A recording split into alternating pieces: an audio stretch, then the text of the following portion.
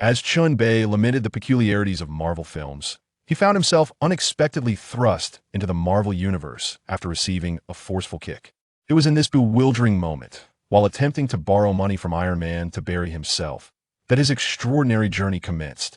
The Multiverse Fishing System had descended upon him. Thus began his remarkably fortuitous existence. Ding! Congratulations, host, on fishing the perfect thunder fruit. Ding! Congratulations, host, on acquiring the Super Soldier Serum. Ding! Congratulations, host, on obtaining Superman's Kryptonian physique. Ding! Ding! Ding! In this vast expanse of realities, he proclaimed, I am invincible. You may proceed as you wish. Chapter 1. Borrowing money. Purchasing a grave. Burying oneself. Alas, what is wrong with the screenwriters? Why didn't Captain Marvel simply don the Infinity Gauntlet? Goodness, what does it mean for you fools to scurry about with that gauntlet? It drives me mad. Does Robert Downey Jr. insist on showcasing his prowess only after the contract concludes? It's utterly exasperating. In an apartment in the magical city of Shanghai, a young man shouted at his computer screen, nearly losing his sanity. His impatience mirrored that of a royal eunuch, fretting over matters that should concern only the emperor. Despite watching the film multiple times, he found certain elements utterly nonsensical. Never mind. It's just a movie. Why take it so seriously? He closed his computer, rubbed his temples, and sighed. The pressures of recent times weighed heavily upon him. Freshly graduated, he was inundated with offers from various companies, leading to a headache of indecision as incessant calls urged him to respond. Sometimes, being too remarkable felt like a double-edged sword, truly a bittersweet blessing. Who says it's merely a movie? It is merely a projection of the Marvel universe into our reality. Do you wish to dominate that world, reshaping it to your desires? Suddenly, amidst the silence of the room, a voice not of this realm echoed. Who? Who is playing tricks? Show yourself. No, I do not wish to go. Startled, Chen Bei leapt to his feet, questioning whether he had indeed encountered a ghost in broad daylight. Could it be that I truly am facing a specter? Why do you fear, young one? Do not assume I am unaware of your troubling thoughts. I am not a ghost. Before him appeared a woman, radiating an otherworldly light, though her features remained obscured to Chen Bei. Her presence was ethereal, her voice enchanting. Now, you have 1 minute to pose your queries. After that, I shall transport you to a Marvel universe. Goodness gracious. Listen, esteemed being, I bear you no ill will. Why must you cast me into this predicament? I am merely an ordinary person, albeit slightly handsome, somewhat talented, and possessing a modicum of strength. Desperately, Chen Bei protested, I am quite well. Why would I want to enter a world where one could perish from the slightest misstep? Time is up. Best of luck. With a disdainful scoff, the luminous woman granted him no opportunity for reconsideration. With a mere wave of her hand, she opened a temporal wormhole and unceremoniously thrust him into its depths. I shall return. Chen Bei let out a final defiant roar, departing with a flair reminiscent of a certain wolf. Kid, the future rests solely upon you. This is your last chance, as well as ours. The luminous woman gazed at Chen Bei and murmured before vanishing into thin air. In the Marvel Universe, September 2008, deep within a desert whose exact location remains a mystery somewhere in Afghanistan. Suddenly, a black hole appeared in an empty cave, and a bewildered Chen Bei stumbled out. Just because you're impressive doesn't mean you can bully others. Upon landing, Chen Bei grumbled discontentedly and quickly got to his feet, surveying his surroundings. This was evidently a cave. How unfortunate he was to land here, in such a desolate place where not even a bird would dare to rest. He might very well be devoured by beasts before he could find his way out. 2 living beings? 2 disheveled miners? Miners wielding hammers, clearly inexperienced? Indeed, before Chen Bei stood 2 grimy figures, both staring at him in utter disbelief. Why do they look so familiar? Have I seen them somewhere? Isn't that Tony Stark? At last, Chen Bei recalled. No wonder he seemed familiar. Had it not been for the layer of dust, he might have failed to recognize him. Who are you? How did you just appear? What do you want? Snapping back to reality, Tony bombarded him with questions, nearly startled to death by Chen Bai's sudden appearance. His secret? I mean no harm, I was just kicked here by someone. Do you believe me? Chen Bei offered an awkward smile, scratching his head. Not a chance. Not a chance. Tony and Ethan exclaimed in unison, shaking their heads vigorously. Fine, whether you believe me or not is beyond my control. Chen Bei shrugged. In these times, being a good person is a challenging endeavor. Even honesty seems to be met with skepticism. Noticing the two remained watchful, with Tony gripping his hammer, ready to strike at any moment. Chen Bei felt a twitch at the corner of his mouth. Surely, he wouldn't want to eliminate him just to protect the secret of his iron armor. Rest assured, I won't spill the beans. I'm counting on you to don that iron suit and help me escape. Chen Bei quickly waved his hands, signaling his lack of hostility, that he was on Tony's side. Tony remained unmoved by Chen Bai's words. He wasn't about to entrust his life to a peculiar stranger. Tightening his grip on the hammer, he prepared to deliver a fatal blow to Chen Bai's head. Relax, I'm a good person, a very good person. Chen Bei chuckled awkwardly, stepping back 2 paces to distance himself from Tony's reach, discreetly picking up a wrench from the workbench. What do I have to fear as a rogue? Life and death are trivial matters if you don't comply. Let's settle it. Perhaps, just perhaps, I could eliminate this Marvel protagonist right upon my arrival. Seems like a fair trade. After all, I have nothing to lose. I've lived without parents or siblings since childhood. I could see that moment. Ethan gently tugged at Tony and whispered conspiratorially in his ear. Tony, I find his appearance suspicious. He is undoubtedly not one of the kidnappers from outside. Moreover, his accent reveals him to be a Chinese individual that distinctly Chinese English is unmistakable. Tony, upon hearing Ethan's analysis, pondered for a moment and concurred. If a confrontation ensued with Chen Bei, it would certainly draw in the outside assailants. After much deliberation, Tony ultimately set down the hammer in his hand, signaling his intention to seek reconciliation. Chen Bei also lowered the wrench he held, quietly exhaling a sigh of relief. No one wished for a premature demise at the outset. After all, it is better to endure an unremarkable existence than to meet an untimely end, is it not? Allow me to introduce myself. I am Ethan, and this gentleman beside me is Mr. Tony Stark. We are both victims of kidnapping. And what shall we call you, sir, from China? Ethan assumed the role of peacemaker, lightening the mood. Chen Bei, a citizen of China. Chen Bei uttered succinctly. Such a brief response revealed little information, but Tony and Ethan were not concerned, knowing his name sufficed after all. One could hardly address him as Hey You. By the way, Mr. Stark is indeed a true magnate. Upon our return, might you consider sponsoring me a few million? In the silence that followed, Chen Bei unexpectedly interjected with an absurd remark. Tony was taken aback. How could he be so certain that we would return? Such audacity to demand a few $1,000,000 right off the bat. Thus, Tony regarded him with a look of bewilderment.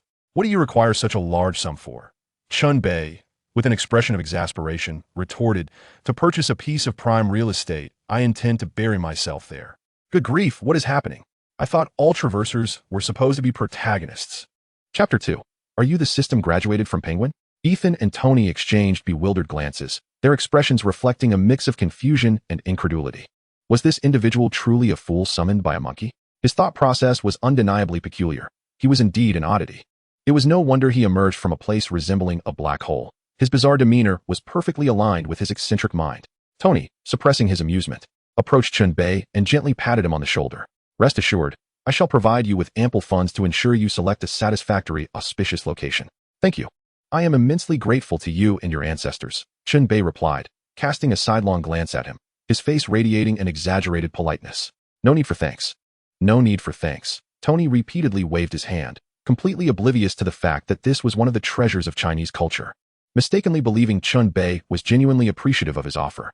Suddenly, just as Chen Bei intended to continue teasing Tony, a celestial melody resonated deep within his soul. Ding. System has detected that the adapter has come into contact with a plot character. Phase 1 of the system is now activated. May I inquire if the adapter wishes to bind with the system? System. Oh, esteemed predecessors of the Traversers, divine system, I beseech you. I trust in you now. Please pardon my previous insolence. Upon my return, I shall burn incense in gratitude to your ancestors. Binding. Of course, binding. Ding. Command received. Please hold on. The system is currently performing soul binding. Chen Bei enthusiastically communicated within his mind, while in reality, he abruptly turned and seated himself in a corner. Tony and Ethan were utterly perplexed. What had come over this peculiar individual? Just moments ago, he was speaking, and now he had plunged into silence. However, peculiarities were to be expected from peculiar individuals, and they resumed their work at the forge, busily crafting their escape tools, mindful not to squander time. As time trickled by, a mere 10 minutes later, the system once again delivered what Chen Bei considered a divine proclamation. Ding. System binding successful. Congratulations, host, on becoming the inaugural user of this system. System, enlighten me about your functions and purposes and what tasks I am to undertake. Chen Bei. a youth well-versed in countless novels, inquired confidently. He was well aware of the intricacies of any system schemes. Ding. In response to the host. This system is designated as the Fishing the Heavens system. As the name suggests, it allows the host to fish for anything across the myriad realms. Whether it be abilities or items, this system can procure them for the host. Fishing the heavens? Chen Bei was momentarily taken aback. Good heavens, is it truly that explosive? This could lead to great fortune. Can I fish for beautiful women as well? Yet, he curled his lip, thinking that fishing the heavens sounded less appealing than plundering the heavens. The phrasing, while pleasant, felt somewhat lacking. Well then, system, since you are indeed fishing the heavens, could you elaborate on how one might engage in this fishing? Chen Bei was curious, eager to see if the system could unveil any novel tricks. For he was acutely aware that there is no such thing as a free lunch in this world. And indeed, ding, in response to the host. The items from the myriad realms cannot be claimed at will. Certain rules must be adhered to. Currently, the host may purchase fishing rods from the system. Available options include white, blue, purple, pink, and gold rods, with gold being the highest quality prior to system upgrades. Different fishing rods yield varying capabilities and items. The more advanced the rod, the better the catch. Of course, the host character also plays a significant role, perhaps a stroke of good fortune awaits. Upon hearing this, Chen Bei mused, is it really that professional? You claim to be a fishing system, and you have rods prepared. Quite impressive. He inquired, how does one acquire these rods? Is it through monetary expenditure? This was precisely what Chen Bei sought. He preferred a straightforward discussion of prices. Ding. To respond to the host. The primary means of acquiring these rods is indeed through monetary purchase. Soon, a futuristic screen materialized before Chen Bei's eyes, presenting the information clearly. A white rod costs $100,000, a blue rod $1 million, a purple rod $10 million, a pink rod $100 million, and a golden rod $1 billion. After reviewing the prices, Chen Bei harbored serious doubts regarding whether this system had pilfered its pricing strategy from Penguin Corporation's infamous products. The resemblance was uncanny. Did you graduate from Penguin Corporation? He could not help but ask, suspicion evident in his gaze. Ding. This is merely a reference. The host may choose to exchange for other colors if desired. No, that's fine. This is quite clear. Chen Bei quickly shook his head. He was somewhat familiar with such matters, having dabbled in the infamous products himself. Indeed, he was the legendary leopard head Ling Chong. It wasn't that he was unwilling to spend. Rather, his pockets were currently devoid of coins. Oh, by the way, apart from monetary purchases, what other means are available to acquire these rods? The prices were exorbitantly steep, to say the least, and he was presently financially constrained. Ding. Another method is through system-issued tasks. Completing these tasks will yield rewards for the host. Upon hearing this, Chen Bei's spirits lifted. This was indeed the best approach. He was far too impoverished to make any purchases. How he wished to possess the wealth of someone like Tony Stark, or the vast resources of Bruce Wayne. If only he could frequently wield the golden rod, transforming a bicycle into a motorcycle. Suddenly, a thought struck him.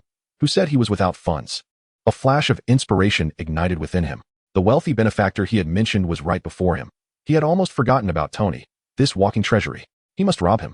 Chen Bei's gaze transformed as he looked at Tony, who appeared as a plump target. Suddenly, Tony sensed the intense scrutiny and turned around, startled to find Chen Bei's piercing gaze fixed upon him, causing him to tense up. What do you want? Please don't look at me like that. I am Tony Stark. A staunch man. Tony stammered, shivering slightly as he straightened his posture. What the? Chen Bei was equally taken aback by Tony's words, feeling disgusted. What are you thinking? You twisted individual? Get lost. Enraged, Chen Bei nearly shattered Tony's confidence with a mere glare. You vile creature, get out of my sight. I am the ultimate collector of Marvel beauties, and you are but a minor figure. Tony chuckled awkwardly and quickly turned away.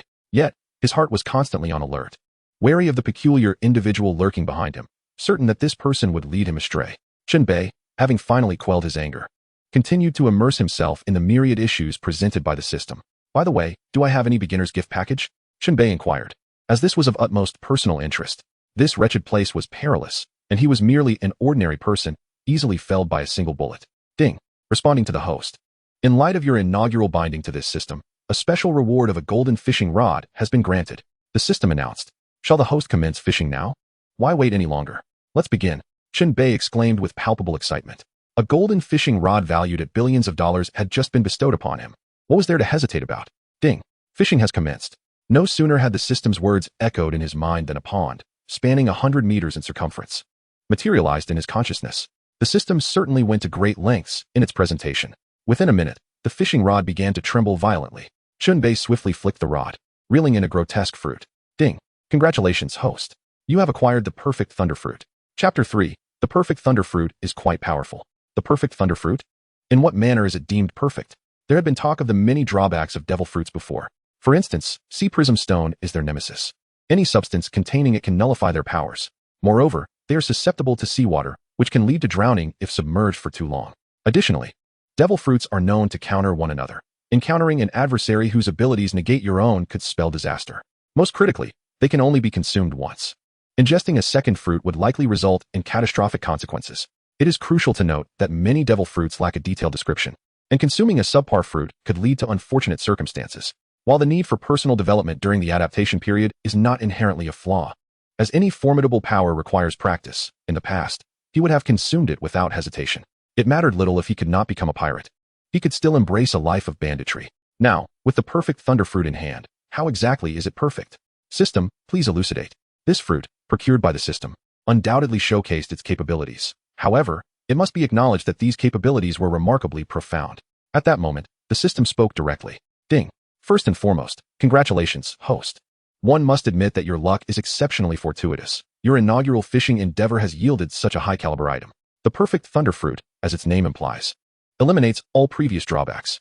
The thunder fruit is devoid of vulnerabilities to sea prism stone and seawater. Furthermore, the limitation of a single fruit no longer applies, and any adverse effects will be entirely eradicated. In essence, aside from the adaptation period requiring the host's gradual development, the fruit is flawlessly perfect. The golden fishing rod, having drawn this treasure, naturally bears no flaws. Had it been a pink rod or another variant, the system would not have optimized the catch.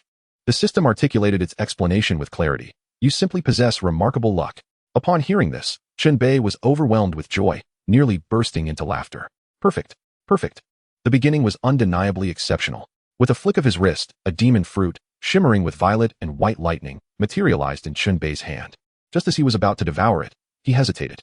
System, the flavor must have been optimized, correct? Host, rest assured, it has indeed been optimized. You can trust the system completely. All right, then I shall indulge. A faint smile graced Chen Bei's lips. What are we waiting for? With a satisfying crunch, he began to feast. Although a single bite would suffice, he could hardly forget the horrendous taste from before that had made him discard it. Now, however, it was akin to savoring a pineapple, delightful beyond measure. Truly the most exquisite fruit he had ever tasted. Burp. Chen Bei had nearly consumed the entirety of the perfect thunder fruit, and not without letting out a burp. His voracious appetite naturally drew the attention of Tony and Ethan, who could not suppress their salivation, nearly succumbing to their cravings. Their days had been monotonously filled with nothing but curry rice, which had nearly driven them to nausea, vowing never to eat it again. As for fruit, they hadn't tasted a morsel in over a month, nor had they sipped a drop of beverage. Watching Chen Bei devour the fruit with such fervor, their eyes glimmered with envy. Chen Bei, where did you procure that fruit? Indeed, there is nothing here. And you arrived empty-handed. They scrutinized him closely, yet he appeared too clean to be concealing anything. How perplexing. However, Chen Bei paid them no heed, finishing the last morsel of the thunder fruit. He was uncertain whether this perfect thunder fruit would bestow the same abilities upon others. He was no saint, after all. Naturally, he would not leave any opportunity for others, for one of him was sufficient in this world. It was then that he glanced at Tony and casually remarked, I had a pineapple stashed in my pocket when I arrived. Well, you're rather stingy, not sharing with us. It's just a pineapple. I have money. Once we get out, I can give you 10,000. Tony scoffed, visibly displeased. Is a single pineapple really worth this fuss? Damn it, I'm starving. Tony's complaints sparked a brilliant idea in Chen Bei's mind, and a cunning scheme quickly took shape. Why not sell all those useless, flawed items to wealthy patrons? Wasn't he, Tony, precisely the kind of affluent individual? Such a lucrative target was abundant throughout the Marvel Universe. He couldn't help but break into a radiant smile. Reveling in his cleverness, repurposing waste for his benefit, he could fish for profits at no cost. He was indeed a true genius. Yet, Tony, catching wind of his mischievous grin, felt a chill run down his spine. Is he up to something again? This behavior is too peculiar. Can I really remain unscathed with such an eccentric teammate? He expressed his doubts. Ignoring both of them, Chen Bei settled down. After consuming the perfect thunder fruit, he began to transform his body, arcs of electricity now dancing across his skin. Fortunately, at that moment, Tony and Ethan resumed their forging. Chen Bei raised his hand, and a cluster of electric arcs was born in the palm of his hand. Though seemingly insignificant, he was confident in their formidable power. The perfect thunder fruit was indeed impressive, and he could now wield a staggering 1 million volts. Even though he was still a vast distance from the 200 million volts mark, a swift slash would undoubtedly reduce the foes outside to mere ashes. Besides lightning, he could also create a lightning field within a radius of a kilometer, allowing him to teleport without harm. How spectacular! Simultaneously, he could transform into a lightning form. rendering him immune to the physical attacks from the barrage of bullets and artillery outside. At this moment, he felt somewhat invincible. Why delay any further? It was time to charge forth. Chen Bei promptly sought out Tony. For he could not simply take the two of them out without a plan. Such a loss would be unacceptable. Thus, exiting was imperative, and he must reap the benefits. Just as Chen Bei made his move, the mechanical voice of the system echoed once more. Ding, mission activated. Rescue Tony Stark and eliminate all mercenaries outside. Completion rewards, a purple fishing rod. Ding, mission activated. Save Ethan's life and prevent his untimely demise. Completion rewards, a white fishing rod. Without the slightest hesitation, Chen Bei accepted the tasks, pleasantly surprised that the system would issue lucrative missions. He found it delightful. The system truly understood his desires. With a casual demeanor, Chen Bei approached Tony and said, "Tony, let us strike a deal." "What kind of deal?" Tony continued his work without looking up, skeptical of Chen Bei's intentions. "I will take you out, and in return, you will provide us with $100 million. Chapter 4, Dashing and Elegant. Chen Bei's proposition astonished Tony, not due to the outrageous demand, which was trivial to him, but because he believed Chen Bei could actually lead them to safety. Tony halted his actions. The hammer suspended in midair. "Are you certain you can get us out?" he asked, looking intently at Chen Bei. "Indeed. There are at least 300 heavily armed desperados outside," he replied. Ethan, too, seemed doubtful. Although Chen Bei exuded an air of mystery, the initial panic they had witnessed was unmistakable. Just an hour ago, he had appeared anxious and hesitant, and now he exuded confidence. "Were you merely pretending all along? Were you toying with us?" "Of course it's genuine. Those thugs outside with their makeshift weapons are of no concern to me," Chen Bei reassured them, noticing their skepticism. He smiled slightly, flicked his fingers, and a spark of electricity shot forth. In the next moment, a massive boulder exploded into a myriad of fragments before their astonished eyes. "Oh my God, you are a mutant?" Ethan exclaimed, his eyes widening in disbelief, covering his mouth in shock. Tony, on the other hand, felt deceived. How could this seemingly innocent fellow possess such formidable power? From now on, he resolved to take every word from this guy with a grain of salt. "What happened? What was that explosion?" "Mr. Tony Stark, I suggest you exercise caution. We wouldn't want you to blow yourself up, for that is certainly not our intention." The explosive sound naturally alerted the guards outside, who had summoned Tony to assist in the research on rockets, not for him to harm himself. Cursing and grumbling, they swaggered in with their firearms, only to be met with an unfamiliar face. Click. The bullets were immediately chambered, the gun bolts pulled back, aimed directly at Chen Bei. "Who the hell are you? How did you get in here? Speak clearly, and I might consider leaving you with a whole corpse." The leader, a disheveled figure, glared menacingly at Chen Bei, clearly intending to eliminate him at the slightest provocation. "You?" Chen Bei nonchalantly dug at his ear, casting a sideways glance at the leader. At this moment, he was brimming with confidence, having just acquired the legendary powers of the incredible devil fruit. He felt as though the entire earth could not contain him, and he was ready to float away from it. "Humph, since you're seeking death, I shall oblige." The leader, incensed by Chen Bei's lack of cooperation and his insolent demeanor, was furious. This pretty boy was courting disaster. With a sharp crack, he wasted no time in firing a shot at Chen Bei. Politeness? That was merely a trope from films. In reality, mercenaries and outlaws fired at the slightest disagreement. Speaking another word was merely to ensure a clear understanding of one's demise. You, are you human, a ghost, or a demon?" The kidnapper's leader was paralyzed with fear, sensing he had unwittingly stepped into peril. Yet, the shot went off without a ripple of consequence. Before them, Chen Bei transformed into a lightning form, rendering physical attacks utterly ineffective against him. "Heh, I am indeed human. But I know you will soon become a ghost." Chen Bei chuckled, and as the kidnappers failed to react, they beheld a flash of electricity that revealed their own bodies. "Huh, what is happening? Why do I see my own body?" Confusion flickered in their minds before they succumbed to eternal darkness. The speed of lightning was beyond the capacity of their mortal eyes to perceive. Chen Bei materialized the electric energy into a blade, swiftly beheading all of them. In the blink of an eye, even Tony did not have time to react. As the severed heads hit the ground, blood sprayed over a meter, and he finally grasped the gravity of the situation, instinctively reaching to touch his own neck. "Thank goodness, my neck is still intact." Wiping the cold sweat from his forehead, Tony was horrified. It was all too fast. Ugh. Over in the corner, Ethan had already begun to retch. Damn it, they've seen murder before, but this is something else. The intense visual shock shattered his worldview. Headless corpses, their severed heads still wide-eyed in terror, bodies gushing forth blood. Everything was too horrific, too gruesome. Tony's composure was of no help. He too rushed to the side to vomit, cursing Chen Bei's savagery and lack of decorum. Meanwhile, Chen Bei had already vanished from sight, teleporting away from the cave and outside, where he proceeded to heave violently. Damn it, killing with such nonchalance is undeniably both dashing and elegant. Amidst the flickering blades, Heads fall like autumn leaves, and the thrill of dispatching a foe within 10 paces, leaving no trace over 1,000 miles, is undeniably exhilarating. Yet, he could not suppress his emotions afterward. This was his first experience of taking a life, and as he beheld the severed head soaring away, drenched in crimson, he was overwhelmed. Naturally, he could not allow such an uncouth display in front of Tony. He had to maintain his aloof demeanor. How else could he assert his dominance over that character?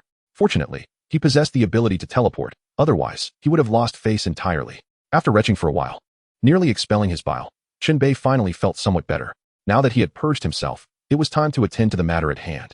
Chen Bei muttered to himself that he could not have done so in vain. The hour was growing late. Thus, he boldly stepped forth, striding toward the encampment of the mercenaries. Hey, who is this brat? This is no place for you. You have 1 second to scram.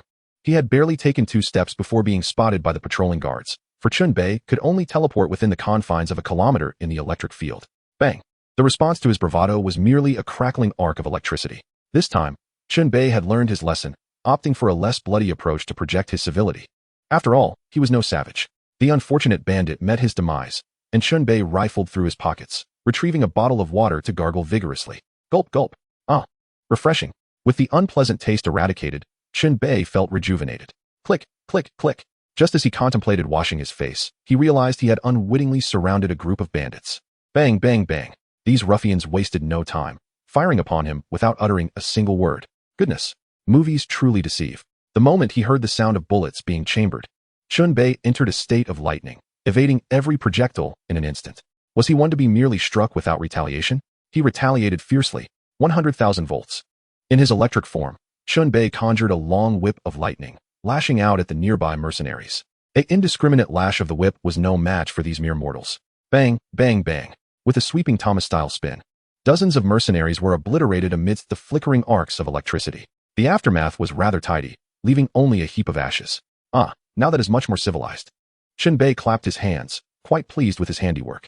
If these souls had any awareness beyond the grave, they would surely express their gratitude, saying, "Thank you for our swift obliteration." Chapter 5. Grasping the cosmos, treading the seas of stars. The thunderous battle naturally alerted everyone, and the mercenaries rushed in armed to the teeth. Tony and Ethan peered cautiously from their cave, acutely aware that only Chen Bei could save them. In the blink of an eye, Chen Bei had once again encircled all the mercenaries. Facing a row of armed foes, Chen Shi laughed heartily, exclaiming, "Hey, you wretched fiends. You find yourselves ensnared within my grasp. Surrender now, and I shall bestow upon you the mercy of a whole corpse." Tony and Ethan, clutching their heads, nearly collapsed in disbelief. "My friend, might you be a tad too ostentatious?" Chen Bei's audacious proclamation incited fury among all present. The mercenaries' faces flushed with indignation. The leader, Oswis, was so enraged that he could scarcely contain himself, his nostrils flaring with fury. "Fire! Fire! Reduce him to a mere sieve." The mercenaries swiftly cocked their weapons and unleashed a torrent of gunfire. After a barrage of shots, they were astounded to find Chen Bei standing there, utterly unscathed. Good heavens!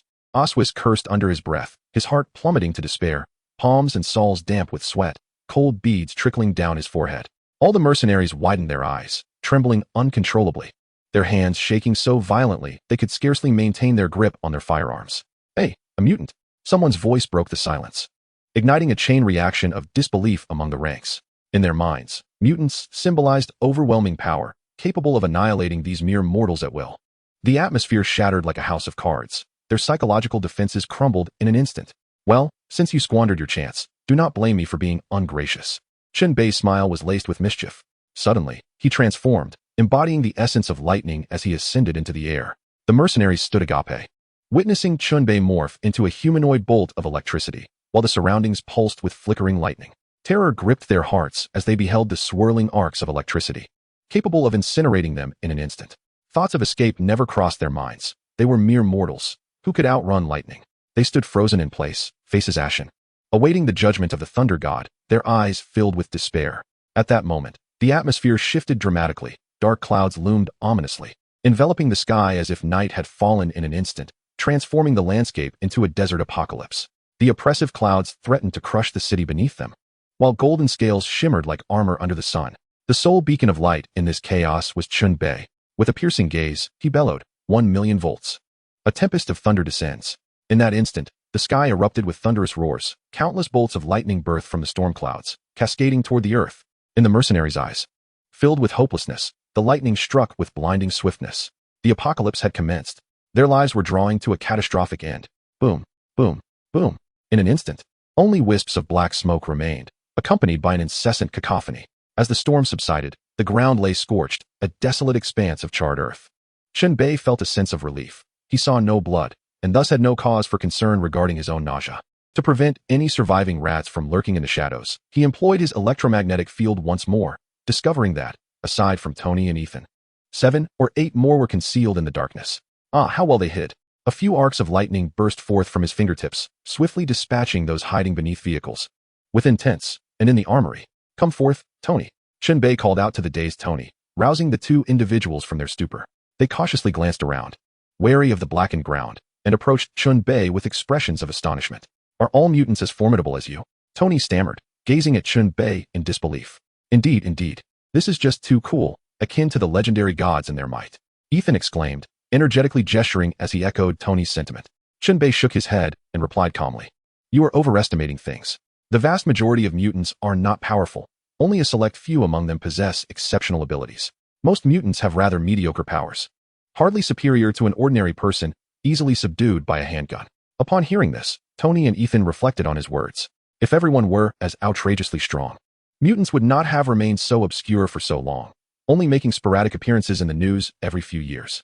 If they were indeed that powerful, they would have already dominated the new world. "Are you among the strongest mutants?" Tony, driven by curiosity, seemed to have been awakened by the recent events, gradually shifting his mindset.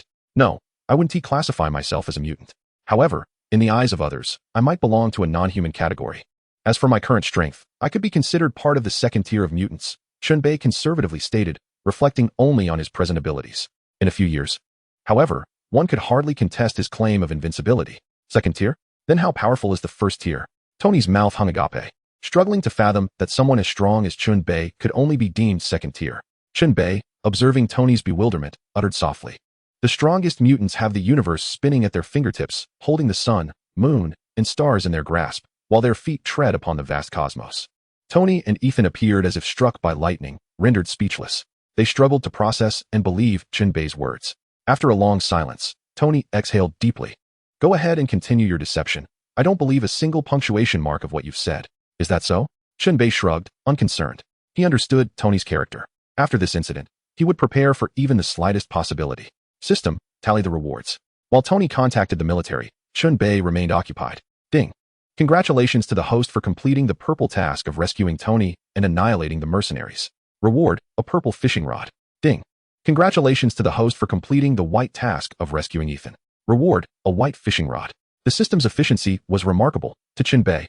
It seemed like a processor from countless realms. Observing the 2 fishing rods resting in the system's space, he resolved not to let them gather dust. It was best to utilize them sooner rather than later, as his primary objective was to continually enhance his strength. The curtain had risen on this world, reminiscent of the grand conflicts depicted in online novels, television series, and films. Casting the fishing rod with vigor, it plunged into the pond, initiating the angling with the white rod, followed by the purple one. "Ah, this is the mat. Do you understand the significance of the mat?"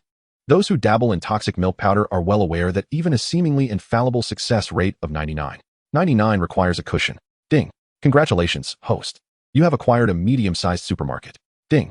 Congratulations, host. You have obtained 20 vials of Super Soldier Serum.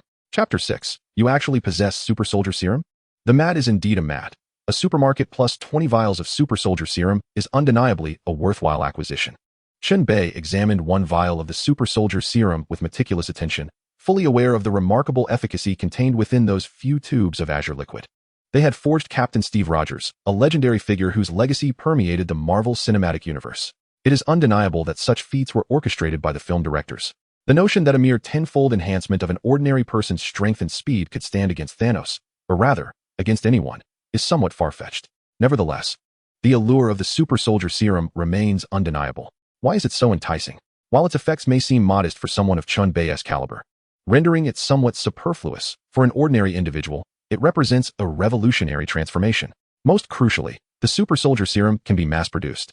The prospect of mass production heralds immense profit and the potential to amass great wealth, enticing countless individuals to seek his favor. Chen Bei toyed with the vial of Super Soldier Serum, his mind racing with thoughts.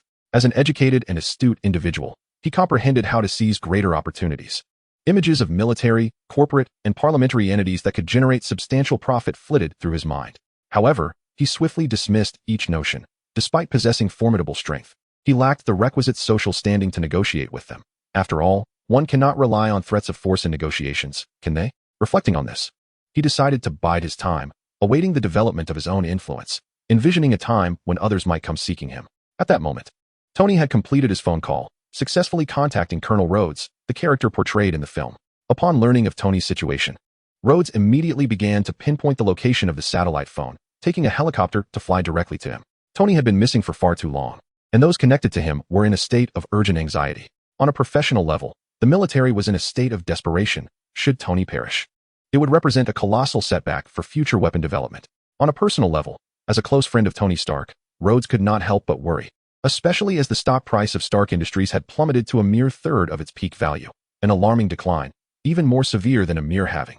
Upon hearing news of Tony, Rhodes was nearly overcome with emotion, nearly brought to tears. It was a struggle, a tremendous struggle. Bring me the team. Swiftly locate the satellite position. We must move immediately. Yes, sir. Rhodes was brimming with anticipation. Meanwhile, Tony observed Chen Bei in the camp, curiously handling an object that unmistakably resembled a vial of some sort of serum. He was uncertain about how Chen Bei had acquired it. Nonetheless, this fellow was shrouded in mystery, and nothing he did surprised him. What do you have there? Did you find it in the base? Tony inquired, leaning in for a closer look. The more he examined it, the stranger it felt, evoking an inexplicable sense of familiarity, as if he had encountered it before. After a moment of contemplation, Tony's eyes suddenly brightened. I remember now. This is the Super Soldier Serum, developed by my father and Dr. Erskine. His gaze transformed, becoming intensely fervent as he focused on the vial of Super Soldier Serum in Chen Bei's hand. He swallowed hard, rubbed his hands together, eager to claim it for himself and conduct thorough research. This, Tony stuttered, awkwardly glancing at Chen Bei, feeling a mix of embarrassment and longing for the serum. Don't be coy. Do you want it? Chen Bei shot him a sidelong glance, reminiscent of a predator eyeing its prey. This peculiar look startled Tony, making him realize how transparent his intentions were. Yet, who could remain composed in the face of such temptation? Tony was no exception. He decided to be forthright. If you want it, name your price. He waved his hand, portraying himself as a wealthy benefactor, ready to be taken advantage of. However, Chen Bei remained unfazed, dismissing the trivial offer as beneath his interest. The price he sought was one Tony could not afford. Thus, he resolutely shook his head. Tony, you must understand the hidden value of this serum. It is a golden goose, a veritable treasure trove. No amount of money from Stark Industries could equate to its worth, not even if you sold your company. Don't underestimate my youth, thinking you can deceive me. If this serum is in your possession, coupled with your father's notes, you could surely reverse engineer the formula. Am I right? Chen Bei's words evoked an awkward chuckle from Tony, who feigned the role of the unsuspecting lamb, hoping to entice Chen Bei into naming a price, believing that his youthful, greedy nature would lead him to succumb to temptation. However, he miscalculated and underestimated Chen Bei's acumen. Chen Bei shifted his tone, teasingly regarding Tony. Of course, if you wish to use it yourself, I could sell you a few new vials of serum later on, allowing you to decipher it at your leisure. I imagine you would be willing to wait, as the Super Soldier Serum could enhance your physique, and with age creeping upon you, you must feel increasingly feeble. He scanned Tony's form, the insinuation clear. You, who says that? I am as strong as an ox. Those sweethearts I've treated are completely obedient, crying and begging. Tony retorted, his anger flaring. This is slander. Outrageous slander. You are defaming me. Chen Bei cast him a disdainful glance, a knowing look passing between them. Frustrated, Tony felt powerless to retaliate. Let us not stoop to the level of the uncouth. I shall disregard him. Meanwhile, Chen Bei found a quiet spot to meditate, familiarizing himself with the newfound powers of the perfect thunder fruit he had acquired. In the world of pirates, on the Sky Island, Enel bellowed to the heavens. Who is it? Who dares to steal my treasure? Boom. A bolt of lightning descended from the sky. It wasn't intentional. In a parallel universe of Marvel, Erskine meticulously re-examined the Super Soldier Serum, when suddenly, a fishing rod appeared in the void, followed by a black hole that devoured all the Super Soldier Serums. My serum. The serum, Erskine wailed, collapsing with a thud. Consequently, the time it took for Steve in that world to become a super soldier was significantly prolonged. Meanwhile, in the world where Chen Bei resided, a merchant lamented as his supermarket was inexplicably consumed by a black hole. It was as if he had returned to the days of liberation overnight. The instigator of all this chaos remained blissfully unaware. Truly, he knew nothing. However, even if he did, Chen Bei would harbor no guilt. This was not his doing.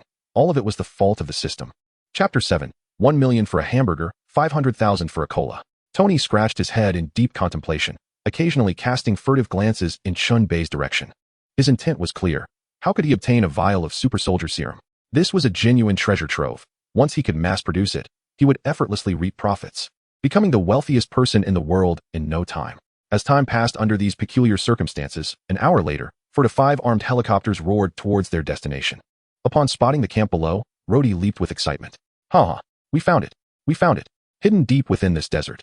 No wonder we couldn't locate Tony. Everyone, prepare for landing, Tony reassured.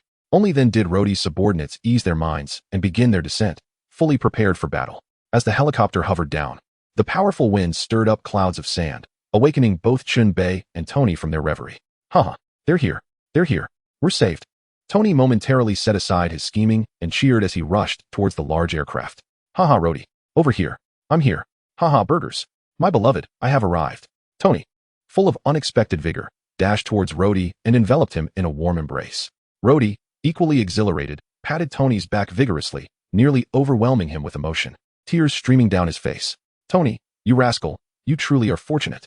So many have lost sleep over you. I told you to bring more bodyguards, but you wouldn't listen. Let's see how you behave from now on. Rhodey complained while patting him, expressing his concern over Tony's arrogance that had worried him for days. Hey, didn't I come back? Tony replied with an awkward smile. After this life-and-death adventure, he had become considerably more cautious. His life was indeed precious. The greatest tragedy in life was not death, but dying without having spent one's wealth. Come, let me introduce you. Once Tony had calmed down, he led Rhodey to Chen Bei and Ethan. Ethan, the one who saved my life, is truly remarkable. Had it not been for his electromagnetic device that extracted the shrapnel from my heart, I would have long since met my demise. Thank you for rescuing Tony. Do not hesitate to reach out whenever you need assistance. Rod extended his hand to Ethan, his eyes reflecting profound gratitude. Rod, this is Chen Bei, a compatriot from Huaxia, who is equally my savior. If it weren't for him eliminating those assailants, I would still be trapped. Tony gestured towards Chen Bei. Rod was taken aback, his eyes widening as he scrutinized Chen Bei. Although he had not thoroughly examined the base, there were surely over 100 individuals present. How could one man single-handedly accomplish this? Unbelievable. However, the truth was undeniable. Noticing Rod's disbelief, Tony shrugged, his expression mirroring doubt yet acceptance, as circumstances had dictated otherwise. Rod, astonished by his friend's declaration, examined Chen Bei, who did not appear to possess the physique of a super soldier. Could it be? Mr. Chen, you truly are an extraordinary individual. Thank you for saving this insufferable rogue. Tony, we must spend more time together in the future. Certainly, certainly, Chen Bei replied with a slight nod. Rod seemed amiable enough to serve as an intermediary for future dealings with the military. All right, enough pleasantries, let us depart swiftly. I can hardly endure another moment in this wretched place. With that, Tony hastened to usher them aboard the helicopter, exclaiming his disdain for the dismal location. Rod chuckled heartily, following suit, and soon everyone was aboard as the helicopter ascended gracefully into the sky. Inside, Tony requested several large containers of water to refresh himself and Ethan, emerging revitalized. Ah, refreshing. It's been nearly 2 months without a proper wash. Damn those wretched captors for denying us hygiene, Tony exclaimed, feeling rejuvenated and unleashing his frustration upon their captors. The others exchanged bemused glances. It was rather audacious for a prisoner to lament about bathing. Oh, if only I had a bottle of ice-cold cola and a cheeseburger, how delightful that would be. Tony lamented, smirking. Upon my return, I shall indulge in 10. At that moment, Chen Bei produced a bottle of ice-cold cola from seemingly thin air, taking a refreshing sip before savoring a hamburger. The juxtaposition of taking a bite of the burger and a sip of the cola was sheer bliss. What can't be found in a supermarket? The system space halts time, so expiration is a non-issue. This spectacle left Tony in awe and bewildered the others. The helicopter jolted violently, startling the pilot, who quickly steadied the craft. Rod and the others were equally dumbfounded. They were perplexed. Was this sorcery or magic? Where had these items come from? Chen Bei's mystique deepened in their minds. He was not to be trifled with. Was this the enigmatic East, a realm of deities? Indeed. It seemed that individuals of great stature emerged from such origins. Yet, Tony was unconcerned. If Chen Bei could procure the long-lost Super Soldier Serum, then a mere hamburger and cola were trivialities in comparison. Damn it, I always knew you had everything, yet you refused to share your fruit with me before.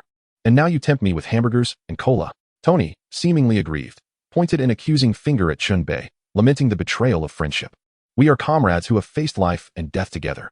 Is it not rather stingy of you to withhold even food? Heh. Chen Bei took a hearty bite, smacking his lips. Oh, you wish to indulge? Very well. A cheese hamburger for $1 million, and I shall be lenient with the cola, just 500,000. Without a glance at Tony's reaction, Chen Bei indulged in his meal, fully aware that Tony would undoubtedly take the bait. For Tony, Spending $1 million was as trivial as $100 to an ordinary person.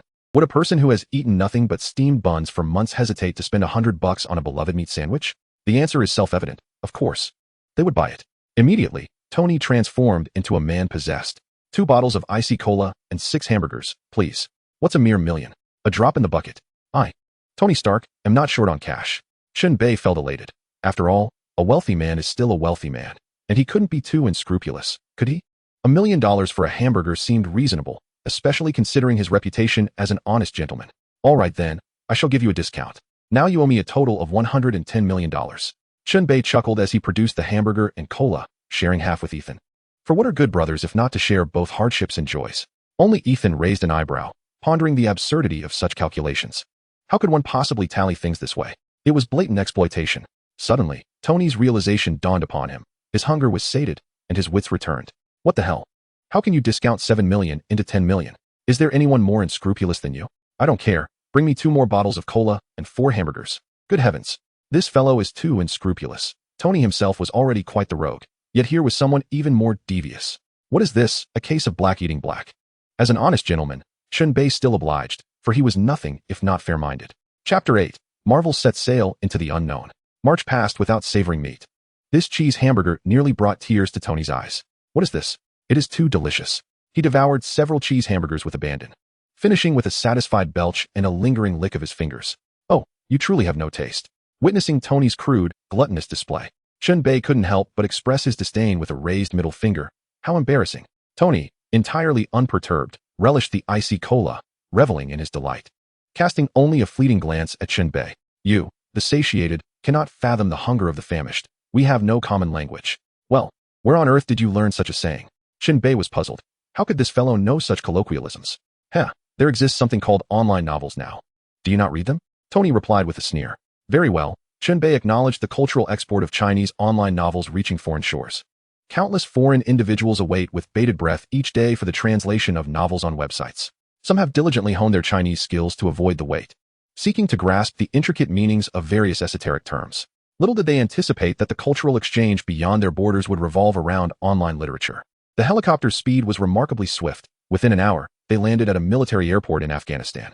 During this hour, Chen Bei took the opportunity to further examine the application of the Super Soldier Serum. The utilization of this substance required a substantial amount of energy to provide the radiative life force, a concept that Chen Bei struggled to comprehend scientifically. Nevertheless, he was aware of his ability to harness the thunder fruit, which could resuscitate his heart, rendering him unfazed by any unforeseen circumstances. Upon landing, following the local military's profuse apologies, Tony graciously pardoned them, declining their hospitality with utmost courtesy. His thoughts were consumed with a longing to return home, leaving little room for the acceptance of their generosity. He was acutely aware that this was a premeditated abduction, and too many were privy to his whereabouts. Who could possibly wish him harm? Despite his contemplations, he could not fathom who possessed such vast influence. He resolved to investigate upon his return. Otherwise, he would be plagued with unease. As Tony prepared to board the flight, Ethan unexpectedly intercepted him. I'm sorry, Tony, but I cannot return with you. I wish to contribute to the betterment of my homeland. My knowledge can benefit them. Tony was taken aback, as he had intended to whisk Ethan away from the turmoil of war to enjoy the tranquility of a peaceful world, hoping to repay the debt of gratitude he owed for saving his life. In that moment, Tony noticed the unwavering determination in Ethan's eyes as he spoke of his homeland, leaving him momentarily speechless. Was he to abandon his roots? Betray his beliefs? He simply could not do it. Tony discreetly signaled Chen Bei, the one with the most clever ideas, to assist him. Observing Tony's gesture, Chen Bei chuckled and remarked, Ethan's perspective is commendable. The pursuit of knowledge is not merely an escape from the poverty of one's origins, but a means to transform that very poverty. I admire your sense of responsibility, Ethan. Tony, at a loss for words, thought, I wanted you to persuade him, not oppose me. Chen Bei, with a bright smile, continued, do not fret, Tony. Once you return, you could provide Ethan with a substantial sum to serve as initial funding for his endeavor to uplift his hometown. This way, Ethan need not leave his home, and you would indirectly repay his life-saving act. It is a win-win situation. After contemplating Chen Bei's suggestion, both Tony and Ethan agreed. You're right. Let us proceed with that plan. Tony nodded and embraced Ethan tightly. Brother, wait for me. Once I return, I will ensure everything is set in motion. You must come to America to find me. With tears in his eyes, a reluctant Ethan nodded vigorously in agreement. Tony, rest assured. I will settle everything and come see you. When the time comes, you must show me around. I have never witnessed the dazzling neon lights of such a grand city as New York. Ethan jested, attempting to alleviate the sorrow of parting. However, after nearly 2 months of shared trials and mutual encouragement, they had forged a profound friendship. As the moment of separation loomed, an overwhelming sense of reluctance enveloped their hearts. The anguish of farewell has remained unanswered throughout the ages, a mystery unsolved by anyone. After a long pause, Chen Bei approached the two sorrowful souls. The moon waxes and wanes, and people experience joy and sorrow. Sending you off 1,000 miles ultimately leads to a farewell. You shall meet again. This brief separation is merely a prelude to a better reunion. Now, come on, do not weep like women. Hey, you are men. Be strong. The eloquence of Chen Bei's words transcended the challenge of translation, as the English vocabulary fell short of conveying the elegant and profound essence of classical poetry. Fortunately, both men possessed high intelligence and comprehended his meaning. After wiping away their tears, they ultimately bid farewell with a wave, as the plane ascended into the clouds. Soaring towards the future, the curtain to the Marvel Universe was finally lifted, heralding the impending era of Iron Man. Yet, with Chen Bei's emergence, what uncertainties lay ahead? This Marvel cosmos had veered off its established course, sailing into the unknown. Chapter 9. I Love You 3,000 Times. In New York, the plane did not head to Los Angeles this time. Tony went directly to the headquarters. His return had long been communicated back to the homeland through Rhodey, bringing elation to all investors. Tony, you finally returned. You are alive. That is simply wonderful. Upon receiving the news, Stark Industries stock skyrocketed, marking the first significant surge after over a month of stagnation. It is evident that favorable news for a publicly traded company serves as a catalyst for stock prices. Conversely, even a hint of negative news can lead to a sharp decline. At New York International Airport, news media, alerted by the developments, eagerly awaited Tony's arrival, wishing fervently for him to teleport. Fortunately, the announcement was made half a day after boarding, or else the throngs of journalists would have been utterly exhausted by the wait. After much anticipation, Tony Stark's plane finally landed, and the crowd sprang to life like they had been electrified, their spirits soaring. Of course, they could not meet Tony immediately. The first to greet him were Obadiah Stane, Pepper Potts, and his driver, Happy Hogan, along with the portly director in a cameo. The moment Obadiah laid eyes on Tony, a flicker of malice and confusion crossed his gaze. Tony should not be here. Although this group of the 10 Rings had betrayed their agreement and failed to eliminate Tony, he should not have escaped either. There must be some twist in the tale. Crucially, even the upper echelons of the 10 Rings remained oblivious to the situation. There had been no word whatsoever. Nevertheless, he quickly donned a cheerful facade, laughing heartily as he opened his arms to welcome Tony, embracing him tightly. Obadiah patted Tony's back robustly, displaying an exuberance that suggested nothing untoward had occurred. It is truly wonderful to have you back. You cannot fathom how indispensable you are to Stark Industries. Obadiah's heartfelt words deeply moved Tony, affirming the bond of a true uncle. After their embrace, Pepper Potts rushed into Tony's arms, holding him tightly.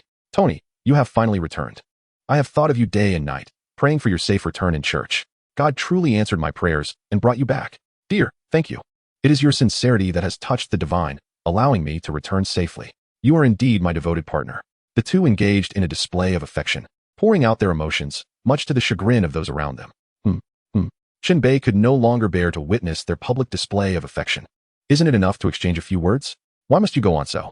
His slight scoff drew the attention of everyone present, rousing the couple from their reverie.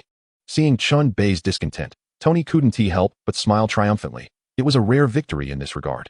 What a delightful sensation it was. It felt even more gratifying than enjoying ice cream on a sweltering summer day, knowing he had managed to irk Chen Bei.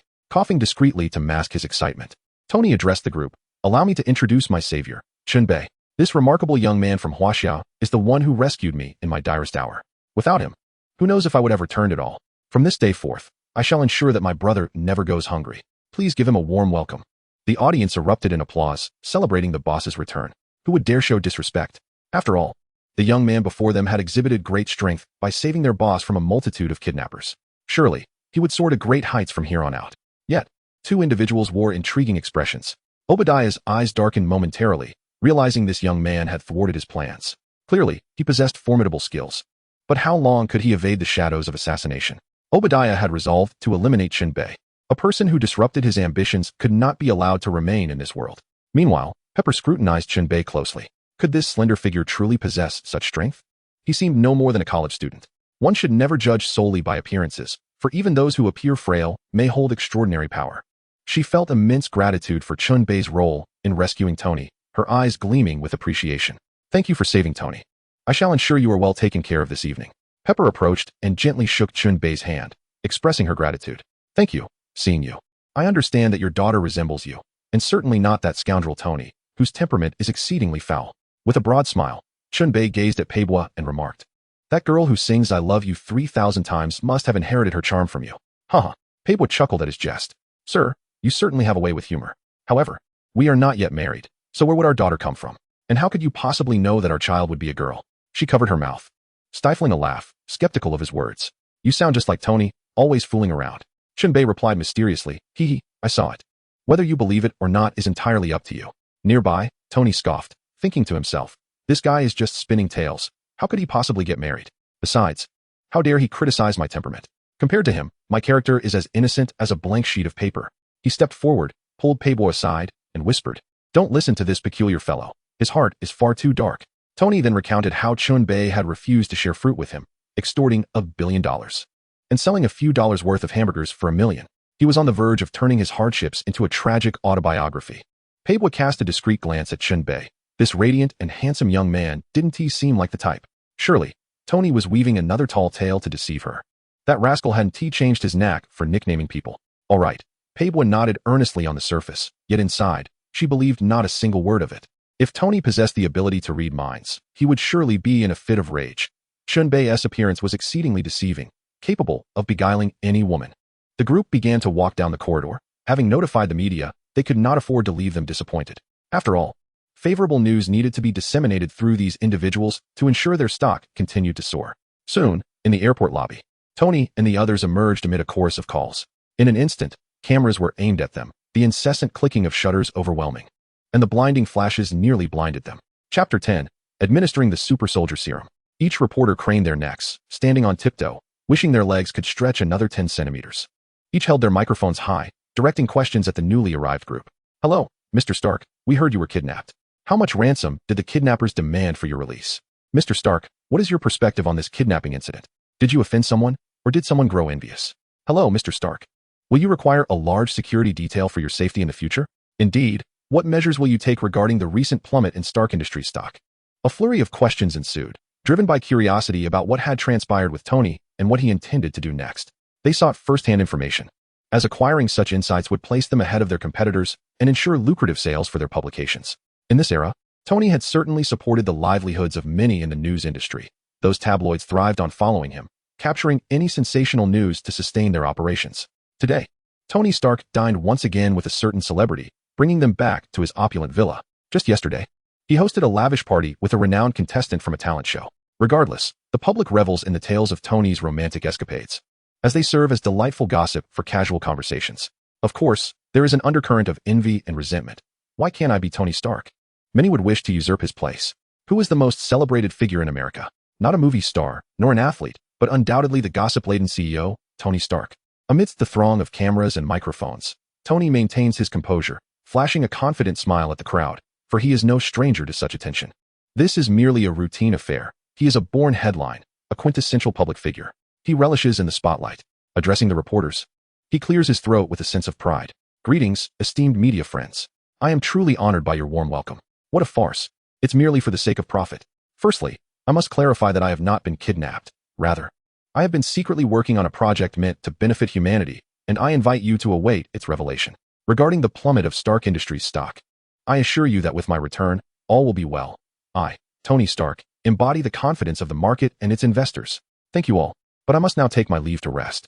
With that, he disregards the lingering reporters, as a wall of bodyguards forms to escort Tony and his companions away. The relentless journalists are thwarted by this formidable barrier. Such audacity, quintessentially Tony. How infuriating to be outmaneuvered by this man. The crowd seethes with frustration. Located in the luxurious enclave of Long Island, the Villa District is renowned for its picturesque scenery, affluent residents, and unparalleled security. It is no surprise that the illustrious Tony Stark resides here, a locale even more extravagant than that of the famed Marbury. An impressive fleet of vehicles, adorned with the Stark Industries emblem, glides down Clinton Avenue into Long Island. Onlookers gaze in envy at the procession of Rolls-Royces, salivating at the sight. Tony Stark has indeed returned. At this moment, within his grand abode, only Chen Bei, Pepper, and a few others remain. Obadiah Stane had departed early under the pretense of attending to corporate matters and the press conference. Unbeknownst to Tony, Stane busily liaises with the Ten Rings Organization for reconnaissance. intent on uncovering the mystery of Tony's return and the identity of the enigmatic man from China accompanying him. Hey, Chen Bei, why don't you settle in here? There are plenty of rooms to choose from. Tony gestures grandly, reveling in the comfort of his domain. Chen Bei remains indifferent, for he is naturally a modest individual. I am, after all, a person of humility and discretion, qualities esteemed in our Chinese culture. I shall simply select a room upstairs and leave the rest to you. Chen Bei refreshed himself in his room, donned a few selected garments from the supermarket, and descended the stairs, only to find the place eerily vacant. However, he surmised the presence of sounds drifting from above, faintly echoing the voices of yes and good. It appeared that these two individuals, driven by their appetites, were indulging in their own cultural pursuits even in broad daylight. Chen Bei shook his head, pondering Tony's proclivities, which seemed to reflect the tastes of the entire American populace. A hint of freckles on a woman's face seemed to captivate them, a sentiment he found difficult to appreciate. Jarvis, where are Tony's car keys? Chen Bei inquired, seemingly addressing the air, but in fact, directing his words to the super assistant, Jarvis. Mr. Chen, the keys are hanging on the door to the underground garage. You may choose at your leisure, came Jarvis's mechanical reply. One must admit, this artificial intelligence was indeed quite efficacious. As for Jarvis's comprehensive knowledge, it was a result of Tony's configured permissions. Tony had granted Chen Bei a level 3 access, whereby he could command Jarvis for general instructions. Level 1 commands were exclusive to Tony, while level 2 was reserved for Pepper Potts, and several others fell under level 3. Upon arriving at the garage, Chen Bei casually selected a Ferrari supercar, its streamlined body, flamboyant red paint, and striking rear wing pleasing him immensely. In his previous life, such a luxury was beyond his reach. He could only gaze at them online, indulging in a visual feast. Now, however, he was ready to experience it firsthand. A sensation most gratifying. He was grateful to the woman who had thrust him into the Marvel universe. Without her, such opportunities would have been unattainable. Wealth, power, strength, beauty, all within his grasp. Supercars, it seems, are an inherent privilege. One is either born into it or not. Attempting to achieve it through one's own efforts is indeed a daunting task. Unaccustomed to handling supercars, Chen Bei started off slowly, wary that even a slight touch of the accelerator might send him surging forward. Gradually, he began to feel the deep, rumbling growl of the beast beneath him, experiencing the power of the 8-cylinder engine and the exhilarating roar it produced. Virum, virum, virum. If there are but 3 sounds in this world to ignite a man's excitement, the purr of a woman, the thunder of firearms, and then this, it surely occupies a revered place among them. As Chen Bei gradually acclimated to the performance of the supercar, he pressed the accelerator gently, feeling the speed build steadily. He drove deeper into the East Lake National Forest in Manhattan, New York, a remote park with sparse human presence, save for the occasional hunter, and perhaps a few couples. As he ventured further into solitude, he parked the car and slipped into the depths of the woods. Surely, there was no one else around. He mused, gazing at the lush trees surrounding him. He was preparing to inject the Super Soldier Serum. Even the tiniest of flies were still flesh. His current physique remained rather frail. How could a weak body sustain his pure and unblemished soul? Chapter 11. Please call me Thunderbolt. He contemplated the cinematic portrayal of Captain America, Steve Rogers, having reached his limit after injecting 6 vials of the Super Soldier Serum. Yet he pondered whether that limit might not be absolute. The injection of the Super Soldier Serum serves to activate the dormant cells within his body, necessitating a substantial amount of energy. It is also understandable that the Super Serum can elicit the external expression of previously unexpressed genes, thereby transcribing and translating into super proteins.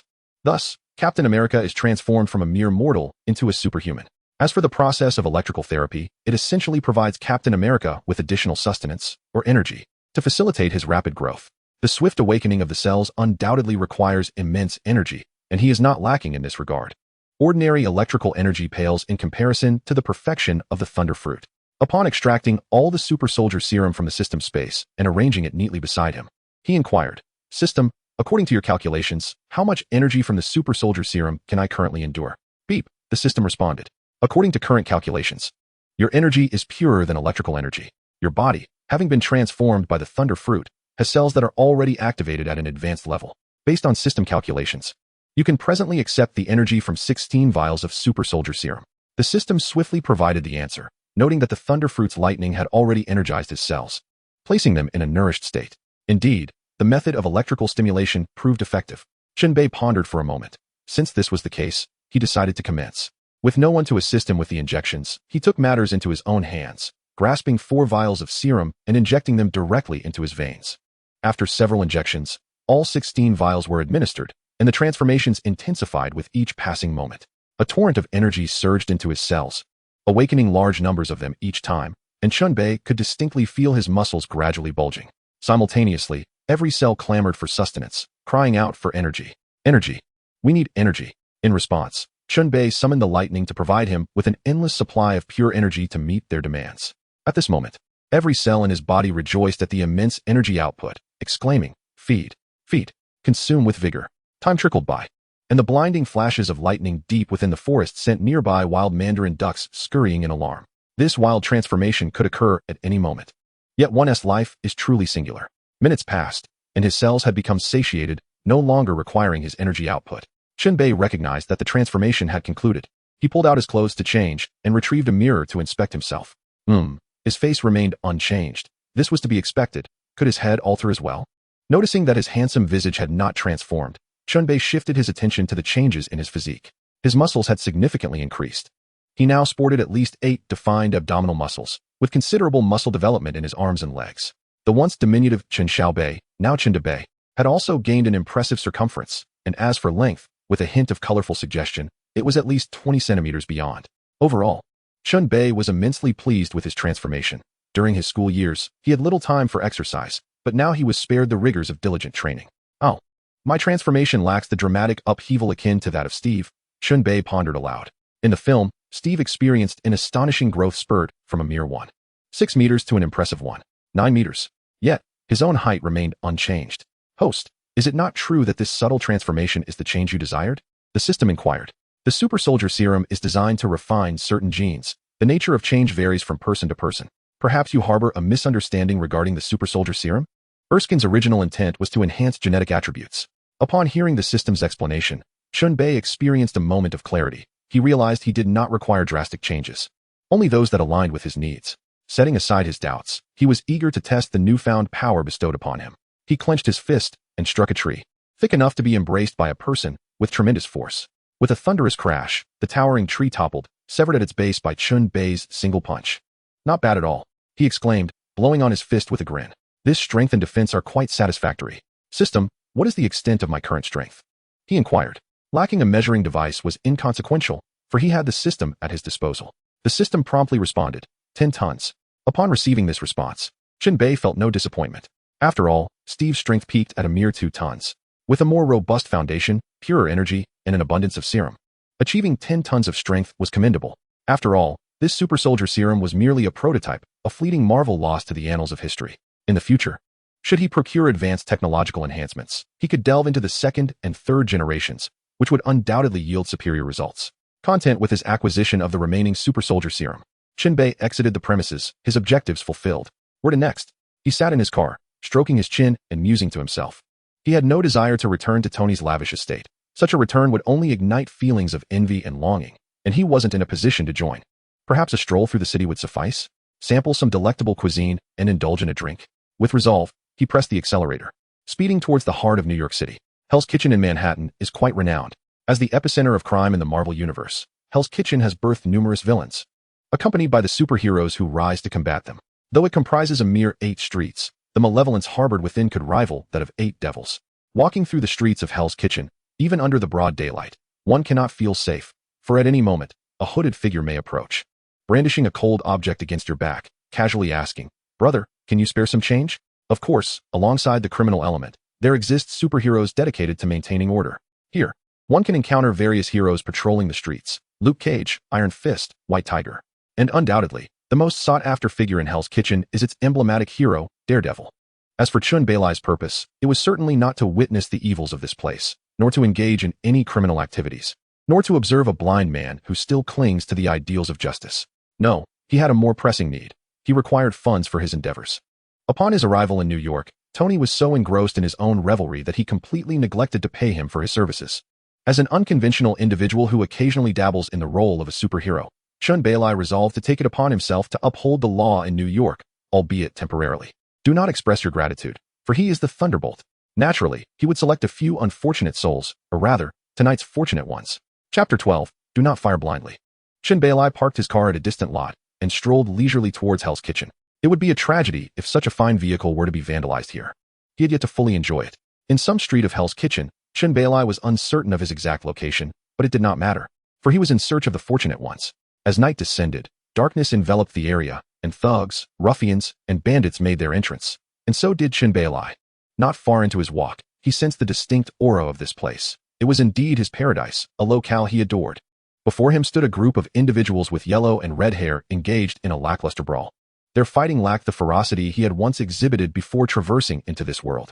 His own battles were fought with utmost desperation, for he had no familial connections to rely upon. He fought for his very survival. A few vividly dressed women stood nearby, cheering and jeering. Their lips adorned with piercings, exuding an exceptionally nonconformist vibe.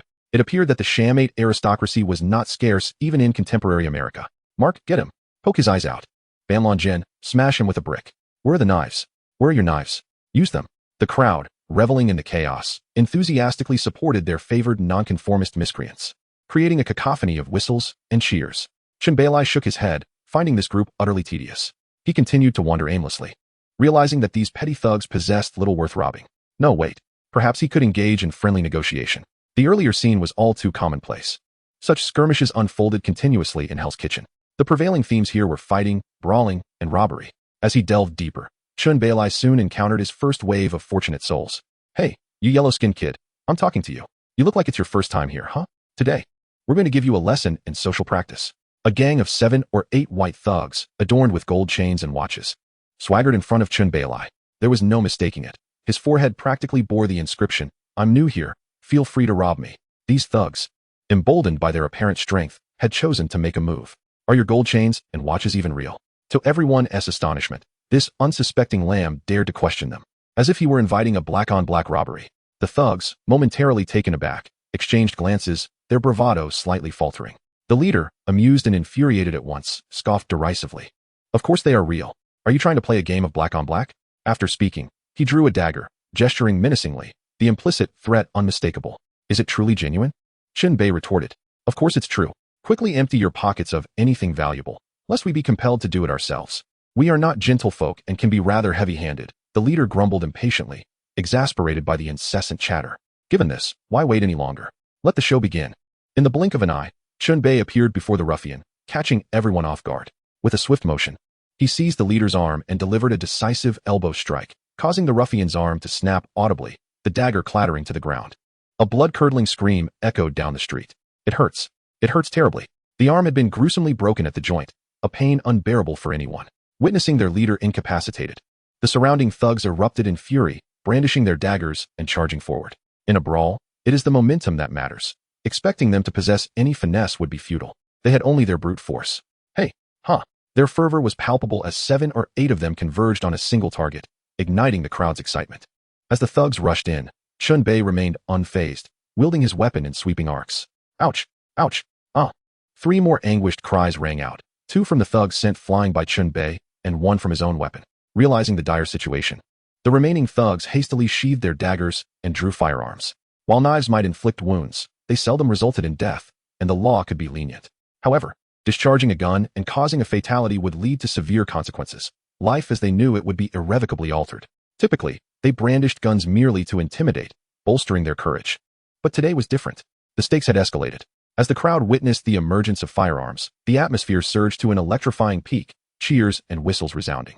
Hey kid, release our leader, or you shall meet your demise. The red-haired thug shouted defiantly, his voice steely. Though fear gripped him tightly, he would not dare pull the trigger unless absolutely necessary. Huh, red-haired fool, are you brave enough to shoot? Chen Bei tossed aside the unconscious leader and advanced toward the trembling thug. You, don't force my hand. I will truly fire. The red-haired thug quaked, sweat cascading down his brow, paralyzed by anxiety. Firing a gun to kill was a step too far for him. He was merely a low-ranking thug, while such acts were reserved for the higher-ups. Coward. Useless. Chen Bei scoffed disdainfully, seizing the thug's wrist and pressing the gun against his own temple, bellowing, shoot. Go ahead. Shoot. Ah, wah. The red-haired thug collapsed under the pressure, tears streaming down his face, utterly overwhelmed. He could not bring himself to do it. The weight of the moment crushed him. Useless. Chen Bei snatched the gun from him. If you cannot shoot, then why wield a weapon? Chen Bei delivered resounding slaps across the thug's face. If you lack the courage to fire, why point that gun? Chen Bei, with fervor, unleashed a series of resounding slaps, delivering several harsh blows that echoed like thunder. It was a brutal display, a true assault on the spirit. After 7 or 8 more slaps, the red-haired thug had swollen to the proportions of a pig's head, and the surrounding atmosphere had turned utterly silent. They had encountered a formidable adversary. This group had truly met their match, rendered utterly defenseless by the onslaught. The other small-time thugs trembled in fear, drenched in sweat, casting desperate glances at Chen Bei, their eyes pleading for mercy. Please, spare us. We were wrong. As for fleeing, they dared not even entertain the thought. The ferocity of their assailant was overwhelming. They feared that an attempt to escape would result in an even more severe beating. They were paralyzed by terror. Do not look at me so, I assure you. I am a good person. Behave, and if you surrender your valuables, I shall release you. After a brief interlude, Chen Bei, feeling invigorated after the confrontation, turned to them with a radiant and sincere smile. Yet in the eyes of the thugs, it appeared as a predatory grin, reminiscent of a demon's smile. The small-time thugs hastily nodded, stripping themselves and even their unconscious companions of every possession, leaving not a single coin behind. Boss, can we leave now? A green-haired thug, with a sycophantic demeanor, gazed at Chen Bei, bowing and scraping in a manner fitting his character. Begone. Chen Bei waved his hand dismissively, urging them to depart swiftly. Having secured their spoils, what need was there to linger? The thugs felt as if they had been granted a reprieve, yet they remained loyal, hoisting their unconscious leader and companions as they staggered away. At that moment, a crisp and melodious voice pierced the air beside Chen Bei. Hey, Eastern tough guy? I have high hopes for you. How about joining my little team? Chapter 13, The Little Girl Choked by Fate. Upon hearing that voice, Chen Bei pondered. Are even little girls now venturing into the underworld? And with such audacity? His curiosity piqued. He considered the idea of a reverse recruitment as an intriguing prospect. He cast his gaze towards the source of the voice and, indeed, spotted a small girl wearing an eye mask, gazing at him with vivaciousness. This girl seemed oddly familiar, though he couldn't recall her name after all this time. What is your name? Chen Bei inquired, adhering to the principle of asking when in doubt. His curiosity directed at this unique little girl. Hey, are you looking to join my team? I can tell you my name, but pay close attention. My name is Mindy McCready. Join my team, and I assure you a life of luxury and indulgence. The masked girl placed her hands on her hips, speaking with a haughty demeanor that nearly elicited laughter, though none dared to chuckle in her presence. They all knew that this boastful girl was genuinely formidable, skilled in both combat and dance. Unlike others, Chen Bei could not recall the film Kick-Ass he had seen long ago, but with the little girl as reminder, it all came flooding back. Wasn't this the infamous hit girl Mindy? No wonder she looks somewhat familiar. This little girl has indeed captured a multitude of fans, especially with the tear-jerking scenes following her father's demise. You are Mindy?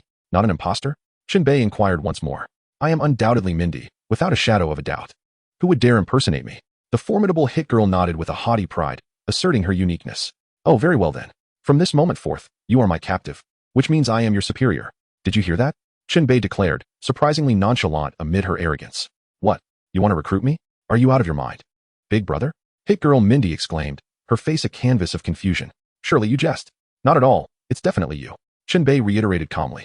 At this point, it was abundantly clear. Everyone understood. This audacious fellow intended to recruit the illustrious hit girl Mindy. The little girl, akin to a cat whose tail had been stepped on, immediately flared up. I'll take you on. How dare you speak so arrogantly?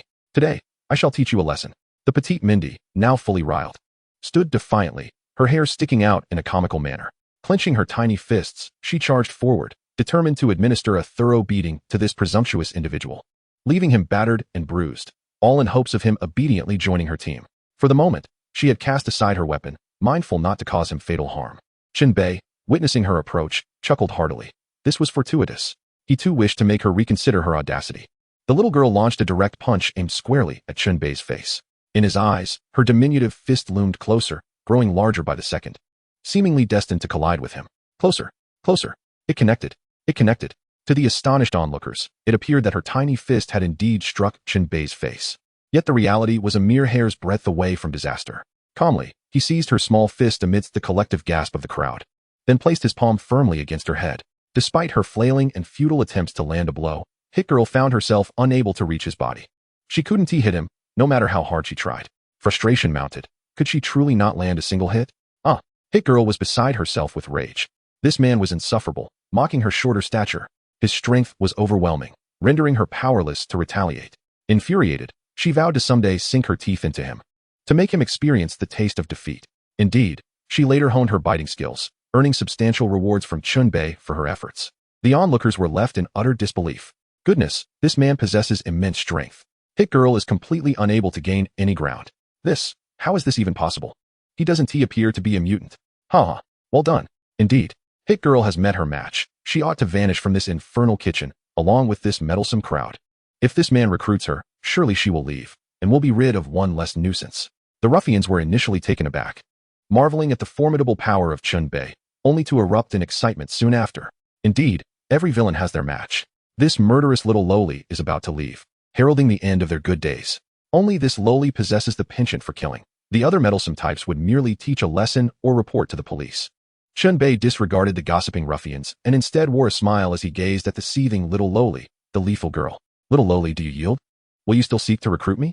Yield? I yield to no one. Yet, under the looming roof, she had no choice but to acquiesce. What else could she say? Her eyes darted mischievously, filled with cunning intent.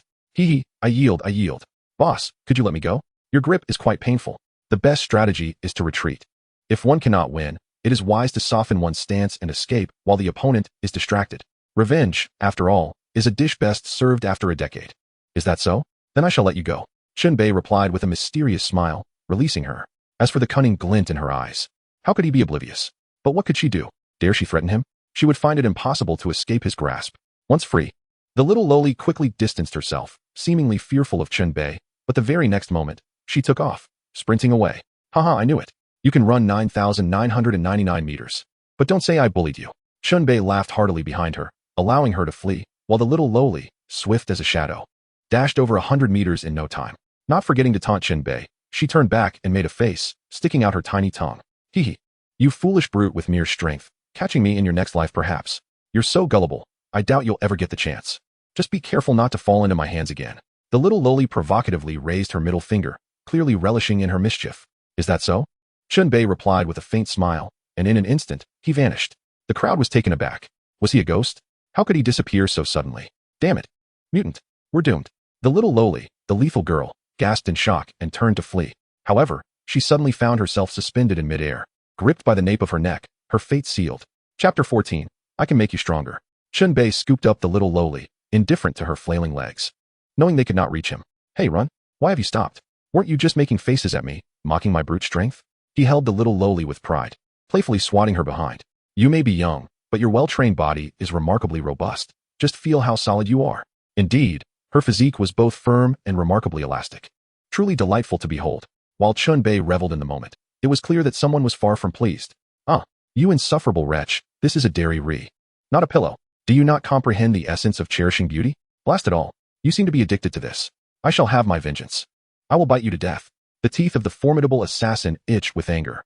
She loudly rebuked Chen Bei for his shameless actions, and seeing her words fall on deaf ears, she bit into Chen Bei's arm with a huff. Hiss! The assassin's small teeth nearly fell out. The pain brought tears to her eyes. Blast it, are you made of stone? Woe is me, my tooth hurts so much. This shameless fellow. Chen Bei chuckled. Your teeth are still intact, but you ought to consider whether you are a match for me in the future. Observing the assassin's tearful demeanor, he decided to let her down gently. He could not bear to see her heartbroken. Upon touching the ground, the assassin stumbled and nearly fell. But Chen Bei swiftly caught her. Humph, you shameless brute, always picking on the young. The assassin shot him a disdainful glance, for she was one to never let an opportunity for banter slip away.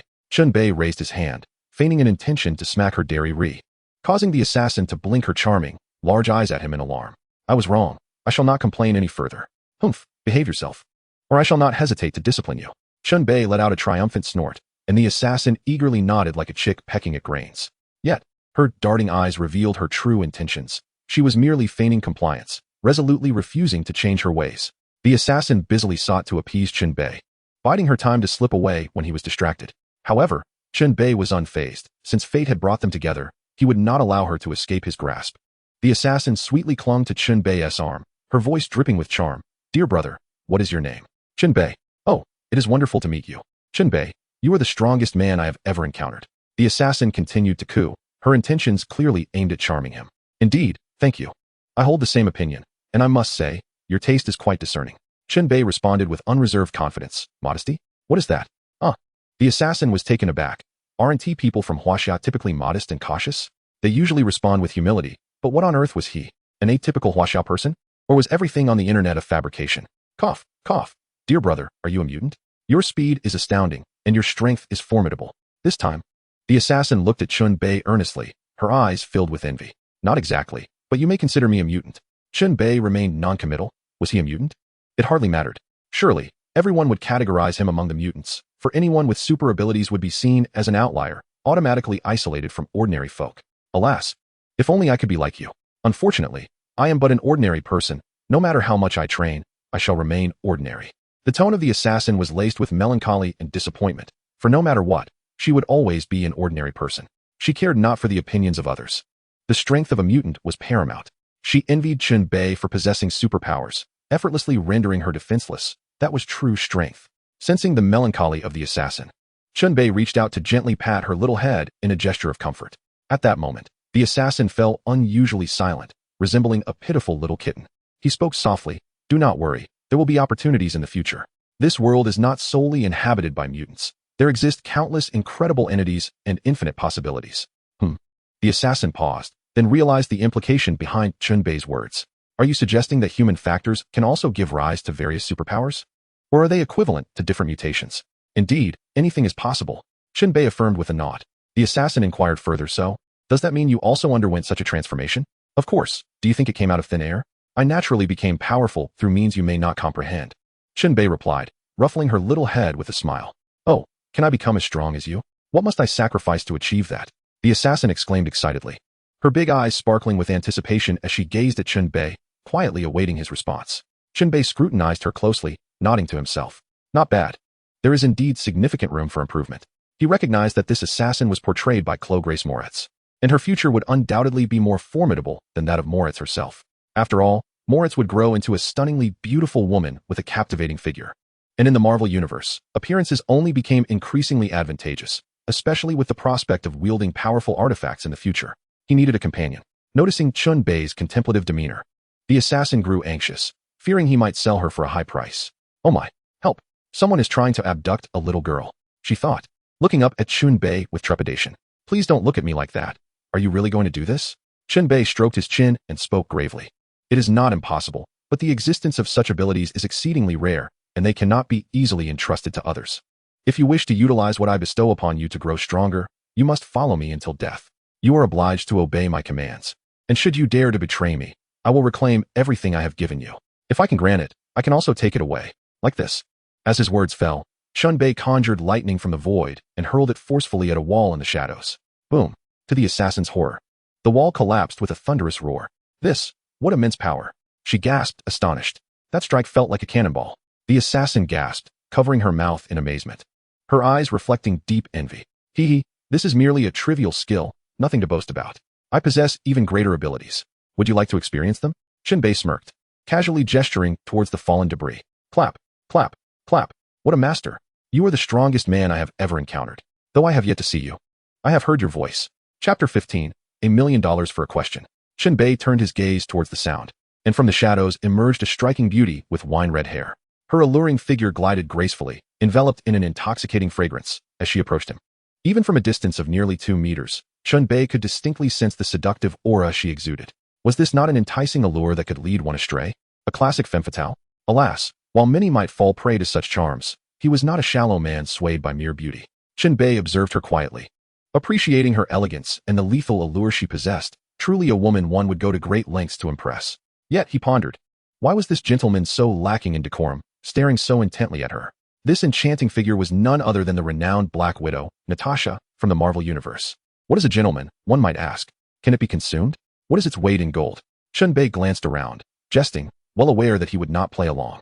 Natasha, with a toss of her hair, flirtatiously cast a sultry glance at Chen Bei, exuding confidence. This was all tactical, of course. She was not simply a woman of frivolous intent. As the two engaged in their playful banter, the formidable Kilgrave observed Natasha discreetly, sizing her up. She scrutinized Natasha's formidable attributes, comparing them with her own petite form, and was instantly filled with dismay. How could she be so endowed? It felt as if she would need both hands to encompass that, potentially smothering Chen Bei with her audacity. This woman clearly had ulterior motives. If this brazen fellow were to waver in resolve, would he still honor his promise of strength? Who knew how rare such offerings might be? No, this wouldn't do. I must devise a strategy to counter this. In a flurry of thought, Kilgrave began brainstorming desperately, aware that she needed to take action, though nothing concrete came to mind just yet. Meanwhile, Chen Bei remained oblivious to Kilgrave's inner turmoil. He was in no rush, patiently awaiting Natasha's performance. Since you have intruded upon my presence, shouldn't you begin with an introduction? Chen Bei remarked with a gentle smile, his demeanor calm, though inwardly he reveled in amusement. Indeed, Natasha conceded, Pausing thoughtfully before continuing, I am Natasha Romanoff, an agent. Our leader has expressed considerable curiosity regarding your sudden appearance. For you truly seem to have materialized from thin air. We have scoured global records, conducting facial recognition comparisons, yet our efforts yielded no results. Thus, I was dispatched to gather some basic information about you. However, I must admit my interest in you has significantly intensified. I had not anticipated discovering that you are a mutant with extraordinary abilities, a revelation that has greatly surprised me. Natasha engaged in a farcical display, concocting fanciful tales to deceive Chen Bei, a seemingly naive newcomer. Little did she realize that her ruse had already been unmasked. Chen Bei feigned ignorance, quietly observing her antics to see what tricks she might unveil. I am a professional. I must not laugh. I must suppress my amusement. With great effort, Chen Bei maintained an air of mystery and whispered, "Let me tell you why my information is untraceable. It's because I am not from this planet." "What? Not from Earth? Are you an alien?" Natasha, of course, was incredulous, her immediate reaction one of disbelief.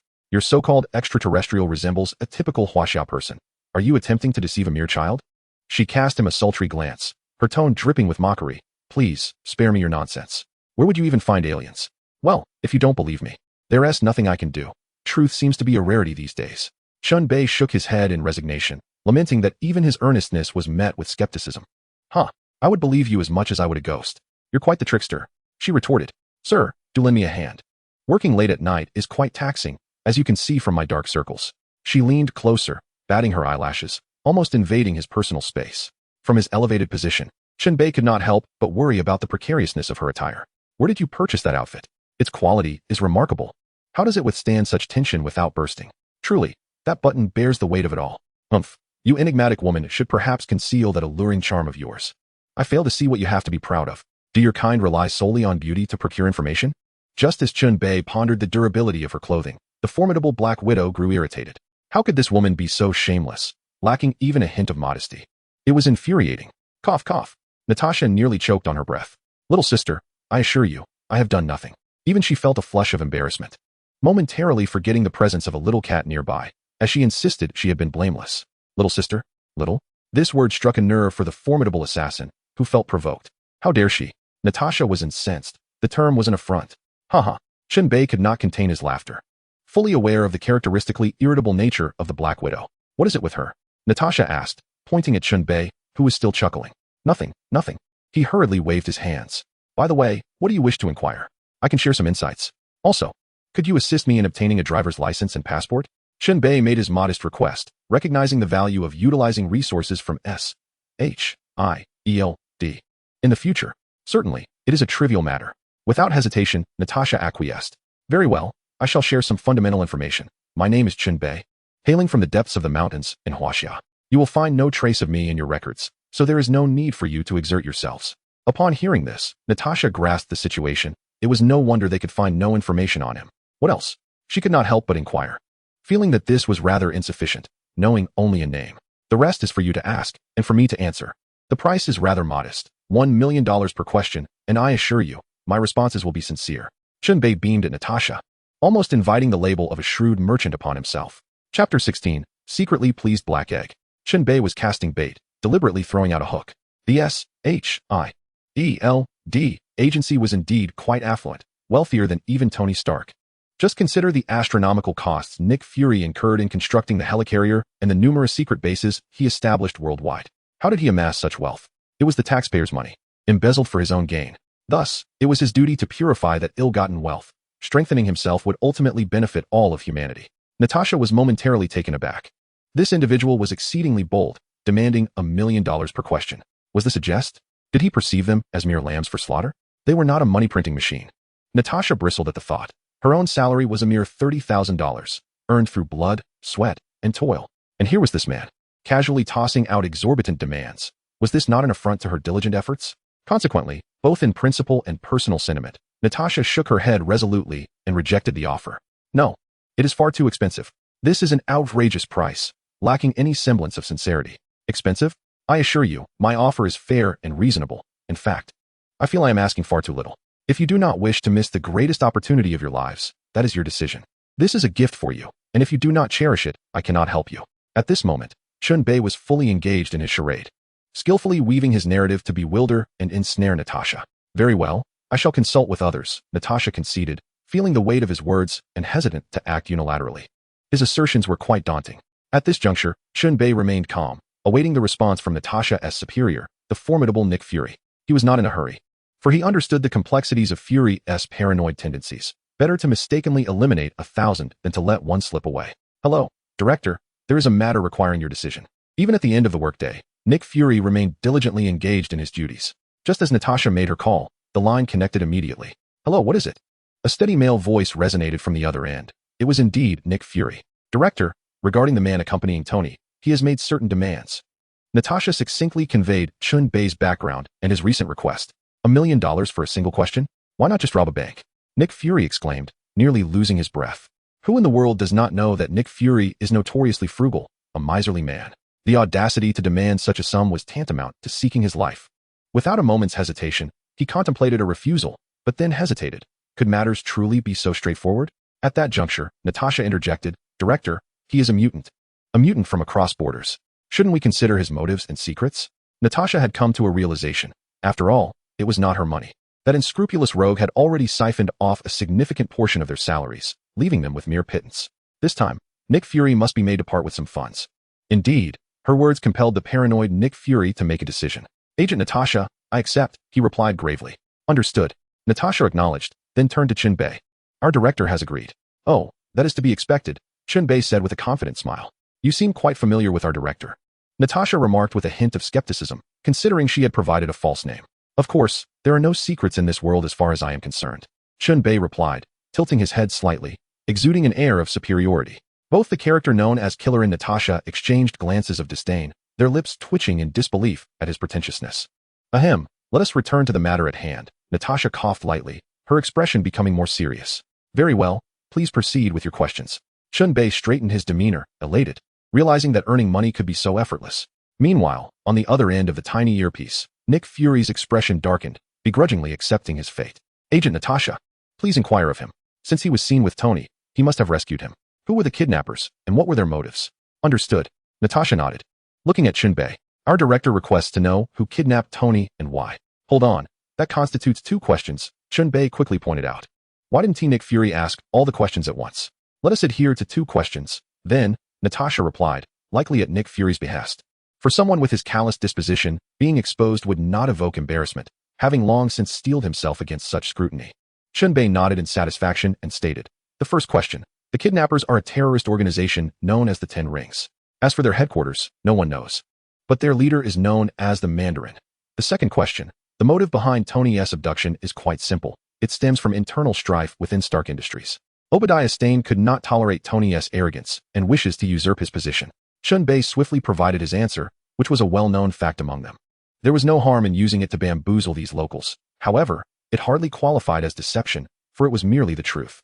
He was untroubled by any unforeseen complications, for he understood Tony well. After Chen Bei spoke, Nick Fury fell into contemplation, as the reason was truly unexpected. They had assumed that the arrogant Tony had offended someone, but they never imagined that a loyal servant of the Stark family, who had been by their side for decades, would betray him. Indeed, one should not judge by appearances, nor measure the depths of the sea. To know a person's face but not their heart is a perilous folly. No one could fathom that the most trusted individual would turn traitor. This news was nothing short of earth-shattering. As for the 10 Rings, the S.H.I.E.L.D. was certainly aware of them. They had dealt with this terrifying organization, which was deeply concealed and known to few. Thus, when Chen Bei mentioned the 10 Rings, Nick Fury had no doubt about his words. Given this, the potential for action had emerged. In his office, Nick Fury pondered for a moment before a broad smile spread across his face. Tony will undoubtedly relish this news. Selling these 2 pieces of information to Tony would be worth not just 2 million, but even 20 million. A favor of immeasurable significance. Is there a more advantageous deal than exchanging a mere 2 million for such a monumental favor? Just moments ago, Nick Fury was shrouded in gloom. But now the clouds had parted. Thank you, you fool. You just gifted me such a grand present for a mere 2 million. Could it truly be so? Chapter 17, System, provide me with 10 fishing rods. This question had long occupied Chen Bei's thoughts. He had an inkling of Nick Fury's intentions. His willingness to share this information so openly, without fear of it reaching Tony, was telling. Obadiah Stane was quite close to Tony, akin to an uncle. And without substantial evidence, he would not be believed.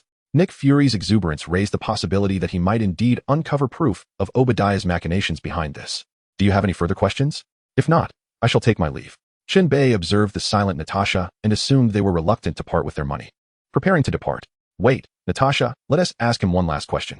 I can't shake the feeling that he knows your information. His calm demeanor is unsettling. Almost as if we have been laid bare.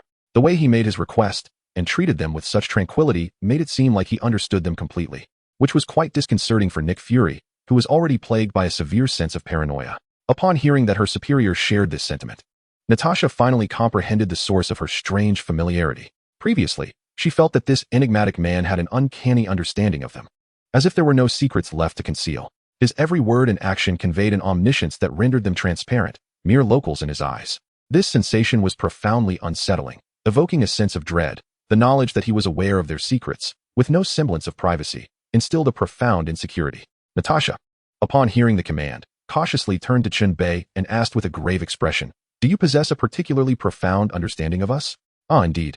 You are not entirely foolish," Chen Bei replied with a slight smile, relishing the moment of manipulation. After all, such trifling benefits were inconsequential. To catch a fish, one must aim for the big one. This exchange was merely an appetizer. Tell Nick Fury, how are the Skrulls faring? Chen Bei smiled faintly, aware that this was sufficient. Words need not be abundant. A single, decisive strike is all that is required. What he remained oblivious to was the immense weight of his words, far heavier than he could imagine. With a crack, the phone in Nick Fury's hand clattered to the floor as he stood frozen, seemingly unresponsive to the sound. He was utterly petrified, rendered limp in his office chair by Chen Bei's statement. "Director? Director?" Natasha called out, not having seen any reaction from Fury for quite some time, only to be met with a persistent busy signal. At that moment, Fury was grappling with a tempest of thoughts. He could scarcely process such information, as if a stone had been hurled into a tranquil lake, sending ripples that stirred his emotions into a tumultuous frenzy. How could this be? This is impossible. This cannot be. Why would he possess knowledge of such a clandestine operation? It was nothing short of fantastical. Events from over a decade ago were known to but a handful, certainly not to someone as young as Chen Bei. Could it be that our strategic bureau had been infiltrated? Yet the individuals involved in that particular affair bore no connection to the current bureau. Fury stared blankly at the ceiling, his mind racing with analysis. This was exceedingly perplexing. He found himself at a loss for words, feeling utterly frustrated by the absence of secrets. A disruption. An uncontrollable upheaval had occurred. "Natasha, inquire how he came to know of the Skrulls," Fury urged in a low, grave tone, his voice betraying an unmistakable sense of unease. Natasha shuddered. She had never witnessed Fury in such a serious state. A hint of turmoil evident in his demeanor. That previous statement posed a problem. She fixed her gaze on Chen Bei, her voice somewhat subdued. "Our director wishes to know how you became aware of that Skrull." She too was curious. Who was this Skrull that incited such extraordinary agitation? Finally, the moment had arrived. The opportunity to bewilder them had come. Chen Bei cleared his throat, stroked his chin, and spoke softly. "Because I am a prophet, an omniscient prophet. There exists not a past or future of which I am unaware. In our land of Huaxia, there exists a legend of the I Ching and Bagua, and I am its sole heir. Do you comprehend?"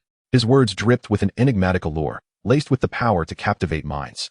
Natasha scoffed, casting him a skeptical glance, clearly unconvinced. Yet Nick Fury hesitated, acutely aware that his secrets should not be known to outsiders. Apart from Captain Marvel Carol, it seems he is the only one still on Earth. At this moment, Nick Fury's mind began to race. Since his secret had been uncovered, it was a trivial matter. However, this mysterious individual possessed such extensive knowledge and was dubbed a prophet. Now that was intriguing. A gentleman is guided by righteousness, while a rogue is motivated by profit. Is it not true of this world? No one is devoid of betrayal towards their principles. It merely depends on what one desires. Once the stakes are high enough, anyone can forsake their beliefs and their organization. Given Chen Bei's insatiable greed for wealth, surely he could be manipulated. As long as money is involved, and in substantial amounts, that would suffice. When faced with dilemmas he cannot resolve, he can simply throw money at them, right? Thus, Nick Fury immediately addressed Natasha, saying, "Agent Natasha, inform him that I believe him. Should I require assistance in the future, I shall reach out, and we can negotiate the price." "Understood, Director."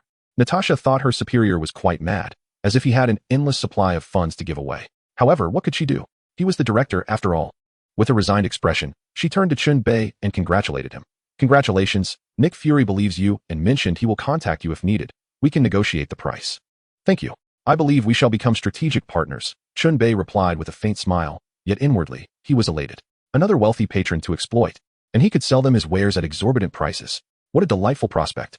Chen Bei felt that with a starting capital of several $1 million, amassing hundreds of billions was not merely a dream.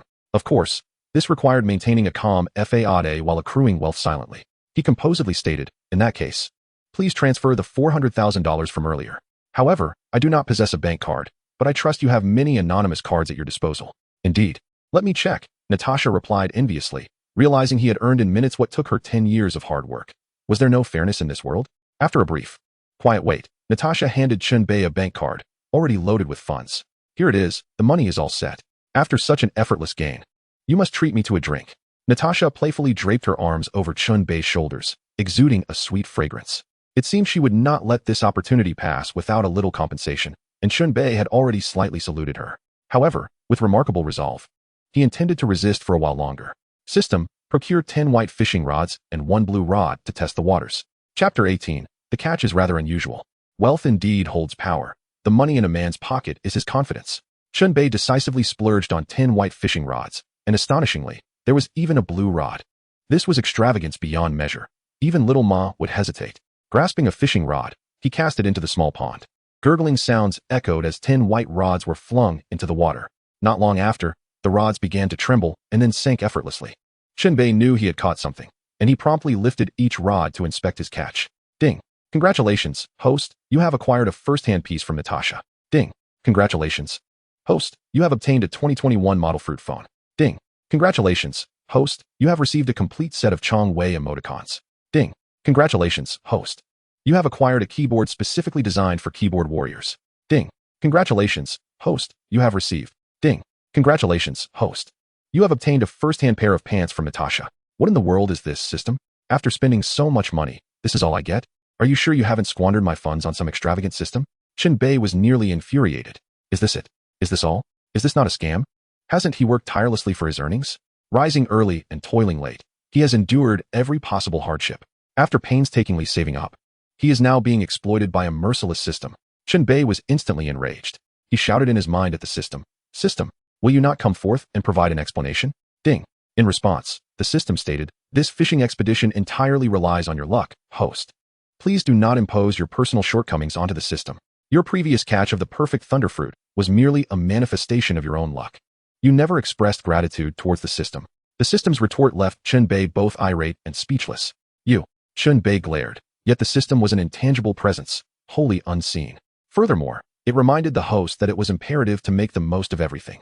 The principle of transforming waste into treasure must be upheld. For instance, that 2021 phone could be sold to a businessman like Tony or even to the fruit company. It is indeed a groundbreaking item. While the system's reasoning was somewhat justifiable, it did not excuse the exploitation of his hard-earned money. Consequently, Chen Bei was left with no choice but to accept the phone and Natasha's first-hand items, albeit with tears in his eyes. At that moment, Natasha outside suddenly felt a chill in the garden, as if a brisk wind was sweeping in. Where had her pants gone? Could it be? As this thought crossed her mind, she pinched Chen Bei in frustration. Leaning close to his ear, she playfully scolded, "You naughty boy, quickly return my pants. It's a bit cold here, and I feel so exposed. I'll give them back to you at home." "How can I acknowledge this?" Chen Bei exclaimed. "I swear, I didn't take them." He protested vehemently, insisting it was not his doing. If blame were to be placed, it should fall on that wretched fishhook, which chose such a lewd target. "Naughty boy, will you not admit it? You are the only one who could have done this. I truly feel insecure. Don't believe me? Just try it." Natasha blushed, playfully scolding, realizing this man had the audacity to act without taking responsibility. The two engaged in a playful exchange, their affections for one another blossoming. Natasha found herself puzzled by her feelings. How could she harbor such fondness for a man she had just met? Try it. This left Chen Bei astonished. Would it be with a hand or a head? Were you suggesting I measure your depth? Faced with such unreasonable demands, Chen Bei resolutely decided to defer the matter for another time. Cough, Natasha, I truly did not take it. Besides, does it really matter if I wear it or not? After all, no one else knows but you. Chen Bei hastily steadied his wildly beating heart. He could not afford to falter at such a crucial moment. At that instant, the blue fishing rod he had just cast aside began to stir. Ding. Congratulations, host, you have obtained a box of viral serum. A flash of blue light revealed a safe, now occupying space in the system. Viral serum? The previously simmering anger evaporated instantly. Good heavens. If one were to shatter a vial, wouldn't the entire world be doomed? Should he dare to break one for fun? Perhaps that would be unwise. Too many powerful figures inhabit this world, and such a thing would likely be swiftly eradicated. The Marvel zombie universe? Quite intriguing. However, while the serum holds value, its worth is relatively low unless the original Red Queen were present, as no one could truly leverage the virus. Wait. This could be sold to the likes of Green Goblin or Nick Fury, those fearless individuals. Surely, it could fetch an exorbitant price, potentially a fortune. Tomorrow, he would sell it to them. This box contained 30 vials of viral serum. He could at least sell 10 for $1 billion. How delightful. 1 million exchange for 10 billion. This transaction was exceedingly profitable. Chen Bei's heart swelled with elation. To think that his path to wealth lay in being a middleman. Wasn't this akin to the protagonists in post-apocalyptic novels traversing time? He was merely engaging in the age-old practice of trading goods across eras, albeit with items of a more sophisticated nature, artifacts that existed solely in multiversal literature. Lost in thought, he couldn't help but burst into laughter. Haha, I've struck it rich. Natasha, teasing Chen Bei, was taken aback by his sudden outburst. He was indeed as foolish as he appeared. How could he be daydreaming about wealth? What avarice? Hey, wake up, wake up. Natasha vigorously shook his head, rousing him from his reverie. My apologies, I was just daydreaming. Let us head to the bar for a drink. Tonight, I'll treat. Chen Bei waved his hand grandly, with the alluring Natasha on his left and the adorable hit girl on his right, as he led them toward the bar outside Hell's kitchen. In the distance, a group of lowlives shed tears of envy. This was the epitome of a life well lived. When will we reach such heights? Reluctantly, Natasha found herself unable to resist. She truly did not wish to go, but had no other option. Suddenly, as they walked, Chen Bei discreetly slipped her pants into her hand. Natasha's face flushed as she discreetly accepted the garment, then retaliated by pinching Chen Bei hard, seeking some relief. Chen Bei inhaled sharply, startled. This woman was rather ruthless, wasn't she? Would she really go that far? Meanwhile, Natasha muttered to herself. This scoundrel insists he didn't take it. How on earth did he manage that? I felt nothing at all. Isn't it as if I've already become his figurine? Oh, how I lament. The more I ponder, the more my ire escalates. If I do not repay him with a severe reckoning today, it would truly be a loss. Chapter 19, The Secret of Angling. Not far from Hell's Kitchen, Natasha had already changed into her trousers in the public restroom, allowing her to enter with a sense of ease. The bar appeared rather pleasant, devoid of unruly ruffians. Certainly, the steep prices served as a significant deterrent for those without a couple of coins to spare, for even a small beer cost a staggering $5. In the midst of the financial crisis of 2008, under the guise of familiarity, Natasha had led Chen Bei to this exorbitantly priced establishment, her intentions unmistakably clear. She aimed to deliver a harsh blow. However, Chen Bei remained unconcerned, feeling jubilant. Such a trifling sum would not cause him distress. Beautiful lady, let us have 2 bottles of 96 proof vodka, and 3 bottles of Louis XVI, and 6 bottles of the 1996 Lafite. Natasha unabashedly commanded the server as soon as she sat down, leaving the server momentarily stunned. Madam, are you certain? This is quite a hefty sum.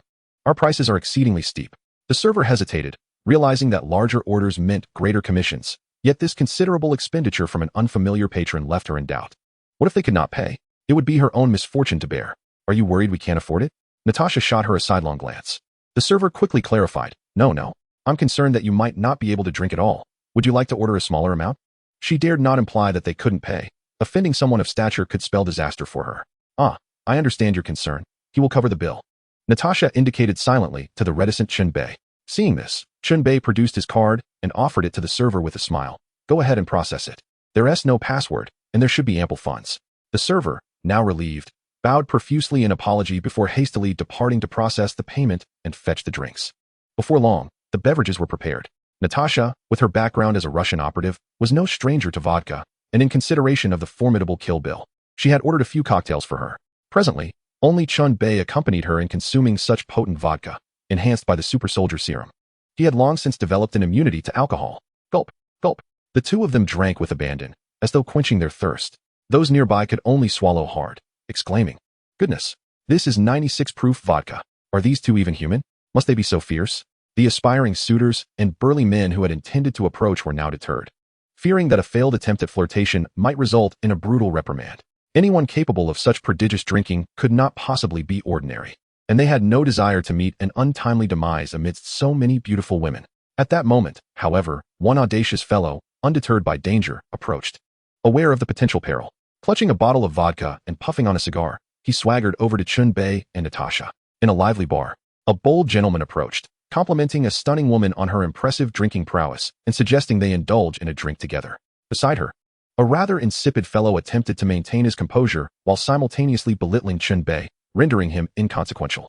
Chen Bei, indignant, pondered the source of this audacious interloper, who bore an uncanny resemblance to someone he knew, almost as if they were cast from the same mold. Before Chen Bei could react, Natasha erupted in laughter. her radiant smile illuminating the bar. "Are you truly certain you wish to share a drink with me?" she teased. "Of course. Who wouldn't be enamored by a beauty such as yourself?" The burly man shrugged nonchalantly. "Very well, might I inquire your name?" "Victor," he declared without a hint of hesitation. At that moment, Natasha's expression shifted as she recalled Victor's profile, an extraordinarily resilient mutant, Sabretooth. This brazen individual possessed notable abilities, prompting her to discreetly nudge Chen Bei, questioning his capacity to handle the situation. Chen Bei returned her gesture with a confident smile, reassuring her. The name struck a chord with Chen Bei as well. It was no wonder he found Victor familiar. He was none other than Sabretooth, the notorious rival of Logan, the protagonist. Victor's regenerative capabilities surpassed those of Wolverine, particularly in the earlier phases, where Wolverine struggled against Sabretooth. However, Logan's protagonist aura, combined with the injection of raw adamantium that fused with his healing factor, resulted in a unique form of adamantium that Sabretooth could not contend with. With newfound confidence, Chen Bei resolved to engage with Victor, while Natasha decided to toy with him a bit. "Oh dear, I would love a drink, but my boyfriend seems to disagree." She feigned trepidation, gesturing towards Chen Bei. In response, Sabretooth slammed his palm against the railing, distorting the metal, clearly pleased with the display of strength. He grinned menacingly at Chen Bei. "Hey, kid, have you witnessed my power? Will you choose to skedaddle or step outside for a little practice?" With an air of certainty, he looked down upon Chen Bei, viewing him as a mere coward unworthy of respect. Real men, in his eyes, were those who could handle a challenge. To his surprise, Chen Bei rose calmly, casting a fleeting glance at him. "Let us go outside and practice. Ah, this kid has some guts. Based on your bravado, I won't leave you crippled today." Sabretooth laughed heartily, following Chen Bei out as a crowd gathered, eager to witness the spectacle. In the alley behind the bar, spacious and inviting, Chen Bei had an important experiment to conduct. With Sabretooth before him, he realized he had found the perfect candidate. System, he pondered. If items in this world can be acquired, much like Natasha's attire, then surely abilities can also be obtained, correct? Chen Bei's words were naturally accompanied by his speculations. It was inconceivable that it could be otherwise. The myriad realms could indeed be fished, and such a notion was not to be dismissed lightly. Furthermore, the system provided an answer. The host's assertions were indeed feasible. Filled with joy, Chen Bei promptly inquired, "How can I fish for the abilities or items of characters from this world?" The system replied, "As long as the target does not resist, the hook will ensnare them. Ultimately, it is a matter of luck. Perhaps fortune will favor you, allowing you to catch valuable abilities or items. Of course, the higher the fishing rod, the greater the likelihood of reeling in something exceptional." Chen Bei held a considerable confidence in his own luck, for he was indeed the chosen one. "System, might I catch the power of the Phoenix or the formidable chaos magic?" he asked eagerly. The system cautioned, "I believe it is prudent for you to remain grounded for the time being. Until the system upgrades, do not entertain such fanciful notions." Chen Bei, undeterred by the system's words, felt assured that such possibilities would eventually materialize. He was on the verge of soaring to new heights. Chapter 20. Fishing for the Saber-Tooth Tiger's Healing Ability. With this resolved, Chen Bei alleviated a significant concern. One must admit that this system was genuinely powerful.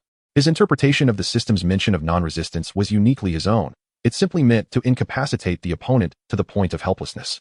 The saber-toothed tiger stood there with an air of nonchalance, casting a disdainful glance at Chen Bei. "Kid, you go first. Don't blame me if you miss your chance. If I strike first, you won't have an opportunity." Despite the creature's arrogance, Chen Bei remained vigilant. For the saber-toothed tiger had lived over a century and had survived numerous battles. While it appeared to have many vulnerabilities, these were mere illusions. Its combat prowess far surpassed that of an untrained ruffian like Chen Bei. Confronting such an adversary would inevitably require revealing some of one's own capabilities to secure victory, especially with a considerable audience present. Chen Bei subtly gestured to Natasha, who nodded in understanding. "Now, everyone unrelated to this apprehension, please disperse," she commanded, producing her identification and addressing the gathered crowd. Upon witnessing this, the onlookers were struck by a sense of déjà vu. Hadn't such scenes played out in the movies? Using feminine wiles to draw out the criminal.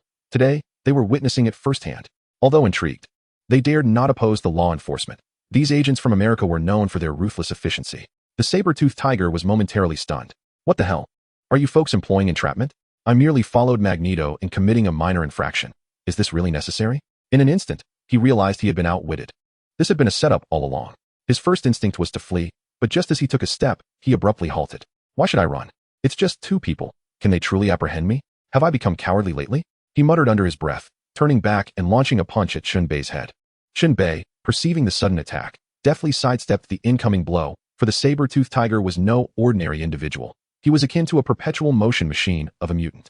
However, he remained unafraid, For being immune to physical attacks, he naturally had no fear of such a tank. After evading the punch, Chen Bei intended to engage in a playful manner, seeking to acquire some combat experience rather than resorting to the brutish tactics of a scoundrel. The two began to grapple back and forth. The saber-toothed tiger initiated the assault, while Chen Bei silently defended himself. His enhanced mind gradually recorded the lethal techniques of the saber-toothed tiger, which he needed to refine. The insidious moves, grasping the wrist to sweep the elbow, seizing the wrist to smash the elbow, embracing the waist to strike the head, and clutching the leg to kick the groin, were executed with consummate skill by the saber-toothed tiger. Their techniques were devoid of flamboyance. They were not performing ostentatious displays, but were solely focused on killing. Chen Bei responded with counterattacks, simultaneously transforming into a lightning form, which not only rendered him immune to attacks, but also inflicted considerable electric shocks upon the saber-toothed tiger. Fing squid. You too are a mutant. And a terrifying one at that, with lightning powers. The saber-toothed tiger bellowed in terror, disbelief etched on his face as he looked at Chen Bei. Why? Why? We are brethren. We are true kin. Why are you capturing me? The saber-toothed tiger was filled with rage. They were indeed kin. So why assist the humans in capturing him? Why aid these mere ants? His confusion deepened as fury surged within him, and the situation turned dire. Another strike sent Chen Bei staggering back. The swift saber-toothed tiger was relentless, swiftly closing in and executing a side kick aimed at Chen Bei. Chen Bei raised his knee to meet the attack head-on. The saber-toothed tiger's strength was merely 5 or 6 tons, insufficient against him. With their collision, the saber-toothed tiger was forced to retreat 5 steps, while Chen Bei stepped back 2, yet the superiority was unmistakable. The saber-toothed tiger's gaze sharpened. This adversary truly possessed a strength that slightly surpassed his own, and he realized he had underestimated him. At this moment, thoughts of retreat began to form in his mind. He wished to slip away, for even someone of his own kind would turn against him. Humph, you vile mutant, a dog of humanity. I shall spare you today. But Magneto will surely cleanse his ranks. Await your demise. The saber-toothed tiger contemplated retreat, yet he stubbornly spewed threats. A fool who had lived for a century. Had he watched too many films? As for Magneto, Chen Bei held no fear. The old man, a thoroughbred racist, certainly regarded the lives of ordinary humans with disdain, but would he be afraid? With the grandest spectacle, enduring the fiercest blows, was that not the essence of Magneto? Always captured, always beaten. Chen Bei scoffed. Ha, saber-toothed tiger, have you run out of words? Allow me to send you on your way. With a wild laugh, Chen Bei fully transformed into lightning, illuminating the night and becoming the sole beacon in the darkness. At that moment, electric serpents danced in silver, a dazzling brilliance erupted, and the crackling currents mingled with the howling winds. In the midst of thunder and lightning, Chen Bei instantaneously reached the saber-toothed tiger's side. Get down. With a lightning spear in hand, Chen Bei leaped high, unleashing a 1,000,000-volt high-pressure strike, driving the spear mercilessly into the saber-toothed tiger's chest, piercing it through. The saber-toothed tiger, struck by such a formidable assault, let out a furious roar, overwhelmed by pain. The agony coursed through every nerve, sending sharp signals to its brain. The frantic healing factors engaged in a relentless struggle, converging upon the severely injured heart, battling against the electric energy coursing through the tiger's body. The saber-toothed tiger, caught in this tumultuous battlefield, succumbed to unconsciousness, its brain's protective mechanisms triggered by the stunning blow. Destruction, restoration, destruction, restoration. A fierce tug-of-war commenced. System. Exchange for 3 white fishing rods, and let me try 1 blue rod as well. Chen Bei inquired, pondering the odds of success. Host. Your probability stands at a mere 20%? That's reasonable. Chen Bei resolved to trust in his fortune. With a flick of an invisible fishing rod, he immediately utilized the white rod's base. As expected, he retrieved only his phone, a broken nail, and a pair of foul-smelling shoes, which he promptly discarded. With one final cast, he thought fervently, this is it. The moment felt akin to the fortification of a cursed elixir, where success hinged upon sheer will. Ding. Congratulations, host. You have acquired the saber-toothed tiger's healing ability. Would you like to implant it now? The melodious announcement resonated, leaving Chen Bei in disbelief as he beheld the prominent icon. I did it. I truly did it. Against a 20 chance, I succeeded. Am I truly the chosen one? In a state of euphoric elation, he shouted, wait. Now is not the time. There is no rush to merge. With this healing ability, my survival capacity has significantly increased. I no longer fear ambushes, poison, or severe injuries. My lifespan has been greatly extended. Chapter 21. Merging Healing Ability, Thirsty Natasha. This is real. Chen Bei gazed compassionately at the stunned saber-toothed tiger, acknowledging that the creature had brought its plight upon itself. One cannot lament the misfortunes of fate, such as life. He kicked the creature lightly, relieved to find it still alive. He couldn't afford to reveal his secrets too soon. While his strength was not yet overwhelming, maintaining a low profile was prudent. Chen Bei's ability to seize others' powers would instill fear and trepidation in all. The presence of someone capable of absorbing abilities would plunge the world into extreme unrest. Such a person would inevitably provoke a coalition of mutants seeking to eliminate the threat, rendering Chen Bei a target of global enmity. The stronger one becomes, the more perilous their existence. Your enemies will grow vigilant, concocting schemes to eliminate you, for you wield a sword of Damocles above your head. Friends may witness your ascent and become envious, devising ways to undermine you, for jealousy is the original sin. Chen Bei was determined not to place himself in jeopardy. When the saber-toothed tiger awoke to discover its mutant ability had vanished, anyone could surmise that Chen Bei had appropriated its healing power. He slowly approached the saber-toothed tiger, and amidst flickering shadows of lightning, a sword imbued with the essence of thunder emitted a brilliant flash, sending a well-formed head soaring through the air. This scene profoundly shocked Natasha and Deadpool. They could scarcely fathom that such a brawl could lead to outright murder. Although they themselves were no strangers to bloodshed, they did not exhibit the same ruthless disposition as Chen Bei. Yet, Chen Bei had already dispatched hundreds, showing little regard for the loss of a life or two. He was an outsider, not belonging to this universe. Should anything go awry, he risked exposure, particularly concerning the Ancient One, the Master of the Time Stone. She frequently monitored the timeline for any unforeseen alterations, necessitating his cautiousness until he grew powerful enough to contend with beings like her. Natasha's complexion paled slightly as she pointed at the headless saber-toothed tiger, exclaiming in resignation, "Why did you kill him? While he deserved it. He should have been left for us to punish." Chen Bei, unfazed by Natasha's inquiry, chose to remain silent about his motivations. He replied coolly, "I have my reasons for slaying him. I am not a vigilante bound by the constraints of justice." With a resigned sigh, Natasha asked, "What do you intend to do with him?" Chen Bei responded with a mysterious smile, "That is for you to overlook. Simply pretend you did not see anything. As I shall take him away." He preferred not to obliterate the creature with thunder, as that would create too much commotion. With a wave of his hand, he whisked the unfortunate saber-toothed tiger into the confines of his system space. They were once again taken aback, exchanging wide-eyed glances. The rapid succession of events was overwhelming, and they hesitated to inquire further. Chen Bei disregarded them, contemplating how he would later transport the creature to a remote location and incinerate it. Who would know of his existence? In the absence of witnesses, what could be done? The law would not concern itself with the fate of mutants. It was merely a matter of whether Magneto would seek vengeance for a deceased comrade. Chen Bei suspected that, given Magneto's character, he would not retaliate against an unknown adversary, much as he had unhesitatingly abandoned Mystique when she lost her powers. This villain was merciless, willing to sacrifice anything for the future of mutants, even himself. Chen Bei harbored grave doubts about the apparent lack of significant mutant activity since the Cuban Missile Crisis, theorizing that they were likely experiencing a timeline altered by the reversal of the future. The timelines of the Avengers and the altered future had merged. Thus, akin to the events depicted in the films, any significant mutant incidents over the past few decades had been erased, with everything revolving around the Avengers timeline. He sighed, feeling a headache coming on. Dismissing the multitude of thoughts, Chen Bei and his companions returned to the bar to resume their drinking, all aware that the saber-toothed tiger was finished. It was not until deep into the night that Chen Bei dragged Natasha and the tipsy Deadpool out of the establishment. In a haze, they randomly selected a hotel to stay in. During this time, Deadpool's phone incessantly rang. Chen Bei recognized it as a call from Big Daddy and simply texted sleeping before powering down the device. "I'm thirsty. I want water." "Water," Natasha insisted, her intoxication evident. Chen Bei, in a state of drowsiness, was suddenly jolted awake, and the two found themselves locked in a gaze. An awkward silence enveloped them, as they exchanged glances, at a loss for words, frozen in place. "Can you continue?" Natasha murmured, her cheeks tinged with a faint blush. The Natasha brand juicer would certainly keep Chen Bei occupied. The soy milk must be freshly ground multiple times. Outside, the night air was cool as water, while inside, the atmosphere was vibrant and lively, reminiscent of a summer's day. Unconcerned about her attire, she casually strolled to the fridge, grabbing a bottle of water and drinking it thirstily. The alcohol had long since dissipated, leaving her remarkably clear-headed. Unlike the typical woman who might weep and wail, she seemed genuinely pleased with herself, reveling in her own satisfaction. "I'm going to take a shower. I'll head to another room later. After all, you're in a presidential suite, and those sheets are no longer usable." Natasha sauntered away, her silhouette exuding an enchanting allure. "This feels rather nice," Chen Bei chuckled as he watched her retreating figure. "System, assist me in merging the healing abilities of a saber-toothed tiger." With nothing pressing at the moment, he had just indulged in his own pleasures, only now recalling this task.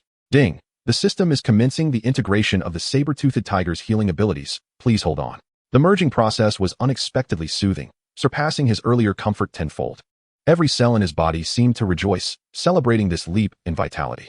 This sensation engulfed Chen Bei entirely, an experience beyond description, akin to soaring among the heavens. Ding. Integration complete. Congratulations, host, you have acquired healing abilities. Chen Bei, blissfully absorbed in the moment, was startled back to reality by the system's notification. Is it really done? Oh. This feeling is unprecedentedly liberating. Chen Bei sighed gently, sensing as though shackles had been shattered, freeing him from all constraints. Yes, the shackles are gone. He suddenly realized, understanding that this sensation was the incomparable lightness of breaking free. Chapter 22. Collecting debts from Tony. System, what is happening? Did I inadvertently break the genetic lock during the transfer? The free resources available here must be utilized wisely. The system quickly provided an answer, proving to be an invaluable companion. Host, it is not quite that simple. To merge various abilities, one must undergo changes at the genetic level. Although human genetic compatibility gradually strengthens, evolutionary progress driven by instinct is exceedingly slow. A few abilities are manageable, but once too many are introduced, the genetic fragments cannot bear the strain. Attempting to traverse what might take tens of thousands or even millions of years in an instant could lead to catastrophic failure. However, with the integration of healing abilities, you need not worry about physical ailments for the foreseeable future. Upon hearing this, Chen Bei exclaimed in wonder. It appears I have stumbled upon a fortunate coincidence. Indeed, a spirited soul like mine requires a robust body for support. All right, you may withdraw now. I wish to be alone. Chen Bei waved his hand in dismissal, akin to shooing away a servant, and the system silently vanished. Much like artificial intelligence, it would have otherwise exploded in a fit of rage alongside the shameless Chen Bei. Where's my knife? Chen Bei exclaimed, rising to search frantically for it. After much effort, he located a fruit knife in the kitchenware section of his supermarket. With a swift motion, he dragged the blade across his arm. To his astonishment, the wound began to heal almost instantaneously. The efficiency of this self-healing ability was truly remarkable. The self-repairing factor was astonishing. Chen Bei paused, recalling the scene from a movie where Deadpool battled Wolverine, exchanging wounds without the possibility of death. He had thought that such rapid healing was merely an exaggerated cinematic device. Yet today he found himself astonished by the reality of his acquired regenerative ability. It truly allowed for instantaneous healing. A bold idea then flickered in his mind. What if he severed his own head as a test? No, no, no. He quickly shook his head vigorously. In the next moment, he forcefully dismissed the thought. He could not fathom living without his head. Such an idea was utterly inhumane, fit only for a madman like Deadpool.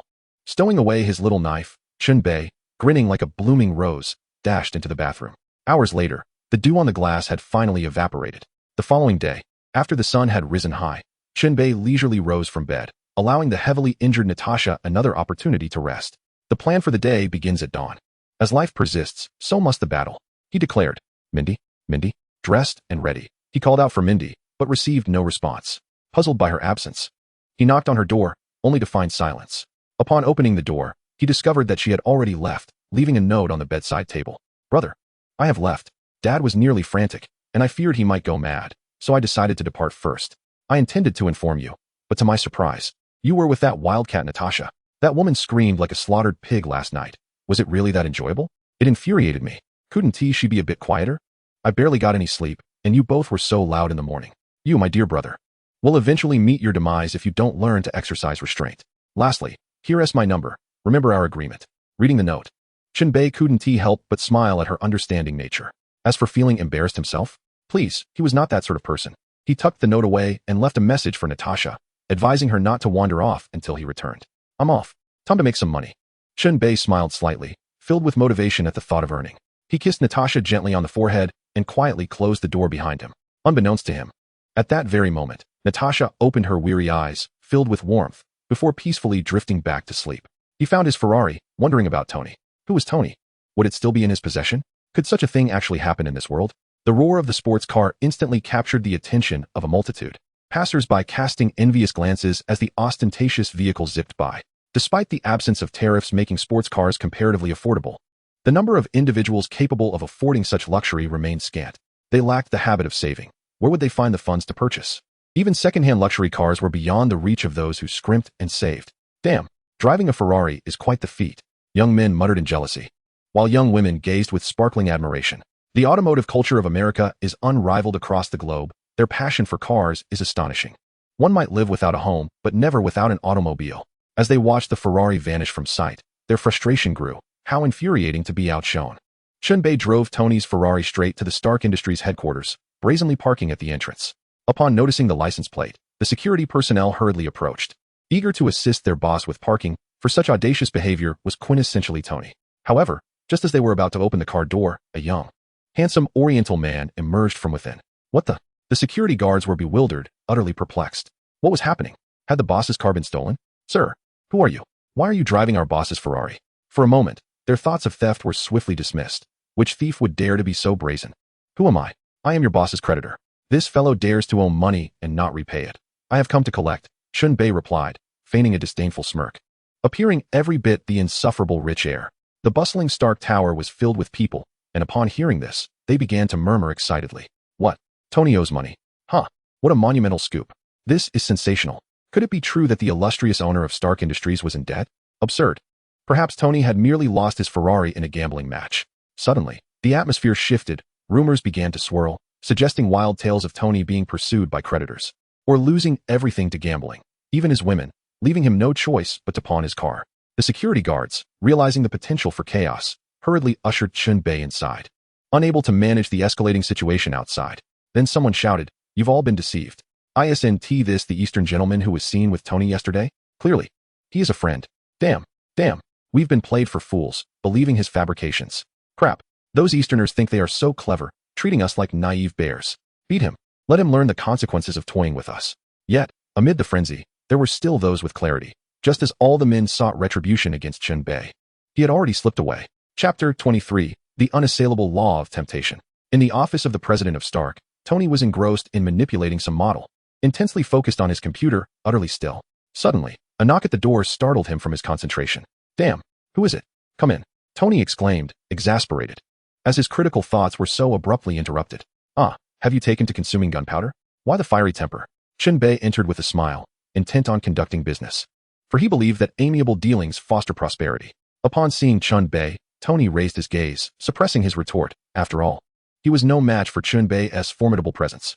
You spent the entire night away, and your exploits were quite remarkable, Tony remarked, his eyebrows raised, adopting an expression of knowing camaraderie. Ah, it was merely a woman, albeit a rather stunning and alluring one, Chen Bei modestly replied, his words dripping with a veneer of humility that was anything but sincere.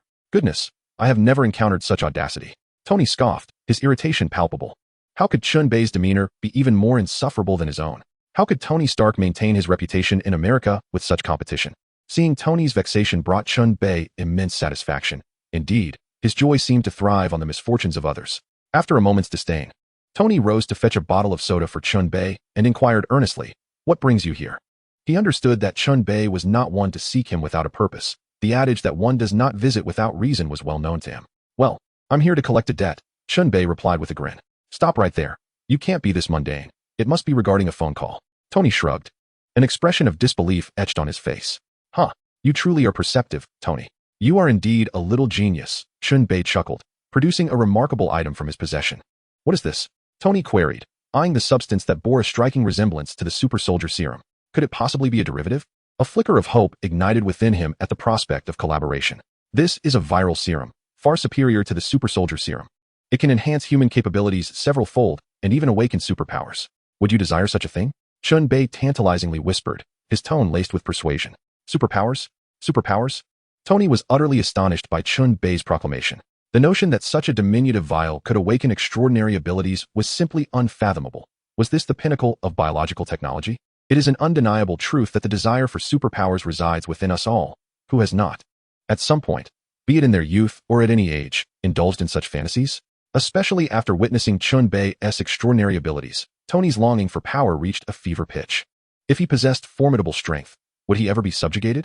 The sensation of powerlessness tormented him, nearly driving him to madness. He feared that debilitating feeling, much like the relentless pursuit of innovation depicted in his frantic research, particularly after encountering those astonishing powers. What of the anti-Hulk armor, the anti-Magneto armor, the anti-Phoenix armor, the anti-Devourer armor? Though he may have been on the receiving end of their might, these endeavors reflected Tony's inner turmoil and his relentless technological advancement. Unable to contain his excitement, Tony abruptly raised his gaze, his voice trembling with anticipation as he asked, "Is what you say truly genuine?" His eyes were filled with hope, fixated intently on Chen Bei. Confronted by Tony's gaze, Chen Bei shook his head, then nodded. What could this possibly mean? The conflicting gestures left Tony utterly perplexed. At that moment, Chen Bei spoke. "This viral serum undoubtedly possesses its drawbacks. Currently, the success rate is a mere 1 in a million, with all others having failed. Failed.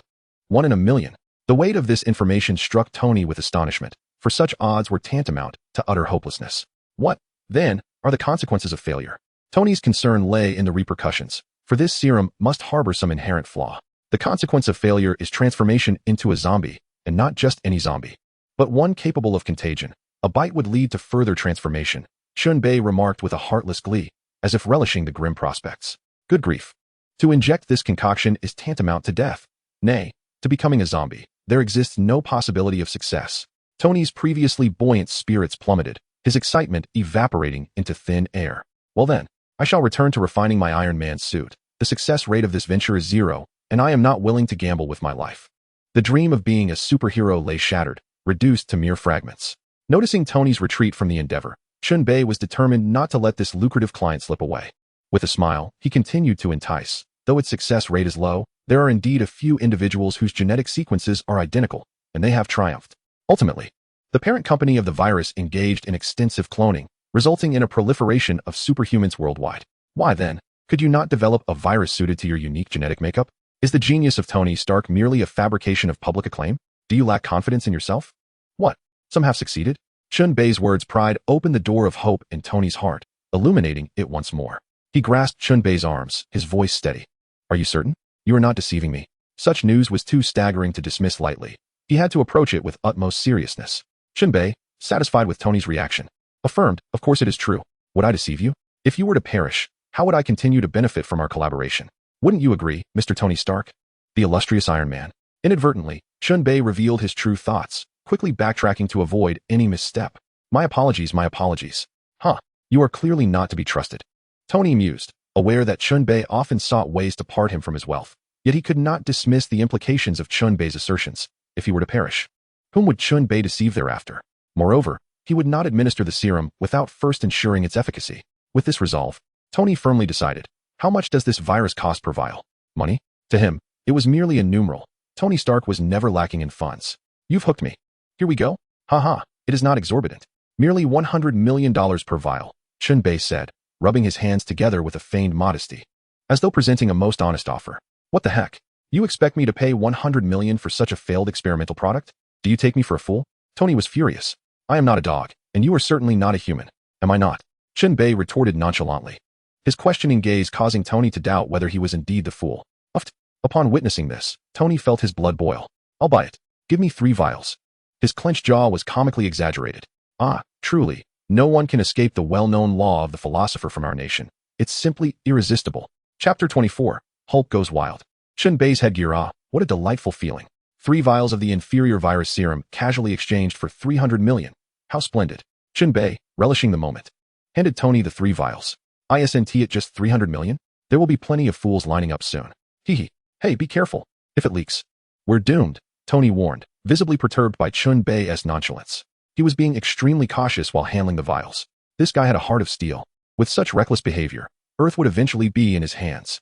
Relax, relax. If I die, I die. I want to perish. This virus is powerless against me, Chen Bei declared boldly, which left Tony feeling as if he had just witnessed a miraculous apparition. FCK. What do you mean if I die, I die? Is my life so worthless? Tony thought to himself, feeling that spending time with Chen Bei had surely cost him at least 10 years of his life. Infuriating. At that moment, Chen Bei added, by the way, you owe me $410 million now. Pay up and transfer it to this card. Money, money, money. Do you even know what money is? Hey, Pepper, come here for a moment and have the finance department prepare $410 million. Tony just wanted Chen Bei to take his money and leave. Their energies clashed terribly. Pepper Potts, as Tony's assistant, was readily available in the adjacent office. Upon hearing Tony's request, she promptly approached. Hi, Chen Bei. It seems you've changed overnight. Even more masculine, Pepper remarked, noticing Chen Bei casually lounging on the sofa, gazing out at the scenery. Is that so? Your eyes are truly discerning, Pepper, Chen Bei replied with a smile. Humility? Can it be consumed? After exchanging pleasantries, Pepper turned her attention to Tony. Tony, what do you need me for? You look unwell. Is everything all right? She noticed Tony's troubled expression. Was he excited or distressed? Either way, he seemed quite conflicted. Oh, it's nothing, Pepper. Just have finance transfer $410 million to Chen Bei's card. With a sigh, Tony handed Pepper a card, and she nodded without further questioning. In the corporate world, the boss is the boss, and the employees are employees. She wouldn't interfere with Tony's decisions. Soon enough, the $410 million was transferred, Large companies certainly had swift transaction speeds. Hee, a pleasant collaboration, Tony. With the money in hand, Chen Bei cheerfully addressed Tony. One should never be at odds with money. All right, a pleasant collaboration indeed.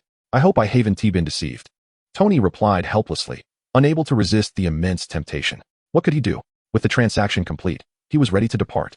In the future, should you require a viral serum, I shall graciously offer you a 20% discount. Farewell. Chen Bei whistled with pride as he exited Tony's office.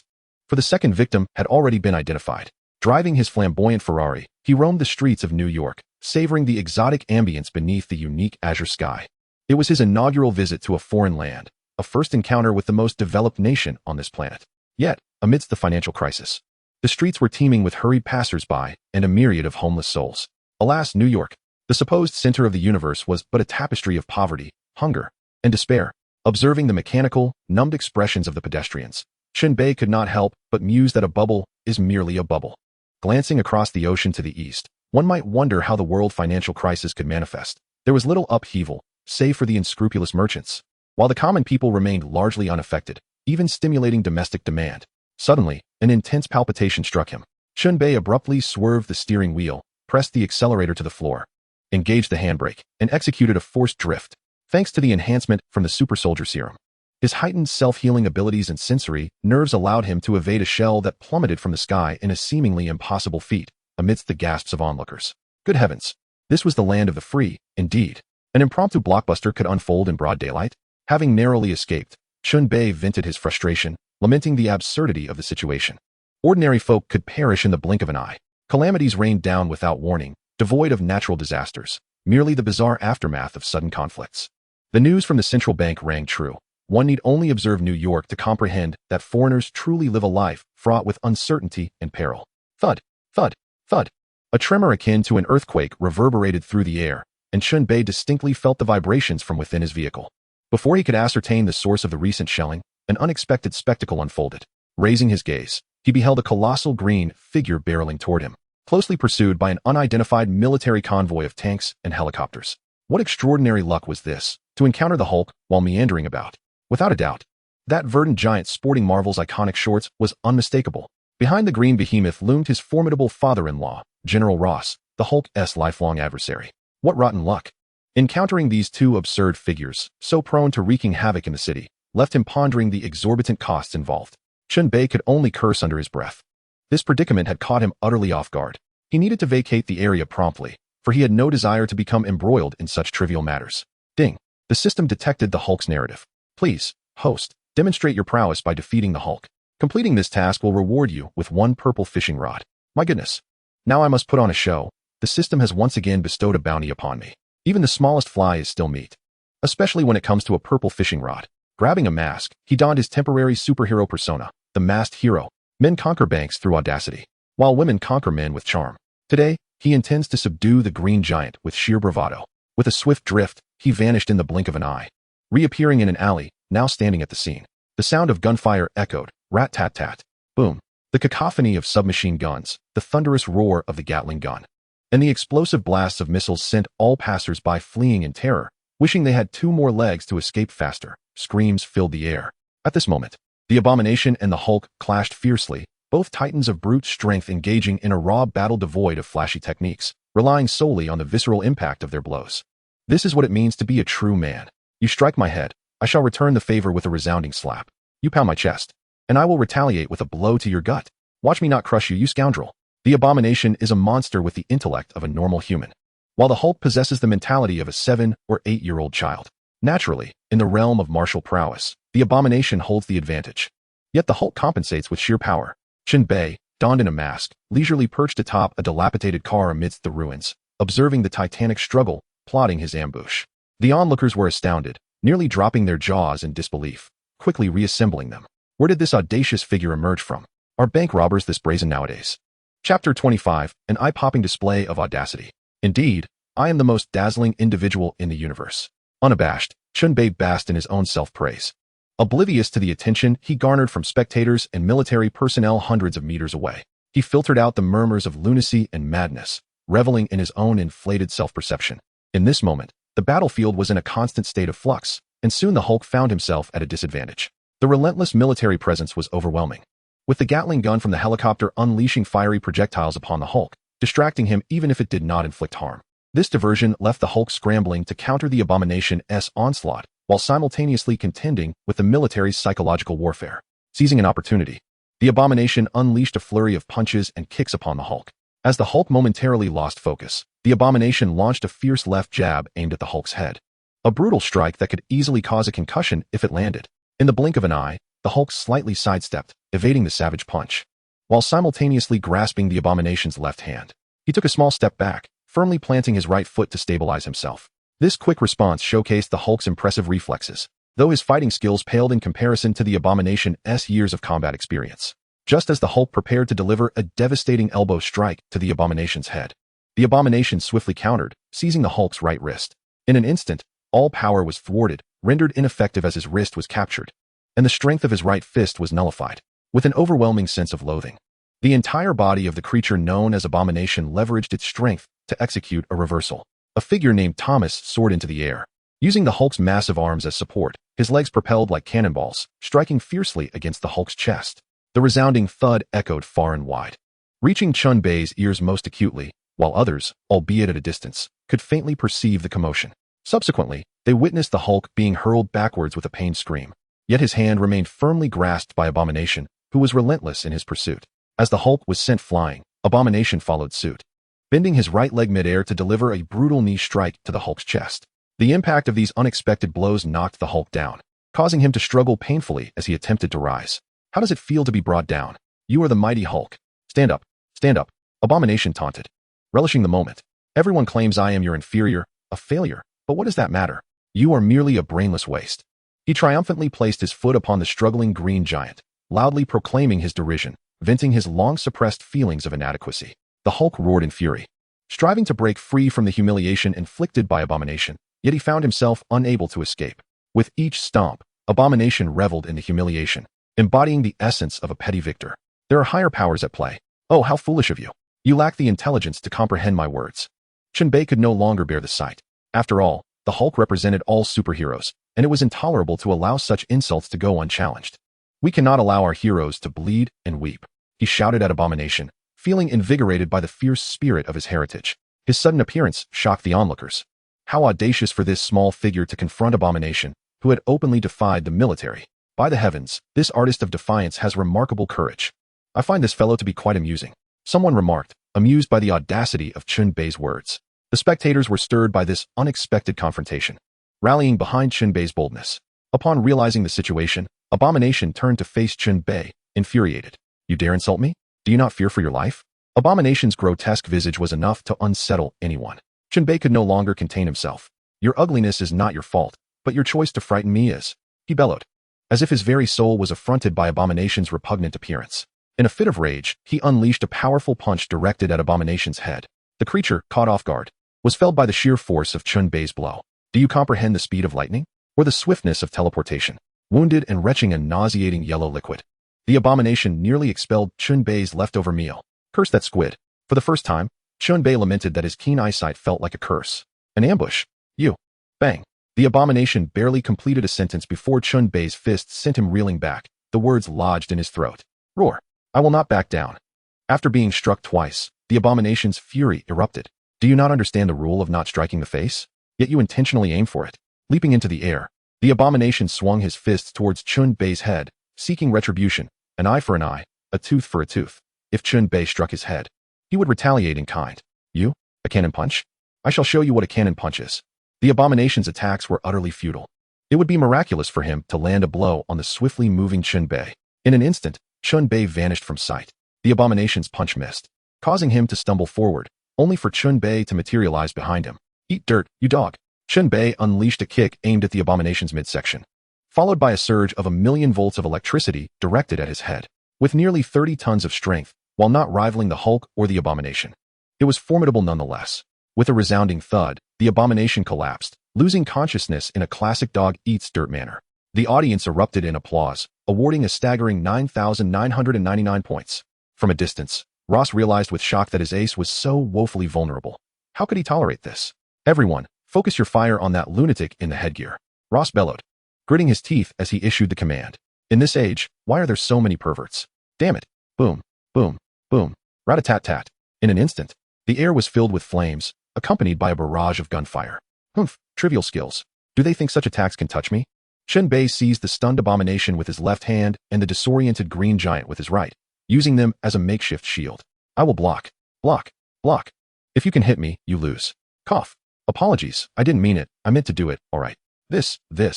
Everyone was left dumbfounded, unable to comprehend the situation. Is such a tactic truly possible? A divine maneuver. Chapter 26. Jealousy is the original sin. They couldn't grasp it. This man is truly cunning. Managing to find a humanoid shield in such circumstances. Everyone's mouths twitched as they gawked at the absurd and astonishing scene unfolding before them. Impressive.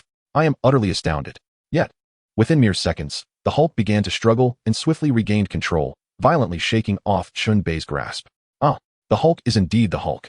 Chen Bei could not help but marvel. Even if he was not currently formidable, his recovery ability was astonishing. Just moments ago, he was gravely injured, yet within seconds, he returned to life, revitalized after being knocked out by his electric shock. As Chen Bei observed the abhorrent figures still lost in their drunken stupor, he couldn't help but disdainfully curl his lip. A worthless imitation remains just that, a mere imitation, incapable of matching the defensive prowess of Hulk. Boom. Bang. The second wave of attacks arrived as anticipated, leaving no room for Chen Bei to catch his breath. Sigh, these bothersome ants are relentless. Shaking his head in exasperation, he acknowledged their tenacity. No sooner had he voiced his thoughts than he transformed into his lightning form, instantly rendering everyone around him momentarily dazed. One must admit, the perfect thunder fruit is truly remarkable. It neither harms the body nor injures the hands, though it does wreak havoc on clothing. Fully electrified, Chen Bei disregarded any assaults, closing in on the military encampment with staggering speed, leaving them defenseless. Die, he roared. A storm of thunder descends. With a flash of lightning, countless bolts rained down, transforming the area into an ocean of electricity. The soldiers, ensnared in the dance of electric serpents, fell convulsing to the ground, yet Chen Bei held back his full strength. They were merely foot soldiers, not his enemies. They were simply following orders. The true target was, of course, the one who commanded them, Ross. Has Ross fled too swiftly? Chen Bei glanced around, realizing that the helicopter had vanished. Ross had seized the chaos to escape. No matter, one can evade a monk, but not the temple. Next time, he shall not slip through my grasp. Chen Bei dismissed the matter. A single Ross was hardly worth his ire, for their next encounter would surely end with him crushed effortlessly. At this moment, the onlookers began to comprehend the truth. The figure clad in the hood was neither insane nor mad. He was a formidable mutant. This power was astonishing.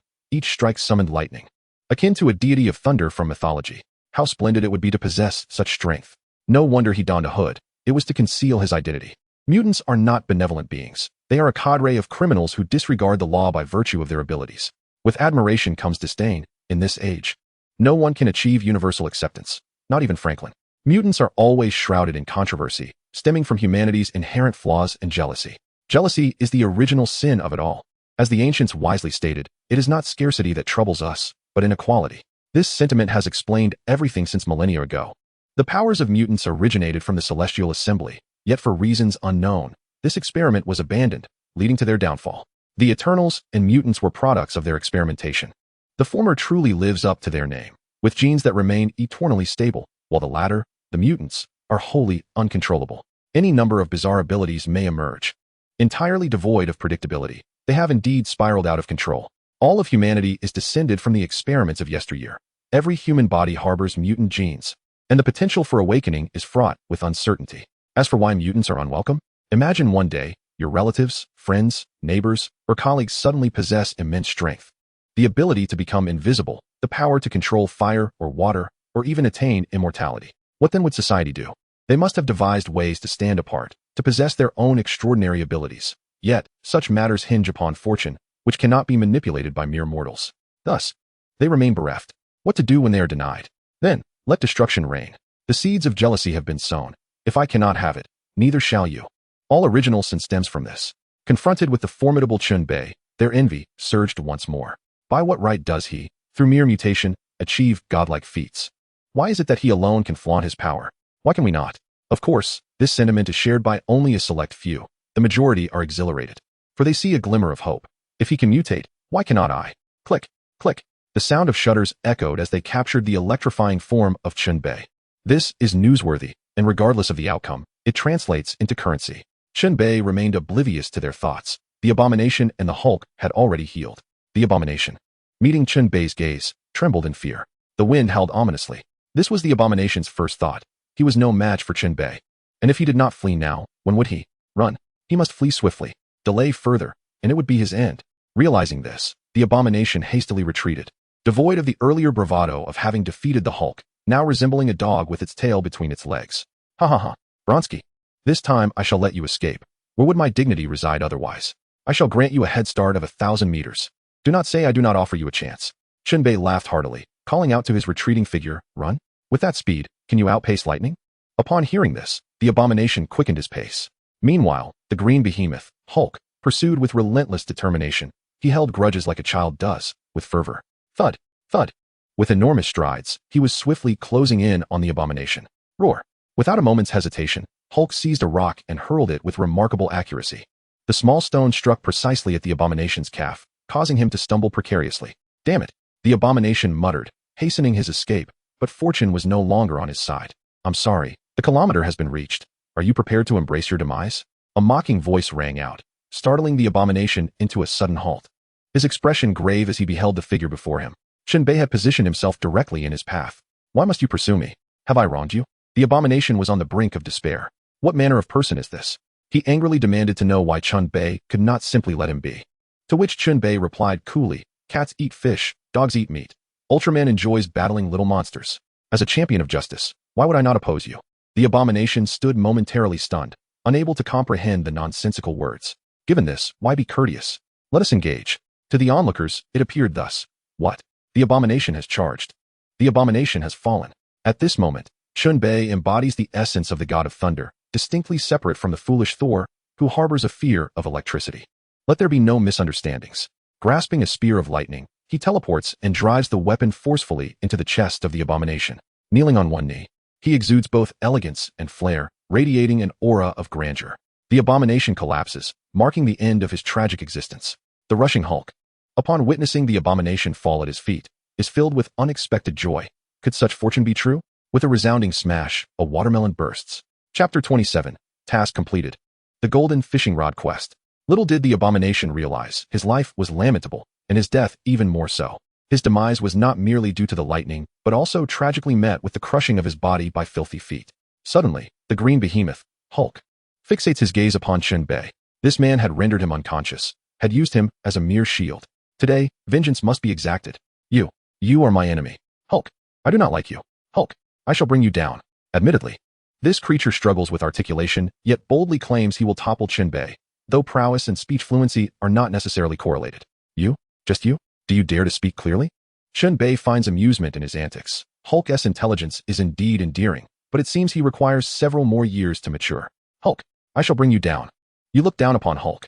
The raspy voice resembles the roar of a wild beast, yet it carries the tone of a childish temper.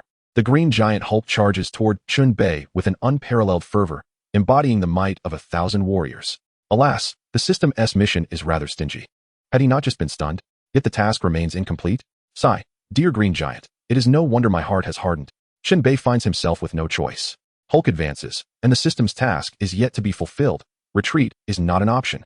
The size of a basketball, Hulk's fist magnifies in Chen Bei's vision, slowly occupying his sight, drawing nearer and nearer.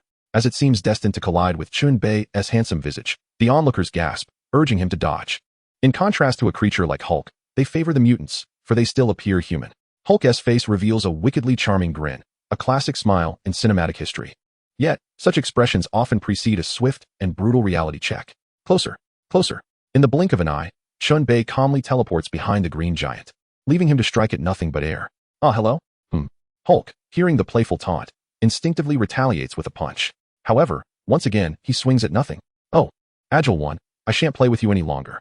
The green giant, sensing danger, feels his heart race, and alarms blare. Danger. Yet, it proves utterly futile. Suddenly, a bone-chilling scream reverberates through the heavens, scattering the clouds as it echoes. Taking advantage of the moment, Chen Bei unleashed his formidable martial arts skills, renowned in the underworld for instilling terror in countless rogues, by executing the devastating severing legacy kick. Unfortunately, the green behemoth became the first fortunate soul in the Marvel Universe to encounter this technique. With a mere 30 tons of force, he displayed remarkable leniency towards the Hulk. For a worthy adversary deserves one's utmost effort. Both heroes, they must indeed hold mutual respect. The agony of childbirth, often deemed the most excruciating pain in the world, now seemed trivial in comparison to this experience. Crack, crack. The Hulk distinctly heard the sound of something shattering. Was it a skull or something far more delicate? At this moment, he felt as though he were ascending to the heavens, unable to discern whether it was his head or something else that had met its demise. In any case, it was certainly not a good omen. Ascending to the heavens was no longer an option. It remained uncertain whether the Marvel world would ever witness the emergence of another green giant. He was now preparing, nay, had already joined the ranks of the crotch protectors, rolling about on the ground in agony.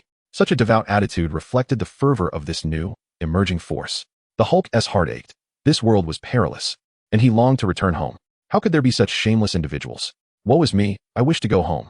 The onlookers, both men and women of all ages, were left dumbfounded, collectively gasping in horror, their faces contorted in unspeakable anguish, many joining the crotch protectors in solidarity. How painfully excruciating must this be? Even the fearless green giant could not help but writhe on the ground in torment. All eyes turned to Chen Bei with newfound reverence. They would remember this peculiar mutant. Any man exhibiting such a form must be avoided at all costs. He would kick the groin. He was exceedingly malevolent, uncommonly cruel. In that instant, an unexpected wave of sympathy for the Hulk washed over the crowd. Encountering such a ruthless individual would surely lead to a world of pain. No, it was not merely painful. It was a cataclysm of devastation. The Hulk's regenerative abilities began fervently mending his injuries, though it remained uncertain whether Banner would ever benefit from such recovery. Chen Bei stroked his chin, maliciously speculating. Surely it could still be of use. But would Banner ever find it advantageous? According to Chen Bei's conjecture, Banner was likely still akin to a cucumber in stature. This fellow must avoid emotional upheaval. Excessive excitement would prompt the Hulk to emerge in his stead. When, then, could Banner remain unperturbed? Alas, it was no wonder the Hulk was so adept. Such precision must result from years of honed instinct. Just as Chen Bei indulged in his wicked musings, the system's voice finally emerged amidst the clamor. Ding. Congratulations, host. On completing the Hulk storyline's preliminary challenge, you are awarded a purple fishing rod. Ah, it has arrived. A purple fishing rod? Quite splendid. Perhaps I shall use this purple rod for a moment, and then procure a pink rod valued at 100 million for some fun. As for the golden rod, that remains a distant dream, priced at a staggering 10 billion. Onward. I am the chosen one. Even the most wretched fishing rod can yield treasures. Chen Bei clenched his fists and resolutely declared, fortune favors the bold. One must strive to transform a bicycle into a motorcycle. Accumulating $100 billion may take an eternity. It would be wiser to settle for a more attainable goal. At that moment, the system issued another prompt. Ding. The host is currently engaged in the Incredible Hulk storyline. The next round of tasks is commencing. Ding. Main quest initiated. The host is required to completely dismantle the Incredible Hulk narrative. Upon completion, the host will be rewarded with a golden fishing rod. A golden fishing rod? Could it be that the system has discovered its conscience? This is worth $100 billion. Is it truly being bestowed upon me? Chen Bei was utterly astonished. The suddenness of the surprise akin to a whirlwind. System, have you contracted a virus? Please refrain from posing such intellectually deficient inquiries. The system is infallible. The system sternly informed him, emphasizing never to doubt its accuracy. Haha. System, I am profoundly grateful to you. Thank you to your ancestors for 8 generations. Chen Bei's face lit up with uncontainable joy, breaking into hearty laughter, while also subtly probing the system. Host, the system is merely a system. There exists but one such entity across all realms, devoid of ancestors. Understood. Chen Bei realized that this was indeed just an intelligent program, solely responsible for the system's operations. Chapter 28. Fishing with the youngster from Mutant City. The matters here had reached a conclusion, and how they would ultimately unfold was no longer his concern. Regardless of the chaos that ensued, it was not his doing. The military had ample green bills to spare, and as for the Hulk, Chen Bei estimated he would be fine in mere seconds. Teleporting back to his vehicle, he retrieved clothing from the supermarket to change into before driving away. This lightning form certainly wore through clothing rapidly. However, the advantages far outweighed the disadvantages. No one could discern his identity. Fortuitously, with a supermarket at his disposal, he need not worry about lacking attire, and the white fishing rod could yield satisfactory results as well. He visited a high-end restaurant to order some lunch, packaging it to take back for Natasha, while he himself opted for some Chinese takeout from Chinatown. Chen Bei initially intended to seek out Nick Fury, as this fellow was a significant client. However, with the current situation, Nick Fury would likely be preoccupied with apprehending Banner. One cannot deny that many had their sights set on this green giant. In the hotel, Natasha had awakened and was languidly soaking in a bath, preparing herself. One must commend the exceptional service of a 5-star hotel. Her torn garments were unwearable, yet replacements were readily available in the room. Moreover, An array of enticing novelty items were prominently featured among the hotel's offerings, catering to the whims of the affluent and yielding substantial profits. When Chen Bei returned, Natasha was ready, her stomach audibly protesting the absence of food. "Darling, your timing is impeccable. I was just about to call for room service." As Chen Bei stepped through the door, she darted to his side, batting her eyelashes at him like a hungry kitten awaiting its meal. "No need. I brought something back just in time." After speaking, Chen Bei retrieved lunch from the system space, the delectable dishes still steaming, without any delay. "Wow, is this magic? I was astounded by this scene yesterday. Quickly, tell me." Natasha clung to Chen Bei's arm, shaking it eagerly, her softness pressing against him so intimately that it was almost unbearable. A steel beam could be ground into a needle. Clearing his throat, Chen Bei said, "Let's eat first. I will tell you after the meal." He quickly pushed her away, murmuring a silent prayer for restraint, wondering if this was a test of his unwavering resolve. "Fine. But if you don't tell me later, I will bite you." Natasha's face brightened, clearly enjoying the playful banter, her charm evidently disarming him. Her alluring gaze briefly flickered towards Chen Bei, conveying unspoken thoughts. "Bite me?" Chen Bei felt a shiver run down his spine, contemplating whether his actions had inadvertently opened the door to her new world. It was not entirely impossible. "Let us eat."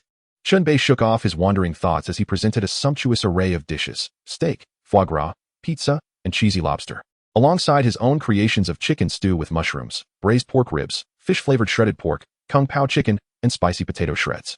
The fusion of Western and Chinese cuisine meant there was no room for preference. He was unaccustomed to Western fare, and perhaps Natasha might not enjoy Chinese food either. This smells amazing," Natasha exclaimed, finding the steak and foie gras somewhat lacking in comparison to the elaborate spread before her. "I want to eat. I want to eat." Without hesitation, she wielded her fork like chopsticks. Though it was a challenge, she managed to dig in with delight. Delicious. So flavorful. The Chinese dishes were notably salty and spicy, a stark contrast to her usual meals, and even as the heat made her fan her face and tears brim her eyes, she continued to indulge. Slow down, have some water." Chen Bei chuckled at Natasha's gluttonous demeanor, wishing she could show a bit more restraint. Rather than devouring her food like a starved spirit, he handed her a glass of water and gently wiped her mouth and the sweat from her forehead. "Thank you." Chen Bei tended to her with the care one might offer a child. As Natasha realized she had indeed exhausted herself last night and was experiencing these flavors for the first time, her appetite remarkably robust. Meanwhile, Chen Bei sampled the Western dishes she had previously neglected, enjoying the act of eating purely for the sake of savoring exquisite flavors. Since developing his self-healing abilities, he had become acutely aware of the changes within his body, able to absorb a certain cosmic energy that sustained his vitality and stored energy within. It seemed that this energy was quite unique. He resolved to study it further when time permitted. The meal concluded in a delightful atmosphere, with Natasha experiencing true culinary diversity for the first time. "I declare, from now on, I shall indulge in Chinese cuisine," she proclaimed, patting her rounded belly, reclining on the sofa with a look of contentment, too lazy to move, as if she had surrendered to bliss. Dining on Chinese cuisine. Then perhaps Lady Natasha should practice using chopsticks, as it is a gesture of respect towards the culinary art, Chen Bei remarked, casting her a sidelong glance. It was his first encounter with someone employing a fork to consume Chinese food, a practice both impractical and amusing. "What's the rush? This is far too simple for me," Natasha replied lazily without lifting her head, indulging in a moment of repose. "Tch." Chen Bei scoffed at her idleness before reclining on another sofa, surrendering to the depths of the system, his consciousness transported to the vicinity of a small pond. "System, assist me in exchanging for 3 pink fishing rods. I am finally ready to indulge," Chen Bei declared with a broad grin, exuding the demeanor of a nouveau riche. Yet, the system remained as impassive as ever. Ding. Deducting $300 million from the host to purchase pink fishing rods. The system executed the transaction with remarkable speed, promptly manifesting 3 pink fishing rods into Chen Bei's possession. "I have a query. Will such an immediate deduction of $300 million attract attention from that pesky entity? This is not merely a few million that can be overlooked," Chen Bei pondered anxiously, concerned about potential scrutiny. Surely, such a substantial movement of funds, especially in the context of the prevailing financial crisis, would attract regulatory oversight. Ding. The system's operations are flawless. Does the host believe that the banking regulatory system of this minuscule planet could detect such transactions? They will only see that the account balance remains unchanged. Upon hearing the system's assurance, Chen Bei shrugged. "The system is formidable. I have no words to express my admiration. In the realm of the system, all that appears unreasonable is, in fact, entirely rational." He then cast down the purple fishing rod, taking his time. The art of padding is essential. To achieve a perfect strike, one must ensure the padding is impeccable. In another world of combat, A despondent young man from the Shao family in Wutan City lamented his dwindling fighting spirit. Why is my energy leaking? I am not an inflatable doll. A self-proclaimed transmigrator. He questioned the whereabouts of his golden finger. Suddenly, a purple fishing rod materialized from the void, ensnaring the ring upon his finger and brazenly claiming the heirloom left by his mother. What is happening? I am merely a spatial ring. Why summon such a formidable force? He exclaimed in disbelief. Those who can manipulate spatial laws must be of extraordinary caliber, he thought, though he remained oblivious to the precise nature of such power. All he knew was that in the realm of existence, space reigns supreme while time commands reverence. This spectacle rendered Xiao Yin, the protagonist, utterly still, nearly paralyzed by fear. If I am invisible, then perhaps I shall remain unseen. As for his mother's heirloom, he dared not utter a word, for this entity was far from being his genuine mother. The classmate known as anti-inflammatory harbored a soul. This corporeal form was merely a vessel. Helplessly witnessing his mother's relic being claimed by a terrifying presence, he could only remain silent. Days later, he discovered he was capable of cultivation once more. His innate talent had returned, and he swelled with pride. Alas, in the ebb and flow of existence, one must recognize that with every gain comes a corresponding loss. Acquiring what one should not possess inevitably leads to relinquishing what one ought not to lose. From that moment forth, he became indistinguishable from the common populace, spending his life merely drifting through this small patch of land. Even being a fighting emperor was not too shabby. In the Marvel Universe, Chen Bei cast his fishing line and discovered an ancient ring attached to it. Could it possibly be a storage ring? It seemed likely. Chen Bei scrutinized it carefully. Arriving at his conclusion, this was no ordinary ring, for he wielded a purple fishing rod. It was implausible that he would reel in something so mundane. System, what should I do? Should I bloodbind it? Chen Bei, uncertain, naturally sought guidance from the system. After all, free labor should not go to waste. Host, you are overthinking it. The items retrieved by the system are rather unique. You will discern their nature with your mental power. Chen Bei, trusting the system, after all, it had no reason to deceive him, extended his mental energy into the storage ring. Suddenly, a slumbering soul materialized within his perception. What on earth? Could this be the apothecary? Chen Bei was astonished. This storage ring belonged to the student who dealt with anti-inflammatory medicine. His fortune was undeniably extraordinary. Wait. He suddenly recalled that this was not the Dookie world. Where would such energy from a different realm come from? It was utterly useless. The ring was merely an ordinary storage ring, albeit slightly larger than usual. Chen Bei's mental energy swept briefly over it, yet it was enough to awaken the slumbering apothecary. The old man looked at Chen Bei with a mixture of astonishment and fury, trembling as he asked, "Who are you? Where is the anti-inflammatory medicine? How did this ring come to be in your possession?" The old man, upon awakening, launched into a string of questions, his fear palpable. This place was devoid of any trace of Dookie energy, instead filled with a cacophony of complex energies and noxious fumes. As a mere fragment of a soul, he found it difficult to resist. Chen Bei silently thanked the heavens that this alternate world also spoke Chinese, allowing him to comprehend the apothecary's words. Apothecary? Apothecary, respected one? Quite a grand title. Chen Bei scoffed coldly, deciding to assert his authority. Ah, you know me? The apothecary was taken aback. Could this be an enemy? He was doomed. Of course, I know you, and I am well acquainted with the burning decision. Hand it over, and I might spare your life. Chen Bei replied icily, causing the apothecary to tremble in fear. The burning decision was his greatest secret, one he had yet to disclose to anyone. How did this youth know of it? How do you know about the burning decision? I have told no one. The apothecary's faint soul trembled violently, and Chen Bei sensed that this being might perish at any moment. You need not concern yourself. If you give it to me, you shall live. Refuse, and you shall meet your demise. Chen Bei was resolute, showing no interest in negotiating. He was merely curious about this golden opportunity. The matter of the burning decision shall not be divulged, unless you take me as your master, resurrect me in the future, and allow me to exact vengeance. The apothecary gritted his teeth, resolutely maintaining his stance, feigning indifference to death, clad in the garb of righteousness. Very well, then you may die, Chen Bei replied coolly, preparing to act, for this was the realm of the system, and he was its sovereign. Wait, wait, Yao Chun shouted in desperation, lamenting the departure from established norms.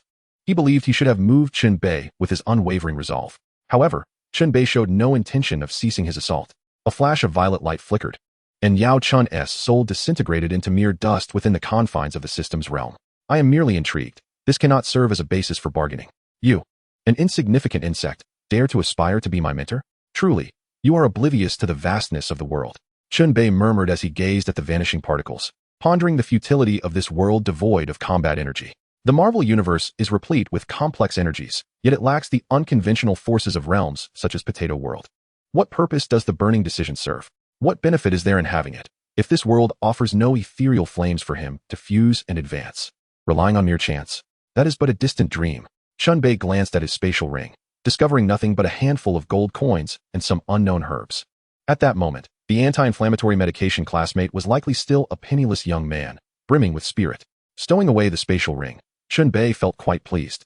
The first violet fishing rod was a treasure of extraordinary caliber. Yet, it seemed the mat had yielded its bounty, which was unacceptable. System, exchange for 10 white fishing rods. Without the mad's explosion, how could his endeavors flourish? Ding. $1 million deducted from the host for the purchase of white fishing rods.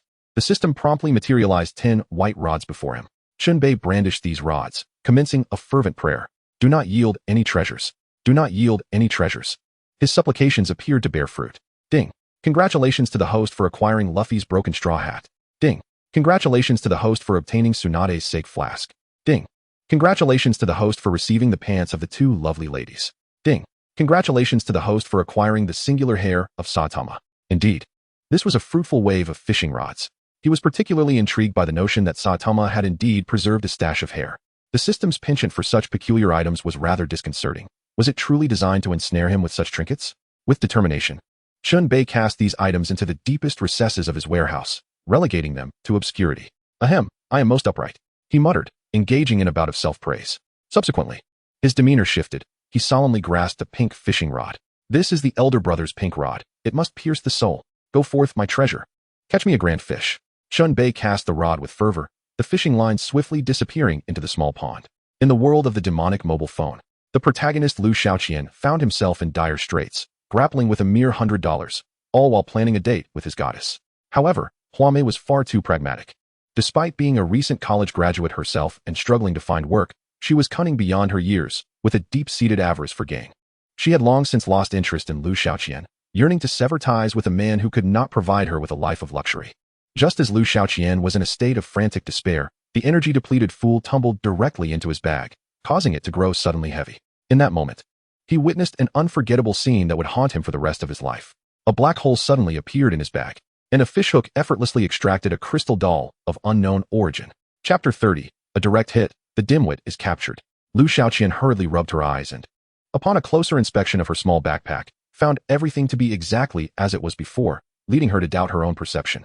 Could it be that my anxiety has manifested into hallucinations? Alas, it is indeed a penny that can thwart even the most heroic of individuals. Lu Shaoqian, with a furrowed brow, squinted at the scorching sun, murmuring to herself, then glanced down at her empty wallet, finally confirming that she had indeed lost her mind. In the sacred realm of Western Ling Mountain, the Tathagata suddenly felt a tremor in his heart, as an immense force breached this world. A palpable sense of crisis locking onto him. Amitba, a variable indeed. Avalokiteshvara, I beseech you to prepare once more. The dimwit from the mortal realm has been forcibly abducted by a great power. Activate the backup dimwit number 9 mobile phone, lest the journey to the west be delayed. Remember, do not speculate on the heavenly machinations. The divine is beyond comprehension. Let all return to tranquility and avoid further turmoil. Avalokiteshvara below nodded slightly. As per the Buddha's decree, I shall depart. With that, she transformed into a beam of rainbow light and departed to prepare the contingency plan. She understood that the Buddha did not wish for her to speculate, as there was a divine arrangement at play. Despite her lingering doubts, she had to suppress her curiosity. The Buddha's command was absolute. What must not be spoken cannot be spoken, and she could not take matters into her own hands. Something that could instill such fear in the Buddha, prompting a strict prohibition, must surely harbor great terror. She dared not take risks. The fruit of enlightenment accumulated over eons was not to be trifled with. She proceeded to make arrangements, and everything seemed to return to its predetermined course. In the Marvel universe, Chen Bei, consumed by his thoughts, finally witnessed the violent shaking of his fishing rod. He knew it was coming. With a vigorous flick of the rod, the caught entity revealed its true form. Ding! Congratulations, host, you have obtained the dimwit mobile phone. Model 2060 from the Chinese brand in the world of magic. Even without the system prompt, Chen Bei could see it clearly. He was not blind, after all. How could he forget that sensational television series that once captivated the entire internet? Countless individuals yearned for that Chinese brand 2060 mobile phone. As they were indeed drawing closer to the fabled year of 2060, a few sayings circulated among the populace. Strive to live until 2060. The director had made a miscalculation. Had he said it in the year 2600, he would not have faced such backlash. Upon seeing the dimwit, Chen Bei's heart raced uncontrollably, pounding fiercely. How utterly ungrateful! Chen Bei exclaimed. Let such ungratefulness occur a few more times. Why was he so exhilarated? Why? Is it not evident upon examining the functions of the dimwit? Communication capabilities, memory functions, expression selections, medical features, flight capabilities, lie detection, insult analysis, solar charging, and immediate paralysis after 10 illicit operations. The phone's real-person mode switch, time-space traversal, invisibility, wireless tracking, memory erasure, function transfer, virtual reality, historical scene presentation, brain information interpretation, confinement capabilities, immobilization functions, replication features, and computer functionalities. Possessing such a delightful fool is truly exhilarating. Naturally, the primary function of this charming companion is to provide assistance. After all, this is a marvel of technology conceived by mere mortals, and the enchanted world of mobile phones is merely a diminutive realm of low combat prowess. Nonetheless, it serves as a splendid beginning. Chen Bei does not rely on the combat capabilities of this fool. He has no need for them. Yet the auxiliary functions are tantalizing indeed. He retrieved the crystal doll and gently tapped its diminutive nose, prompting an immediate activation. Warren Brand 2060 model mobile phone at your service. Please enter the startup password. This was akin to a scene from the television programs. Recalling the password, Chen Bei softly uttered, "I love you." Upon hearing the password, the fool sprang to life. Please select a mode, mobile mode or human mode. Chen Bei realized that the timing was not conducive for the human mode, so he opted for mobile mode. Suddenly, the fool exclaimed, "I'm starving. I'm starving." The adorably plaintive voice elicited a chuckle from Chen Bei. How utterly endearing. With no choice but to heed her call, he picked her up and placed her on the balcony to charge, marveling at the prowess of solar energy. As she basked in the sunlight, the fool cried out again, "Time to eat. Time to eat." Her antics were undeniably amusing, reminiscent of a charming little girl. The fool's voice also roused Natasha, who had been resting with her eyes closed. Curiosity piqued. She gazed at the talking crystal doll in Chen Bei's hands. "Darling, that crystal doll you hold can actually speak? How marvelous and adorable." Women find it nearly impossible to resist cute and delightful things, much like the crystal doll in Chen Bei's possession. Noticing Natasha's fascination, Chen Bei chuckled and remarked, "This doll is exceedingly valuable. I spent $100 million to acquire this treasure, hence its enchantment." Upon hearing the figure of $100 million, Natasha sprang up in disbelief. Her eyes widened as she stared at the fool in Chen Bei's grasp. Incredulity etched across her face. $100 million? Stammering, she struggled to comprehend how a mere doll could be worth such an extravagant sum. $100 million. She could scarcely imagine earning that much over a lifetime. Her partner possessed such wealth? Knowing that Chen Bei would never deceive her, she pondered what exceptional qualities this crystal doll possessed to warrant such a price. A woman's curiosity is as insatiable as a cat's. Chen Bei, however, remained enigmatic, hinting, "In a few days, you shall understand." I wouldn't he sell her for $1 billion, though if someone offered $10 billion, I might consider it. Chen Bei mused to himself that should anyone offer $10 billion, he would undoubtedly entertain the proposition. Seeing that Chen Bei was unwilling to divulge more, Natasha, brimming with questions, refrained from pressing further. Her partner was shrouded in mystery, his capabilities consistently revealing his extraordinary prowess. After placing the fool on the balcony to charge, Chen Bei resumed his repose, appearing to Natasha as a mere figure at rest, while in truth, he embarked upon his angling endeavors anew. At this moment, the first cast of the pink fishing rod instilled immense confidence in Chen Bei, who believed wholeheartedly that he could perpetuate the aura of the chosen one. He flung the rod far into the distance, and with a melodious plop, it sank into the pond. The second cast of the pink fishing rod commenced. In the realm of Jackie Chan adventures, Jackie had just obtained the rabbit talisman and was rushing to rescue the kidnapped Xiao Yu, only to find himself doused in gasoline by the minions of the Shadow Clan. In this dire moment, Xiao Yu, at the brink of despair, discovered the rabbit talisman and promptly affixed it to the back of a turtle. Remarkably, the turtle transformed into a nuclear submarine upon receiving the rabbit talisman, propelling Jackie and Xiao Yu away like a beam of light. This truly illustrated that the rabbit is swifter than the turtle, unbeknownst to them that they had caught the attention of a fishing hook. Chapter 31, the second cast of the rabbit talisman. After evading the pursuit of the Shadow Clan, the duo, along with their turtle companion, finally reached the shore and exhaled a sigh of relief. Oh, thank heavens. Oh no, what is this? Jackie and Xiao Yu were taken aback as a fishing hook suddenly materialized in the void, ensnaring the rabbit talisman before vanishing. Uncle Dragon, what kind of trick is this? Xiao Yu gazed at Jackie, bewildered, while Jackie, equally perplexed, rubbed his head in confusion. He too could not comprehend it, as the rabbit talisman dissipated from this realm. The Holy Master, aside from Jackie and Xiao Yu, was the first to notice. Even he was momentarily at a loss, only able to roar in rage. Who dares to steal my treasure? Just after his outburst, a pink fishing rod appeared from the void and struck towards the Holy Master. No matter how he attempted to evade it, it seemed as if space had anchored him, landing a solid blow. This strike was aimed at the soul, inflicting agony that penetrated deep into his essence, causing the Holy Master to unleash a pained howl. Great God, I was wrong. Please take it. The Holy Master quickly conceded, questioning the integrity of a demon. It must be said, the system is indeed tyrannical. I shall take what is yours. Dare to complain, and you shall suffer. In the Marvel Cinematic Universe, Chen Bei noticed the fishing rod shaking violently once again and promptly lifted it. Ding. Congratulations, host. You have acquired the rabbit talisman. Gah, the rabbit talisman? Chen Bei exclaimed, realizing it was indeed the most mysterious and powerful one. The rabbit talisman originally belonged to the Holy Master of the Fire Demon and possessed magical powers, enabling the bearer to move with incredible speed, symbolizing teleportation and agility. Wouldn't that mean he could dash about freely? Who could catch him? In later stages, after being struck by ion waves, the rabbit talisman could even traverse time and space to return to the past. Once its talisman shell was destroyed, the magic transferred to a Wyoming jackrabbit named Lucky. Chen Bei, clutching the rabbit talisman in his hand, smiled with satisfaction. This was indeed splendid. With this, he could forego the need to use the Thunder Fruit's pseudo-teleportation ability. That technique was limited in range. Nothing could compare to this exhilaration. Suddenly, an idea sparked in Chen Bei's mind. Carrying this rabbit talisman seems rather inconvenient. What if one day it gets lost or stolen? Wouldn't that be a gift to someone else? One's possessions should only be given away by oneself. Otherwise, destroying them should not benefit anyone else. Host, this rabbit talisman merely serves as a shell. The magical power within can be absorbed. If you destroy the shell, you can absorb the magic, can't you? The system's words were like a sudden revelation, awakening Chen Bei from his stupor. He slapped his forehead, realizing his foolishness. This shell was merely a vessel for the magic. How had he not realized this? To borrow a phrase from Lao Xing, how foolish. Without further ado, Chen Bei crushed the rabbit talisman with a decisive motion, and the magic flowed into his body through his hands.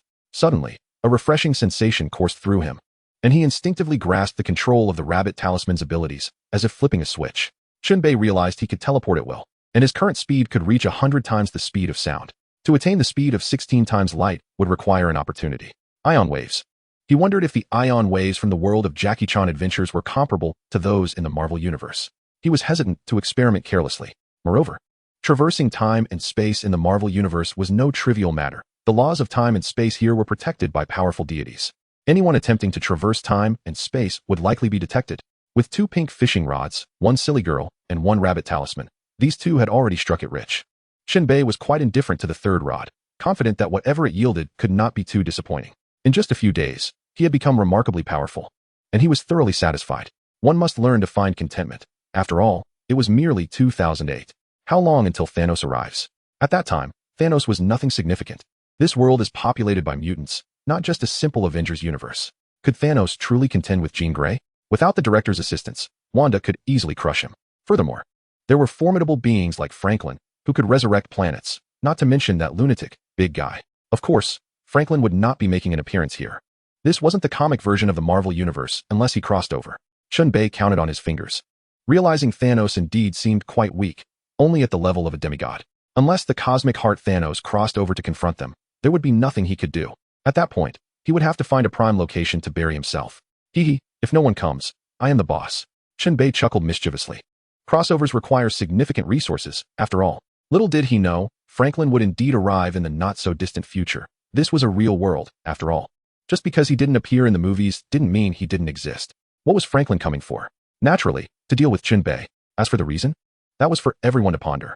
Chen Bei cast the 3rd rod into the pond and sat quietly, waiting. The world of powers was unfolding. The trio of middle school misfits was attending a party that every American high school student eagerly anticipated. Andrew, the filming enthusiast, was a timid and insecure student, the kind who refrains from retaliating when bullied. Accompanied by his cousin, they attended a party, hoping for some fun. Alas, he was once again assaulted. Anyone familiar with bars knows that while one may engage in various activities, filming videos is strictly prohibited. This party was no different. After Andrew was attacked, Matt and Steve rushed to console him. Upon discovering a cave, the fervor of their youthful spirits ignited, prompting an impromptu decision to embark on an adventure. However, as they prepared to act, an unexpected event transpired. A fishing rod fell from the heavens, directly snatching away the telekinetic crystal that was rightfully theirs. The black hole-like entity devoured the crystal, which shimmered with an otherworldly glow, as if it had never existed. The 3 boys were left dumbfounded by this surreal and dreamlike scene. Steve, what is this? The most cunning among them, Little Black, was brimming with ideas. So Andrew gazed at him, seeking guidance. We should leave quickly. We were never here. We know nothing, understand? The astute little black, adept at navigating such situations, knew it was best to keep this supernatural occurrence to themselves. Andrew and Matt, inexperienced in such matters, naturally followed his lead. Thus, the events that unfolded remained a secret, and although the three youths missed their opportunity, they managed to navigate life with tranquility, which could be seen as a reward. Innocent individuals often bear the weight of fortune and misfortune alike. They were not equipped to handle such immense power that had descended upon them. In the Marvel Universe, Chen Bei also stumbled upon a third treasure. Chapter 32, The Telekinetic Crystal and the Super Black Widow. As Chen Bei tugged at the fishing rod, a heavy sensation washed over him, surely weighing 100 pounds. Ding. Congratulations, host, you have acquired the telekinetic crystal. He was momentarily taken aback by the sheer size of the object, realizing its considerable potential. While telekinesis was a common phenomenon, this crystal could indeed facilitate the mass production of superpowered individuals, which was rather impressive. System, is it true, as speculated by online users, that this is bait intentionally released by extraterrestrial beings to parasitize those who obtain it? Recalling the discussions online, Chen Bei felt a twinge of anxiety and sought reassurance from the system. Rest assured, host, without system protection, there is no parasitic soul that can withstand the forces of time and space. Hearing this, Chen Bei felt a wave of relief. He certainly did not wish for anyone here to be parasitized, resulting in a second personality emerging. With 3 pink fishing rods concluded, he deemed his haul quite fruitful, resulting in significant gains without any waste. 1 purple fishing rod yielded a spatial ring, while the 3 pink rods procured a silly girl, a rabbit talisman, and a telekinetic crystal. After safely storing his treasures, he sprang upright from the sofa and made his way to the balcony, eager for what was to come. After approximately half an hour, the silly girl exclaimed, "I'm full. I'm full." Her adorable voice was utterly delightful, soft, and endearing. Chen Bei was thoroughly enamored. Who could possibly resist such a charming girl? Without further ado, the charging time for the device was quite reasonable, merely an hour to complete. Lifting the device, Chen Bei gently uttered, "Function transfer." As the words fell, the device transformed into a radiant green stream of data, merging into Chen Bei's being. In an instant, he possessed the same abilities as the device, a remarkable configuration indeed. Natasha, seated in the living room, found herself momentarily dazed as Chen Bei approached. Her expression, one of displeasure. "Hey, why are you pacing when you should be sleeping? Don't you realize I need to take a nap? Do you know what a sleeping beauty is?" Natasha felt overwhelmingly weary. She hadn't rested well the previous night, and having just eaten, her blood circulation was concentrated in her stomach, causing a lack of oxygen to her brain and an unbearable fatigue. Unfazed by Natasha's complaints, Chen Bei enigmatically remarked, "Do you wish to possess the ability to collect items at will, to have superpowers?" The allure of his words was undeniable. Natasha, upon hearing this, sprang to her feet. Invigorated. "Tired? Who says I'm tired?"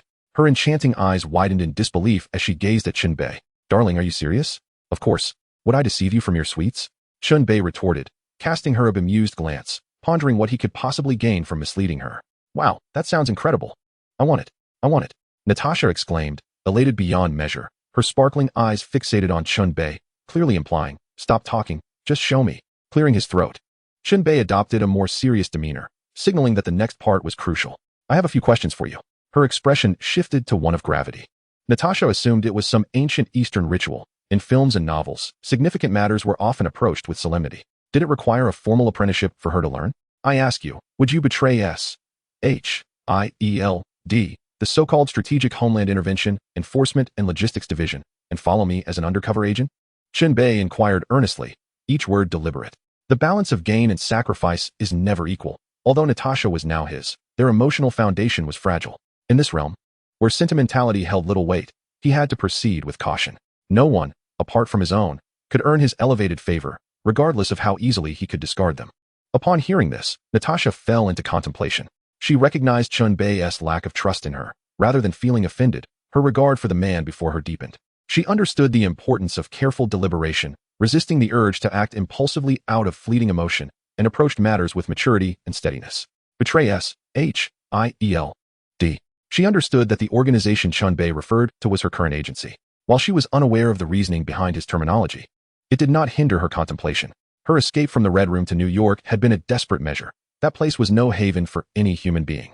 She did not wish to become a machine for killing. She possessed her own thoughts. Joining SHIELD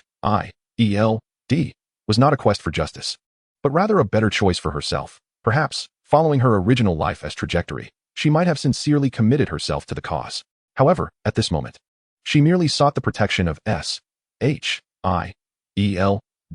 to evade the relentless pursuit of the Red Room. After a prolonged period of contemplation, Natasha arrived at her decision. Of course, I choose to be with you. You are remarkable, and being with you brings me joy and strengthens me. Why would I not embrace this?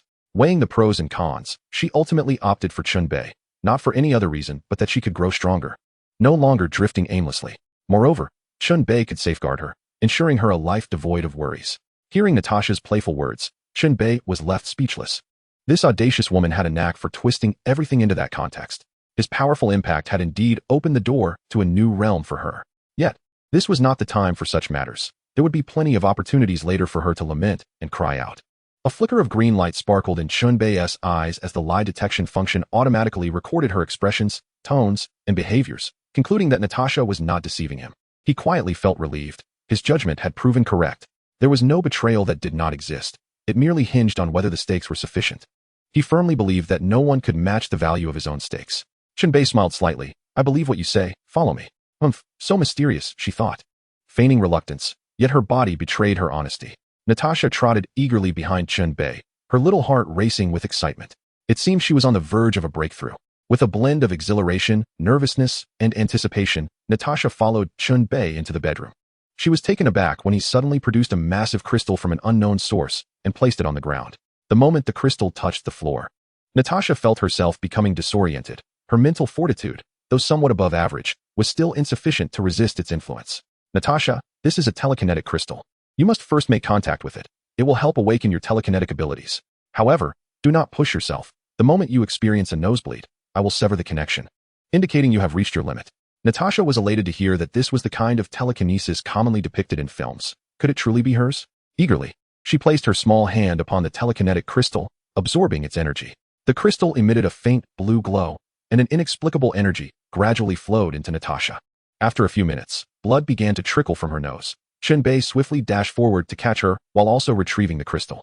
At that moment, the Marvel Universe's Super Black Widow was born. Chapter 33. Isn't it better to command the darkness? Natasha could no longer withstand the overwhelming mental fatigue and drifted into a deep slumber. Chen Bei gently laid her on the bed for a proper rest while he observed the telekinetic crystal. The crystal before him showed little change in color, indicating that it had hardly consumed any energy. Gazing at this magnificent, wondrous crystal, particularly its dazzling brilliance, Chen Bei could not resist reaching out to touch it. Suddenly, an inexplicable surge of energy shot forth from the crystal, coursing through his arm and striking the crown of his head. This crystal seemed intent on transforming him as well. Alas, what a waste. It held no value for him. Chen Bei pondered to himself, wouldn't it be delightful to simply ensnare a telekinetic adept and usurp their abilities? Awakening his own telekinetic powers would necessitate a prolonged period of practice, which seemed rather unnecessary. However, in the blink of an eye, the energy he absorbed matched that of Natasha. There was no time to squander. With a gentle tremor, he interrupted the flow of telekinetic energy. Regardless, his powers had indeed awakened. When he attempted to move a teacup in the distance, his efforts yielded little more than a slight tremor from the cup, which subsequently remained still. How utterly disappointing. It seemed he had overestimated this fellow. Andrew and his group of misfits had struggled to move even a needle at first. Yet within a month, they were capable of lifting several tons. One could not deny that the telekinetic crystals had a rather unique quality about them. This duo was indeed intriguing, and Chen Bei recognized that Natasha would surely surpass them, transforming into a veritable Super Black Widow. He glanced at the slumbering Natasha, a flicker of anticipation igniting within him, curious to see how this extraordinary Black Widow might stir the tides of fate under his guidance. As he observed, he surmised that Natasha would likely awaken only by nightfall. With so much time at his disposal, he resolved not to waste it, promptly dialing the number for the woman without fear. Within mere seconds, the call was answered, but to his surprise, it was a man on the other end. Chen Bei recognized this man as the father of the woman without fear, a figure difficult to categorize. To label him as commendable would be misleading, after all. He had molded his daughter into a cold-blooded assassin, a feat that only the most unfeeling could achieve. Conversely, to dismiss him entirely would overlook the fact that he could indeed protect his daughter, even to the point of sacrificing himself. Yet, Chen Bei found this of little consequence, as it bore little relevance to him. On the line, the father's gruff voice resonated. Hello, I know who you are, that formidable mutant. I ask that you refrain from disturbing my daughter in the future. Chen Bei was taken aback. Such directness was unexpected. While he had no intention of belittling the man, the truth remained. No matter how well he trained her, she would remain merely human. Only he could bestow upon her extraordinary powers. Did he truly desire for her to meet her end at the hands of others? She was but an ordinary person. I have said my piece, Mr. McCleady. Of course, your opinion holds little weight. However, I am not inclined towards violence. I made a promise to Mindy, and if she is willing, no one can thwart that. Inform Mindy that I await her at the hotel. I hope to see you both after you have considered your options. Chen Bei spoke with a calm demeanor, clearly conveying his intent. He was not here to negotiate, merely to inform. On the other end, the father stared blankly at the disconnected call, engulfed in silence as he weighed the pros and cons. That individual had been terrifying, coolly confident to a chilling degree. As a former elite officer, his instincts were finely tuned. He surmised that his daughter had long since resolved to become a genuine superhero, rather than merely an ordinary one. He was acutely aware that they, whether ordinary individuals or members of the underworld, were increasingly struggling against the formidable forces of superpowered crime. If this continued, a disastrous turn of events was inevitable. The limits of ordinary people were evident, and perhaps a single stealthy bullet could snuff out their lives. While it was possible that Chen Bei was leveraging his daughter to achieve some ulterior motive, her opinions held significant weight. Observing Mindy in the distance, engrossed in combat videos, the old man felt a profound respect for her. The words spoken by that individual rang true. They were indeed rather weak. Approaching Mindy, he paused the video. "What's the matter?" she inquired, a hint of confusion in her voice. "Mindy, here's the situation. That man just called and asked you to go to the hotel right now. He promises to bestow upon you superpowers.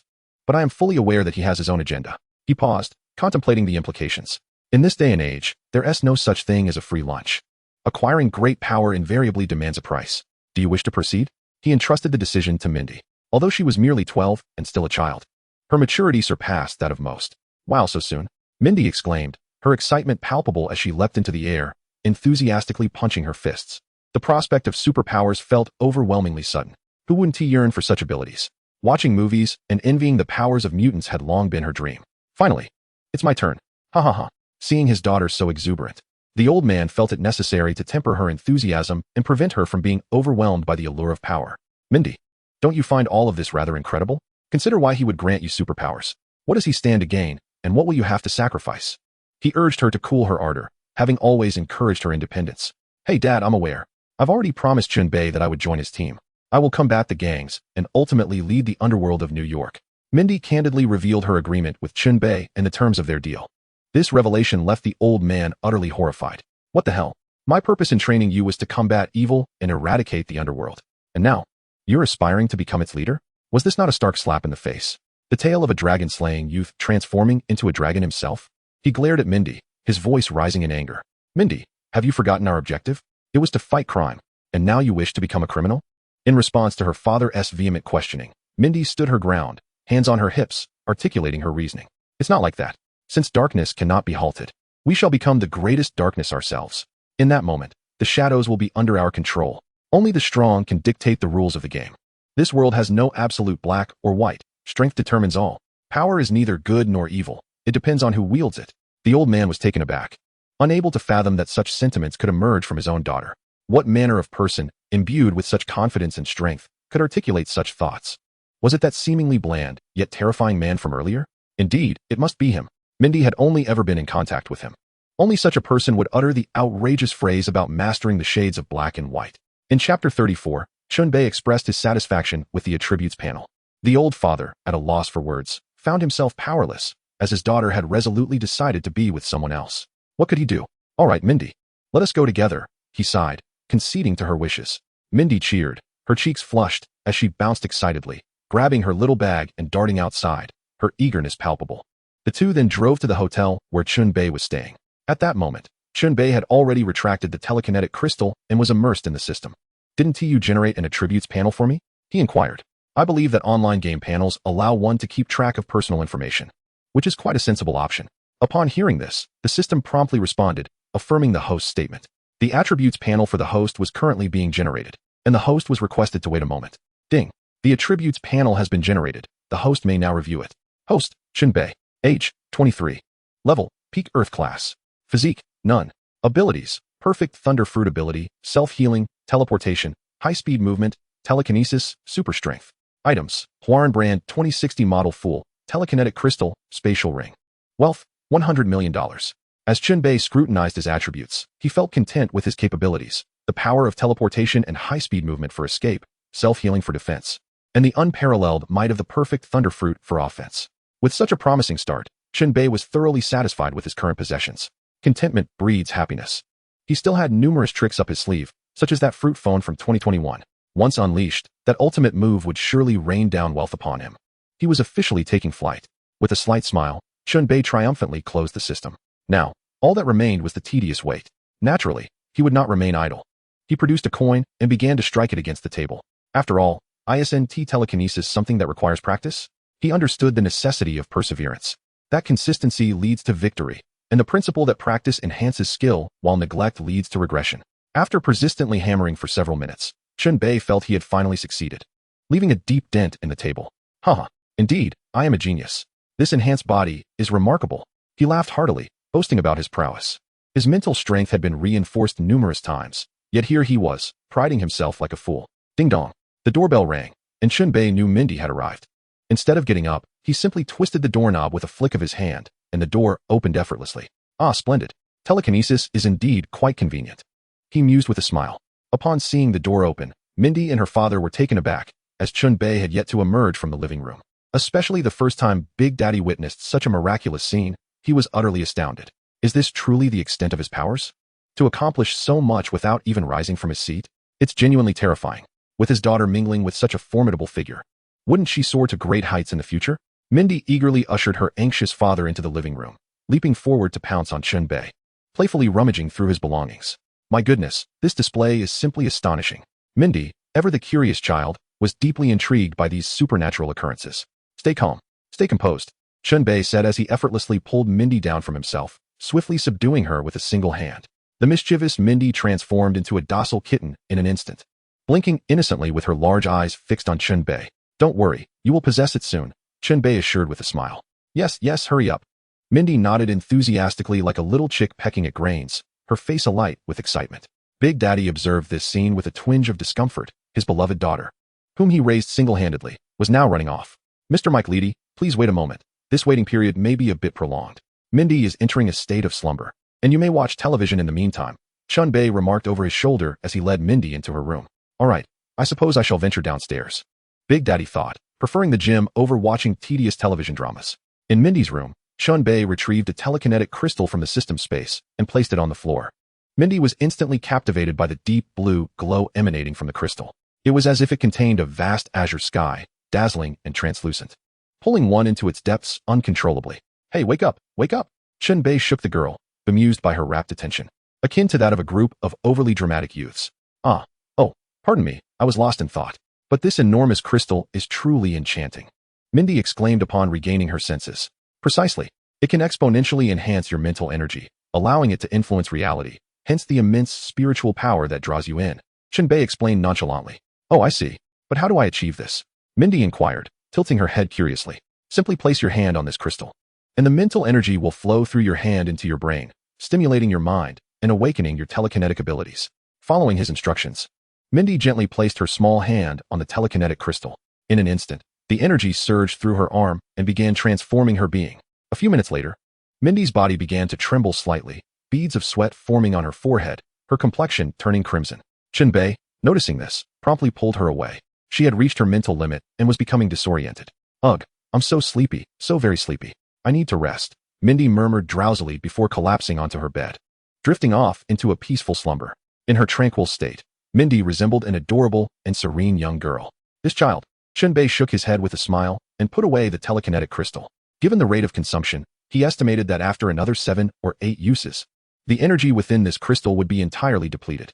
At that point, if he could not find a means of replenishment, the telekinetic crystal would merely become an ordinary rock.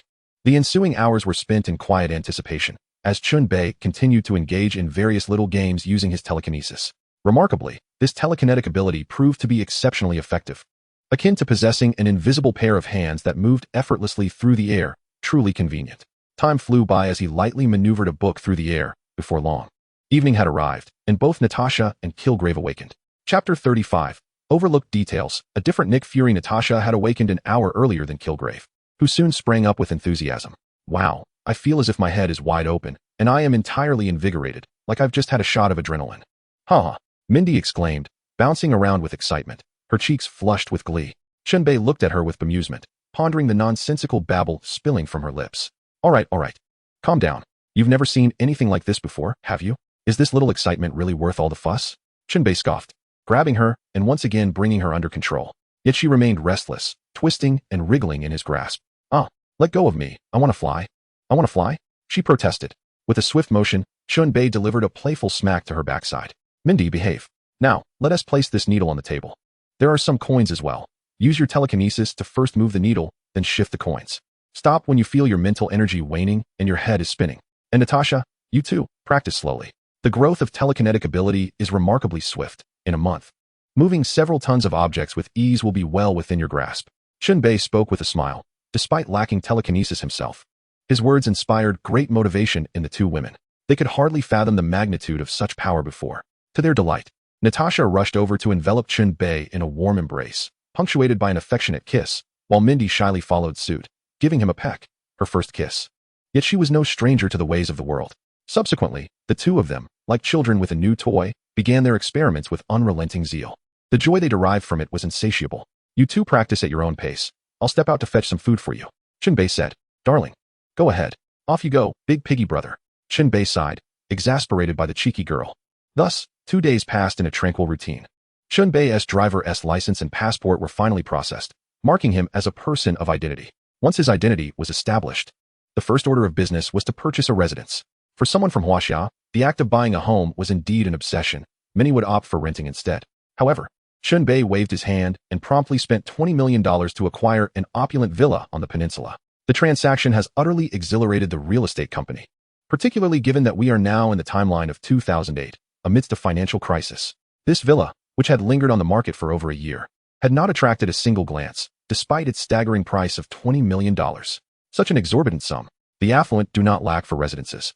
And just as it seemed this villa would languish unsold, a young tycoon emerged.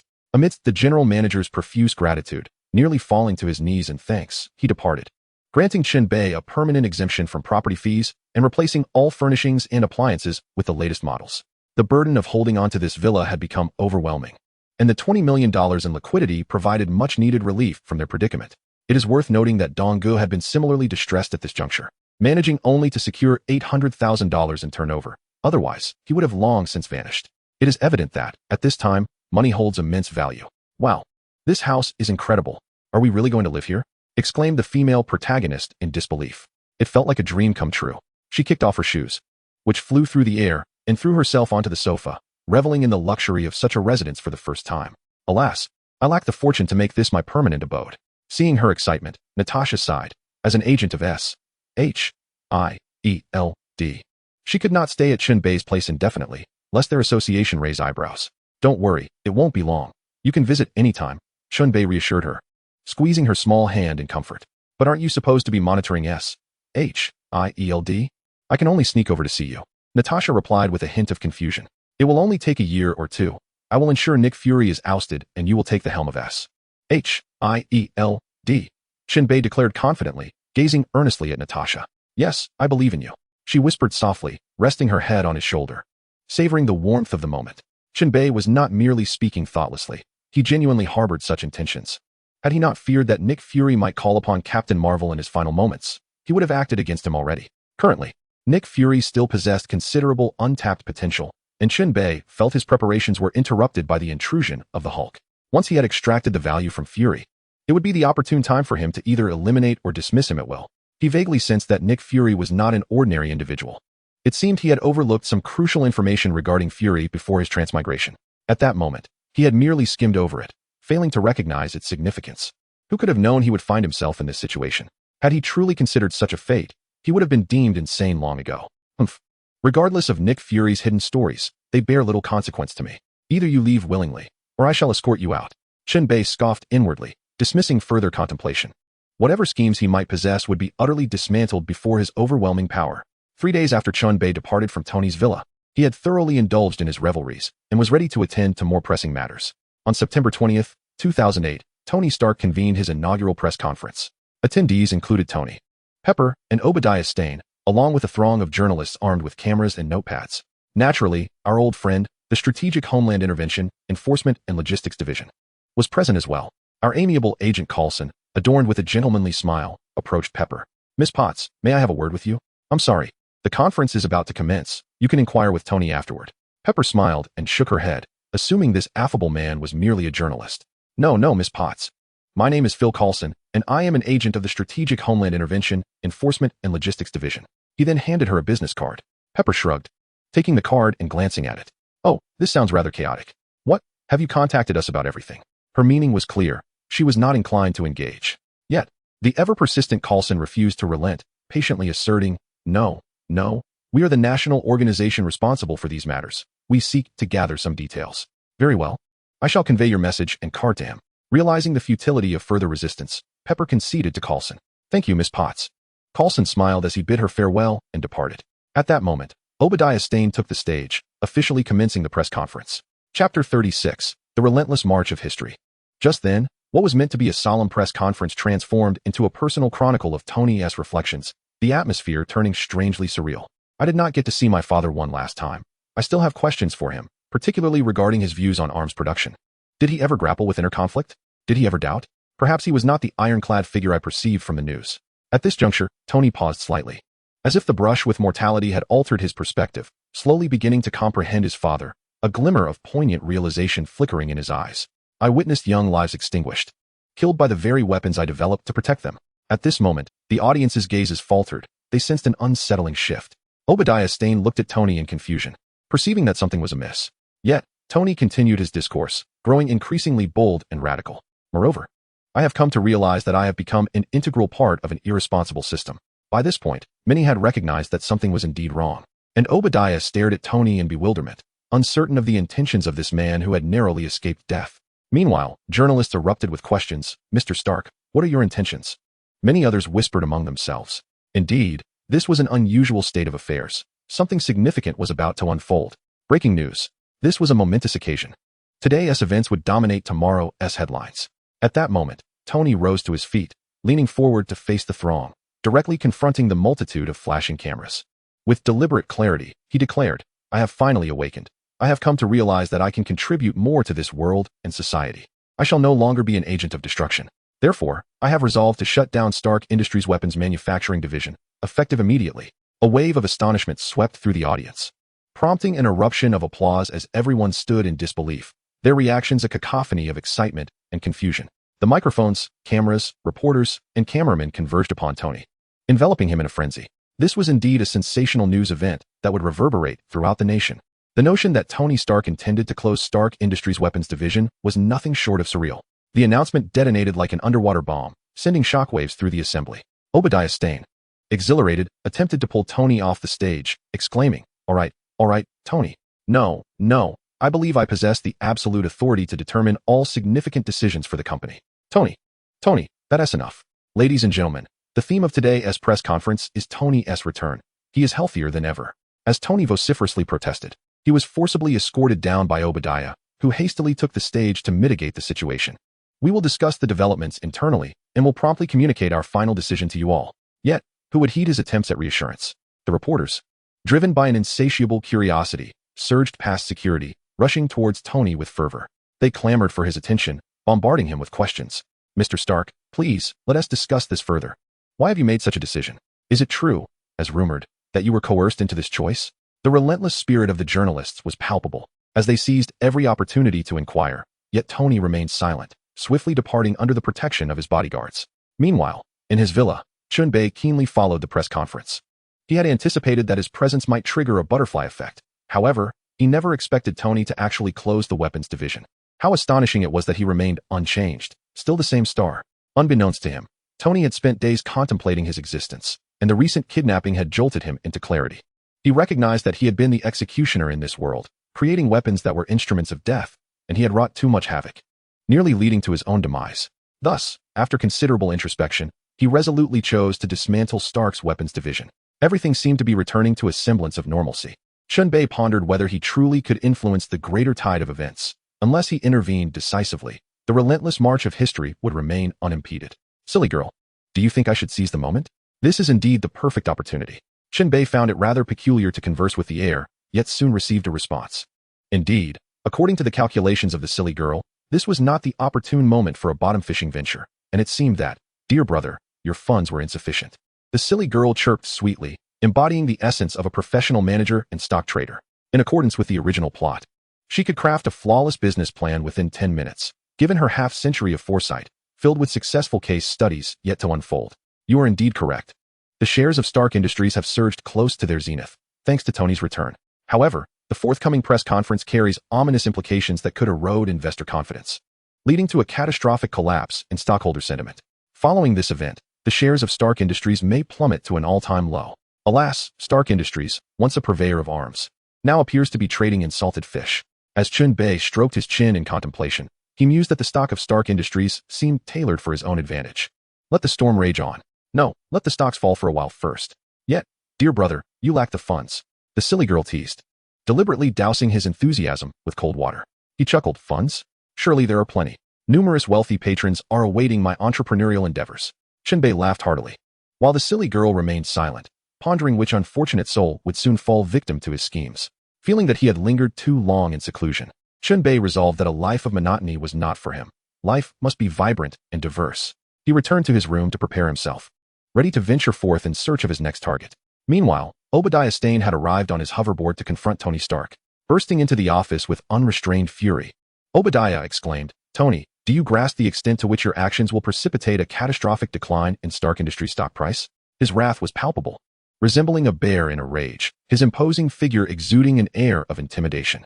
Yet, Tony appeared unfazed by Obadiah's ire, calmly responding, 40, perhaps a bit more. Why? This is our hard work. This is your father's legacy. Obadiah bellowed, his voice echoing with desperation. This is money. Greenbacks. Gone. Chapter 37. Chen Bei takes action. Wanda? Obadiah's outburst was not unwarranted. Indeed, these were substantial sums of money, the fruit of their labor. If I were to eliminate you, would those lost funds not become my gain? He had long been prepared for such a scenario, but was taken aback by the unreliability of the Ten Rings gang, who had utterly disregarded their agreement, taking money without delivering results, a complete lack of contractual integrity. Tony's return was merely a means to sustain the stock's ascent. Yet he had not anticipated that this moment would signify Tony's own severing of ties. This caught Obadiah Stane completely off guard. If he couldn't persuade Tony to retract his decision, he would have to eliminate this individual. At this critical juncture, there was no salvaging Stark Industries from its impending doom. However, he found the man before him, seemingly impervious to the existential crisis facing the company, engaged in the trivial act of picking at his fingernails. This infuriated Obadiah to no end. He felt an overwhelming urge to shoot this insufferable fool. How maddening. Tony, do you even comprehend the gravity of the situation? You should be making a public statement. Your earlier jest was misplaced. We need to restore the company's stock value. Obadiah slammed his fist onto the table, spittle flying in his fervor. His impassioned demeanor resembled that of a devoted guardian ready to sacrifice everything for the corporation. Tony, touched by this display, thought to himself how wonderful this uncle was. He couldn't help but offer a calming response. Obadiah, remain composed. Since I have the capability to shut down the weapons manufacturing division, I surely possess a more promising alternative. What? Is that truly the case? What alternative? Have you invented something remarkable? He exclaimed, his astonishment evident as his attitude shifted dramatically, showering Tony with praise. Indeed, I have discovered a new energy source, one that could potentially revolutionize an era. There will be no need for weapons production. Tony spoke of his arc reactor with unrestrained enthusiasm. It was his greatest pride. May I see it? Obadiah inquired eagerly. Not just yet. It will be ready in a few days. I fashioned it during my captivity as a means of escape. Tony replied, still not very trusting of Obadiah, almost ready to unveil the arc reactor to him. Ah, I see. That puts my mind at ease. I was unnecessarily worried. I shall take my leave now, awaiting your good news, Obadiah said softly, preparing to depart. Tony rose to see him off, and once Obadiah had exited, he stood proudly by the window, gazing at the white clouds outside, reveling in his newfound confidence. His youthful exuberance surged forth, reminiscent of a commander surveying his domain, envisioning himself at the pinnacle of achievement. Once he deciphered the viral serum, he too would be a superhero. Donning the iron armor would solidify his transformation. Who would dare challenge him then? He could swiftly dispatch any adversary with a mere gesture. Little did he realize that another significant challenge loomed ahead. Fate is unpredictable. Who knows what unexpected events tomorrow may bring? Unbeknownst to Tony, as soon as his uncle stepped outside, his countenance morphed into one of sinister delight, a wicked smile creeping across his lips. Ah, Tony, you truly are a golden goose, capable of producing great wealth. In just a few months, you have created something extraordinarily lucrative. Obadiah murmured to himself, reveling in the solitude of the corporate upper echelons.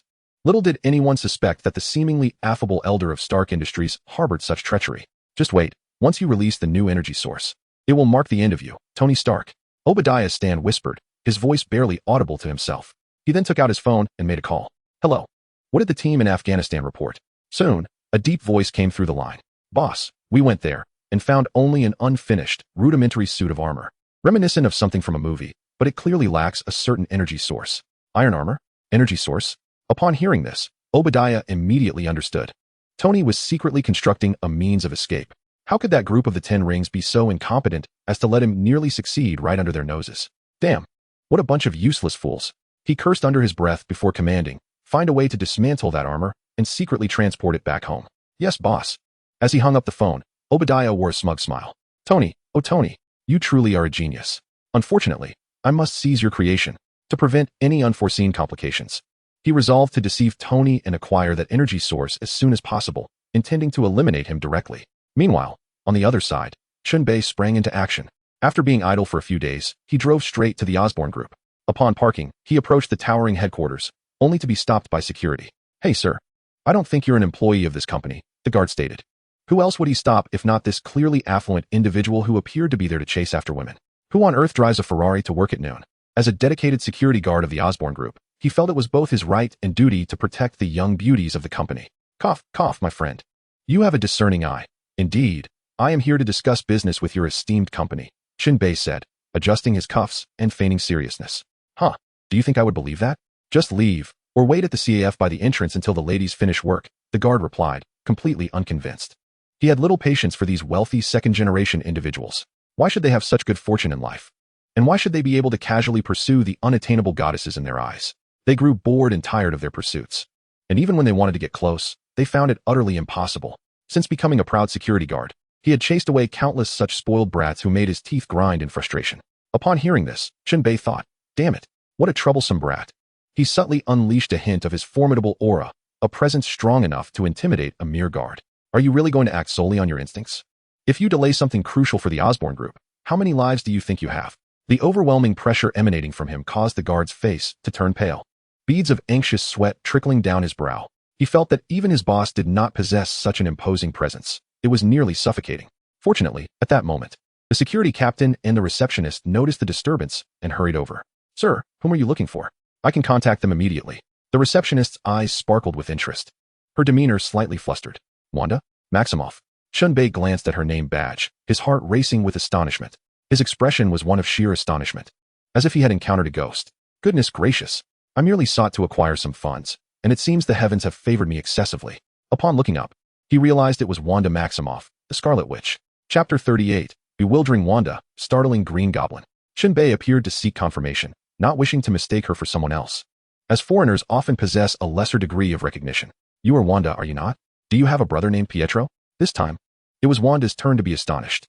How do you know that, sir? Are you perhaps friends with that unreliable fellow, Pietro? Wanda could not fathom why this man gazed at her in such disbelief, and how he knew of her brother. Was it that he was aware of her existence, and was taken aback to encounter her here? As for why Pietro would know such a wealthy heir, she could understand. Perhaps he frequented bars. No. I merely came here out of curiosity. After all, your prowess is unparalleled. Effortlessly tearing Thanos apart, as if it were child's play.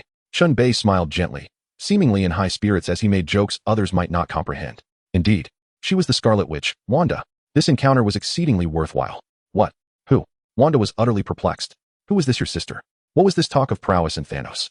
Could this person be mentally unhinged? She did not recognize anyone he mentioned, so why did he refer to her as your sister? Cough, cough, sir. Might you refrain from uttering phrases we cannot comprehend? Who might you be seeking? Wanda rolled her eyes in exasperation, wondering about this peculiar individual. Fear not. You shall come to know in due time.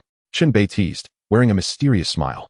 He then proceeded to state, I am here to see your chairman, Norman Osborn. Kindly inform him that I represent Stark Industries to discuss a significant project. Chen Bei felt no trepidation in invoking the name of Stark Industries. After all, in a matter of days, he would become the largest shareholder of Stark Industries, aside from Tony. As soon as his words left his mouth, Wanda's countenance darkened abruptly. Stark Industries. Again with Stark Industries.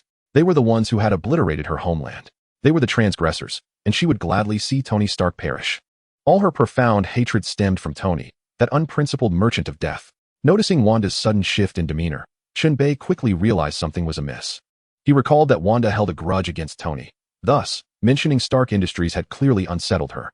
He was well aware of Wanda's past, as she was one of the 3 most popular heroines in the Marvel Universe, alongside Jean Grey, the Phoenix, and Natasha Romanoff, the Black Widow.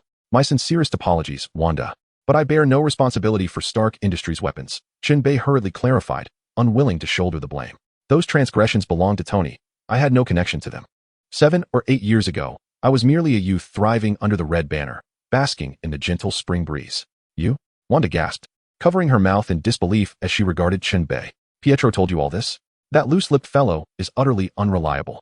Wanda expressed her grievances about Pietro, deeming him utterly unreliable as he divulged everything. No, Wanda, you have misunderstood. I am not acquainted with your brother Pietro, Chen Bei chuckled. Then who are you? Wanda inquired, her face a mask of confusion. Haha, you will come to know in due time. For now, let's reach out to Norman Osborn. I believe we could enjoy a drink after your work, and I shall elucidate everything, Chen Bei cunningly suggested, igniting Wanda's curiosity. How could he possibly not know? Indeed. All right, you sly fellow, I will help you make contact. We can have a drink after my shift, Wanda remarked, casting a knowing glance at the clever man. Despite his eccentricity, she found him rather intriguing. Is this the secretary's office? There is a gentleman from Stark Industries here to see the chairman, Wanda announced. Does he have an appointment? Came the emotionless response from the other end. Apologies, he does not have an appointment, but he arrived in a Ferrari, which hardly suggests he is a fraud, Wanda explained. Ah, please hold on while I consult the chairman, came the reply. All right. Wanda hung up the phone and turned to Chen Bei. The secretary is going to consult the chairman, so please wait a moment. Sure, no problem. Chen Bei nodded slightly and settled onto the sofa. The head of security, sensing the atmosphere had calmed, quickly led the security guard to apologize. Chen Bei waved his hand, signaling them to leave. In Norman Osborn's office, the secretary knocked before entering. Chairman, a young man outside claims he wishes to see you. He represents Stark Industries and seeks to discuss a substantial business deal. The secretary swiftly conveyed the message, leaving Norman Osborn puzzled. His domain was biotechnology, while Stark's realm was mechanical technology, completely unrelated fields. Why would they approach him for a business discussion? It was a surprise. As he contemplated, he glanced at the surveillance photo the secretary had provided, which featured Chen Bei's figure. Is it him? Norman Osborn instantly recognized Chen Bei, the man associated with Tony. This seemed far from a deception. Please have him come in. He indeed represents Stark Industries, he ordered decisively. Understood, Chairman. The secretary replied respectfully before departing.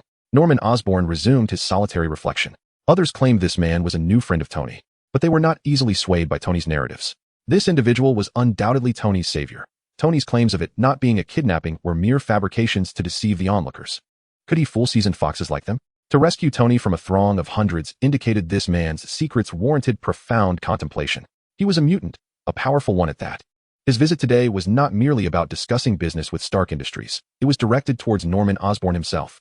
Regardless of the circumstances, he had to meet him. Soon, Chen Bei was ushered into Norman Osborn's office by the secretary. The secretary poured a cup of coffee and discreetly excused herself, aware that discussions among significant figures required utmost discretion. Good day, sir. This is our first meeting, and I am unsure how to address you. Norman Osborn greeted with a warm smile. Mr. Norman Osborn, I am Chen Bei, though this is merely how we refer to ourselves in our homeland. I hail from the illustrious land of Huaxia. It is a pleasure to meet you. With a warm handshake, Norman Osborn greeted Chen Bei, intrigued by the air of mystery that accompanied his origins. I wonder, Mr. Chen, what business do you seek to discuss with me? Perhaps antiquities? Ha ha ha. Norman Osborn chuckled lightly, attempting to diffuse the atmosphere. No. My purpose for visiting is to save you, Mr. Norman Osborn, as well as your son Harry Osborn and the entire Osborn family's future. Chen Bei's words struck like a depth charge, detonating in Norman Osborn's mind. He sprang up from the sofa, eyes wide with terror as he fixed his gaze on the composed Chen Bei, who sipped his coffee with an air of nonchalance. Trembling, he stammered, who are you? How do you know about our family's hereditary illness? Chapter 39. The Green Goblin's emotions ride a roller coaster. A family curse. An incurable ailment. An everlasting agony. The peculiar hereditary affliction of the Osborn family was a secret that could not possibly be known by outsiders, not even Harry. Should this information be leaked, it would undoubtedly lead to the swift disintegration of Osborn Enterprises. The cold, unfeeling nature of capital would compel investors to immediately divest their shares in the company. Thus, it was no wonder that Norman Osborn was overwhelmed with shock and dread upon hearing Chen Bei reveal their secret. Ah, the thrill of the game lies in the heartbeat. This is precisely the outcome I desired. Chen Bei had executed his opening gambit with finesse, shattering Norman Osborn's psychological defenses, leaving them on the brink of collapse. He continued to stoke the flames. Mr. Osborn, do not be too astonished. In this day and age, there is nothing I am unaware of. Since I have come today, it is not merely to frighten you, but rather to extend a sincere proposition. Do you wish to live or die? There was no need for reflection on this matter. Norman Osborn, recovering from his shock, regained his composure. As the chairman of Osborne Enterprises, his psychological fortitude would not allow him to remain passive. With a strong resolve, he responded, "Mr. Chen, there is no need for circumspection. I wish to know what you seek from me and what I can gain from you." Haha, splendid. Engaging with an astute individual makes matters more efficient. Therefore, I shall forego the niceties. I can provide you with a remedy to treat your family's hereditary condition. Of course, this potion is not yet fully developed and will require your own refinement. Chen Bei stated, clearly promoting his offer. An immature potion? Mr. Chen, are you attempting to pull the wool over my eyes? You wish to reap benefits from me while I am to assist you in your research for free? Such a proposition is simply unheard of. One must admit, you Huaxiao people are exceedingly shrewd. Norman Osborn shook his head, resolutely refusing, his tone imbued with scorn. This was clearly an attempt to ensnare him. He was not so easily deceived. Oh, is that so? I believe the enhancement potions produced by your Osborn family leave much to be desired, don't you think? Chen Bei did not perceive the disdain flickering in Norman Osborn's eyes. As he continued speaking, "What? You know about this too?" Norman Osborn was taken aback once more. In just a few minutes, Chen Bei had divulged an overwhelming amount of information, leading him to question whether this individual possessed the ability to read minds. Do you possess such a skill? How else could you be privy to so many of my secrets? Norman Osborn stared at Chen Bei, utterly perplexed. Mind reading? Chen Bei shook his head, admitting that, for now, he did not possess such an ability, though it might be a possibility in the future. Then how do you know? Norman Osborn remained skeptical. Confusion etched across his face.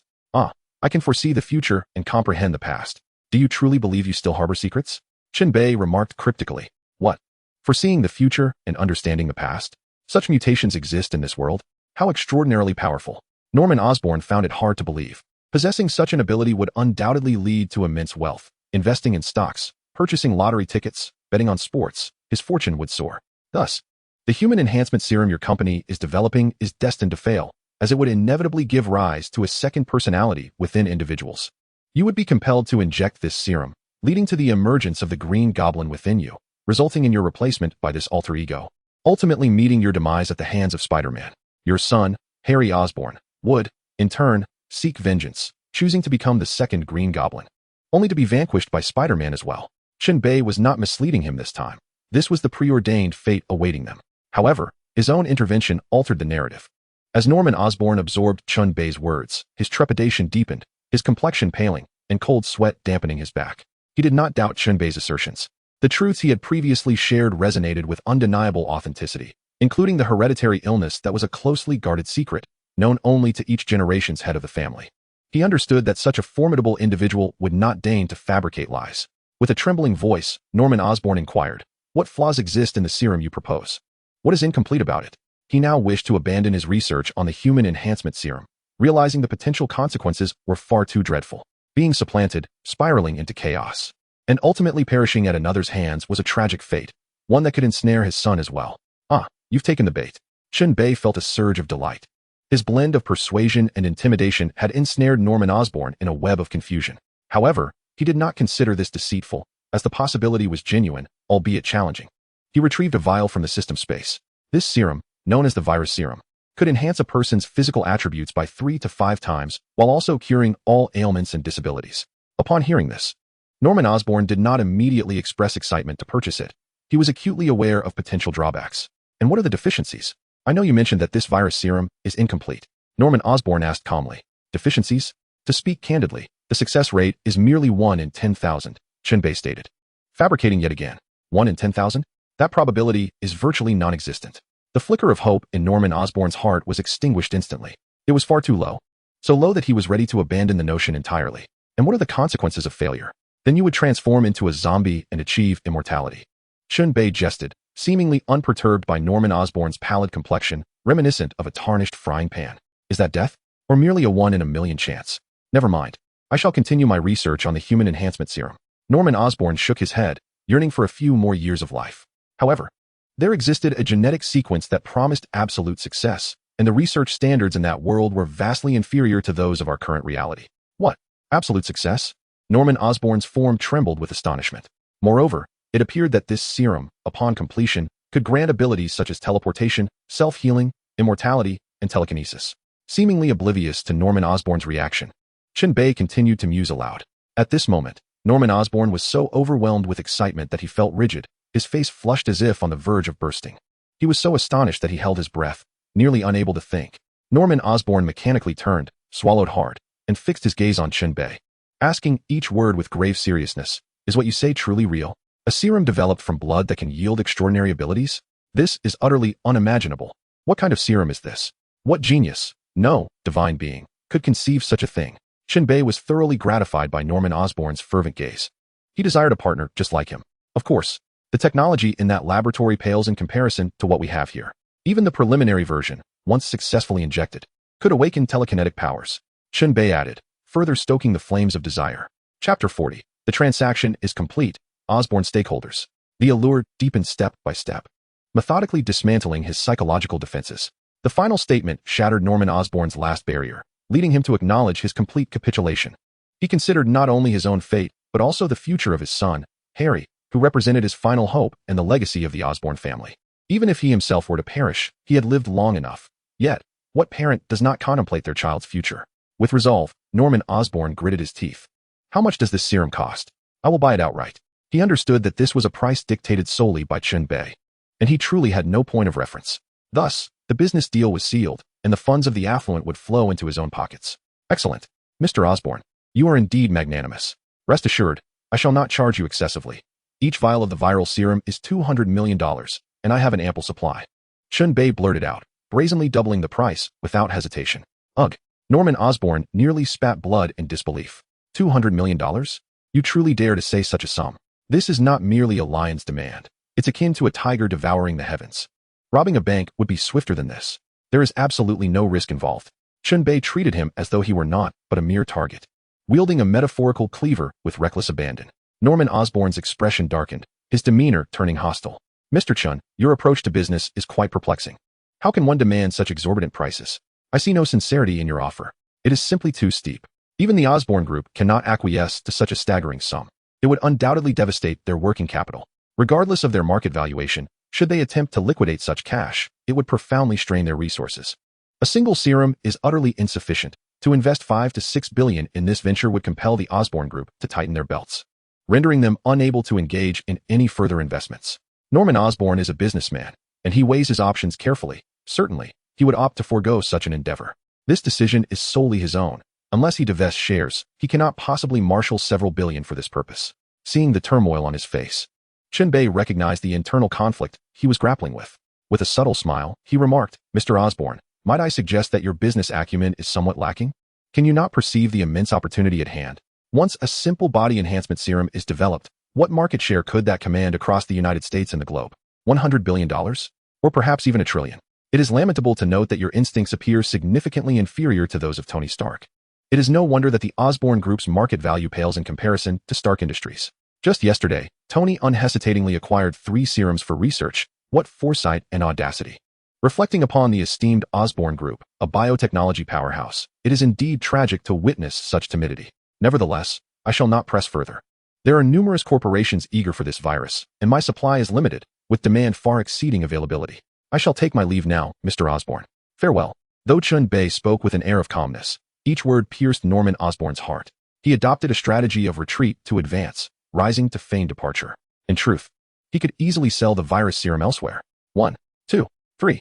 Chen Bei stood and sauntered towards the exit, quietly counting, confident that Norman Osborn would discern the implications.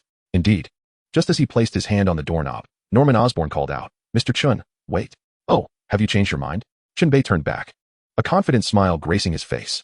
Norman Osborn awkwardly touched his nose and offered a sheepish grin. "How about this? I only have $2 billion in cash. Could I possibly exchange it for shares in the Osborn Group? I require 4 serums, and for the remaining $6 billion, may I trade it for 1% of my shares?" Norman Osborn's net worth had dwindled to just over $50 billion, and the value of his shares had significantly depreciated.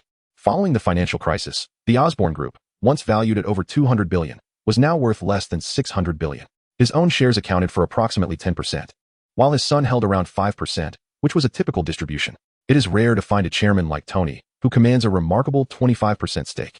Yet Stark Industries has also suffered, with its market value plummeting to below $100 billion. The predicament arose from Tony's disappearance and the impending closure of the weapons manufacturing division, a result of careless mismanagement. Upon hearing Norman Osborn's proposal, Chen Bei felt a sense of unease.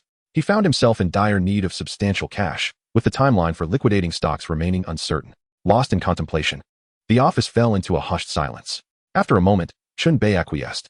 Such a naive investor is indeed a rare find. Very well, since Mr. Osborne is so earnest, I shall not press you too hard. Please have the lawyer draft the contract, Chen Bei remarked with a slight smile. Haha, excellent. Here's to a fruitful collaboration. With a firm handshake, the deal was sealed, and Chen Bei transformed into a shareholder of the Osborne Group. Chris, please come here. Norman Osborne instructed, pressing a dial button, prompting his secretary to hurry over. Chairman, you called for me? She asked softly. Indeed. Please have the legal department draft a share transfer agreement, transferring one of the shares from my name to Mr. Chen's. The secretary was taken aback. What kind of business was this, involving a transaction of one of shares? This was quite an extravagant move. Yes, Chairman.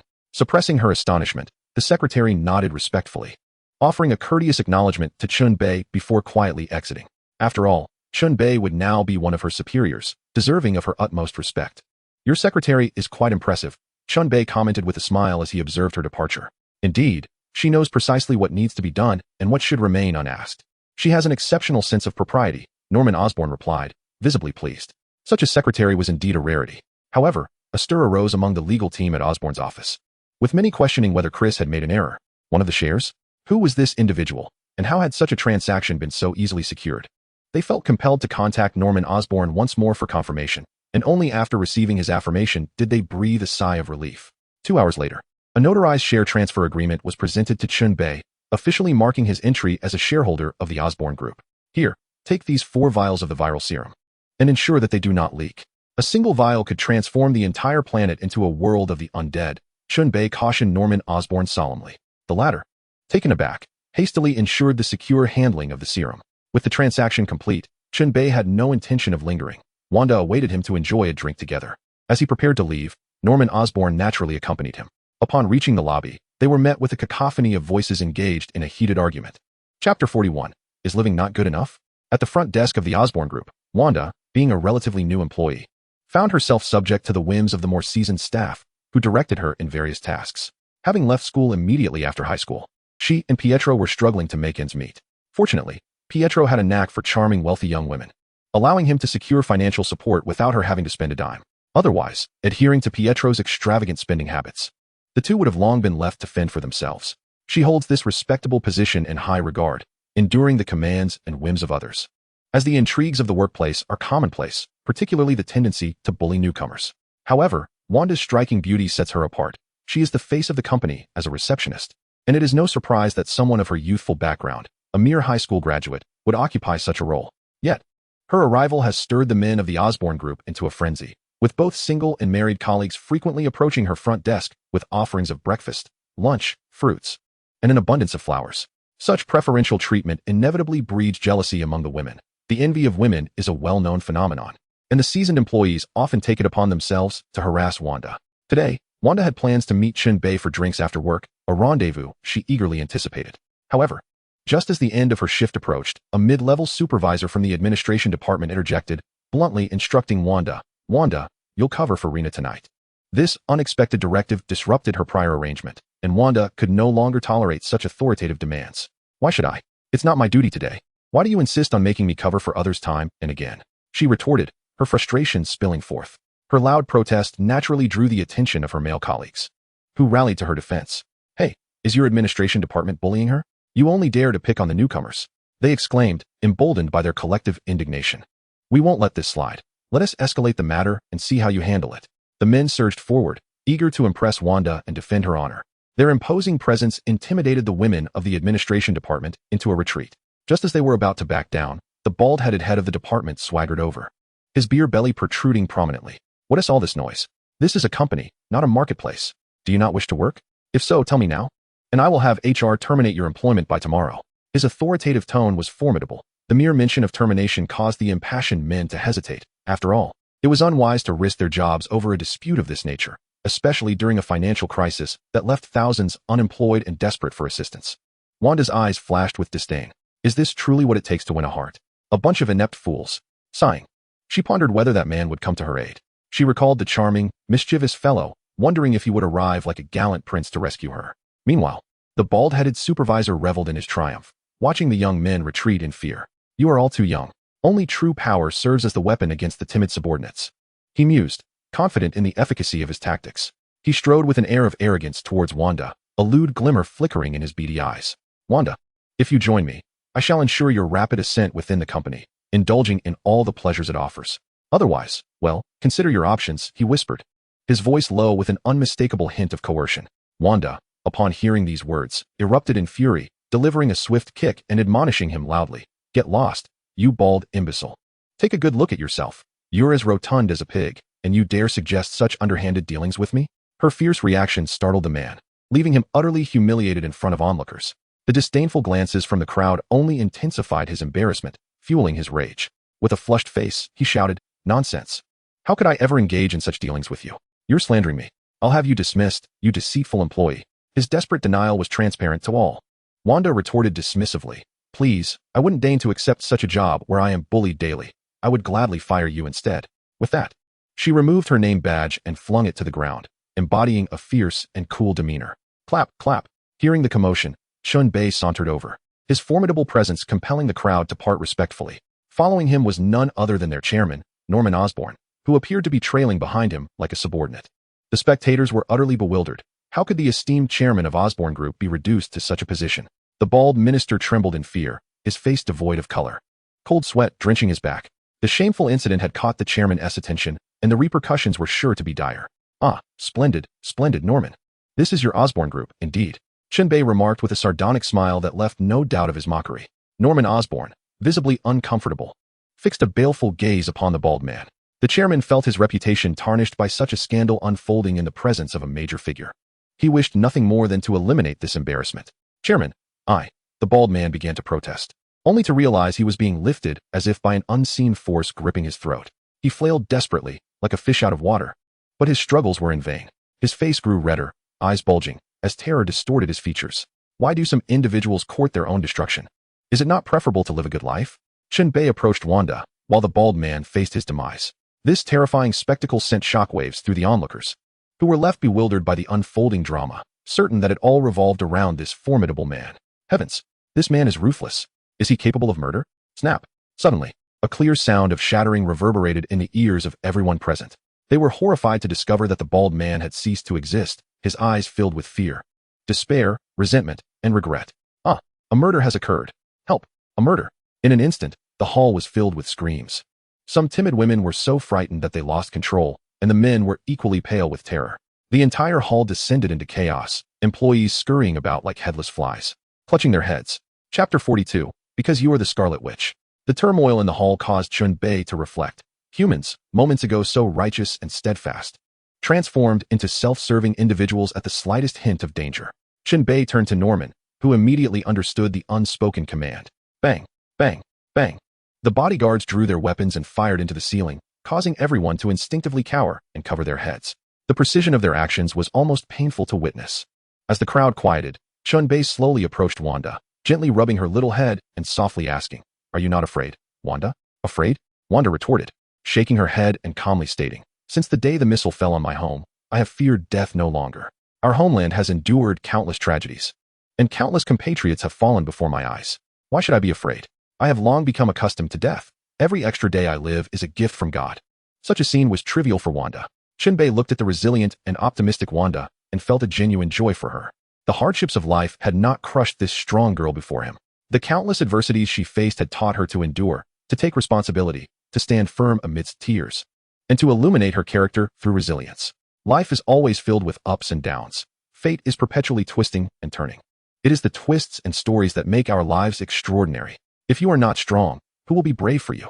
If you are not strong, who will witness your weakness? Countless days and nights were spent as two lonely, wandering souls endured in a foreign land. They did not succumb to fate. Instead, they fought to survive. The Scarlet Witch, Wanda, her achievements are entirely deserving of her tumultuous journey. Seeing Wanda unharmed, Chen Bei turned his gaze toward the group of seasoned individuals who had, to some extent, bullied her. Why are you all so frightened? Was it not merely a thug attempting to assault Mr. Osborn, only to be swiftly eliminated by the bodyguards? Upon hearing Chen Bei's calm and indifferent words, the crowd felt that the bald minister's death had been unjust. It seemed as though he had been crushed like an ant, only to have a crime fabricated against him. How unjust was such a demise? At this moment, Chen Bei smiled slightly and continued, Alas, some people simply court death, believing that their seniority and high position grant them the right to bully others, do they not? Chen Bei's gaze narrowed slightly. exuding a chill as he cast a gentle sweep over the many Osborn employees. Wherever his eyes fell, everyone bowed their heads deeply, not daring to meet his gaze. Hee, you are quite self-aware. There is an ancient saying in our land, above your head, 3 feet have deities. Do not end up like that bald man, meeting an inexplicable demise. As Chen Bei spoke these words, an icy chill enveloped everyone's limbs. A wave of terror surged through them. They were utterly frightened. Chen Bei's tone was as calm as a casual conversation, yet anyone could discern the implication of dispatching someone to the netherworld over a mere disagreement. Those employees who had bullied and harassed Wanda furtively cast glances in her direction. Do not hold a grudge. Do not hold a grudge. Quickly apologize and seek her forgiveness. Norman Osborn realized that this matter had reached its conclusion. The effect of establishing authority through intimidation had been achieved. However, he could not help but glance at the resilient girl, a flicker of envy passing through him. She was indeed a fortunate girl, favored by the heavens. With such a mysterious man to protect her, she could live a life free of worries. Norman Osborn was astute. He knew precisely what to do. He immediately stood up and proclaimed, Adam Jackson, dissatisfied with his unfulfilled promotion and the punishment of his subordinate's dismissal due to unspoken rules, has attacked me with a deadly weapon and has been slain by my bodyguards. This matter will be handed over to the police. I am now making personnel adjustments. Wanda Maximoff, our front desk administrative staff, is diligent and responsible in her dealings with others, working earnestly and demonstrating exemplary performance. She is hereby appointed as the administrative director.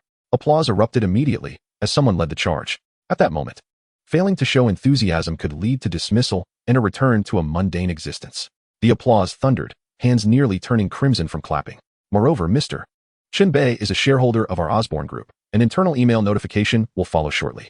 With this announcement, the employees of Osborn looked at Wanda with a mix of fear and envy. Henceforth, this girl, who typically dressed modestly and possessed neither notable attire nor accessories, would now be an unattainable figure in their eyes.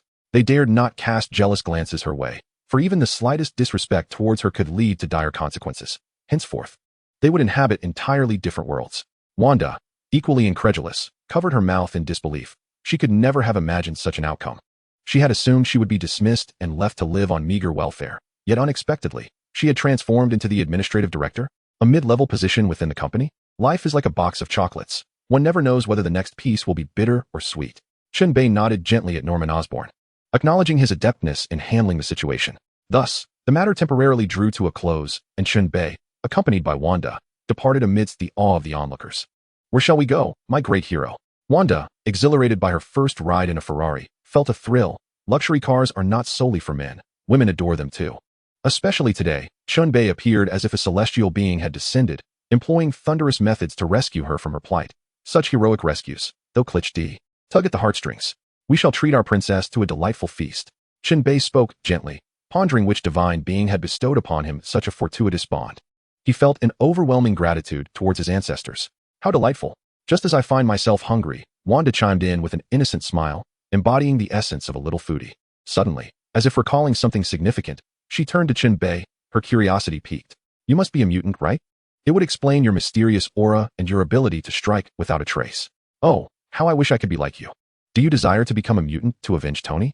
Chen Bei recognized the underlying meaning in Wanda's words, her yearning for retribution against those who had harmed her parents.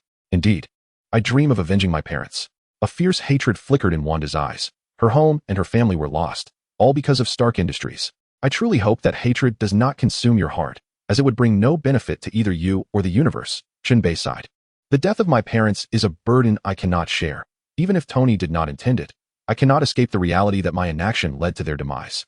Wanda was puzzled. How could her thirst for vengeance intertwine with the fate of the entire universe? She felt insignificant, merely an ant in the grand scheme. Why is that? Because you are the Scarlet Witch, he replied, unable to suppress a sigh. Chen Bei seemed to recall the darker aspects of the comics, where the narrative was truly harrowing.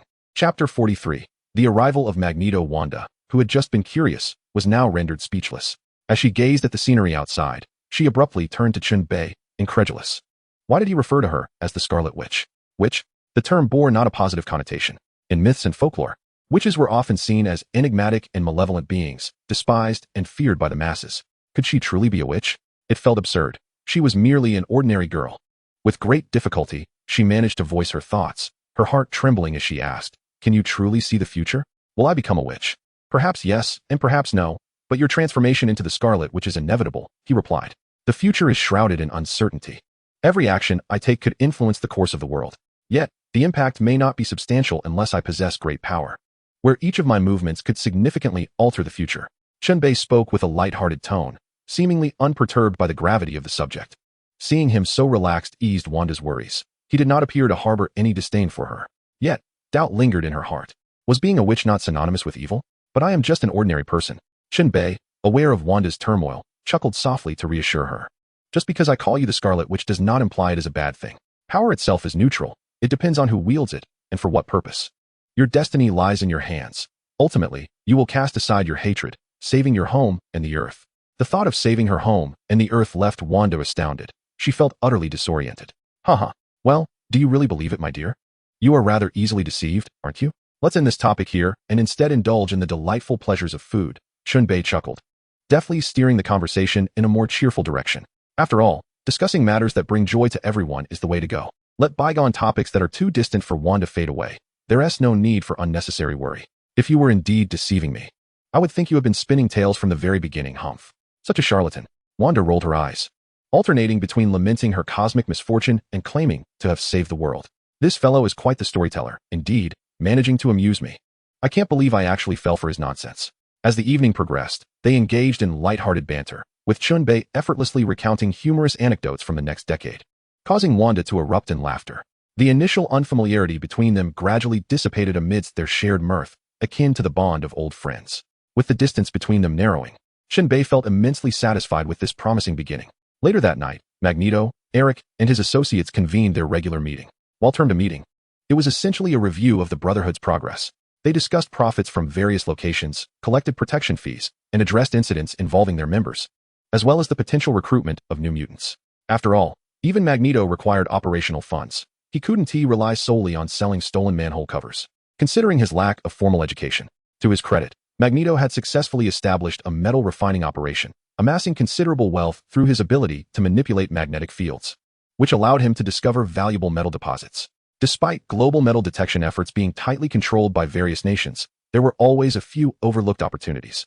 With his mastery over magnetic fields, Magneto frequently seized these chances, enriching himself through the acquisition of metal mines. Tonight marked yet another Brotherhood meeting, and they had transitioned into a more corporate and structured management style. The mutants had transformed into successful figures within various companies, having long since learned the art of self-presentation. Magneto scanned the room, but noticed the absence of his reliable subordinate, Sabretooth. Gambit, you and Sabretooth typically get along splendidly. Why isn't he here today? Is he preoccupied with something? Boss, I haven't seen Sabretooth either. It's been a week since I last laid eyes on him, Gambit responded, perplexed by Magneto's inquiry. He too found it strange that Sabretooth had gone missing. Recently, he had been engrossed in studying physics, retreating to delve into various texts on aerodynamics, leaving little time to accompany Sabretooth to bars. It turned out that the two had routinely visited bars together, with Sabretooth's rugged demeanor making him adept at attracting attention, while Gambit preferred to keep his abilities under wraps. They had been inseparable companions during their outings. What? You haven't seen each other in a week? Magneto exclaimed, alarmed. Could something have truly happened? He turned to all present, inquiring, has anyone seen Sabretooth in the past few days? In response, the attendees, including the Scarlet Witch, the Red Tank, and the White Queen, all shook their heads, indicating they had not encountered him. The saber-toothed tiger is not particularly bright. Only those of similar intellect, like Rush and Red Tank, are willing to associate with him, while others keep their distance. Damn it, something has indeed gone awry. Magneto cursed under his breath. Everyone, recall the last time you saw him. There was no alternative but to unravel this mystery meticulously. Boss, I learned a week ago that he visited a bar, Rush interjected. Standing up, they are quite the pretentious duo at the bar, always stepping on toes and sharing their conquests. He was more concerned about the saber-toothed tiger's safety than anyone else. After all, who would protect this mage without such a formidable shield? Upon hearing Rush's words, Magneto nodded and turned to the others. Many mutants shook their heads, indicating that no one had seen him earlier than Rush. Very well, we shall proceed as Rush suggested. Emma, you and Rush go to that bar and review the surveillance footage. We must locate him. If he is alive, we must see him. If he is deceased, we must see his body. I refuse to believe anyone would dare lay a hand on a member of our Brotherhood. Magneto's somber voice echoed throughout the conference room, and the expressions of the others reflected their concern. It appeared the saber-toothed tiger was in grave danger. Their Brotherhood had remained dormant for far too long, allowing others to forget their ferocity. Rush, being a frequent patron of New York's bars, could find this particular establishment with his eyes closed. He led Emma Frost, the White Queen, swiftly to the bar.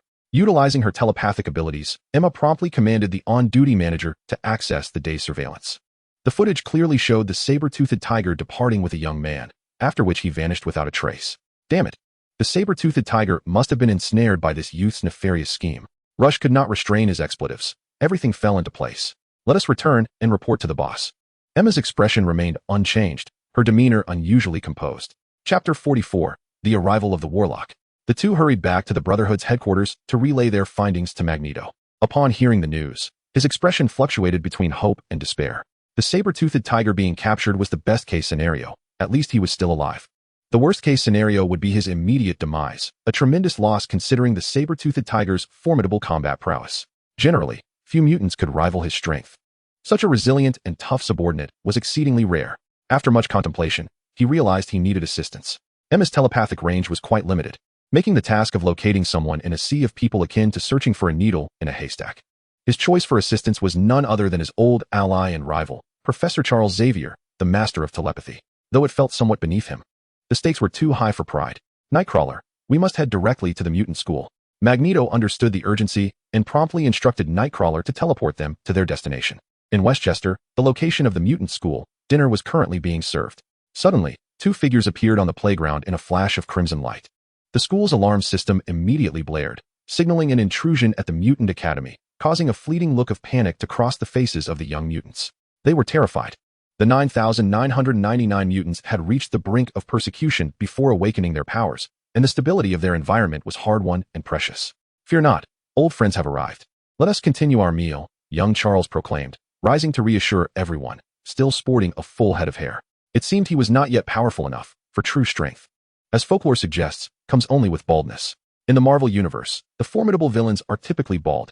Just look at Thanos or Apocalypse. The timeline of Days of Future Past altered their appearances, and who knows which parallel universe this Marvel tale unfolds in, with its chaotic entanglements. Storm is still married to Black Panther, and Tony Stark remains one of Apocalypse's Dark Riders, which is hardly surprising. Professor Charles, accompanied by Beast Hank and Wolverine, hastened to the playground. Yes, remarkably, his legs were still functional. Eric, what brings you here? It has been quite a while, hasn't it? Your arrival can only mean trouble, Charles inquired with a benevolent smile upon seeing Eric. Conversely, Wolverine Logan wore a grim expression upon their meeting. The Brotherhood's path diverged sharply from theirs, as they acted in cooperation with the state, while the Brotherhood operated in a more illicit manner. This often led to friction between them, and Logan's good friend Sabretooth was fiercely loyal to Eric, which only intensified Logan's animosity towards him. I have an urgent matter that requires your assistance, Eric said in a grave tone, his demeanor visibly unsettling. Oh, so you come seeking our help when you've stirred trouble with the authorities again? Charles had yet to speak when Wolverine interjected with a mocking tone, never missing an opportunity to deride Magneto. I may not be a match for you, but that doesn't mean I have to concede. As expected, Magneto's gaze hardened, and he raised his hand towards Wolverine, clenching it fiercely. Crack! Wolverine, composed of adamantium, let out a pained scream. Eric, stop! Charles shouted, urgently attempting to intervene. Huh. Little wolf, you will never be my equal. Why subject yourself to further humiliation? Magneto found a strange sense of satisfaction in punishing Wolverine, feeling considerably better afterward. Thank you. Wolverine, nothing quite compares to venting one's frustrations on you. With a flick of his wrist, Magneto sent Wolverine crashing against a tree with a resounding thud. A rather pitiful sight. Coughing and grimacing in pain, Wolverine slowly rose, still glaring at the detestable Magneto. Damn it. Controlling the magnetic field rendered him utterly powerless against this formidable foe. Oh, Logan, don't look at me like that. This matter concerns you greatly. So I advise you to listen attentively, Magneto said with a gleeful smirk, reveling in the duo's shared misfortunes. What is it? Come on, don't hide it, Charles said with a smile. Their relationship was one of both rivalry and camaraderie, perhaps concealing some unsavory dealings. All right, I shall be forthright. Sabretooth vanished a week ago. The last place he was seen was a bar, where he had a quarrel with a young man before stepping outside to fight, never to return. This time, Magneto refrained from further rambling, sharing the intelligence he had gathered with Charles and the others, for he was in need of assistance. What? Victor is in trouble? Wolverine, just rising to his feet, exclaimed in shock, directing his outburst towards Magneto, oblivious to any recent reprimands. Indeed, he has gone missing, and the situation appears dire. The purpose of my visit to Charles is to request his aid in searching for him, both within New York and globally. Magneto articulated his intent, knowing only Professor Charles could utilize the cerebral amplifier to achieve this. Excellent. Let us not delay, follow me. Upon hearing this, Charles sprang into action, and the anxious Wolverine temporarily set aside his grievances with Magneto. He guided the group swiftly to the cerebral amplification chamber, where Charles donned the device and immediately began to search for Sabretooth's whereabouts. The darkened space was suddenly illuminated. A multitude of pinpricks of light twinkling like stars in an ocean of infinity, immersing everyone in a cosmic expanse.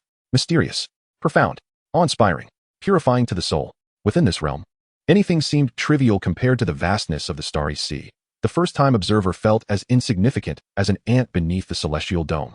The flickering white lights represented ordinary humans, while the red lights signified mutants. The sky was awash with white, with only a few thousand red glimmers, underscoring the rarity of mutants. Thus, they were extraordinarily united, seldom turning against one another unless bound by an irreconcilable enmity. As Charles meticulously scanned the surroundings, Chen Bei and Wanda had already arrived at an upscale restaurant. Today a spotlight was on Wanda, and her culinary choices were of little concern. When the Ferrari came to a halt, the attentive doorman swiftly approached, eager to open the car door for Chen Bei. After all, one must provide the finest service to such esteemed clientele. "Welcome, sir, madam," he greeted. Chen Bei nodded lightly, guiding the somewhat timid Wanda into the restaurant, tossing the car keys to the doorman with ease. "Wanda, be bold and take your time to get accustomed," Chen Bei gently reassured the bashful Wanda, who blushed and whispered shyly in his ear, "I've never been to such an upscale restaurant. Is it extraordinarily expensive? Perhaps we should go elsewhere." "That ordinary restaurant across the street seems just fine," Wanda murmured, anxious about embarrassing Chen Bei. Having grown up in a poor family and subsequently wandering with her brother, she had never dined in such an extravagant establishment.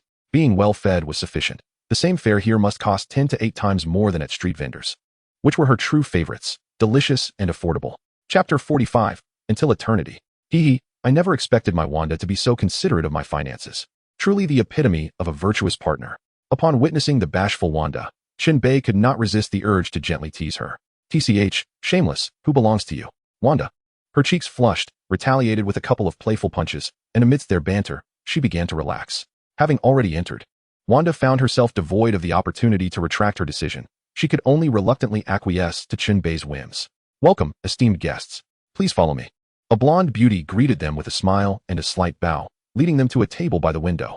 This was Wanda's first experience with such respectful service, and she felt somewhat out of her element. As for Chen Bei, the nouveau riche, his mindset had transformed. Despite his sudden wealth, his demeanor was unrefined. Yet he brimmed with confidence, entirely unfazed. Why indeed? With a wallet bursting at the seams, what was there to fear? Let anyone come. He would simply dazzle them with his affluence. It was not mere bravado. He was truly capable of such displays. Wasn't that the way of the nouveau riche? "Dear guests, here is our menu for your perusal." The server respectfully presented the menu. "All right, Chen Bei, you take the lead. I have no idea what to order." Wanda merely cast a fleeting glance before decisively surrendering. She wanted to exclaim, "What on earth is this? Is this dining, or merely a display of wealth? A fruit salad costing $100? A glass of juice for 20? Why not just go rob a bank? $20 could buy her a whole day's worth of burgers and fried chicken." "Fine, then I'll order," she conceded. Chen Bei winked at her slyly, clearly enjoying the moment, which incited Wanda to stomp his foot under the table, accompanied by an exaggerated eye roll. Ahem. Chen Bei cleared his throat and proceeded with utmost seriousness. "We shall have 2 portions of Sakura Kobe beef, 1 kilogram please. 2 of the Royal King crab from Norway. 2 servings of French black truffle seared foie gras. A few salt-baked blue lobsters from France. 4 pieces of the black gold abalone from Hong Kong. And a bottle of the 1996 Lafite. Oh, and a fruit salad, with a dessert of your choice to follow." He ordered lavishly, indifferent to the prices, which astonished the server in an economic downturn. To encounter such a lavish spender was truly a delightful surprise, ensuring a generous tip. The beautiful server, her face radiant with smiles, nodded enthusiastically before retreating to prepare their order. "Hey, you ordered so much, and some of it I've never even heard of. How much will this cost? Isn't it just dinner?" Wanda's expression shifted, her concern palpable. This fellow was extravagantly reckless, spending so lavishly on a meal. Surely this could sustain her for an entire year. Could such a wealthy young man possibly be interested in her? Was it merely a fleeting whim? The tale of Cinderella and the prince was merely a fairy tale, after all.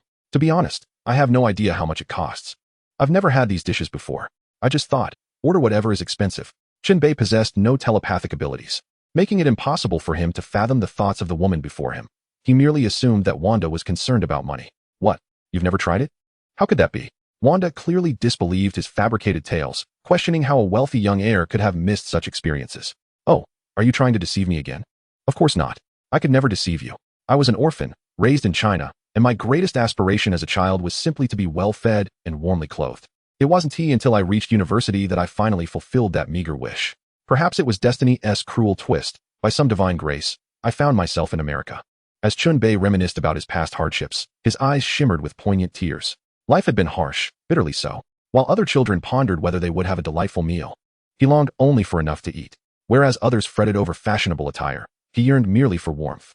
When faced with bullying, while others could seek solace in their parents' embrace, he was left to silently endure his wounds like a wounded lone wolf, biding his time until he could once again fight against the odds.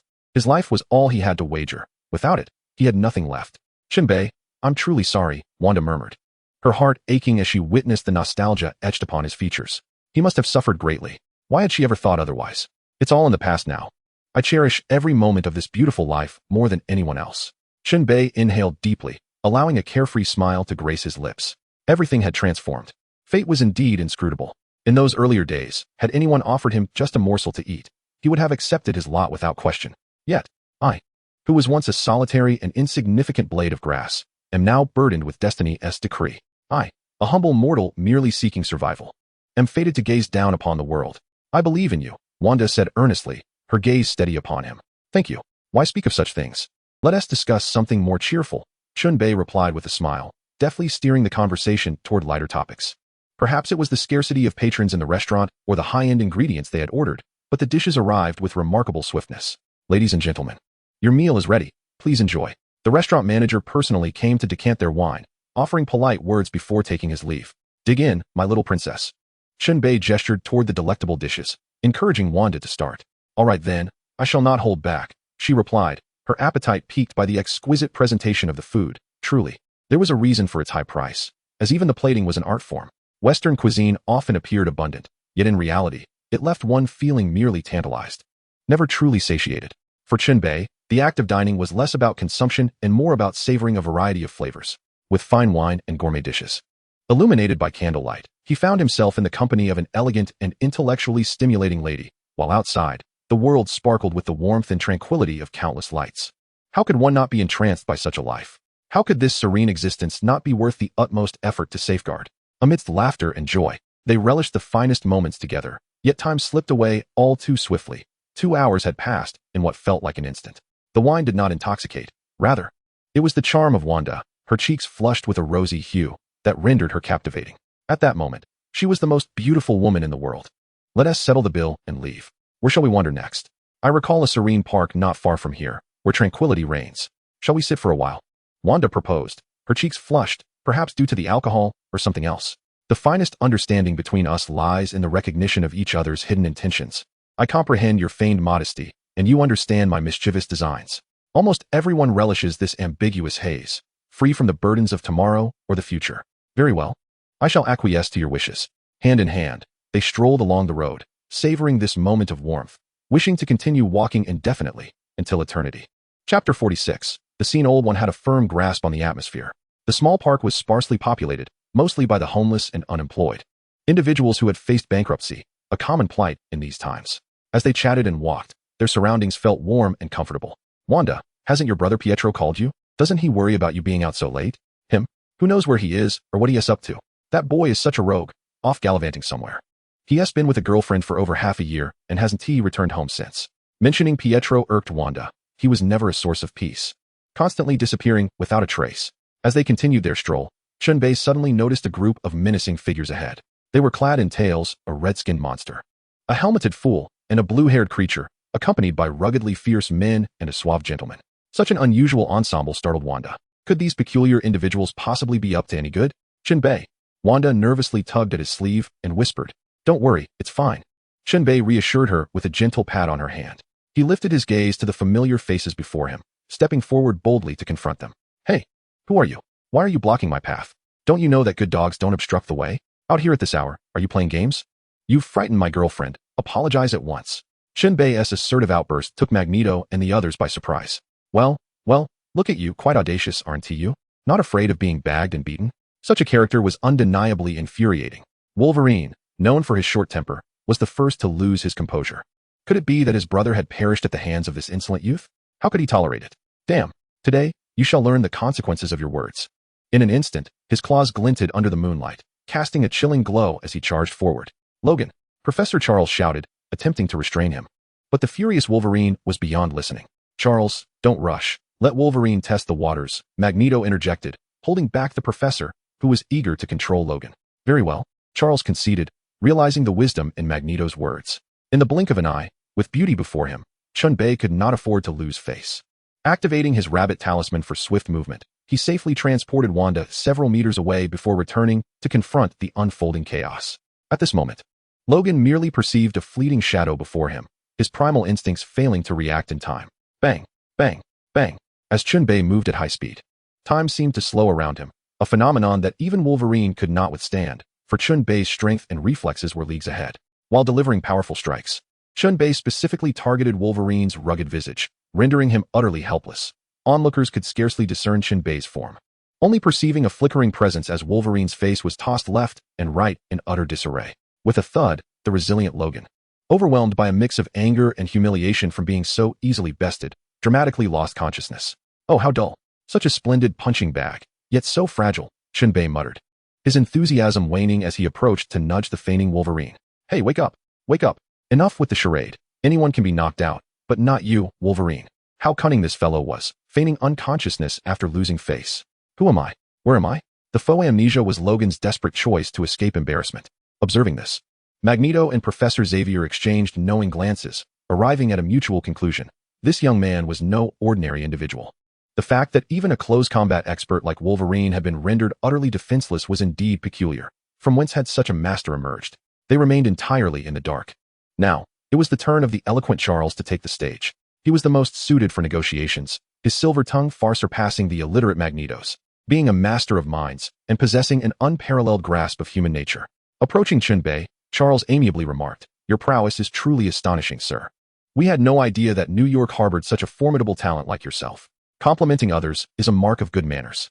One should never strike a person who extends a friendly hand." Charles demonstrated his finesse, and Chen Bei had no desire to make an enemy of the entire mutant community. He was not a ruthless killer, prone to indiscriminate violence. Given Charles's courteous demeanor, he felt no need to be confrontational. "Respect begets respect," he thought. With a humble smile, Chen Bei replied, "It's merely a trivial skill. How could I possibly compare to the enigmatic professor who delves into the depths of the human psyche? Everyone knows you, Charles, as the master of minds, the most feared entity." "Ah, sir, you flatter me," Charles responded, feeling quite pleased with the compliment. "Since you are so gracious, I shall be direct. Is Victor Creed's disappearance related to you?" Following a round of mutual flattery, Charles decided not to beat around the bush, for such exchanges would yield no results. "Victor Creed, you say?" Chen Bei feigned ignorance, looking at Charles with a puzzled expression. "The brawny man you encountered at the bar that night," Magneto interjected, unable to contain his disdain for the pretense. "Oh, you mean him? Now I recall," Chen Bei exclaimed, as if struck by a sudden revelation. He continued, "I apologize. After knocking him out that night, I administered a powerful sedative and handed him over to someone named William Stryker, and then I took my leave. As for the whereabouts of the saber-toothed tiger and whether it was subjected to experiments or met its demise, I remain in the dark." Chen Bei, with a flick of his hand, deftly shifted the blame onto that loathsome military scientist. As for the existence of such a person in this world, Chen Bei firmly believed there was. "William Stryker? I have never heard of him. Are you speaking nonsense?" Magneto clearly did not believe it. He was well acquainted with the names of prominent organizational leaders and had never encountered this name before. The professor was equally skeptical, maintaining close ties with the authorities and had never received any intelligence reports regarding this matter. Suddenly, an alarm blared in Chen Bei's mind. Ding. The system has detected an invasion of foreign mental energy, activating mental defense. Ding. The system has locked onto the attack target and is executing a counterattack. Ah. Just as the system's announcement concluded, Charles let out a wail and began to clutch his head, rolling on the ground in agony. Alas, a self-inflicted plight, Chen Bei remarked with a hint of schadenfreude, observing Charles in his pain. To think a mere native mutant would attempt to invade his mind. Such folly, such presumption. The powerful beings across the myriad worlds were all within the system's purview. How could a level 4 mutant hope to pry into his thoughts?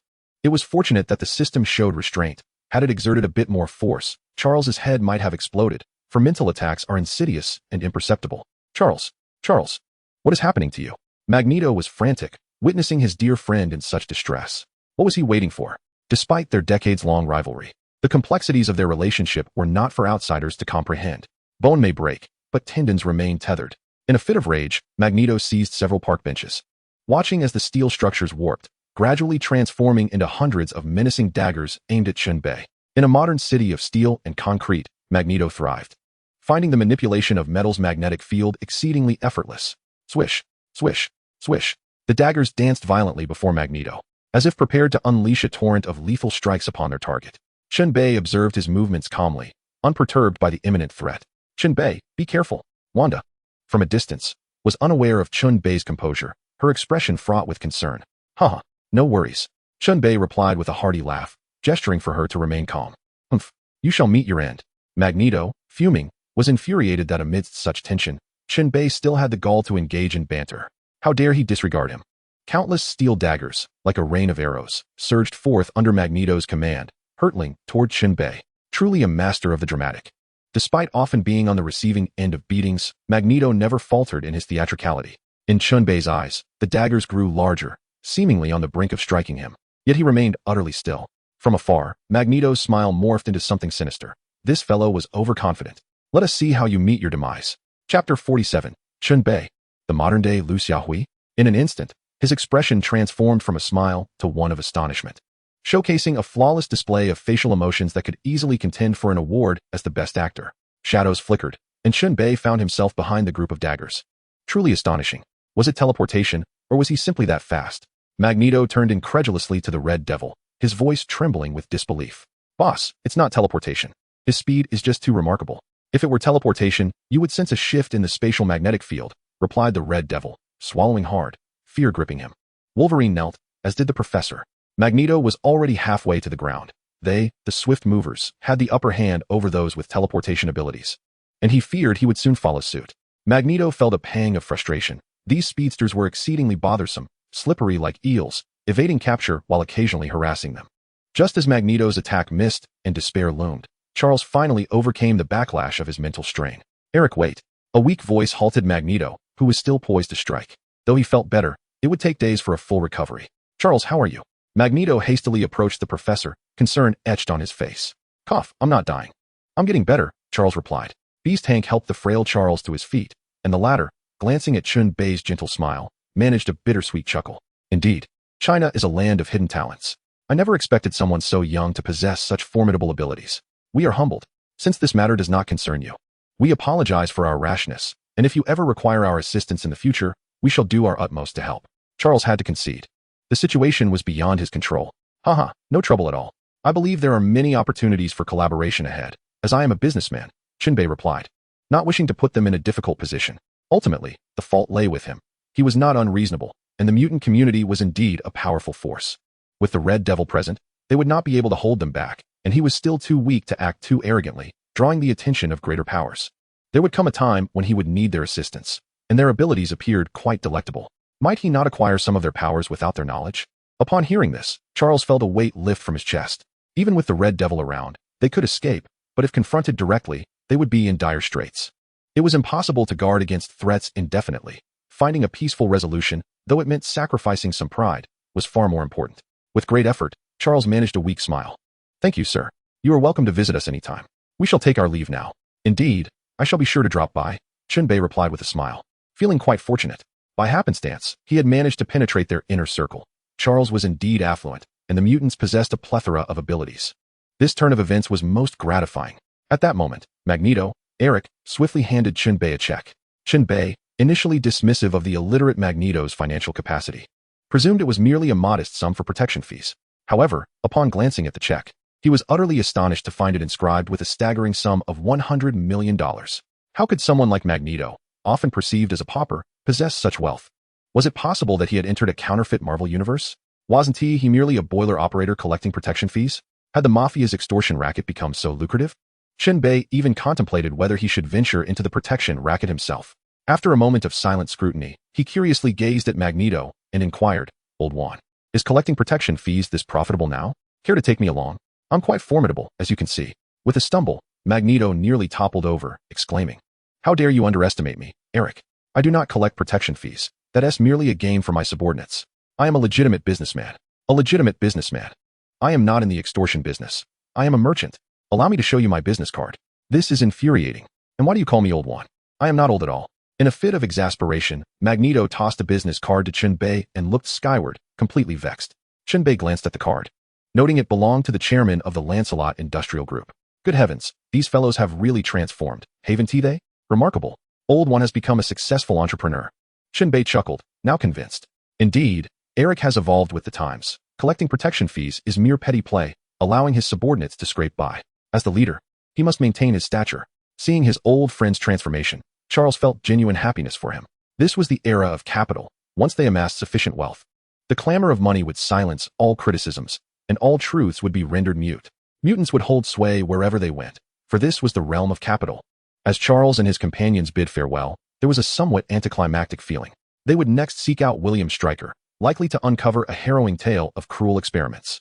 Wanda, let us go. We've delayed too long in returning you home, Chen Bei said, seeking out Wanda, aware that the earlier events must have left her utterly shocked. A brand new world unfolded before her, shattering her previous perceptions. Yes, let us head back. I never imagined you could be so powerful. Even compelling the legendary Magneto and the Professor to yield, Wanda replied, her excitement evident, as anyone would naturally admire a formidable presence. After all, how else do the followers of deities arise? On their return journey, as the Ferrari weaved through the streets, they eventually arrived at the quaint suburban flat rented by Wanda. Noticing Chen Bei assessing such an obscure residence, she felt a touch of embarrassment. What are you looking at? It's not as if I'm wealthy. Suddenly, the once meek Wanda became irate, resembling a kitten whose tail had been stepped on, glaring fiercely at Chen Bei. It's quite all right, much better than my previous living conditions. But is it safe for you to stay here? Chen Bei harbored no ulterior motives. His past accommodations were far inferior to this one. Nevertheless, that place was in Huaxia, the safest locale in the world, whereas this is America, a nation rife with gun violence. What can I do? I lack funds and am grateful to avoid collaboration with others. Wanda shrugged in resignation. She too desired a better living situation, yet apartments in the city were exorbitantly priced, necessitating shared rentals. I have a suggestion. How about you pay me $500 a month for a villa on the peninsula? Chen Bei said with an air of mystery. $500 a month to stay at your place? I cannot afford such extravagance. Wanda understood this was merely Chen Bei's symbolic fee, enough to maintain her dignity. But her monthly income was only around $1,500. Nonsense. Who said your salary is only $1,500? You are now the administrative minister. Have you forgotten?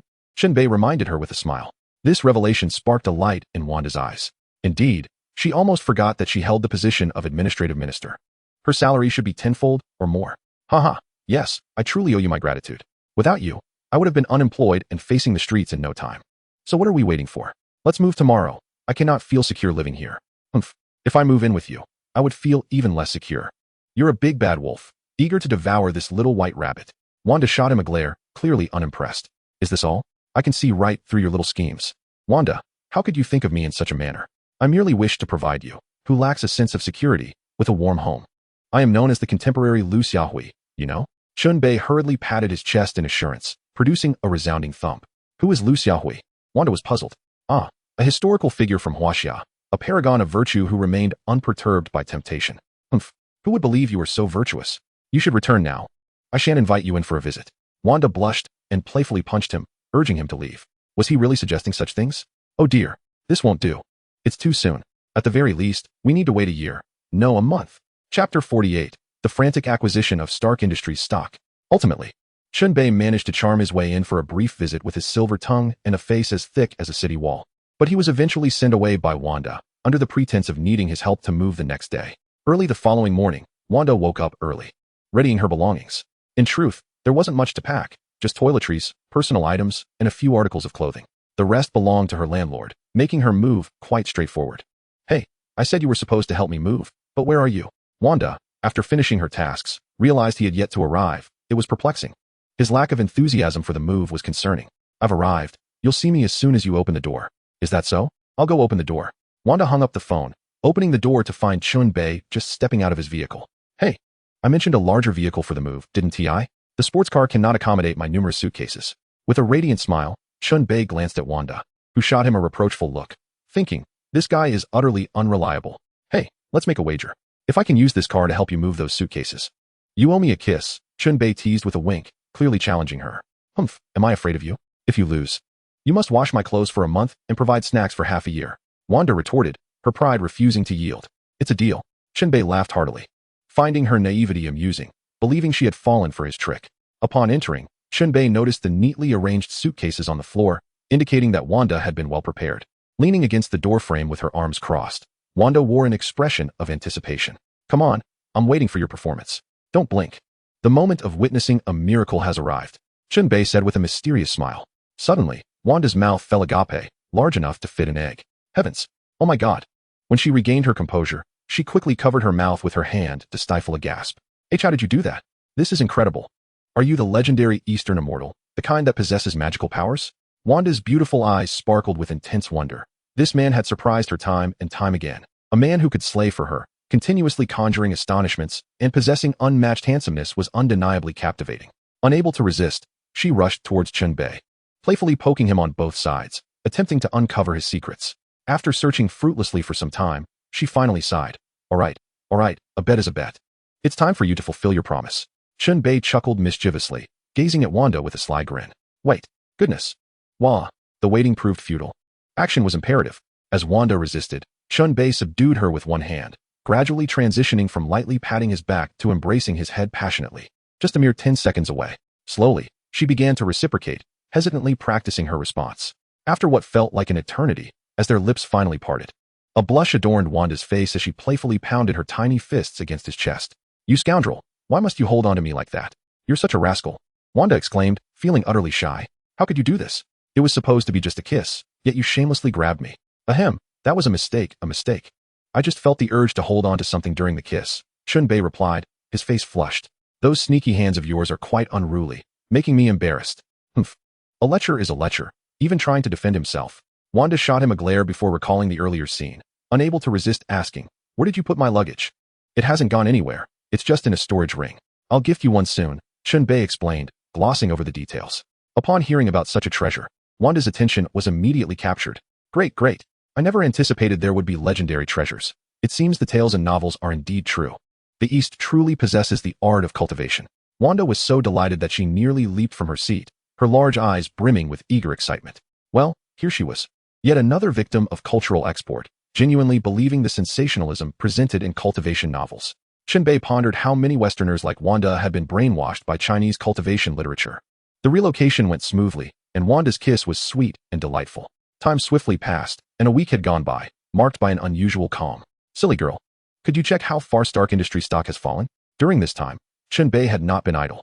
He opened an account at a securities firm and invested his entire fortune of $3 billion in cash. Moreover, he borrowed $10 billion from Magneto. To be fair, old man was truly wealthy. He even wondered if the old fellow had unearthed a gold mine somewhere. Given his magnetic influence, such a possibility was entirely conceivable. Chen Bei was preparing to seize the opportunity to acquire some Stark Industries stock and earn a little profit. Brother Chen Bei. Currently, Tony is preoccupied with creating his Iron Man armor and has not publicly clarified the closure of the weapons manufacturing division.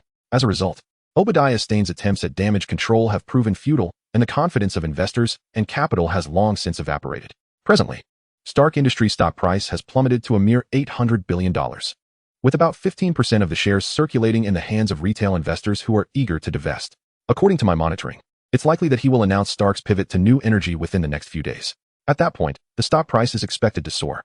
My recommendation is to start acquiring these shares that retail investors are hastily trying to sell, maximizing profits. The clever girl, indeed, had all the data meticulously monitored in real time. Even Jarvis was unaware that he and Tony had become targets. All right, I will heed your advice and commence aggressive acquisitions. Chen Bei nodded, no longer willing to wait. In business, one must not linger in indecision, for it invites misfortune. Understood.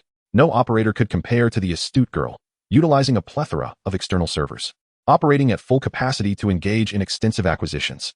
With $13 billion in cash, employing a tenfold leverage was feasible, as this strategy was permissible within the United States, though he was uncertain about elsewhere. At that moment, Wall Street was in a frenzy. Someone was audaciously purchasing Stark stock at such a time? Hurry, sell. Finally, there's a fool attempting to play the bottom-feeding game, trying to appear knowledgeable. Indeed, it was accurate. Stark Industries had plummeted from $300 billion to $800 billion in mere months, indicating something was amiss. You may sell if you wish, but I shall hold firm. Perhaps Stark Industries is employing a tactic to lower the stock price for a buyback, repurchasing at the lowest possible price, only to release favorable news days later to inflate the stock price and reap profits again. That is true. I shall observe for a while longer. Not all investors were fools. Some could sense the unusual scent in the air, recognizing the typical maneuvers of capital. Under Chen Bei's full-scale acquisition, Stark Industries' stock price surprisingly rose, which was expected. By the end of the day, he had acquired less than 10% of the retail shares, while many others, sensing something amiss, quickly stabilized their holdings. However, he was not in a rush to acquire shares, for the time being. He chose to instill a sense of trepidation among those who clung desperately to their stocks. In truth, Chen Bei was already quite content, as the stocks in his possession had been valued at a staggering $50 billion the moment Tony revealed himself as Iron Man. That amounted to 5 golden fishing rods. At that juncture, Tony would undoubtedly repurchase at a premium of around 20, ensnaring him once more. As these thoughts danced through his mind, a sinister smile crept upon Chen Bei's face, his gaze becoming increasingly entranced. Chapter 49, Iron Man's marvelous debut. Chen Bei found himself lost in a daydream, envisioning a golden fishing rod in each hand, a dual-pronged approach. I am a landowner of wealth. What is there to fear? In the subsequent 2 days, others continued to offload Stark Industries stocks. Regardless of the quantities being sold, Chen Bei remained undeterred by the prices, acquiring without hesitation. As a result, after a flurry of transactions, he found himself in possession of 12 of Stark Industries shares. This stealthy maneuver captured the attention of both Tony and the major stakeholders of Stark Industries. Who was this unknown entity acquiring such a substantial stake? Jarvis. Who is this individual? Who dares to bottom feed at such a time? When he finally grasped the situation, he realized that the other party had acquired approximately 10 in a single day, showcasing remarkable speed and audacity, while the individual rushed to seize the opportunity. Tony had intended to absorb these retail investors, yet the other party acted too swiftly, missing the nadir. Jarvis, exhibiting exceptional efficiency, soon unearthed the account information from the brokerage firm. Damn it, it's that Chen Bei. How is this possible? Where did he acquire such wealth? Did he swindle a few billion from me? And has he deceived others as well? Tony's eyes widened in disbelief as he scrutinized Jarvis's findings, feeling as though he were ensnared in a fantastical tale. Good heavens, how many people had he duped to amass such riches? Was this individual truly blinded by greed? The critical question remained, where had such fools emerged from to fall for his schemes? In a fit of exasperation within his office, Tony nearly succumbed to despair, realizing that the shares had been taken by someone he least desired. From any perspective, Chen Bei was the most formidable and enigmatic presence, a being shrouded in inscrutability since his emergence. He possessed an uncanny ability to foresee events, consistently laying plans before anyone else could react, exhibiting a plethora of extraordinary capabilities and peculiar items. All of this exuded an unsettling aura, suggesting that Chen Bei was a source of great terror. Tony was reluctant to engage with such an individual, fearing he might be ensnared without even realizing it. Since his abduction, his mindset had unraveled. He toiled day and night to construct his armored suits, enhancing their weaponry, while also clandestinely establishing a biological research lab to study the viral serum that Chen Bei had provided him. Only through immense power could he find solace, equipping himself with sufficient strength to confront the unknown terrors and protect all that he held dear. Jarvis, let us embark on a test flight of the latest Mark III to ascertain areas requiring refinement. The mere thought of Chen Bei instilled in him both pressure and motivation. Naturally, Jarvis swiftly assisted Tony in donning the Mark III armor, yet Tony's immediate impression was that the armor's donning process was still too sluggish. In the event of an emergency, this lethargic pace could very well lead him to ruin. Jarvis, our next focus must be on how to expedite this process. Through practice comes enlightenment. Even at this early stage, he discerned urgent areas for improvement. Understood, sir. I shall make a record, replied Jarvis in his mechanical tone, devoid of emotion. Once successfully clad in the Mark III, Tony refrained from immediately taking to the skies, choosing instead to take a few steps on the ground to gauge the experience. As he moved, he sensed that the internal comfort of the armor was still lacking. The joints exhibited a disconcerting stiffness, and the overall weightiness rendered even the simple act of walking a challenge. Jarvis, this armor is rather restrictive, and we must incorporate a purification system for urgent needs, he noted, contemplating the ramifications of extended combat without adequate provisions. The thought of being incapacitated by nature's call was hardly amusing, and he mused that his hair should not be too long to prevent entanglement. Even before the test flight commenced, Tony identified numerous design oversights and insufficient attention to detail. Following this flight, there would be no time to waste in rectifying these issues. With a swift motion, he opened the ceiling hatch, and in an instant, the Mark III ascended into the clouds. Tony announced to the universe, the Iron Man has arrived. As it was his inaugural flight, his excitement knew no bounds, and he was filled with exuberant shouts. Wow, amazing! This is the true iron armor. Tony's rapid ascent did not go unnoticed by the military, who had long since detected this unidentified flying object. Connect me to the Department of Defense. We must address this immediately. No, it is not our Air Force. Is anyone online? No, that is not our aircraft. The general's frustration mounted. That is certainly not our plane, nor is it the Navy's or the Marines. The entire space agency was thrown into disarray as the unidentified object on their radar moved with astonishing speed, evading any visual capture. Immediately summoned Colonel Rhodes from the Weapons Development Office, an officer commanded. At this moment, Tony was in a state of sheer exhilaration, careening through the skies as if he were a wild stallion unleashed. The Mark III streaked across the heavens, leaving a long, white trail in its wake, embodying the essence of a free spirit in the vast expanse. Just then, his communication device chimed. Ding ding. Hello, who is this? It's Rhodes. In his euphoric state, Tony could barely make out the words being spoken. Sorry, who? For heaven's sake, I said I am Rhodes. Rhodes, now irritated, pressed for clarity. All right. Could you please speak up? Why is there such a cacophony on your end? Rhodey inquired, overwhelmed by the incessant buzzing that resembled a tempest roaring past his ears. Am I not driving a convertible? What could possibly be the issue? Tony's incessant ramblings were nothing short of preposterous, weaving fanciful tales with ease. Rhodey, momentarily deceived, implored, All right. I need you to assist me with something. I never anticipated you would seek my help, Tony replied, a hint of surprise in his tone. Indeed. Life is full of unexpected twists. At that moment, Rhodey sensed something was amiss. Tony was decidedly off kilter. You seem to be struggling for breath, Tony. Not at all. I'm merely jogging in the canyon. For heaven's sake. You just claimed you were driving. Yes, I was en route to the canyon, and now I'm jogging. Is that so implausible? Tony's penchant for deceit was unparalleled, a skill honed since childhood. Oh, very well. Are you certain there is no new technology you ought to share with me? Rhodey's suspicions deepened. He believed that the unidentified flying object was none other than Tony himself. This madman dared to do anything. Just then, military forces in Aircraft 22 had caught up with Tony. Eagle Eye, prepared to intercept. Rhodey understood. This was indeed Tony, who was clearly preoccupied, evading something. Well, I just happened upon something.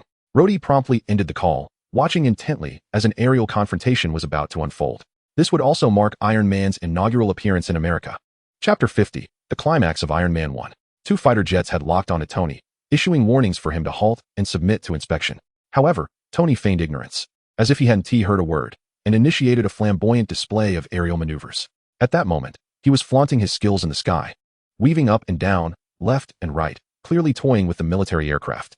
He experimented with an array of outrageous stunts, flying in a chaotic, unstructured manner. Yet his agility far surpassed that of the fighter jets. The military pilots were exasperated, dizzy from the relentless chase. Whether intentional or not, it seemed Tony was deliberately provoking the military. In the operations room, This is Aircraft 1. I've spotted the flying object, one pilot reported. Rhodey quickly inquired, Aircraft 1. What is it? I'm uncertain. Have we established contact? No response on the radio. All right, you are cleared to engage. Since there has been no reply, I will decisively order an attack. We must show this character a thing or two. Suddenly, at that very moment, Tony unleashed maximum power, activating supersonic mode. He just went supersonic. I've locked onto him. The pilot pressed the button, and a Sidewinder missile screamed forth, producing a sonic boom, rapidly closing in on Tony. Sir, the missile is approaching. Prepare incendiary rounds. Fire. Boom. In the next instant, a brilliant explosion illuminated the sky, sending Tony careening off balance as he plummeted toward the ground in free fall. After several seconds, he regained control of his suit. The two fighter jets swiftly re-established their lock on Tony, their onboard cannons firing relentlessly at his rear, and Tony, unfortunately struck, quickly deployed his air brakes and began to retreat. The 22 aircraft was incapable of executing a reverse maneuver, and in an instant, Tony's presence vanished from sight, leaving the radar scanning in vain. Who knows? Perhaps the cunning Tony was clinging to one of the 22s. He promptly dialed Rod's number. Hey Rod, it's me. Who? Apologies, it's me. You just asked about something. And that something is me. Tony launched into a verbal tongue twister that left Rod utterly bewildered. No. This is not a joke. You cannot launch your equipment into a military restricted zone. Do you understand? Rod's voice turned furious, lowered in volume as he roared. I knew it was you. That scheming troublemaker. Why must you invade a military zone for your amusement? Rod was beside himself with rage, fully aware of Tony's notoriously reckless nature. Yet he never anticipated it could be this extreme. No. This is not equipment. I am inside. This is a suit of armor. It's me. Tony shouted, unable to contain himself. That's me. Me. You imbecile. Why don't you get a little more sun? Then no one would call you an idiot. Well, you are already a fool. At that moment, a military official inquired if Rod had received any updates. Rod hesitated, just as the pilot of the second aircraft sent a transmission. First aircraft, report your location and return to headquarters. No sooner had the words left his lips than the pilot of the second aircraft glanced up and spotted a figure clinging to the first aircraft. What the heck? Below your fuselage, it appears to be a person. Shake him off, roll over. Quickly roll. The pilot of the second aircraft, filled with terror, shouted frantically. Upon realizing the target was clinging to him, the first aircraft immediately executed a death roll. Tony couldn't help but scream, what the heck? This is outrageous. In an instant, he was flung away, colliding fortuitously with the wing of the first aircraft. The material of Tony's armor was far more resilient than that of the fighter jet, and the outcome was inevitable. In a heartbeat, thick black smoke billowed forth. The first aircraft was doomed, and the pilot hastily ejected from the seat to escape. In the operations room, a wave of fury swept through as they recognized this as a blatant provocation, an audacious attack on the mighty United States, tantamount to courting death. They must capture the perpetrator at all costs. The commander bellowed in rage, scattering documents across the table, incensed that they only bullied others, when had it ever been their turn to be bullied. Suddenly, a staff member realized something was amiss. I can't see the parachute from the first aircraft. What the heck? Second aircraft, did you see the parachute?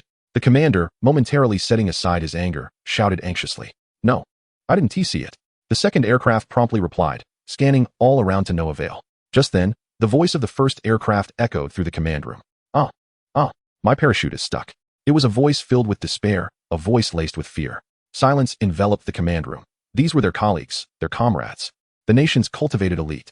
Suddenly, the second aircraft shouted, I've spotted the target. Second aircraft, continue the fight, aim and fire. The command resonated like a fiery eruption from the depths of his throat. The commander was taken aback by the unexpected return of the adversary, which incited a fury within him that was impossible to contain. It was an unabashed provocation. Such affronts could no longer be tolerated. Yet, what no one anticipated was that this Ritter Nee was, in fact, a savior. As the pilot of the first mech successfully deployed the parachute, the entire operations room erupted in applause, cheers, and celebrations for the comrade's rescue. Rhodes quietly expressed his gratitude to Tony, acknowledging that, despite the chaos stemming from the calamity on the other end of the phone, it was ultimately Tony who had salvaged a life. How was he to account for this to the media? Suddenly, Rhodes was beset by a wave of frustration. For a multitude of onlookers had witnessed the fall of the 22. Just say it was a training exercise. Didn't they usually manage to gloss over such incidents? Tony was indeed a habitual offender, once again spinning tales with his eyes wide open. His propensity for deceit was evident. It was clear how cunning he truly was. The following day, Rhodes, regrettably, fell for Tony's fabrications. Dear members of the press, it is unfortunate that during yesterday's training exercise, a Raptor 22 aircraft crashed, but fortunately, there were no casualties. Regarding the unforeseen incident in the Gemera region, the causes of the intervening forces remain unclear, but I assure you, America was not involved. This scene was deeply imprinted in Obadiah Stane's mind. Tony, you truly are a genius, but alas, it seems I cannot keep you. Obadiah sipped his red wine, casting a sinister glare at the Tony on the screen. Chen Bei also noted Rhodes's grandiloquent statements, recognizing this as Tony's cunning scheme. Who could have foreseen that matters would escalate to this point, as the final showdown was on the horizon? Chen Bei smiled faintly and turned off the television. The ensuing narrative unfolded simply. Pepper discovered on Obadiah's computer that the mastermind behind Tony's kidnapping was none other than this seemingly loyal Obadiah Stane. Cleverly escaping, Pepper Peabody hastily called Tony to relay this shocking revelation, unaware that Obadiah, having learned of the exposure, would take preemptive action. The clash between Iron Man and the Ironmonger was soon to unfold, a tempest of love and enmity. Never mind, the protagonist's halo, why should I worry? Chen Bei mused to himself. He would simply await his payment, anticipating the soaring of Stark Industries stock. Ding. Detecting the conclusion of the Iron Man 1 narrative. Please finalize the plot with a perfect ending. Upon completion, a golden fishing rod will be rewarded. Very well. It appeared he must personally send Obadiah on his way. Alas, little Obadiah, it turns out you are quite valuable. I shall ensure your departure is comfortable, devoid of pain. Chapter 51. Nick Fury arrives. Obadiah strikes. Murphy's Law is indeed a treacherous pit. The more one frets about potential occurrences, the more they materialize, as exemplified by our Nick Fury. He, despite his meticulous calculations, never anticipated that Tony would truly invent the iron armor, audaciously daring to assault military aircraft. Such gall was unprecedented. Coulson, let us pay a visit to this unhinged inventor. Having just wrapped up matters concerning the Hulk and located his whereabouts, I was preparing to enlist this behemoth when I encountered Tony. This period has indeed been exhausting. However, as fortune and misfortune are intertwined, Nick Fury pondered that perhaps this encounter was not an ill fate after all. The ever-accommodating Coulson would naturally not defy his superior's orders. So the two discreetly embarked in Coulson's modest vehicle, stealthily making their way to Tony's estate. Ding dong, ding dong. In truth, they did not press the doorbell. Yet Tony had already spotted them. A one-eyed black man. A white man with a deceptive smile. Such an eccentric combination was unprecedented to him. Who could they possibly be? Greetings, Mr. Tony Stark. We are from the Strategic Homeland Intervention, Enforcement and Logistics Division, led by Nick Fury, and this is my assistant, Phil Coulson. We wish to discuss a matter of utmost importance concerning your life. May we sit down and converse? Nick Fury, aware that Tony could see them, promptly shouted into the camera. What was this division but the one founded by his late father Howard Stark and Peggy Carter? Tony found it peculiar that this man approached him merely to intimidate the great inventor, Tony Stark. His insatiable curiosity, coupled with his arrogance, compelled him to meet this man and uncover what he was selling. Tony instructed J.A.R.V.I.S. to open the door for Nick Fury, thereby advancing their meeting by a full year. Such was the butterfly effect. "Hello, Mr. Stark. Please, come in and have a seat. Would you prefer cola or coffee?" Tony maintained a modicum of politeness, given their shared history. "Cola," they both replied in unison. The two men, sharp as they were, immediately grasped the situation. Tony's fondness for cola had been noted, and thus, 3 bottles of the fizzy delight bridged the gap between them. This auspicious beginning allowed Nick Fury to elaborate on the indelible connection between Howard Stark and S.H.I.E.L.D., subtly narrowing the distance between them. The conversation flowed amiably. Observing the atmosphere had reached a comfortable level, Nick Fury deemed it time to address the main issue. With an air of mystery, he inquired, "Tony, do you have any idea who previously kidnapped you?" "Who? Do I know them?" Tony quickly interjected, intrigued. He was aware that S.H.I.E.L.D. was a global organization with extensive influence and many hidden secrets. "To be honest, I can hardly believe it. It's not easy to articulate," Nick Fury stammered, feigning difficulty in revealing the truth. "That S irrelevant. I must know. Surely I am acquainted with them, correct?" Tony sensed something amiss in Fury's demeanor. Was he afraid Tony would not believe him? Quite crafty indeed. "Very well," Nick Fury exclaimed, as if making a decisive resolution.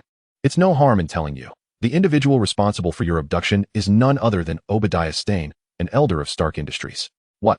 Tony's eyes widened in shock, and he bolted upright from the sofa. "How is this possible? How could it be? Obadiah Stane is a longtime associate. Practically like an uncle to me." Tony shouted incredulously at Nick Fury. "Isn't this incitement? How could my dear uncle betray me? There's absolutely no reason for it. Both my father and I have treated him well. Tony, this is the outcome of our investigation. To uncover such secrets, we sacrificed 7 elite agents to obtain this information from the 10 Rings, a notorious kidnapping syndicate. You may not have heard of them, but they are the largest terrorist organization in the world, and this information is indisputable." Nick Fury patted Tony's shoulder heavily, speaking with heartfelt earnestness, even shedding a few tears for dramatic effect. If Chen Bei were to witness this performance, he would surely believe that such acting deserved an Oscar. "Wait," Tony pondered. Though this dubious character seemed untrustworthy, the concern he expressed for his subordinates appeared genuine. After all, Nick Fury was Nick Fury, firmly seated upon the throne of Marvel's most audacious figure. He had transformed information worth millions into a narrative of sacrifice, multiplying its value exponentially. "Well, that is all for now. You may conduct your investigation, and we shall not intrude any longer. Do visit us sometime, after all. Your father is a founding member of our agency." This was Nick Fury, subtly fostering a bond while avoiding any mention of favors, ensuring that Tony felt indebted to S.H.I.E.L.D. "I'll see you off," Tony said, hastily rising as the two prepared to leave. Once he was alone in the living room, he fell into deep contemplation. Obadiah Stane? Could he truly be the one? If clarity eluded him, it was time to commence an investigation. J.A.R.V.I.S. Infiltrate Obadiah's computer. Tony understood that any connection to the outside world regarding his kidnapping or monetary transactions would surely leave a trace. However, unbeknownst to him, pepper pots had already been discovered while covertly searching Obadiah's computer. The cunning Obadiah had already rendered his computer unusable, leaving J.A.R.V.I.S. searching in vain. "Sir, I apologize, but his computer is not connected to the network. In the realm of the internet, J.A.R.V.I.S. was formidable, but without connectivity, he was rendered helpless. The trail had gone cold. Damn it," Tony cursed under his breath, feeling the timing was unfortunate. Just then, the phone rang, the sound echoing in the silence. Pepper was calling. "Tony?" He answered, but before he could respond, a cacophony of electronic buzzing interrupted the conversation. Relax. You remember this device, right? It's a shame the government never approved its production. It's still quite effective for temporary incapacitation." Obadiah boasted to himself, preparing to extract Tony's arc reactor. At that moment, Tony's complexion turned ashen, his breath quickened, and he stared helplessly at Obadiah as he continued to prattle on. Tony's remorse was palpable. How could he have doubted Nick Fury's words? At this moment, he was filled with regret. Simultaneously, Nick Fury's stature seemed to magnify. He was indeed a good man, a truly noble individual. Alas, it appeared that Tony's fate was sealed. His beauties, his wealth, he was about to bid them farewell. No, for the sake of the beauties, for the sake of the riches. Tony, you must rally yourself. Chapter 52, Villains perish from excessive chatter. At this juncture, Pepper Potts found herself unable to reach Tony and sensed that he was genuinely in peril. Without hesitation, she called Rhodey. urging him to check on Tony at his residence. Meanwhile, she contacted Coulson, knowing that suspects like Obadiah must be brought to justice. 16. As a mere woman, she dared not confront such a formidable foe. Upon receiving the call, Rhodey felt a sense of foreboding and rushed to Tony's villa without delay. By this time, Tony had regained a modicum of strength, staggering unsteadily towards the basement. It must be noted that villains often lack intelligence. They possess the power to eliminate the protagonist, yet inexplicably allow them to escape, often engaging in lengthy monologues that afford the hero a chance to retaliate. If Obadiah Stane had simply shot Tony, there would have been no issue at all. While it is understandable to toy with one's prey when endowed with overwhelming strength, one must consider that they may not be the superior opponent. Either eliminate the protagonist outright or ally with them. Why indulge in such theatrics? It seems the director's hand is at play. As Tony summoned the last of his strength and staggered through the final door, a smile finally graced his face. Truly, there is always a glimmer of hope. He still possessed a backup, an original arc reactor. Jarvis, retrieve it for me. Tony's expression shifted to one of immense relief. Very well, sir. Jarvis maneuvered the robotic arm to extract the spare arc reactor. Upon receiving the glass-encased reactor, Tony forcefully hurled it to the ground. Crash! The glass shattered in response. Good boy, Tony remarked, a smile of relief upon his lips. Revitalized, Tony was exhilarated. The experience of flirting with death was utterly terrifying. It felt wonderful to be alive. This was the second time he had felt so close to the brink of mortality. Meanwhile, Pepper and her team, upon breaching Area 16, failed to capture Obadiah Stane and instead encountered Ironmonger. The defensive capabilities of Ironmonger were astonishingly formidable, rendering S.H.I.E.L.D.S. miniature grenades ineffective, merely scratching the paint. Fortunately, Ironmonger's imposing size rendered him unable to catch the petite Pepper in the confined space, allowing her to evade disaster. At that moment, Rhodey arrived at Tony's home and found him slumped on the basement floor, recuperating. Tony, are you all right? I'm fine. What about Pepper? She is with 5 agents. They are en route to apprehend Obadiah. Upon hearing this, Tony grasped Rhodey's arm, struggling to sit up. No, 5 people are not enough. He must rescue Pepper and bring Obadiah Stane to justice. Watching Tony clad in his iron armor, Rhodey could not help but feel a surge of envy and admiration. This is the coolest guy I've ever seen. Not bad, right? Let us take action. With a proud smile, Tony broke through the ceiling and soared into the sky. Rhodey cast a glance at the unpainted suit of armor beside him and said fiercely, next time, I'll make sure to wear you, baby. With that, he drove towards the military command center. Just then, Pepper's phone rang. It was Tony. Tony, are you all right? She asked anxiously. I'm fine. Obadiah has gone mad. At that moment, Pepper's emotions were tumultuous. The recent events had nearly terrified her. Listen, get as far away as you can. He has created his own suit of armor. You need to leave immediately. Tony shouted into the phone, fully aware that time was running out. His energy was down to 48, while Obadiah S. was a new model, enhanced with an additional 2 grams of palladium. What to do? What to do? Tony's heart raced, and the time for contemplation was rapidly dwindling. Suddenly, an unwelcome name surfaced in his mind, Chen Bei. Though he was reluctant to be financially exploited by Chen Bei, he recognized that this moment might be his best chance, his last opportunity. After all, in his perception, Chen Bei was a formidable, enigmatic presence. However, this fellow was also known for his mercenary nature. The sound of a ringing phone interrupted Chen Bei, who was enjoying dinner with Wanda and the Black Widow. Brother, it's Tony Stark calling. Do you want to answer? Sweetly chimed the voice of the AI assistant. Go ahead. He was aware that the walking golden fishing rod was reaching out. Chen Bei knew Tony would undoubtedly be seeking his assistance. Hello, Chen Bei, this is Tony. I need you to come to Stark Industries headquarters. I'm in a rush to save Pepper, and Obadiah has also created a suit of armor. My energy is insufficient. Please come and help me, and you can set any terms you wish. Goodness. Chen Bei was taken aback, true to form. Tony was rapidly firing off words like a Gatling gun. A Mark III, he coolly replied, without a hint of negotiation. What the? Tony, mid-flight, stumbled, his voice cracking in shock. How do you know my armor is named Mark? I've never mentioned it to anyone. What the? He exclaimed in disbelief. As if such a reaction could quell his mounting fear. His face paled further, and his wariness of Chen Bei intensified. If there was anyone in this world he feared, it was certainly not even close to Chen Bei's level. Enough with the dawdling. Will you agree or not? Chen Bei snorted dismissively. You're just a native. I agree. I'll help, just hurry up. If you're late, you'll have to collect my remains. By your standards, I've already perished. Tony exclaimed in desperation, his voice rising in panic. With his energy depleting to a mere 39 during this supersonic flight, he lamented the fact that he was still operating with the initial model of the reactor. Fear not. With a sharp click, Chen Bei abruptly hung up the phone. Hello? Hello? For heaven's sake. What rudeness. I am, after all, your employer. Tony muttered curses under his breath as he continued his flight, but at that moment, he was finally able to breathe a sigh of relief. You all enjoy your meal at home. I shall earn some extra income. Chen Bei, devoid of any intention to be compensated for his efforts, euphemistically claimed that he was merely providing Tony with some battle experience, assuring himself that no harm would come to him. Just be careful, Wanda cautioned with concern. Rest assured, Sister Wanda, no one can stop me when I take flight. The confident and playful Deadpool replied with a grin. Hee, Mindy truly understands me. Off I go. With a mischievous smile, Chen Bei teleported directly to the rooftop of Stark Tower. At that moment, the battle had already commenced. Obadiah Stane emerged from below, not hesitating to engage in combat, while boasting an array of empty threats. Just as he was about to act, Tony descended from above, executing a powerful tackle that sent both of them crashing onto the bustling overpass below. Ah, villains truly perish due to their incessant chatter, Chen Bei remarked, shaking his head as he leisurely approached Pepper Potts. Chen Bei, you finally arrived.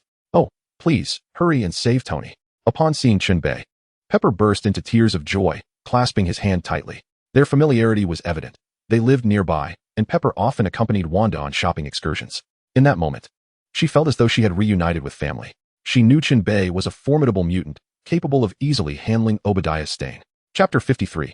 Chen Bei, you absolute nuisance. Very well, considering your earlier state of shock, I shall let you have this one, but do not expect it to be repeated, Chen Bei declared haughtily. He resolutely reminded himself that he was an upstanding gentleman and an honest young man. Alas, the heavens and the boundless nature of existence. Form is emptiness, and emptiness is form. I am aggrieved. Enough of this. Thank you. Now hurry to rescue Tony. After shedding her tears, Pepper quickly regained her composure. There's no rush. Let Tony enjoy himself. This is his first experience battling in the armor, and gathering some experience is beneficial. Chen Bei spoke calmly, showing no signs of urgency.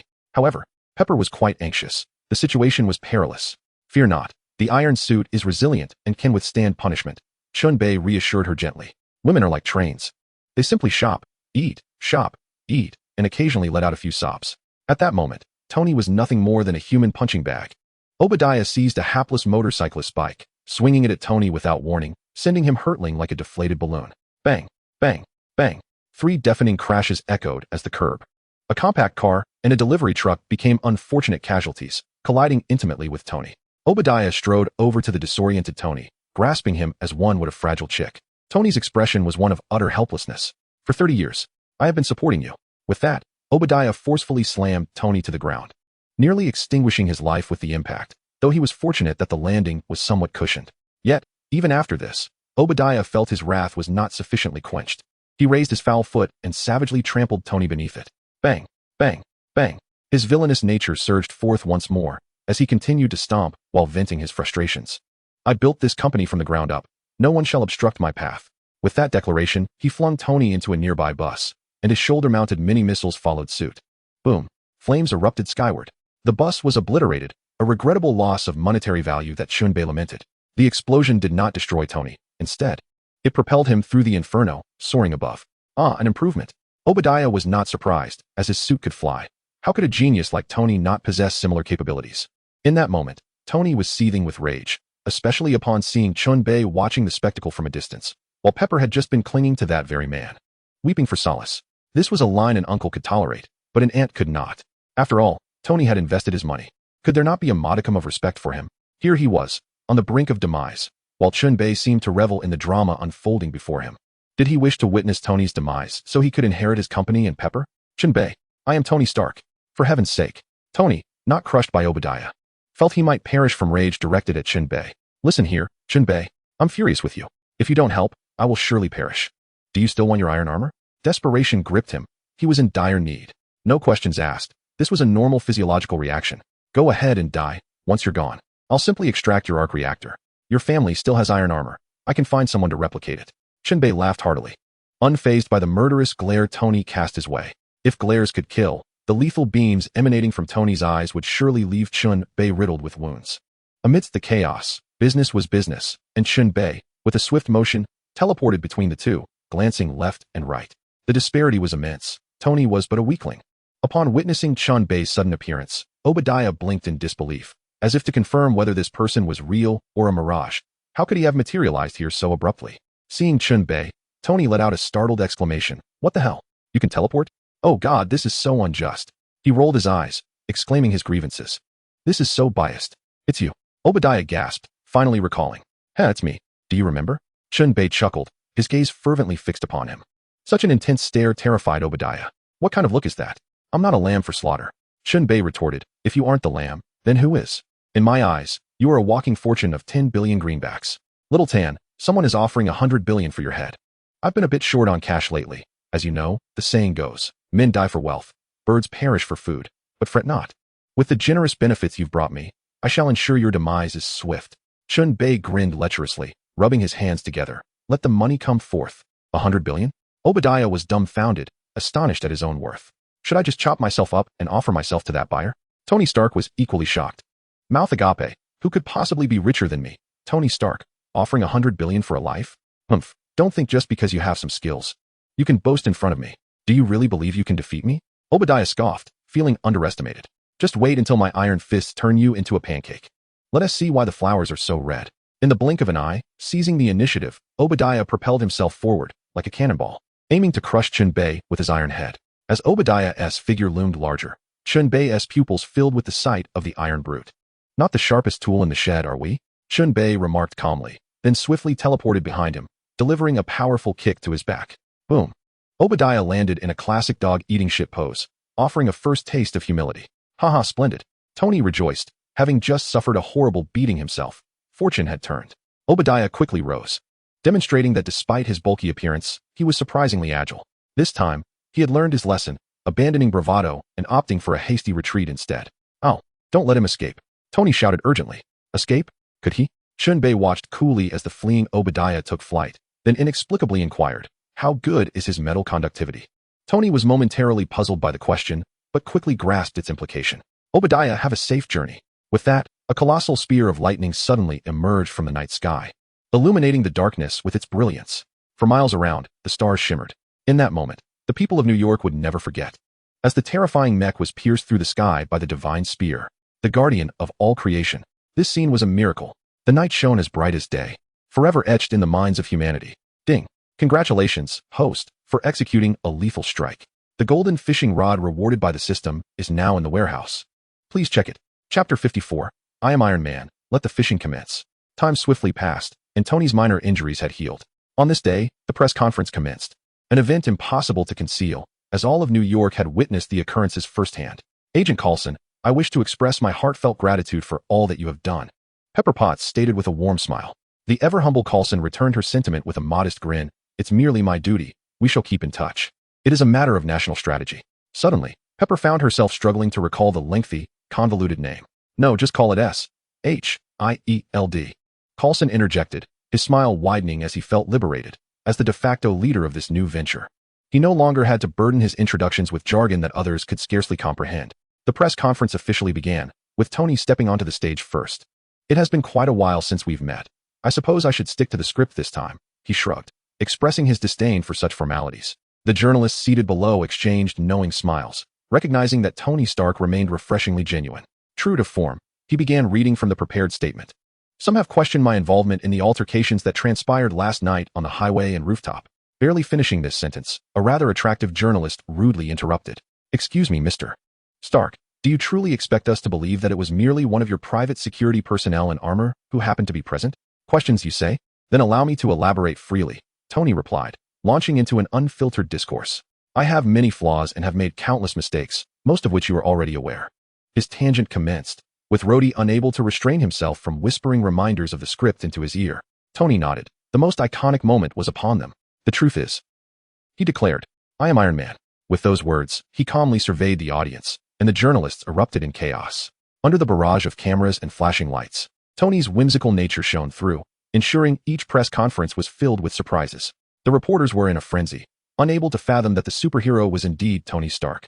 Mr. Stark, can you confirm that the Iron Warrior is you? Can you tell us who unleashed that lightning spear? Mr. Stark, does your armor possess the capability to execute such a formidable attack? Mr. Stark, will you consider equipping your iron armor with nuclear weapons? Mr. Stark, will such powerful weaponry be made available for military procurement? Mr. Stark, is there a civilian version of the iron armor? It sounds incredibly cool. I would love to purchase one. Could it be offered at a discounted price? The journalists were truly wild, spitting out a flurry of bizarre inquiries. Particularly concerning the military and civilian versions of the iron armor, the romantic allure of mechanized suits and cosmic exploration was palpable. Who had not dreamed of such possibilities? It seemed a genuine opportunity might be at hand. Just then, numerous S.H.I.E.L.D. agents were present, valiantly shielding Tony from the relentless reporters, allowing him to escape. In an office, Rhodey seized Tony's shoulders, unleashing a torrent of frustration. What the hell, Tony? Why do you keep defying our agreed-upon plans? Do you not comprehend the magnitude of this situation? At times, I find it utterly perplexing to fathom what occupies your mind. Your thoughts seem to slip on a banana peel, leading you into unimaginable corners. Calm down. Calm down. Tony gently brushed Rod's hand aside, maintaining an air of composure. Brother, I am preparing for something monumental. If you are truly my brother, do not question me. Simply support me. Tony spoke with a gravitas that belied his absurdity, for he had his own considerations. No one could dictate the course of his life. He intended to craft his own persona. Damn it. Are you actually dissatisfied that the situation isn't chaotic enough? Rod exclaimed, his eyes wide with disbelief as he stared at Tony. You really want to escalate things further? I'm tempted to crack open your skull to see if there's any waterlogged brain inside. Rest assured, I have it all figured out.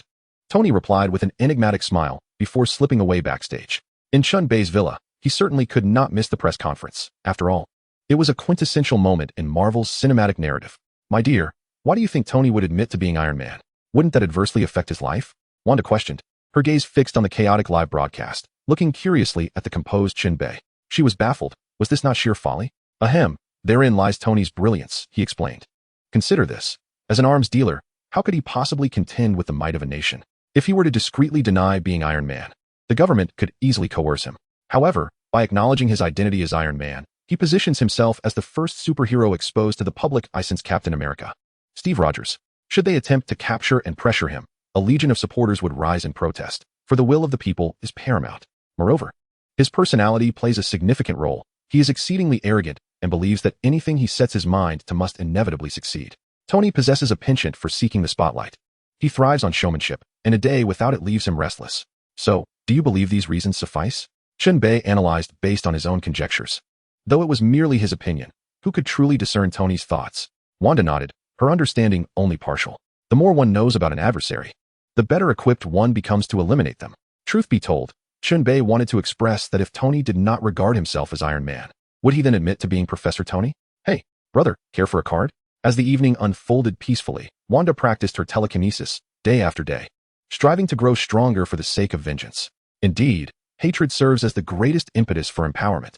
After dinner, Chen Bei retreated to his study, preparing for his fishing endeavors, though he needed to wash his face first. As long as his complexion remained pristine, the luck of the non-wealthy would be of no consequence.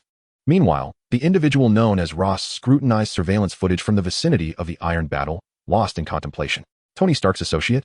The figure is cloaked in darkness, rendering their features indiscernible, yet they wield lightning as well. It is impossible not to suspect that this person is the very man from Huaxia who suddenly appeared beside Tony. The more he pondered, the stronger the conviction grew that it was indeed him. General, what do you think of that man named Chen Bei? Ross's aide, Fielders, remarked. It is evident that he is no fool to have reached this position. Indeed, there is no one else. Ross responded coldly. Very well. Let us ambush the woman named Wanda to force this man into the open. As for the truth, will it not become apparent? Fielders said with a sinister smile, a glint of satisfaction on his face. Ha! Excellent. Fielders, you truly are a little genius. Ross exclaimed, his face lighting up with delight at this brilliant idea. He had long coveted Chen Bei's extraordinary genetic prowess. Unbeknownst to Chen Bei, he was already being targeted. At that moment, he had just finished washing his face and was preparing to cast his line. With his eyes closed, he murmured a prayer. Oh, great deities of the universe, please bestow your blessings upon me for the sake of all earthlings. Golden fishing rod. Here we go. Chapter 55, Even Bald. I have grown stronger. Chen Bei forcefully cast his fishing rod into the pond, settling in to wait patiently. Fishing requires a great deal of patience. This time, he intended to see what it was like to fish without a cushion. Who was he? He was the king of fishing in the national server. All he wanted was that perfect catch. In the world of One Punch Man, life was straightforward, continuing the tradition of a small nation plagued by extreme persecution delusions. Much like the likes of the small-time hero. Cats eat fish, dogs devour meat, and Ultraman loves to battle monsters. Saitama, the bald hero, had just returned to his modest apartment, satisfied after purchasing discounted groceries from the supermarket. Gazing at his bargains, observing his living conditions, and the clothes gifted to him by others, he swiftly dismissed his worries. Material possessions held no significance for him. Even his heroism stemmed from mere interest. He seldom reported his victories over monsters to the Hero Association, resulting in a modest income. However, some passers-by, recognizing his deeds, took the initiative to report them. Occasionally, when teaming up with other heroes to defeat the same villain, his contributions were acknowledged, albeit his rewards remained meager. He had to wait for discounts just to buy a bit of meat. It seemed Saitama's mind wasn't functioning quite right. Perhaps going bald had dulled his spirit? Life, though frugal, was manageable. He continued his routine of simple meals, reading comics, and playing video games. Suddenly, while he was lost in excitement, Saitama felt a strange presence in the void. Could it be another powerful monster? A being with spatial abilities? How intriguing. Boom. In the blink of an eye, a black hole materialized before him. What? What is this ability? He pondered, baffled. Why wasn't the black hole consuming everything around it? Just then, he noticed a golden fishhook emerging, hurtling towards him. Saitama was taken aback. What was happening? Who was playing tricks on him? Fishing for himself? What an absurd notion. As Saitama prepared to evade, he was suddenly astonished to discover that he was rendered immobile. An inexplicable force bound him tightly. No, what is happening here? Even though Saitama had gradually lost his sense of fear, this unprecedented situation seemed to rekindle within him the essence of terror. This was an insurmountable power. Beneath it, he felt like a mere insignificant insect. To his horror, Saitama realized that his most earnest punch had been stripped away. This was his strongest attack. When he regained his senses, the black hole and the hook had vanished. Even with his serious demeanor, he was unable to execute that move. Essentially, his strength had not reached such heights. I must train again. He despised training. His hair was the price to pay. Who knows what he might lose in the process of retraining? I am bald, yet I have grown stronger. I loathe this. Meanwhile, in the Marvel Universe, Chen Bei noticed a disturbance. Ding. Congratulations, host, you have acquired the Serious Series 1 Punch of Bald Saitama. Nanny, the Serious 1 Punch. Are you serious, system? This can actually be acquired. He could hardly fathom that such an attack, dependent on Saitama's attitude, could be seized by the system. Do not be surprised, host. For the system, this is a trivial matter. Once the system upgrades, you shall be astonished again. Listening to the system's tone, it seemed that now was a case of underutilization. Chen Bei scoffed. What a pretentious display. When will you be able to upgrade? Host, do not aim too high. Just wait patiently, and the opportunity for an upgrade will present itself naturally. Fine, you're the boss. Chen Bei shrugged. What else could he say? Under the eaves, one must bow their head. Host, do you wish to merge with the Serious 1 Punch? Merge. If not, I might as well be a lazy fish. Chen Bei huffed in irritation. He was eager for this. Ding. Merging begins. Please hold on, host. Just as the system's voice faded, Chen Bei felt as if he were experiencing it firsthand. He was Saitama, delivering a perfectly parted hairstyle to the earth with a single punch. The Serious 1 Punch was merely a name Saitama casually assigned. The true extent of its power was likely beyond even his comprehension. Regardless, all foes fell before him with one punch, and he would turn back to mock them, claiming none could stand against him. Chen Bei meticulously sensed the changes within his body. He was capable of executing the Serious 1 Punch, though he could hardly explain why. It felt as if he had an innate ability, a signature move embedded within him. Ding. The merging of the Serious 1 Punch is complete. Please feel free to explore its potential. After the completion of the merge, the system irresponsibly vanished. Experience it on your own. You are not reliant on anyone. Stealthily exiting, Chen Bei activated high-speed movement and, in the blink of an eye, arrived at the Pacific waters of the Land of Ointment. Since this was a technique of the esteemed Saitama, it was imperative that he pay homage while testing it. Observing the Japanese Self-Defense Force warships docked at the harbor, Chen Bei couldn't help but smirk mischievously. In the vast expanse of the Pacific Ocean lies the formidable military port of Jiangxi, home to the largest shipyard of the enemy, Samling Heavy Industries. One cannot help but admire the cunning of Chen Bei, who, amidst the boundless ocean, could easily remain unnoticed like an ant, even in broad daylight. However, his demeanor shifted dramatically, becoming solemn and resolute. Let this be the interest I collect for the otherworldly Huaxia, he declared, as he unleashed a serious punch. With his furious roar, an immense, invisible wave of energy manifested in his hand, crackling with electric sparks. This formidable blow erupted at sea level, unleashing a cataclysmic force that obliterated the entire military port. Yet, this was merely the beginning. Such a punch was far beyond what a mere military base could withstand. The terrifying waves continued to surge, wreaking havoc upon the unfortunate Jiangxi. The scene was dominated by explosions, a breathtaking spectacle when observed from 1,000 meters above. Skyscrapers, bustling streets, factories, and farms were reduced to nothingness. Wails of despair? They would require an opportunity to emerge. In an instant, the area transformed into a desolate wasteland. What began as a serene day in Jiangxi had descended into chaos. The catastrophe struck without warning, turning the city into ruins in the blink of an eye. Half an hour later, the world erupted in turmoil. This was the largest massacre since the detonation of an atomic bomb. The city was annihilated. And while the entirety of the world mourned, the small nation, reviled for its sordid history, found itself the subject of mockery and disdain. The news of such a calamity prompted celebrations among many. As for Chen Bei, he remained unfazed by the aftermath. He was utterly drained of energy. The sheer force of his serious punch had completely exhausted him. Fortunately, his self-healing abilities allowed him to move with great effort, and he began to comprehend the system's directives. His fragile frame could only sustain the intensity of a true man for a fleeting 3 seconds. Chapter 56, Assassination of Wanda. Chen Bei stood upon the ocean's surface, eyes closed in meditation, gradually absorbing the ambient energy in the air. His self-healing capabilities were resilient, yet even they could not endure such extensive depletion. The instantaneous release of all his strength was overwhelming.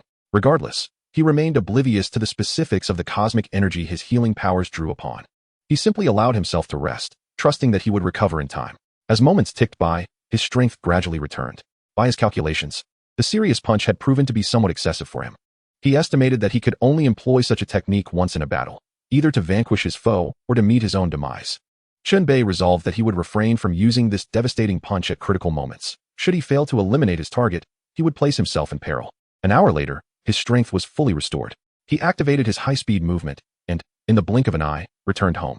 At this moment, news outlets from all corners of the world were inundated with reports of a sudden catastrophe caused by the Little Devils, swiftly overshadowing Tony's declaration of his identity as Iron Man.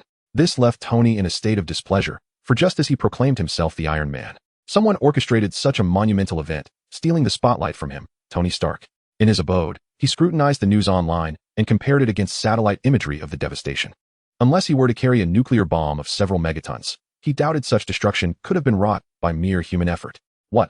Was he supposed to clutch a nuclear weapon and detonate it with a lighter? Yet, could such devastation truly be the handiwork of man?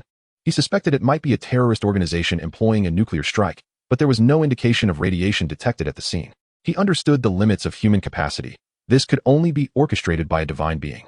The entire world was racking its brains, utterly unaware that this calamity was the doing of Chen Bei. No one would suspect human agency. If he were to voice such a theory, he would surely find himself admitted to Qingshan 4th Hospital. The news flooded in from every corner of the globe, while the true perpetrator had long since washed up and gone to sleep.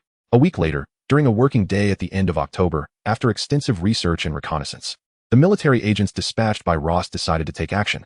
They meticulously studied Wanda's daily routine, her commute along various thoroughfares, intersections, the proximity of shops, pedestrian traffic, and vehicle flow. They noted her shopping habits after work, where she would procure ingredients for her meals, where she might stroll, and the least populated areas she frequented. As was her custom, Wanda ventured to a nearby supermarket after work to buy vegetables, beef, and chicken for dinner.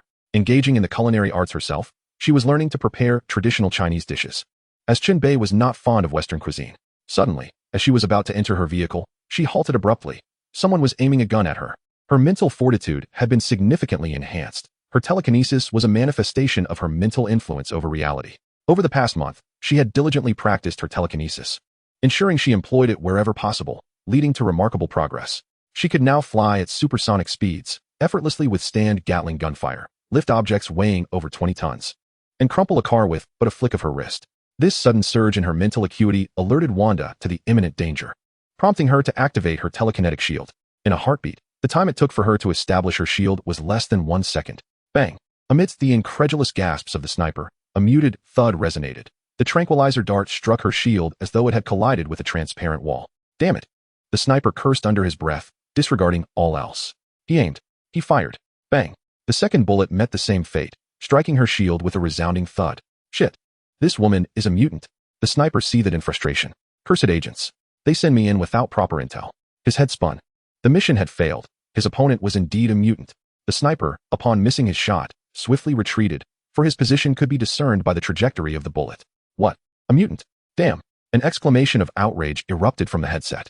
This cadre of inept agents had spent a week surveying the area, yet had failed to detect any anomalies. Withdraw at once. Hello? Do you hear me? Before he could even ponder for a second, it was already too late. At that moment, the sniper was clutching his throat, eyes rolling back, legs thrashing about, having no time for idle chatter. When the first shot missed, Wanda had already pinpointed his location, and to fire a second shot would be sheer luck. So, this is what true power feels like. What an entirely different life experience. Wanda squinted, relishing the moment. Suddenly, her demeanor turned icy. Her parents, her relatives, her friends, her comrades had all been mercilessly slain. Why must life conspire against her? She had endured so much suffering in the past. Why, now that her circumstances had finally begun to improve, must life turn hostile once more? I questioned myself. having committed no heinous acts. Yet why does fate constrict my throat? I have endured every hardship life could bestow. Why can it not relent? Since you all wish to oppose me, then may you all perish. Despair, extreme fury, die. Wanda uttered a cold command, extending her delicate hand towards the sniper's apartment and squeezing fiercely. Crack! A faint sound of shattering echoed in the silent room. The sniper's body convulsed violently, eyes glazing over, head tilting, and he succumbed to eternal darkness. The room was filled only with the gurgling sound of blood, warm and seeping from the corners of the sniper's mouth. At that moment, a flash of crimson light flickered in Wanda's eyes, and in her rage, she remained unaware of her own anomaly. Murder? Death? Wanda had witnessed far too much already. Hey, Natasha, come to 138, Pearl Avenue. Quickly, I'm waiting here. Snap. Wanda coolly hung up the phone, lacking the inclination to explain. Damn, that wretched woman. Has she lost her mind? Wanda's abrupt and incoherent remark left Natasha feeling quite vexed. Shaking her head with a wry smile, she tucked her phone away and drove to the location Wanda had mentioned. Grateful that they didn't have to adhere to the mundane routine of work. Natasha's speed was impressive, and within mere minutes, she arrived at Wanda's specified location. Hey, are you feeling unfulfilled? That shouldn't be the case. Weren't you supposed to have not been with Chen Bei yet? As soon as she stepped out of the car, Natasha teased with a smile. What are you babbling about? There was an assassin targeting me, but I crushed him. He's in the apartment right across from us. You should be able to retrieve his information. Let us go take a look. Wanda shot her a disapproving glance. She was no one to be coddled like Natasha, who required constant attention. What? An assassination attempt on you? Natasha gasped in surprise. Who would dare target such an ordinary office worker? Perhaps it was aimed at Chen Bei, to kidnap you and threaten him. Regardless, this must be eradicated at its roots. Let us go see who dares to challenge fate. Chapter 57. The two women's scheme, rooting out the threat. The moment Chen Bei's safety was at stake, the expressions of the two women shifted abruptly, cooling into an icy demeanor. Those who dare to threaten him shall face death. Although Wanda had always been displeased with Natasha's nightly clinginess to the charming Chen Bei, it was still a matter confined within their own household. However, now that someone coveted their family, they had to unite against the external threat. The two women moved swiftly, taking the elevator to the sniper's apartment. Natasha, in a fit of violence, kicked the door down with a resounding crash. Hey, could you be a bit more ladylike? TCH, why should I care? Their banter continued as they approached the sniper. Upon witnessing the lifeless body, eyes wide in disbelief before death, Natasha turned to Wanda in astonishment. Incredible. I never expected you to be so ruthless, pretending to be a sweet little bunny all the time. TSK. Natasha marveled, scrutinizing the fierce yet adorable girl before her. So you've been acting all along? Truly, one should not judge by appearances. What are you staring at? Haven't you seen a fierce woman before? One day, I'll seize the chance and crush that fierce side of yours. Wanda, incensed, shot back. What kind of look is that? Who do you think you're looking down on? I'm beautiful and formidable. Huh, sure, I believe that. Natasha smirked, dismissively. Now, let us see what information we can uncover. Wanda, momentarily serious, ceased the playful bickering, recognizing that time was of the essence. You're quite ruthless, crushing him like that. Did you see the sniper rifle he was using? Military grade. Natasha shot Wanda a glance, pointing at the sniper's weapon. Military grade. Does that mean he was a military sniper? Has Chen Bei offended someone in the military? That doesn't add up. They inhabit entirely different worlds. Wanda frowned, perplexed. I don't know, but we don't need to understand everything. If they dare to reach so far, let us cut them off. Natasha declared with fierce conviction. They need not seek evidence to take a life. Mere suspicion sufficed. Click. Natasha snapped a photo of the corpse's face, uploading it to their internal network. After facial recognition, they uncovered the sniper's identity, a captain in a certain Air Force unit, directly under the command of the illustrious General Ross, known for his remarkable achievements. General Ross? ISNT that a world apart? How could they possibly be connected? Natasha pondered, equally baffled by the revelation. Just then, Wanda's eyes lit up as a realization struck her. Foolish Natasha, how could you, A-S-H-I-E-L-D agent, overlook the recent news of the Hulk being pursued by Ross? A certain speedster donned in a hooded costume came to his rescue, did he not? Indeed, that individual is none other than Chen Bei. Natasha smacked her forehead in realization. Ross has been relentlessly pursuing the Hulk, seeking to synthesize a genuine Super Soldier Serum from his blood. That day presented the most opportune moment, which was thwarted by Chen Bei. Surely Ross would not let this transgression go unpunished. As the clues began to coalesce, it appeared they were inching closer to the truth. There might be deeper motivations at play. Ross likely desired Chen Bei's lightning genes. Wanda suddenly interjected. Precisely, I too believe there is substantial likelihood, regardless of his intentions. We cannot allow him to escape. Natasha remarked somberly. Threats must be extinguished at their inception. One cannot rely on 1,000 days of vigilance against a lurking serpent. The hidden viper that is Ross must be eradicated. Let us proceed. Someone will come to collect the bodies, but we shall confront Ross, this concealed serpent. Natasha stated with resolve. Very well. After a brief discussion, Wanda and Natasha agreed that time was of the essence.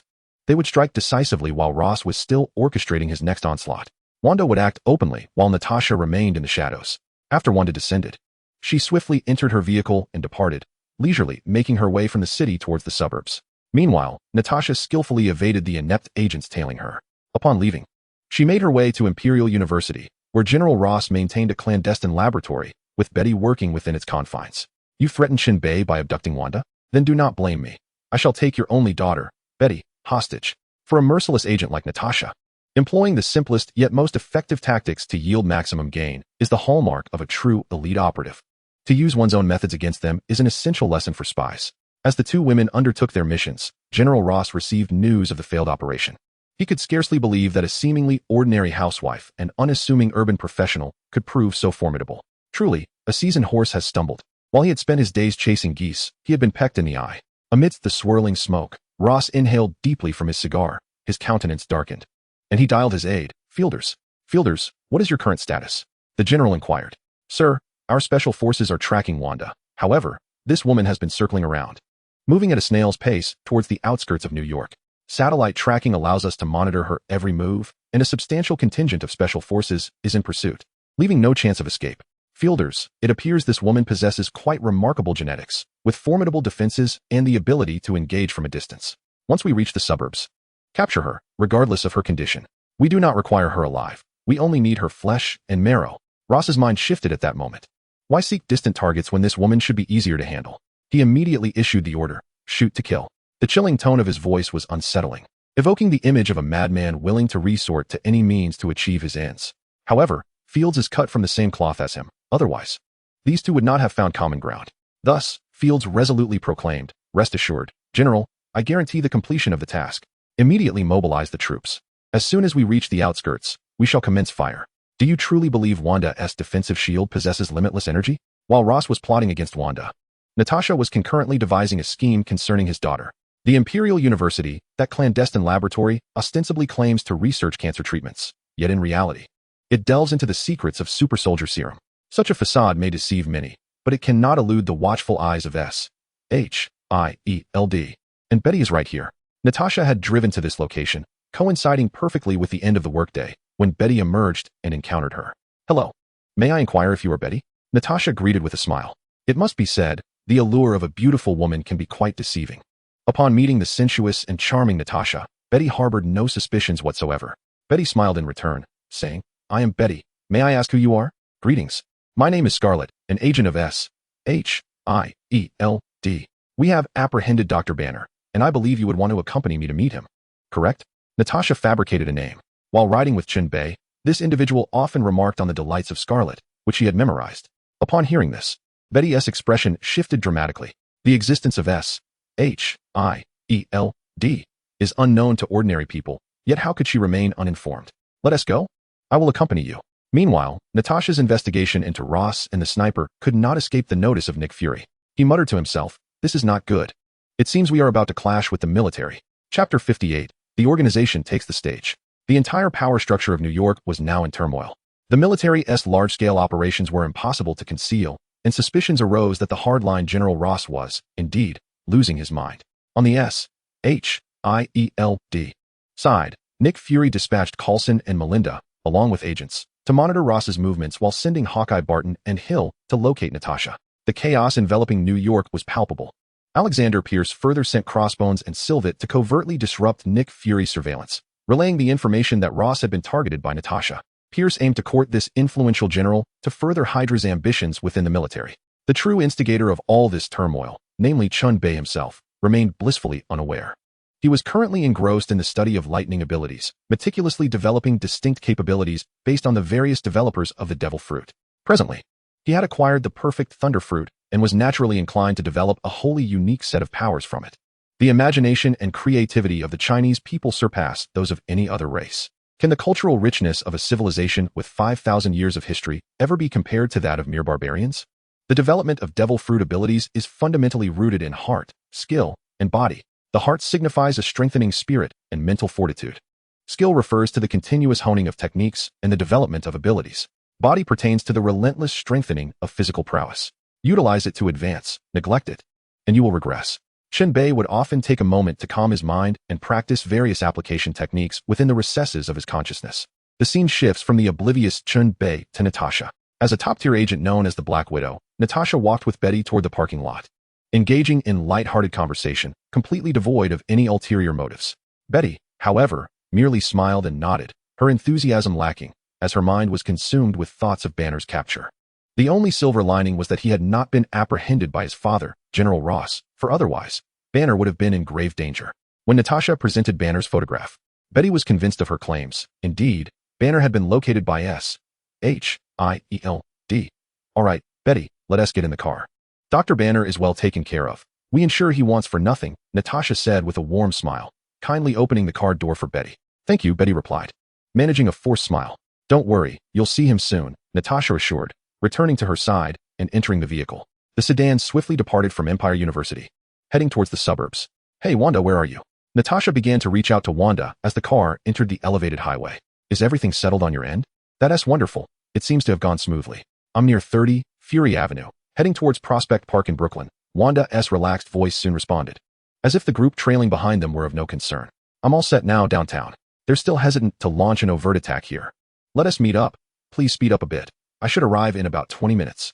Natasha stated decisively, glancing at her watch to confirm the timing. Huh, great.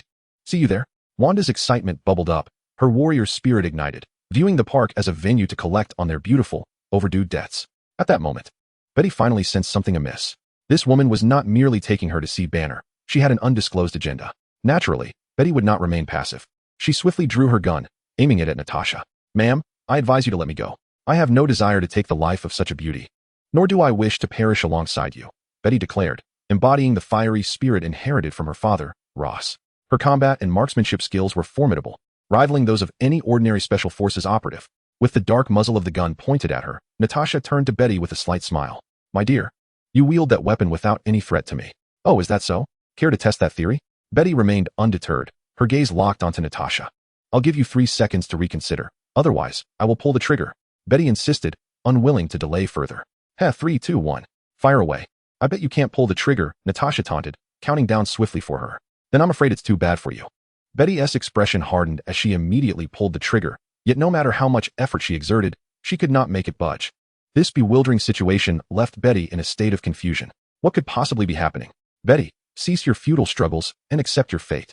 Natasha cast a fleeting glance at her, and as her gaze sharpened, Betty felt the world spin around her before succumbing to unconsciousness. Let us have a moment of silence. Soon, I shall escort you and your father to meet Satan, Natasha coldly declared, her eyes fixed on Betty. Ruthlessness was their hallmark. They believed in eradicating threats completely, for if the roots were left uncut, new growth would surely emerge. If Betty were to survive, she would undoubtedly seek vengeance for her father, posing a potential threat. However slim, Natasha could only ensure that her death would be devoid of pain, which was the last act of mercy she could offer. With the incessant flow of traffic, Natasha swiftly drove alongside Wanda towards Prospect Park in Brooklyn. After several minutes, the two finally converged. At this juncture, Natasha altered her appearance, transforming into an entirely unfamiliar woman. As an agent of S.H.I.E.L.D., this was a personal vendetta, and she had no desire to embroil the agency in this affair. Conversely, Wanda chose not to disguise herself, for she was merely an ordinary individual, unassociated with any official entity. At this moment, various factions were poised to emerge. Prospect Park, typically a quiet suburban retreat, buzzed with activity today. Wanda and Natasha calmly exited their vehicle, only to witness a procession of black sedans entering the area. What a pathetic bunch. Engaging in villainy, yet still seeking to maintain a fade? Do they think they can discreetly extricate themselves from this? Wanda scoffed loudly, deriding the soldiers who pretended to be honorable while harboring malicious intentions. The soldiers' faces flushed with indignation. They were part of the military, yet here they were, tasked with confronting 2 women over personal grievances. If word of this were to leak, their reputations would be irreparably tarnished, subjected to scorn and ridicule. Yet the duty of a soldier was to obey orders. Coulson and Culver, belonging to different masters, secretly observed from the shadows. They had yet to identify Natasha, but were certain that the unfamiliar woman must be her. As the military personnel surrounded the audacious Wanda and Natasha, a command crackled through the radio. Attack. Leave no one standing. In an instant, hundreds of fiery projectiles illuminated the air, targeting the two women indiscriminately. This reckless barrage caused a tightening in Coulson and the others' chests. Natasha was merely an ordinary person. Bam, bam, bam. Yet, the bullets struck an invisible barrier as if colliding with a transparent wall. Prepare the rockets. Coulson and the others understood that this probing attack was merely an appetizer. The main course was yet to come. Chapter 59. Chen Bei makes his entrance. Those who dare will perish. Wanda and Natasha were not the type to sit idly by. Only a fool would allow themselves to be attacked without retaliation. Upon witnessing the enemy brandishing shoulder-mounted rockets, they realized that such heavy artillery posed a significant threat to their defenses. Seizing the opportunity to strike at their moment of vulnerability, the soldiers prepared to unleash their rockets while half of their firepower suppressed the two women. The two women exchanged a knowing glance, followed by a decisive nod. Wanda extended her right hand, her brow furrowing, and with a fierce grip aimed at their vehicle. A series of excruciating metallic screeches filled the air.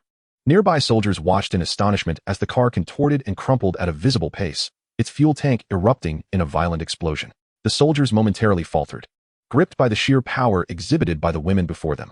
Was this truly a force they could contend with? Now, Wanda commanded sharply, prompting Natasha to swiftly draw her weapon and fire. The bullets struck the ground, igniting sparks that set the vehicle ablaze, leading to a catastrophic explosion. In an instant, nearby soldiers were engulfed in flames, some unfortunate souls igniting and rolling on the ground in agony. To take a life, one must pay a heavy price. The ensuing chain reaction claimed dozens of adjacent vehicles, all succumbing to the inferno. This was a realm of explosions, a world ablaze, where the art of destruction unfolded before their eyes.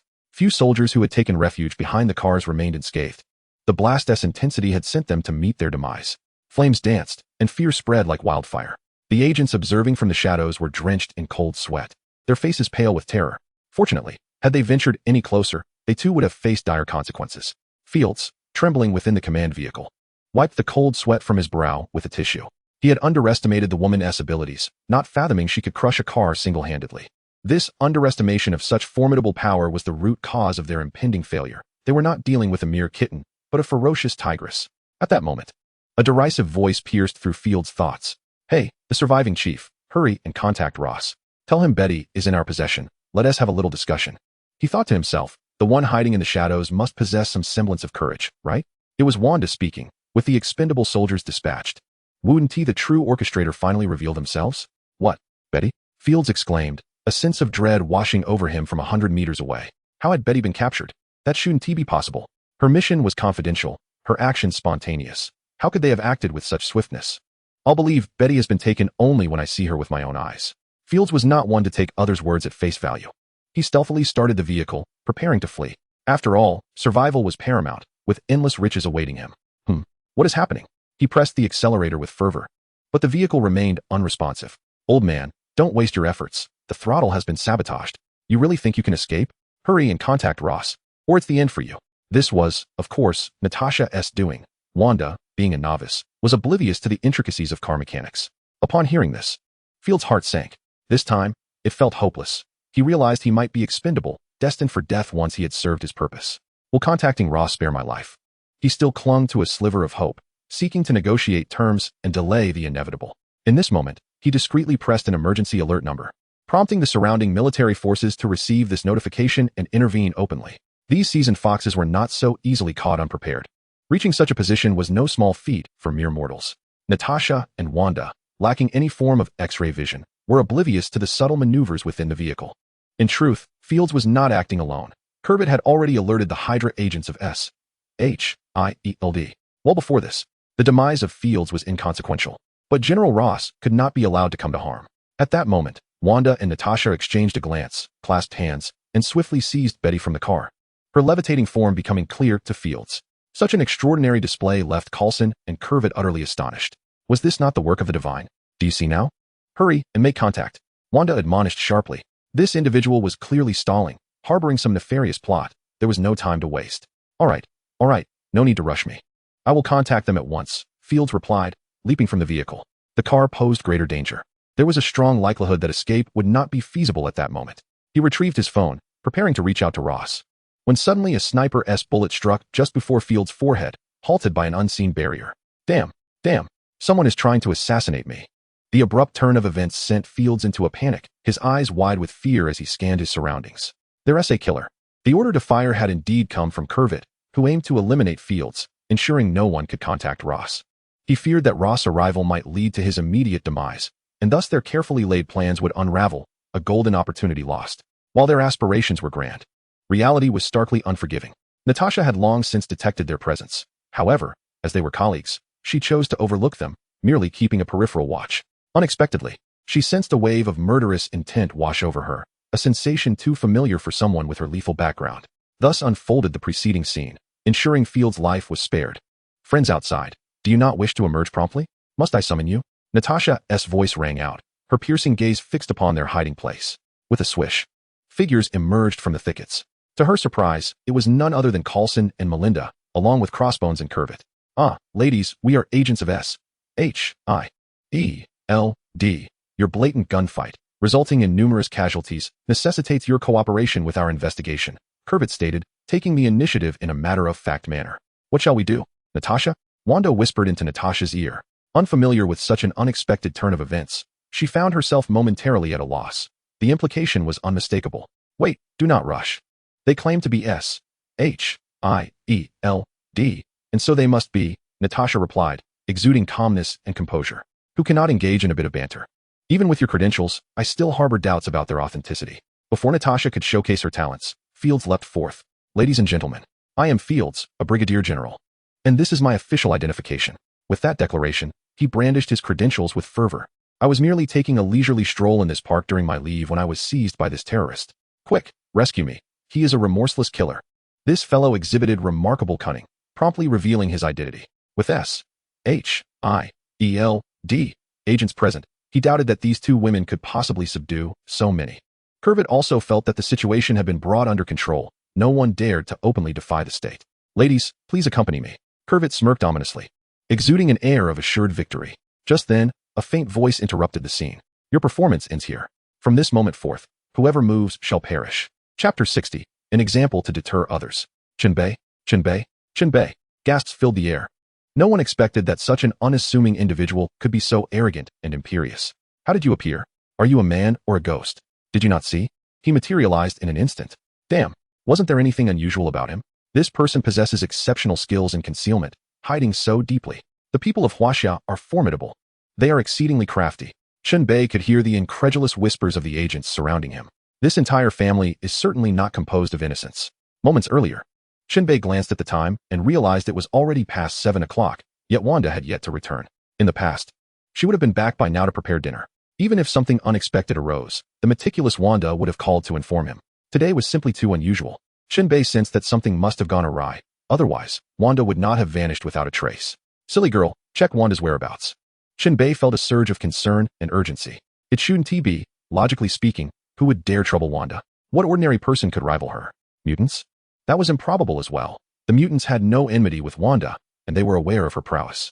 Who would dare provoke her, preferring to court danger? The crystalline companion's form flickered with a stream of green data, swiftly pinpointing Wanda's location through mobile tracking. Brother Chen Bei, I found her. In Prospect Park, Brooklyn. The crystalline companion sweetly announced. Haha, splendid job, silly girl. Chen Bei exclaimed with delight, kissing the crystalline doll fervently. Truly, she is remarkable. He tucked the crystalline companion into his pocket and initiated rapid movement, arriving in mere seconds. Now, Chen Bei could utilize the Thunderfruit's short-range teleportation in conjunction with the Rabbit Talisman to create a long-distance teleportation effect. However, with the speed of the Rabbit Talisman, it was scarcely distinguishable from mere teleportation. Thus, the scene of Chen Bei's entrance unfolded. After a brief moment of astonishment, Curvet and Crossbones regained their composure. As they held no fear of Chen Bei, no matter how formidable the mutant's power became, they were compelled to live in compliance, refraining from causing any unrest. This matter had long been decreed by their leader, Pierce, a command he was obliged to execute flawlessly. Coulson and his companions stepped back slightly, indicating their disengagement, while Kelvit was of no concern to them, as they were not allies. Crossbones swaggered forward, casting a sidelong glance at Chen Bei with a sinister grin. Hey, kid. I know you mutants think you're all impressive, but who dares to defy the government? That professor and Magneto have become quite compliant, operating within the bounds of the law. Do you truly consider yourself superior to them? Upon hearing this, Chen Bei thought to himself, who do you think you are? Such a grandiose presence. Yet I do not recognize you. He retained a vague recollection of notable figures within the Marvel Universe. But this gentleman? Excuse me, may I inquire as to your identity? Chen Bei inquired calmly. Well, kid, you might want to remember the name, Brock Rumlow. Upon hearing this, Chen Bei understood. No wonder. Just another minor character. Then you may as well perish, for I had assumed you were the god of war with a crooked mouth. Hey, not being the god of war, what gives you the right to compare yourself to me? Wait a minute. You dare. Suddenly, a trickle of crimson blood oozed from Crossbone's lips as he fixed a defiant glare upon Chen Bei, his eyes brimming with disbelief and resentment before he collapsed. How could he? In the presence of so many. The poor fellow barely had time to utter his last words before Chen Bei crushed his throat. Engaging in conversation with such a minor character for even a moment was merely a matter of basic respect. One ought to allow them to deliver their final utterances. Is there anyone else? Feel free to step forward. I can grant you the same courtesy. Chen Bei smiled as he surveyed the assembly. Wherever his gaze fell, the once imposing agents hastily bowed their heads, avoiding his stare, fearful that a mere glance might be perceived as provocation, leading to their untimely demise. What are you looking at? What are you going to do about it? Ah, quite commendable. You all seem to understand the situation well. Chen Bei nodded in satisfaction. Wanda, please explain what transpired. It was then that Chen Bei remembered to inquire about the events. Upon hearing this, the crowd was momentarily speechless. Was it fair for poor Brock to meet such an end? He was not even their target. The ire was directed towards all of them. It is as follows. Wanda quietly recounted the events to Chen Bei, who nodded in understanding. This was akin to a golden opportunity falling into their laps. Ross, oh Ross, you are truly courting disaster. Chen Bei embraced Wanda and Natasha, reflecting on how fortunate he was to have such partners. For the sake of protecting their family, and out of love, women are indeed willing to sacrifice everything. My dears, from this moment on, I entrust everything to you. Chen Bei spoke gently. Yes, yes, we shall obey, the two women replied in unison. With the head of the household present, they would dutifully comply. For having a man to shield them from life's storms was indeed a profound happiness. Setting aside the two women, Chen Bei approached the grim-faced Fields and coldly commanded, You. Call Ross immediately and have him come to see his daughter. An overwhelming aura of fury enveloped the scene, causing Fields to shudder violently. Stealing a glance at the lifeless body on the ground, Fields decisively chose to betray his allies. A dead comrade is of no concern to a living one. My apologies. The call was quickly connected. Hello, General. The operation has failed. On the other end, Ross was taken aback, his anger surging as he shouted incredulously, What is going on? So many people couldn't handle one woman? Cough, cough. General, just as we were on the verge of success, Chen Bei suddenly appeared. And now Betty is in their hands. He said if you don't come, Betty won't see the light of day again. Field spoke awkwardly, attempting to soften the blow. This was utterly humiliating. He had never felt such disgrace in his life. What? Betty has been captured. Damn it. Damn it. That bastard dares to use Betty to threaten me? He must have a death wish. Ross roared in fury, destroying everything on his desk that could be shattered. Fields, trembling with fear, glanced at Chen Bei. Sir, I've made the call. General Ross is on his way with a large force. But I think it would be wise for you to release us, along with Betty. Generally, the government tends to downplay matters concerning mutants, turning a blind eye. Fields implored, feigning concern for Chen Bei while genuinely fearing that Chen Bei might lose his temper and execute the hostages. After all, with his elusive nature, it would be impossible to capture him. Killing a few hostages to vent his anger would be entirely reasonable. Meanwhile, a massive troop was assembling, aircraft gathering. And it felt as though all of New York had been stirred. Has war begun? An alien invasion? Nick Fury was taken aback by Coulson's report and frantically rushed to gather his team, boarding a helicopter bound for Prospect Park. Chapter 61. Ross is dead. The mission is accomplished. Ignoring the commotion, Chen Bei approached Betty, who lay unconscious, contemplating his next move. What's wrong? Reluctant to eliminate this woman? Natasha teased. You're mistaken. It's not reluctance, but rather a lack of necessity. She is but a woman. There's a saying in our homeland. Calamity does not befall one's family. However, there's another saying. Cut the grass, but do not uproot it. Spring winds can bring it back to life, Chen Bei replied calmly. So what's your plan? Natasha shrugged, tilting her head at him. You needn't concern yourself. I have my arrangements. Please, step away for a moment. Chen Bei gently tapped her forehead, indicating his intent to eliminate Betty. Moments later, the sound of roaring engines echoed above Prospect Park. Looking up, one could see a dozen armed helicopters invading the skies. Culvert's expression darkened as he observed the S.H.I.E.L.D. insignia. The cunning Nick Fury had arrived, complicating matters. Meanwhile, Fields displayed a glimmer of hope. Rescue was at hand. Two helicopters gradually hovered to a stop, and simultaneously, Nick Fury and Ross leaped down. Nick Fury wore an inscrutable expression, lost in thought, while Ross exhibited an unmistakable fury. He swiftly approached Fields, and upon confirming his safety, turned to glare at Chen Bei, bellowing, You insolent wretch, have you slain my subordinate?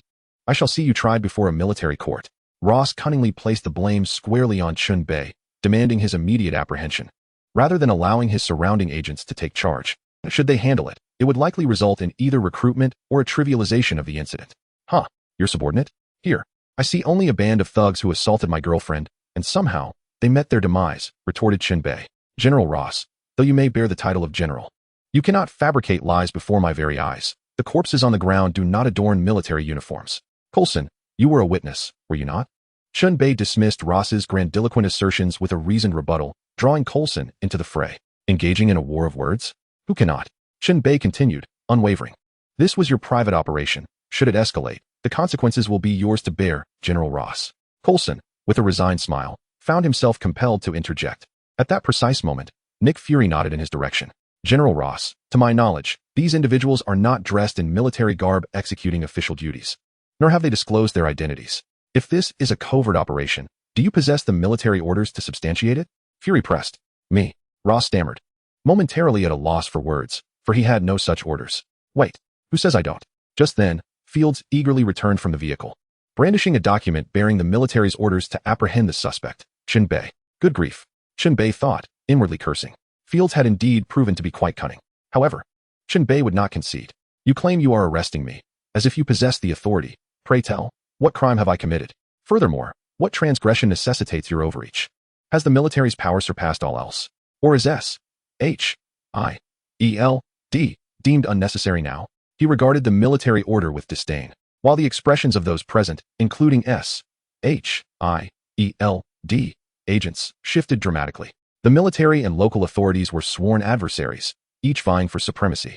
Yet the military's authority often faltered in practice. What gives you the right to supersede our enforcement? Chen Bei pressed. When did the United States require military enforcement? Has General Ross usurped local authority? What does our Constitution stipulate regarding the military's encroachment upon our law enforcement agencies? In the constitutional framework of the United States, a Level 7 S.H.I.E.L.D. agent held equal standing with a brigadier general, thus a retired officer would find themselves diminished in stature.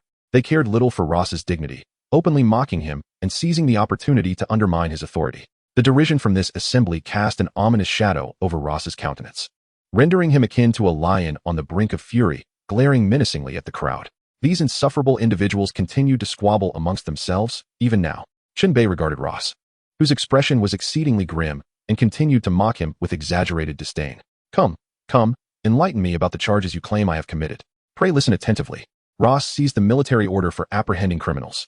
You previously obstructed the military in capturing the Hulk, resulting in the demise of our super soldier, Blonsky. Ross sneered. Stop. Chen Bei interjected loudly. Do you possess any evidence for your accusations? Or are these mere conjectures of yours? Chen Bei was skeptical of their claims, convinced they had no substantial proof. After all, during the incident, he had employed his lightning form. Who could possibly identify him? Oh well. Ross and Field stammered, momentarily rendered speechless. Huh, is this really you? With no evidence, you brazenly mobilized troops against the taxpayer. This is a flagrant disregard for the law. Chen Bei stepped forward, vociferously condemning them, as if he had suffered a grievous injustice. The others looked at Ross with contempt, recognizing his failure to achieve anything.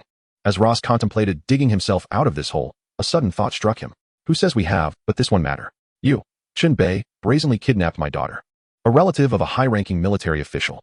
This is a grave offense. Can you deny it? Ross laughed heartily, relishing the opportunity to turn the tables. Ah, Chen Bei, your previous abduction of my daughter now serves as undeniable evidence of your crimes. Oh, I almost forgot. Chen Bei replied with a nonchalant tone, seemingly unperturbed. Had you not mentioned it, I might have overlooked it. Who claims I kidnapped Betty? We are merely good friends. I was just imparting some information to her. Betty, come here for a moment. Your father has arrived. Everyone was taken aback. Was it truly kidnapping, or could he genuinely be friends with Betty? Even Ross found himself momentarily stunned. At that moment, Betty emerged from the vehicle, her demeanor decidedly unusual, her face streaked with tears, her eyes a vivid shade of crimson. Did you kill my mother? Is it true? Betty fixed her gaze on Ross, her voice a desperate shriek. Betty, what nonsense are you spouting? How could I possibly kill your mother? What on earth is wrong with you? Ross stared at Betty in disbelief, his eyes wide with astonishment, loudly rebuking her. This girl has lost her mind. Huh, don't try to deceive me. I will avenge my mother.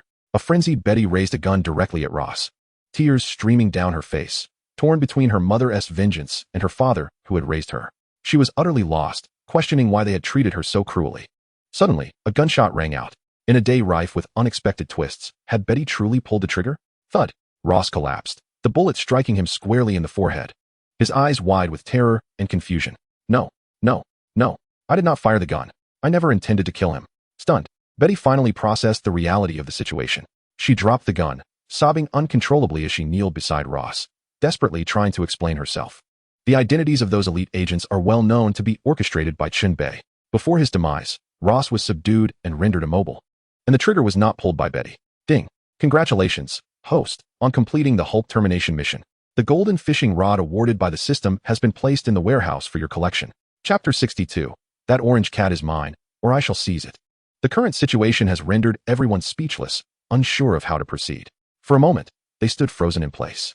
Even though they were aware that Chen Bei was behind it all, on the surface, it undeniably appeared to be Betty's doing. They found themselves at a loss for words, unable to articulate their thoughts despite the many witnesses and the recording devices present.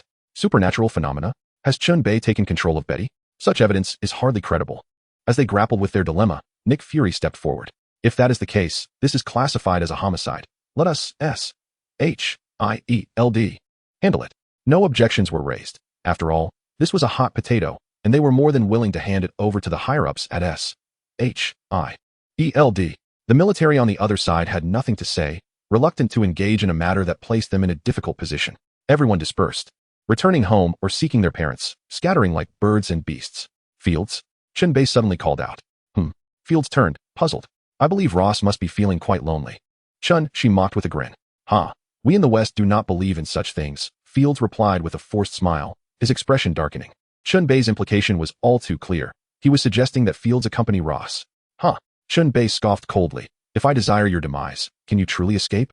Nick Fury quickly intervened. Mr. Chen Bei, please refrain from further violence. We are in America. Seeing Fury obstructing Chen Bei, Fields hastily dashed toward the helicopter. Rest assured, Director Fury, I am a law-abiding taxpayer. I have never taken a life, Chen Bei remarked innocently, maintaining a calm demeanor. However, something felt amiss. Chen Bei sensed a peculiar aura emanating from Nick Fury. His mental prowess had grown formidable, allowing him to perceive that Fury's mental strength was now on par with his own. Chen Bei seemed to murmur to himself while his gaze remained fixed on Fury's expression. Sure enough, upon hearing this, Fury's single eye narrowed slightly, revealing a glint of chilling intensity. I suppose this is our first meeting, Mr. Chen Bei. What leads you to believe I am different? Have you encountered another version of me? Fury quickly regained his composure, donning a facade of feigned kindness. Well then, it hardly concerns me. Chen Bei shrugged nonchalantly. Nonetheless, I must advise you, Mr. Chen Bei, your actions have been excessively audacious. You ought to recognize the formidable foundation of S-H-I-E-L-D, Fury retorted, turning the tables with a cold, low voice that dripped with menace. Is that so? Just like this? Chen Bei queried. What? Fury responded, bewildered. In the next moment, a sudden flash of lightning erupted from the clouds, targeting Fields' helicopter. In the blink of an eye, the helicopter plummeted to the ground, engulfed in thick black smoke. Boom. A burst of flames soared into the sky, accompanied by a deafening roar. The machine was destroyed, and lives were lost. Nick Fury was taken aback, his gaze turning venomous as he glared at Chen Bei, growling, Mr. Chen, you are provoking S-H-I-E-L-D. If there is a next time, do not blame us. Chen Bei cast him a sidelong glance, disdain dripping from his words. Is it merely your S-H-I-E-L-D incompetence that you rely on? No, they are elite, Fury retorted confidently, and we have our methods to ensure your recklessness is met with consequences. Their cosmic cube energy weapon was more than sufficient to contend with formidable mutants. Moreover, he possessed a secret weapon. No one could withstand it, and there was more than one. Observing Fury's self-assured demeanor, Chen Bei was well aware of who his trump card was. May I borrow that orange cat of yours for a few days? Chen Bei remarked enigmatically. Wanda and Natasha exchanged peculiar glances. When did Chen Bei develop a fondness for cats? Coulson and the others were equally baffled, wondering how he knew about the orange cat at the director's home. Others were left in confusion, but Fury's expression shifted dramatically, panic overtaking him. Stumbling back, Fury pointed a trembling finger at Chen Bei, his single eye wide with disbelief. Why you? How do you know about Gugu's existence? No. Can you read minds? Do you possess telepathic abilities? While many were aware of Fury's orange cat, very few knew its true identity. Yet, he comprehended Chen Bei's implication, that he was indeed aware of the cat's identity. How could he not be alarmed? This was a secret. Those who once knew had been eliminated long ago. It had been over a decade. How old could this fellow be? Mind reading? I can't do that now. However, the affairs of this universe are not beyond my grasp. Chen Bei fabricated a serious facade, ready to deceive. What was the advantage of traversing dimensions? It was nothing less than an innate understanding of the plot's trajectory, seizing the protagonist's opportunities step by step. Haha, do not deceive me. I do not know how you discovered Gugu's existence, but I will not relinquish it to you. Fury, possessing a strong psychological fortitude, took several deep breaths, forcibly suppressing his shock. Oh really? That thing entrusted to you. You know more about it than I do, Chen Bei said with a sly smile. If I were to choose between claiming that or seizing Gugu, which do you think I would prefer? Their cryptic exchange left others perplexed. It was merely an orange cat. The director could easily part with it. Why all this tension? You, how do you know about this? Fury's usually dark complexion turned pale, beads of cold sweat forming on his forehead. This was the greatest secret he had vowed to protect, his strongest trump card. He could not afford to squander such a card for someone as inconsequential as Chen Bei. He dismissed the notion that mind-reading abilities could penetrate his formidable spirit. After all, he proclaimed, nothing in this universe could elude his perception. Chen Bei, clearly irked by the skepticism, expressed his impatience, embodying the persona of a charlatan. Very well. I can entrust Gugu to you, but whether it chooses to accompany you is beyond my control, Nick Fury stated, gazing intently at Chen Bei, fully aware that the devourer beast was no ordinary creature. Rest assured, I am fully cognizant of that, Chen Bei replied with a slight smile, envisioning the thrill of taming such a powerful pet. Thus, the agents from S.H.I.E.L.D. commenced their efforts to clear the battlefield. Chen Bei had agreed to return in a few days to adopt the devourer beast. On the way back, Chen Bei pondered aloud, silly girl. When I remarked that Nick Fury was different, was he lying? Yes, brother Chen Bei, he was indeed lying. Ha! How intriguing. Nick Fury certainly harbors secrets. But it matters not. This world is far too entertaining. Chapter 63, Blackbeard and the Tremor Fruit. On his return journey, Chen Bei had already discerned Nick Fury's duplicity and resolved to exploit this fellow to the fullest. With so many treasures at S.H.I.E.L.D., how could they let such opportunities slip away? Meanwhile, Nick Fury, accompanied by Betty, headed straight to find Banner. Though unstable, Banner was a brilliant scientist holding 7 doctoral degrees. With Betty as leverage, Fury anticipated that Banner would be grateful and inclined to join S.H.I.E.L.D. in a small town in Pennsylvania. Adjacent to New York, Nick Fury and Betty flew directly to Banner's hideout. Guided by S.H.I.E.L.D. agents who monitored Banner around the clock, they soon encountered him. Dr. Banner, look who has arrived, Nick Fury announced with a smile, subtly shifting aside to reveal Betty from behind. Betty? Banner exclaimed incredulously, his expression a mix of astonishment and joy. Banner, I missed you so much. Betty cried out, rushing towards him, overwhelmed with emotion as her world had crumbled, yet now seeing Banner brought her immense relief. She leapt into his arms, and he quickly embraced her, spinning in delight. Ha! Dr. Banner, surprise, surprise. Nick Fury stood by, reveling in his own triumph, signaling that Banner owed him a significant favor. Thank you, Director Fury. Banner sincerely expressed his gratitude, regardless of Fury's ulterior motives, for he had indeed been aided. Hold your thanks for a moment. I need to discuss something with you, and it is of utmost seriousness. Fury's demeanor shifted, his expression turning grave. At this, Betty, still clinging to Banner, wiped her tears and stepped back. Banner sensed that the matter at hand was indeed of great importance. Go ahead, I am listening, Banner replied, his gaze fixed intently on Fury. All right, I shall be succinct. Fury began. Nick Fury nodded and turned to Betty, speaking in a low voice. Betty, she accidentally killed her father, General Ross. Now she is considered a criminal in our S.H.I.E.L.D. What? Nick Fury's words were abruptly interrupted by Banner's exclamation. Banner turned, incredulous, gazing at Betty as if seeking confirmation of this shocking revelation. Upon seeing his expression, Betty despondently nodded. Why? Banner questioned, perplexed. After all, he was her father. A look of sorrow crossed Betty's face as she helplessly replied, I never intended to kill him, truly. I merely wanted to ask him why he had taken my mother's life, and in my agitation, I lost control. Banner was at a loss for words, overwhelmed by the chaos of the situation. How did Ross kill your mother? It was a video that man showed me, Betty replied, uncertain of the man's name. Chen Bei. Who? Chen Bei. Nick Fury interjected to clarify. Can that video be trusted? Betty continued. At that moment, I was reminded of my mother's sudden death. With no warning, my anger surged, and I couldn't help but confront him. So, you lost control? Yes, Betty nodded, resigned. At that moment, Nick Fury interjected, Betty, it was not you who fired the gun, we all witnessed it. This was orchestrated by Chen Bei. Your father remained motionless, his face frozen in terror, and the trigger seemed to pull itself. Do you think Nick Fury is being benevolent? No. This is the cunning of an old fox, subtly framing Chen Bei, allowing Betty to find solace in her conscience and be grateful, while also setting her up to confront Chen Bei. Though she felt powerless, Banner was not. Nick Fury's manipulation was a masterstroke, achieving 2 goals with 1 act. What? Is this true? Both Banner and Betty exclaimed simultaneously. Of course, it is absolutely true. So many witnessed it. However, there is no way to present supernatural events as evidence, Nick Fury affirmed with unwavering certainty, though he painted himself as morally righteous. It wasn't that he was unwilling to bring Chen Bei to justice. It was simply that Chen Bei was far too cunning for him to handle. Thank you, thank you. Betty expressed her gratitude, for she understood that knowing the truth was sufficient. She would no longer bear the weight of a guilty conscience for the rest of her life. Hearing this, the sparkle returned to Betty's eyes. She was alive. At that moment, Banner looked at Betty, vowing to avenge her. Betty, I promise I will help you seek revenge. Banner felt confident, for within him resided the Hulk. Although his intellect resembled that of a 7- or 8-year-old child, he believed he could persuade him.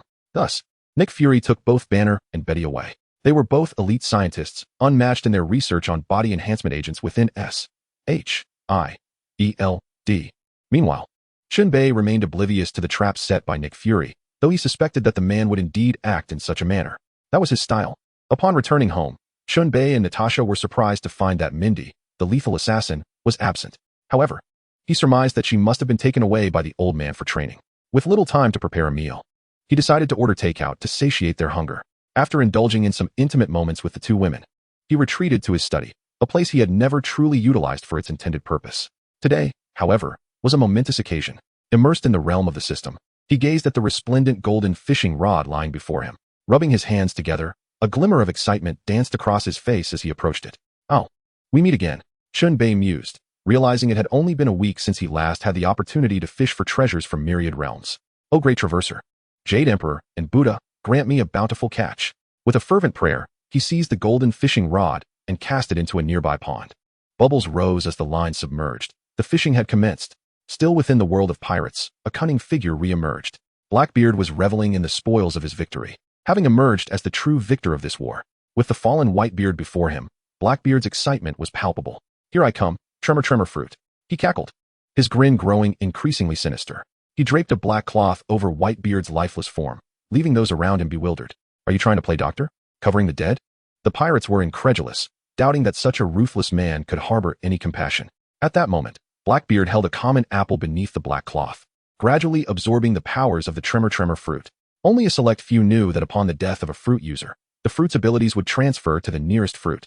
Chapter 64. The tremor fruit is quite powerful. Fortuitously, Blackbeard was indeed aware of this phenomenon. It must be said, this villain possessed considerable cunning. His excitement and pride were unmistakable as he neared his triumph. The tremor fruit, an extraordinarily formidable devil fruit he had long coveted, was now within his grasp. Such power was reserved for the likes of him, while the weak would have to step aside. At this moment, Blackbeard could hardly contain his eagerness.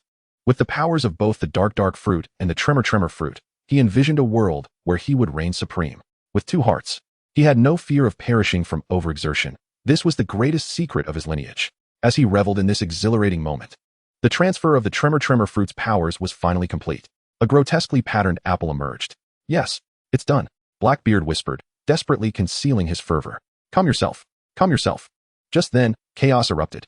The void suddenly fractured, giving birth to a miniature black hole from which a golden fishing hook emerged. What a twist of fate. In the eyes of Blackbeard, that cursed fishhook had ensnared his tremor fruit. Let go of me, Blackbeard roared, disregarding any semblance of restraint as he lunged for the fruit. The other pirates, upon witnessing the appearance of a devil fruit, were equally unrestrained. At that moment, they cared not for Blackbeard or Whitebeard. They dashed towards the fabled fruit that had been hooked. Yet, unexpectedly, the fishing line quivered slightly, as if a divine power had descended. All the pirates found themselves frozen in time, their eyes wide with terror, unable to do anything but blink in desperation, including Blackbeard. They could only watch helplessly as the coveted devil fruit slipped away. Bastard! Bastard! Naturally, Blackbeard was the most incensed, for it was his tremor fruit that had been snatched from him. How could he not be furious, not curse? Yet, one's tongue can indeed bring misfortune. At that moment, a several-meter-long golden fishing rod suddenly emerged from the void, swinging towards him with ferocity. Humph! Who do you think you're looking down on? Blackbeard seethed at the sheer absurdity of the attack. Just as he prepared to sidestep, a horrifying realization struck him. It seemed he was utterly immobilized. Closer, closer. In the midst of Blackbeard's terror-stricken gaze, the golden rod struck him with great force, and before the bewildered pirates, Blackbeard was obliterated in an instant. The captain is dead? The admiral has fallen? This chaos. Chaos. The multitude of pirates cried out in despair. their hearts gripped by sheer fright at such an unforeseen turn of events. They could scarcely fathom the impending turmoil in their lives. As captains perished and knelt in surrender, this was the tyranny of the system. To seize your possessions was to acknowledge your worth, yet to challenge it meant certain death. All things in the multiverse were fair game. Unbeknownst to Chen Bei, the system had just dispatched another potential antagonist from another realm in the Marvel Universe. Chen Bei observed the quivering fishing line and knew that it was time. It was here. He felt a surge of anxiety, his breath quickening. Each time the golden fishing rod cast its line, the rewards were monumental. How could he not feel the pressure? With a swift tug on the rod, a flash of golden light erupted, and as the brilliance faded, he finally beheld his prize. Another devil fruit. It was a conventional catch. Yet the golden fishing rod was indeed a premier item. He understood that truly formidable treasures were beyond his reach at present. The devil fruit was immensely significant for him. But what kind of devil fruit was it? Before he could ponder further, the system promptly provided the answer. Ding. Congratulations, host, you have acquired the perfect Tremor fruit. The Tremor fruit? The signature ability of Whitebeard? This fruit was renowned, celebrated as the most powerful paramecia-type devil fruit, capable of shaking the heavens and earth, sending fans into a frenzy. Chen Bei gazed intently at the in his hand, lost in contemplation. This particular fruit was a flawless manifestation of the, devoid of any imperfections. He had not merely consumed a devil fruit. Rather, he had acquired an extraordinary ability, much like the, which granted mastery over the forces of thunder. This endowed him with the power of vibration. He could invoke tremors at will, adjusting their intensity with ease. The formidable Whitebeard had the capability to rend the earth asunder, cause the atmosphere to shudder, split the oceans, and shake the heavens, unleashing devastating tsunamis and earthquakes. The seismic force transmitted through the air was powerful enough to overturn an island, an ability deemed capable of annihilating the world by the likes of Sengoku, the Buddha. Furthermore, he could encapsulate the power of vibration into a spherical shield, augmenting his weapons or limbs to unleash attacks accompanied by the sound of shattering. As the induced vibrations in the environment rather than allowing the environment to tremble autonomously, it fell under the category of paramecia, hailed as the strongest of its kind. Without a moment's hesitation, Chen Bei swallowed the whole. Within moments, he felt a unique power emanating from within his body, a clear indication of the vibration ability awakening within him. However, the strength he felt was considerably less than he had anticipated. After all, he had only just consumed it. And there was no need for haste. Let me put it to the test, he murmured softly, teleporting to a deserted island off the coast of New York. Upon arriving at the small island, roughly a kilometer in diameter, he felt a sense of satisfaction wash over him. Just ahead lay a small hillside, rising about 10 meters above the ground, perfect for his trial. Extending his right hand, he concentrated, and waves of energy coalesced within his palm like flashes of lightning. With a powerful strike, he aimed for the hillside. Crack! Crack! The sound of shattering glass echoed through the air. Astonishingly, what was once thought to be as solid as stone crumbled effortlessly into rubble. The force he unleashed surpassed that of any stone-crushing machine. This was remarkable. The special effects were undeniably impressive, and the power was indeed formidable. He was thoroughly satisfied with this initial demonstration, as the localized explosion of power proved to be quite significant. However, when Chen Bei attempted to generate a larger seismic event, he found it beyond his current capabilities, limited to producing vibrations within a radius of about 100 meters. To wield the same power as Whitebeard would require considerable training, perhaps 2 years or more, since no one truly comprehended the extent of Whitebeard's abilities. Meanwhile, his had proven effective, and he had developed several techniques, now capable of delivering attacks at up to 5 million volts. Given another month or two, achieving 10 million volts would be well within reach. Chapter 65. The Devourer Beast, eager to reproduce. Upon Chen Bei's return home, none could fathom the significant enhancement of his prowess achieved in such a brief span. Although the transformation may not yet be conspicuous, the future promises a remarkable ascent. Days swiftly passed, and since Tony Stark's revelation of his identity as Iron Man and his foray into the renewable energy sector, the stocks of Stark Industries soared impressively.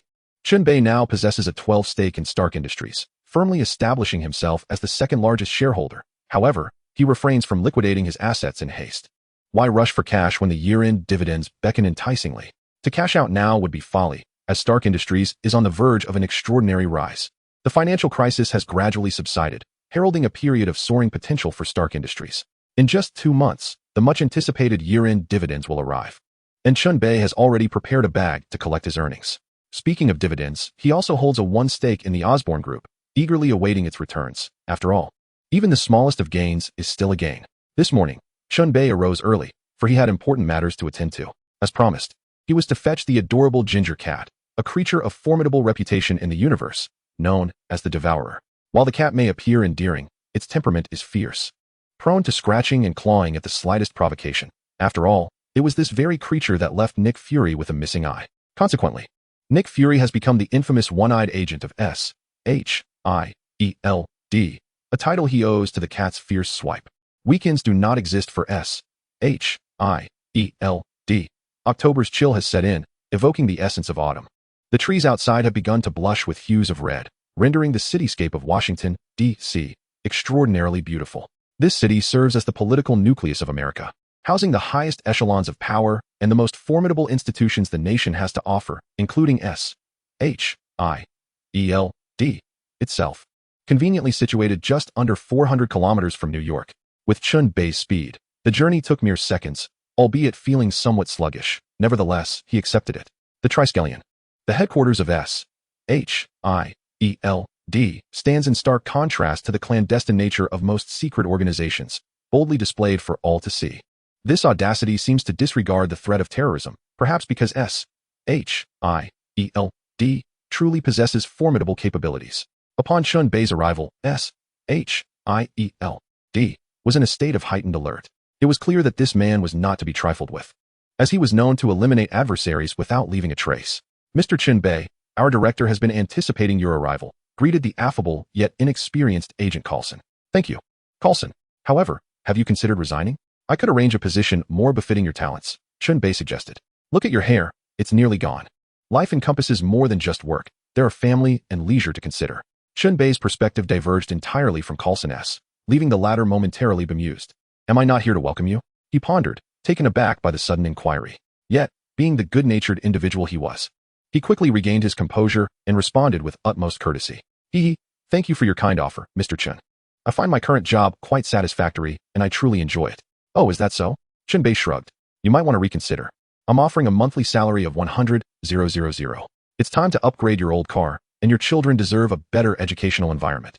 Chen Bei, a wealthy tycoon. That's what a wealthy tycoon is.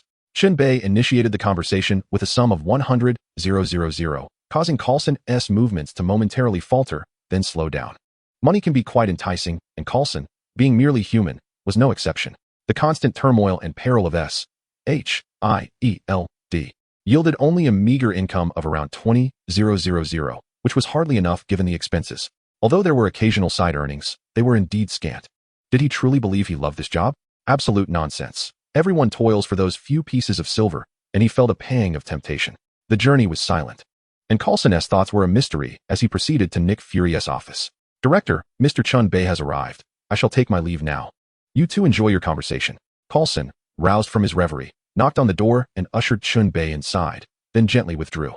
Mr. Chen Bei, it seems rather unreasonable of you to poach my capable subordinate right before my eyes, remarked Nick Fury with a huff, visibly displeased at the audacity. Haha, Director Fury. Please do not take offense. Business may not materialize, but civility remains paramount, does it not? We are a nation that values freedom, after all. The choice of employment is entirely one's own. Chen Bei chuckled heartily, showing no signs of embarrassment, completely disregarding the dark cloud hovering over Nick Fury's brow. Well then, let us set aside this discussion and focus on the matter at hand. Nick Fury, having lost his temper, acknowledged that Chen Bei was impervious to provocation, his audacity rivaling Fury's own. Very well, take me to meet the Devourer of Worlds. Chen Bei, uninterested in further banter, prioritized the business at hand. Let us go. Within a secure laboratory of S.H.I.E.L.D., a throng of researchers in white coats busily attended to their tasks. It was unclear what they were engaged in, but their industriousness was evident. Upon Nick Fury and Chen Bei's arrival, they all rose to greet him. Director Fury. Director Fury. Fury nodded in response to each. The researchers cast curious glances at Chen Bei, speculating on the identity of the individual whom their director was personally accompanying. Amidst the puzzled gazes, Nick Fury led Chen Bei directly to a chamber brimming with cosmic cube energy blocks. The room was densely packed with azure cosmic cube energy blocks, atop which lounged a languid orange cat. The creature exhibited no surprise at Nick Fury's arrival. It merely lifted its head to glance at him before resuming its tranquil repose.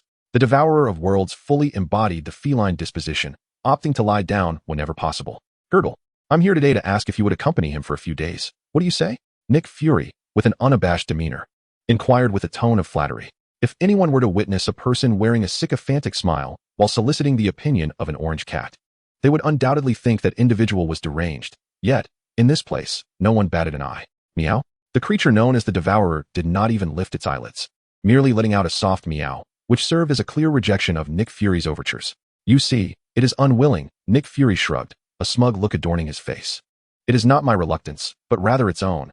This misfortune cannot be attributed to society, haha. Were it not for preserving my dignity, I might have laughed uproariously. Chen Bei cast a disdainful glance, letting out a cold snort. This fool, oblivious to his own thoughts, dared to speak so boldly? Gugu, come with me.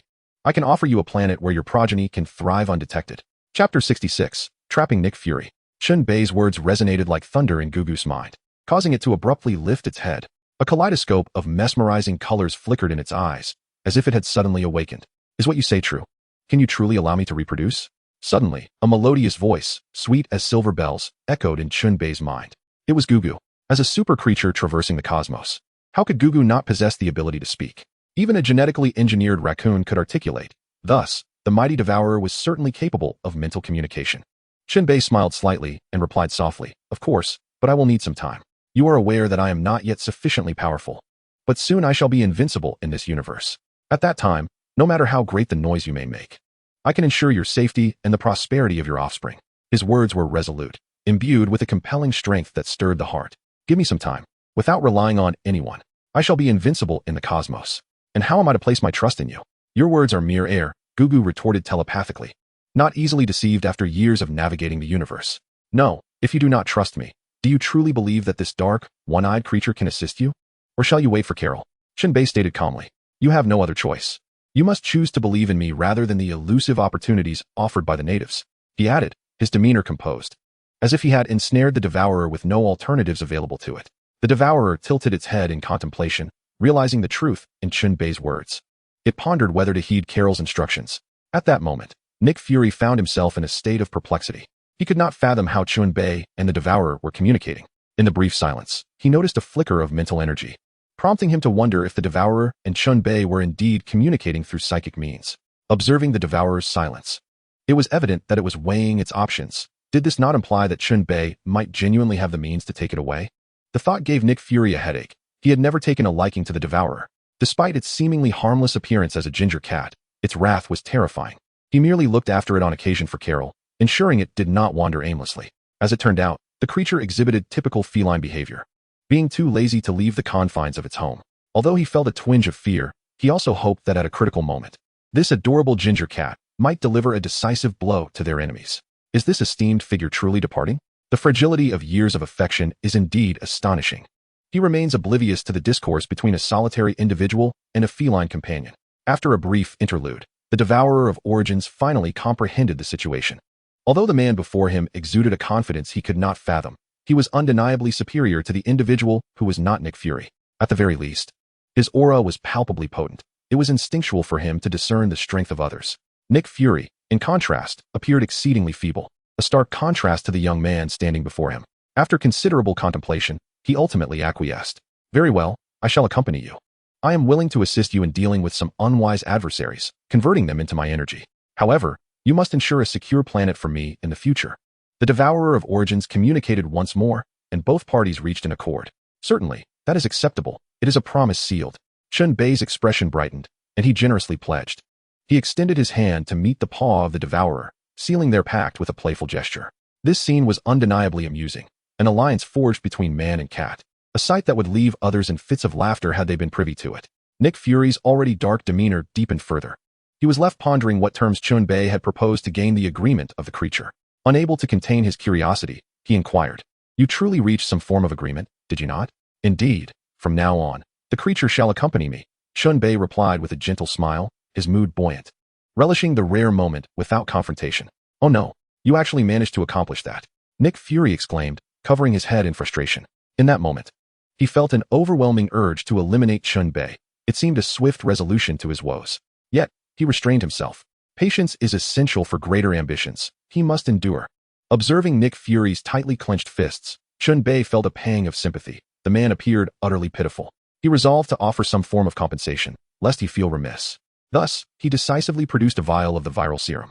"I possess this remarkable item. I wonder if Director Fury would be interested in such a transaction?" Chen Bei waved the vial enticingly.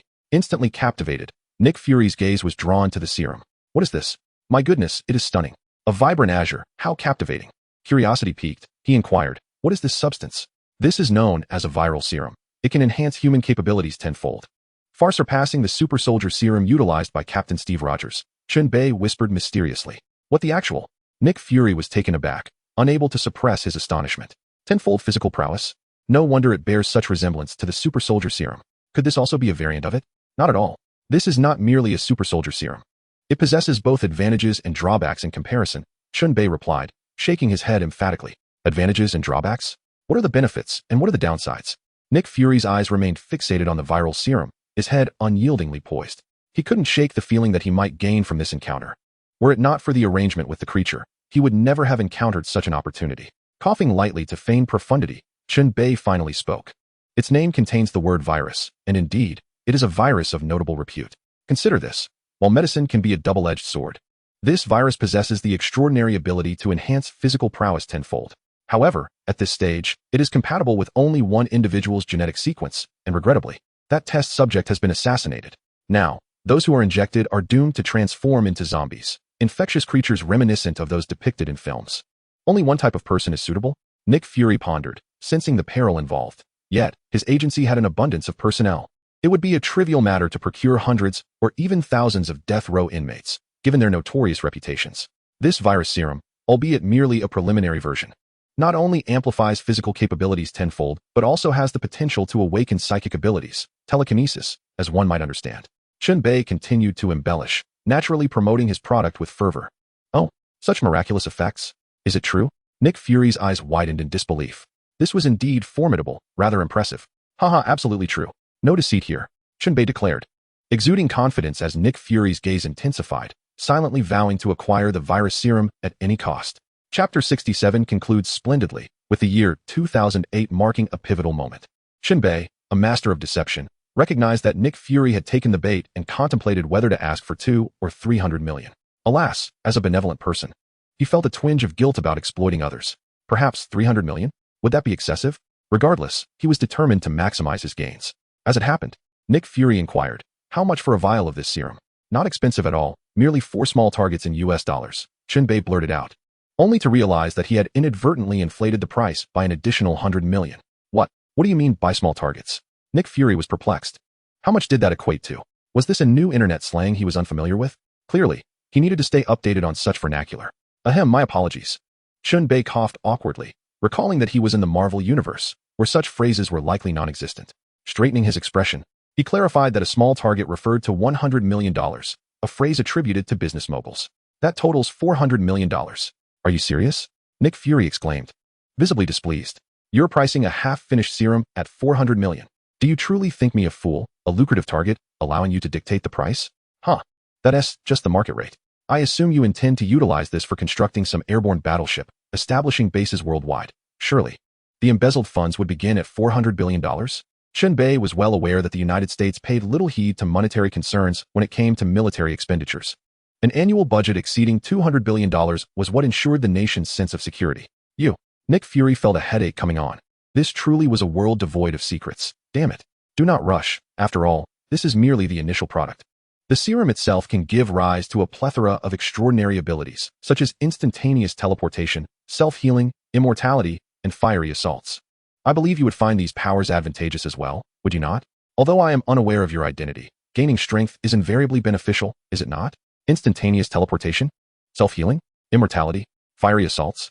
Chen Bei swiftly painted a grand vision for him, compelling Nick Fury to indulge in this enticing prospect. Excitement. How could one not be excited?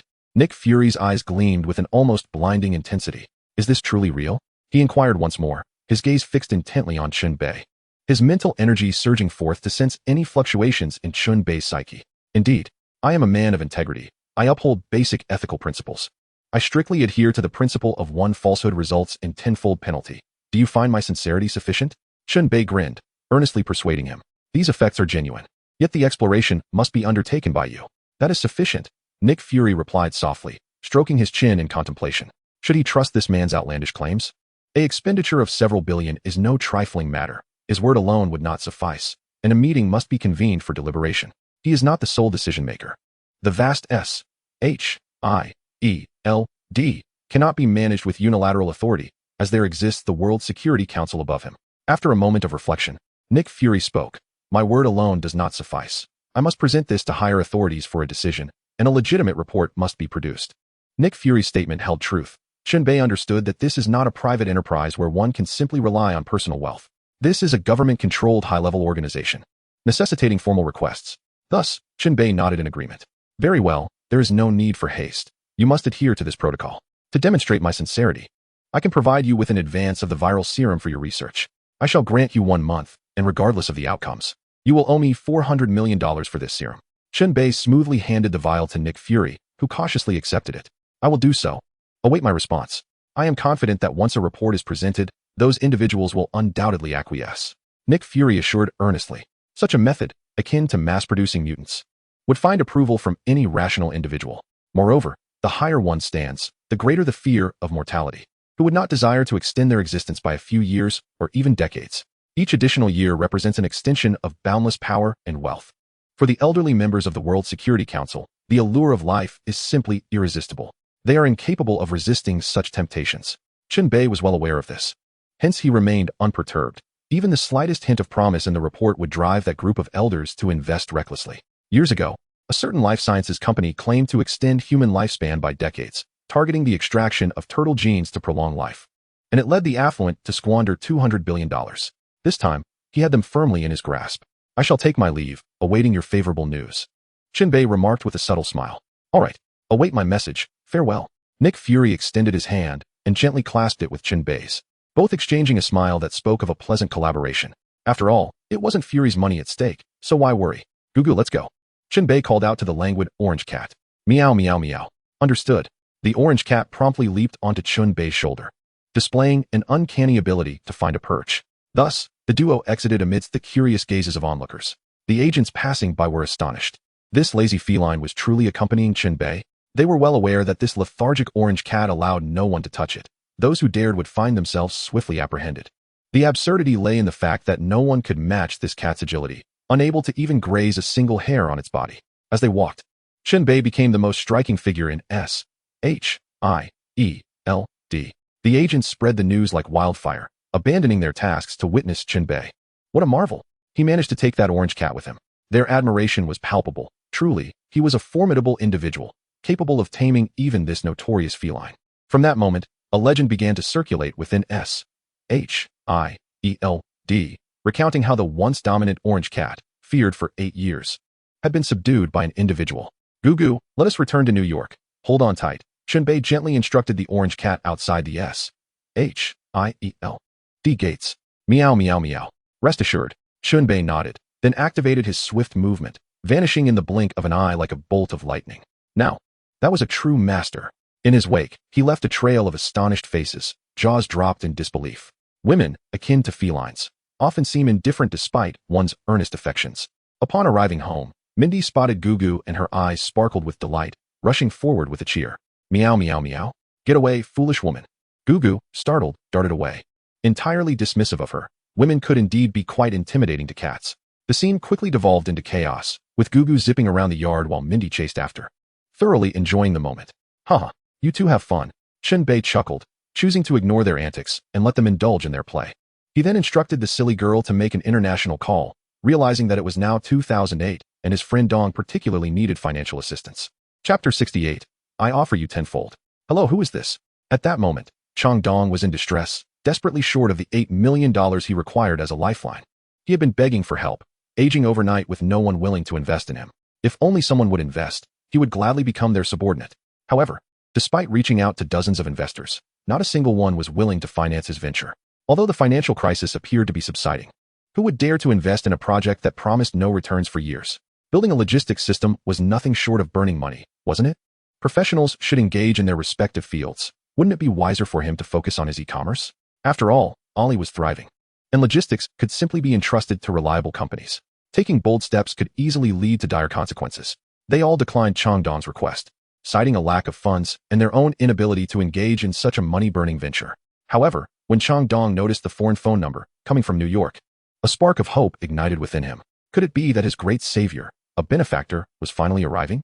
As expected, a young and composed voice emerged from the other end. Hello, I apologize for the intrusion.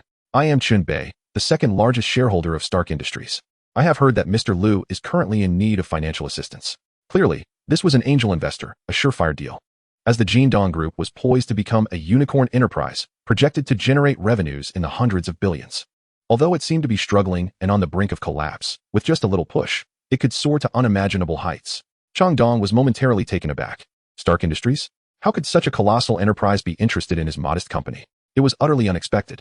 After exhausting all domestic avenues without securing a single penny, how could someone overseas be aware of his predicament? Yet, he possessed the qualities of a successful businessman. His success was inevitable, with a bold and tenacious character. Changdong quickly regained his composure. Mr. Chun, you must be of Chinese descent.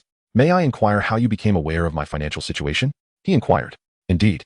I am in dire need of funds, but domestic investors are not optimistic about projects like mine. I am unsure if you are aware, but I require a substantial investment of $70 million. His meaning was clear. Although he was uncertain of the man's identity, he was not naive. He did not wish to waste his expression on a potential scam. Haha, Mr. Liu, I understand your skepticism regarding my identity.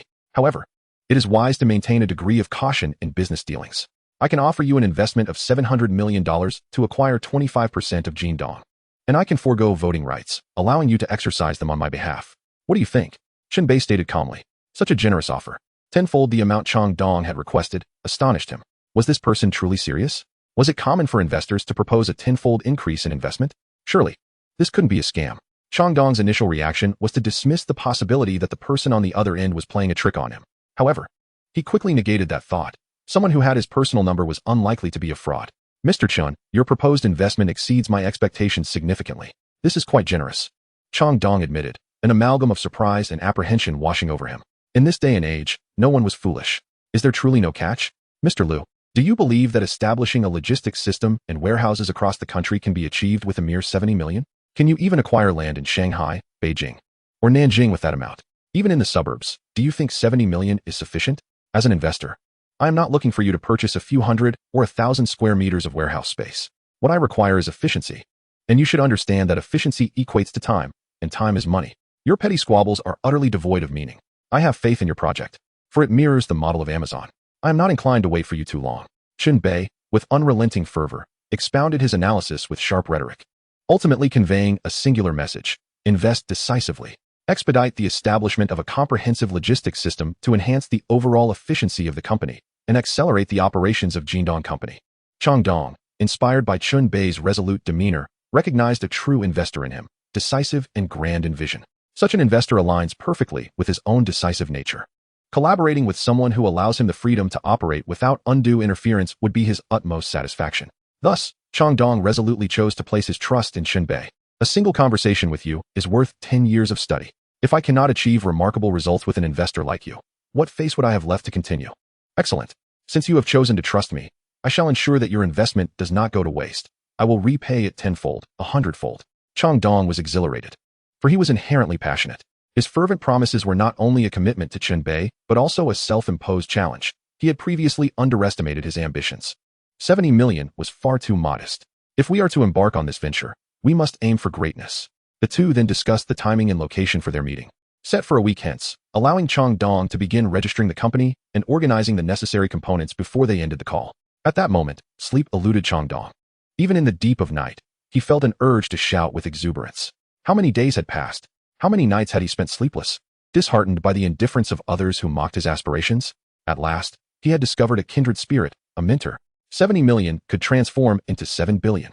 This was during the financial crisis of 2008. Few could muster 700 million in cash, but none would dare to gamble such a sum alongside him. Not a soul would risk even 70 million. For the sake of this trust, how could he allow his benefactor to lose? In that moment, Changdong's heart reignited with fervor. His passion surged once more. He was still young and had much to fight for. Meanwhile, Chen Bei, having ended the call, faced a singular predicament.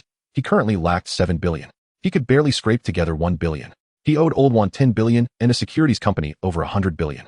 Why was no one pressing him? Because these debts accrued interest, and the securities company would relish the prospect of him dragging out this large sum. It was unavoidable. The recent losses had been swift, and expenditures even swifter. Now, there was but one solution: to embark on another significant gamble. Chen Bei then retrieved the white fishing rod from the system space, the one that had once caught the exquisite fruit 12. Ah, my dear brother, it turns out you are the most lucrative catch. He finally comprehended that it was not imperative to possess a golden fishing rod. Even other rods could yield treasures of immense value. Tomorrow, he would meet with Master Qiao. Would this extraordinary artifact from a new era shatter his spirit? Oh, the world. Prepare to be overthrown by me. Chen Bei. Chapter 69. From the future. The fruit company has truly made its mark on the world, having just launched the revolutionary 3. The year Steve Jobs unveiled the 3 marked the dawn of the first smartphone capable of supporting third-party applications, laying the foundation for Fruit's explosive growth over the next decade. At this moment, Jobs stands at the pinnacle of his illustrious career, having ascended to the status of a global icon. Countless individuals have become his ardent admirers, and his legend resonates far and wide, serving as an inspiration for many to strive for greatness.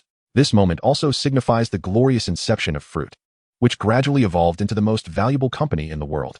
Even though in the future, particularly after 2019, they would face fierce competition from emerging talents in Huaxia, their dominance remains unshaken. Today, Chen Bei intends to leave a profound mark as this colossal ship sets sail.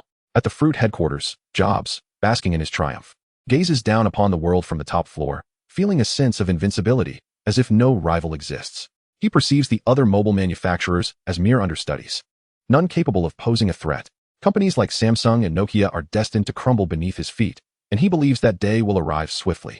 His confidence is buoyed by the countless days and nights devoted by himself and his team to crafting this epic-making product, for sales figures have validated their efforts. Suddenly, the ringing of the phone disrupts his grand reverie. This intrusion irritates him. Who could it be, lacking the discernment to recognize that his contemplation should remain undisturbed? Nevertheless, his professionalism compels him to answer, as there may indeed be important matters at hand. Hello, what is it? Jobs' voice is frosty, imbued with authority, causing the secretary to tremble slightly. What is it? This is the chairman. There is someone claiming to be a shareholder from Stark Industries seeking your audience. They wish to discuss a business matter with you. The secretary stutters, beads of sweat forming on her forehead, clearly flustered by the situation. A Stark Industries shareholder? Jobs contemplates, puzzled, as there seems to be no prior connection or business dealings between them. However, since the individual has arrived, it is only prudent to meet them. Such a military-industrial titan is not an entity to be trifled with. Should they take offense, they could easily impose sanctions without a trace, rendering him unable to access satellite signals. Adjusting his tone, he adopts a more amiable demeanor. Please have them come up. I shall be awaiting their esteemed presence in my office. Yes, Chairman. The secretary breathes a sigh of relief, reflecting on how quickly Jobs' demeanor shifted upon the arrival of the Stark shareholder. This is the nature of humanity, she thinks to herself, suppressing her thoughts as she dutifully rushes to the reception room to invite Chen Bei. Sir, our chairman is waiting for you in the office. Please follow me. The secretary said respectfully. Very well, let us proceed, he replied. The secretary led the way, bowing slightly as she walked ahead, while Chen Bei took a moment to observe his surroundings. This was the fabled fruit company, indeed replete with a sense of advanced technology, streamlined and efficient. A veritable showcase of innovation. Knock, knock. The secretary gently tapped on the door, and a steady male voice emanated from within. Please enter. Chairman. This gentleman is the major shareholder of Stark Industries, the secretary announced, bowing with utmost respect. At that moment, Chen Bei scrutinized the legendary figure, observing that he bore a striking resemblance to his numerous video appearances, sharp-eyed and meticulous. As Chen Bei appraised the chairman, the latter was equally intrigued by him. Young, remarkably young, exceptionally handsome, with an extraordinary demeanor, as if illuminated by an inner light, so self-assured. The chairman marveled internally, taken aback by the poise of this young man who seemed to gaze imperiously upon the world, while they appeared merely as natives. He felt almost prophetic. He was astonished to discover that this young man, a native of Huaxia, was a major shareholder of Stark Industries, an assertion that seemed almost unbelievable. After a moment of silence, the chairman subtly gestured to the secretary, who immediately understood and cautiously withdrew. He then spoke. May I inquire how you prefer to be addressed? Chen Bei, a Huaxia native. He replied with a slight smile, exhibiting courteousness and a relaxed demeanor. Ah, indeed a Huaxia native. Such a bearing can only stem from the profound heritage of a millennium-old civilization. Truly impressive, the chairman exclaimed with admiration. This grace is decidedly unlike the disheveled demeanor often seen in the insular territories. It is a grandeur unique to Huaxia. Thank you for your kind words, Mr. Jobs. Chen Bei replied humbly. We merely embody the virtues of humility. Very well, I shall not beat around the bush. What business do you wish to discuss with me? I believe our companies have not previously engaged in any collaboration, the chairman stated, smiling as he got straight to the point. I do not represent Stark Industries. I am here solely on my own accord to discuss a business proposition with your esteemed company, Chen Bei replied, his tone measured. He then produced a Fruit 12 and placed it before the chairman. This. The chairman's eyes widened with excitement, fixated on the device before him. disbelief coursing through him. Although this phone had been absent for over a decade, an unmistakable familiarity washed over him. It was his creation, and regardless of modifications, he could always recognize it at a glance. I must try it, the chairman exclaimed eagerly, snatching it up before Chen Bei could respond. This phone, though unactivated, felt entirely familiar to him. He swiftly activated it, for no one understood it better than he did. These devices were his progeny. He was their creator. As he experienced this futuristic model, he was dazzled by the stunning display, the remarkably swift response time, the exquisitely slender design, and the flawless functionality. Everything about it sent him into a frenzy of excitement. At this moment, an overwhelming surprise, nay, an ecstasy. Although he had consistently opposed large devices, he found himself utterly enamored upon beholding such a magnificent screen size. This was no mere phone. It was a work of art. Little did he know that such designs had long ceased to be extraordinary. The innovative prowess of Huaxia was gradually eclipsing the once revered aesthetics of the fruit brand. This clearly illustrated an undeniable truth. No one can escape the law of true allure. After immersing himself in the experience for a full half-hour, the great visionary suddenly realized a terrifying fact he had overlooked. This phone was not a product of this era. But from whence had it come? He looked up in horror, only to find Chen Bei gazing at him with a knowing smile. Chapter 70. I want 10. In that instant, he comprehended. The young man before him was the architect of this marvel. You. Startled, he sprang to his feet, feeling as though he had stepped into a terrifying future, ensnared in an inescapable vortex.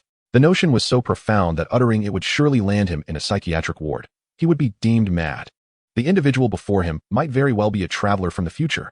This was merely a conjecture, one he dared not explore further.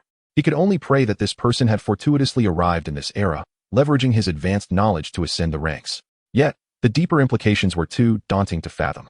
He feared that this man possessed the ability to traverse the treacherous continuum of time. Mr. Jobs, do not be so anxious.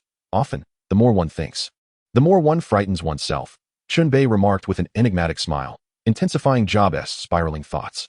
How did the gentleman intend to conduct business? Was he planning to sell this phone to my fruit company? Taking several deep breaths to quell his astonishment, Jobs finally spoke with gravity. Of course. What else would bring me here to converse with you, Mr. Jobs? Chen Bei shrugged lightly.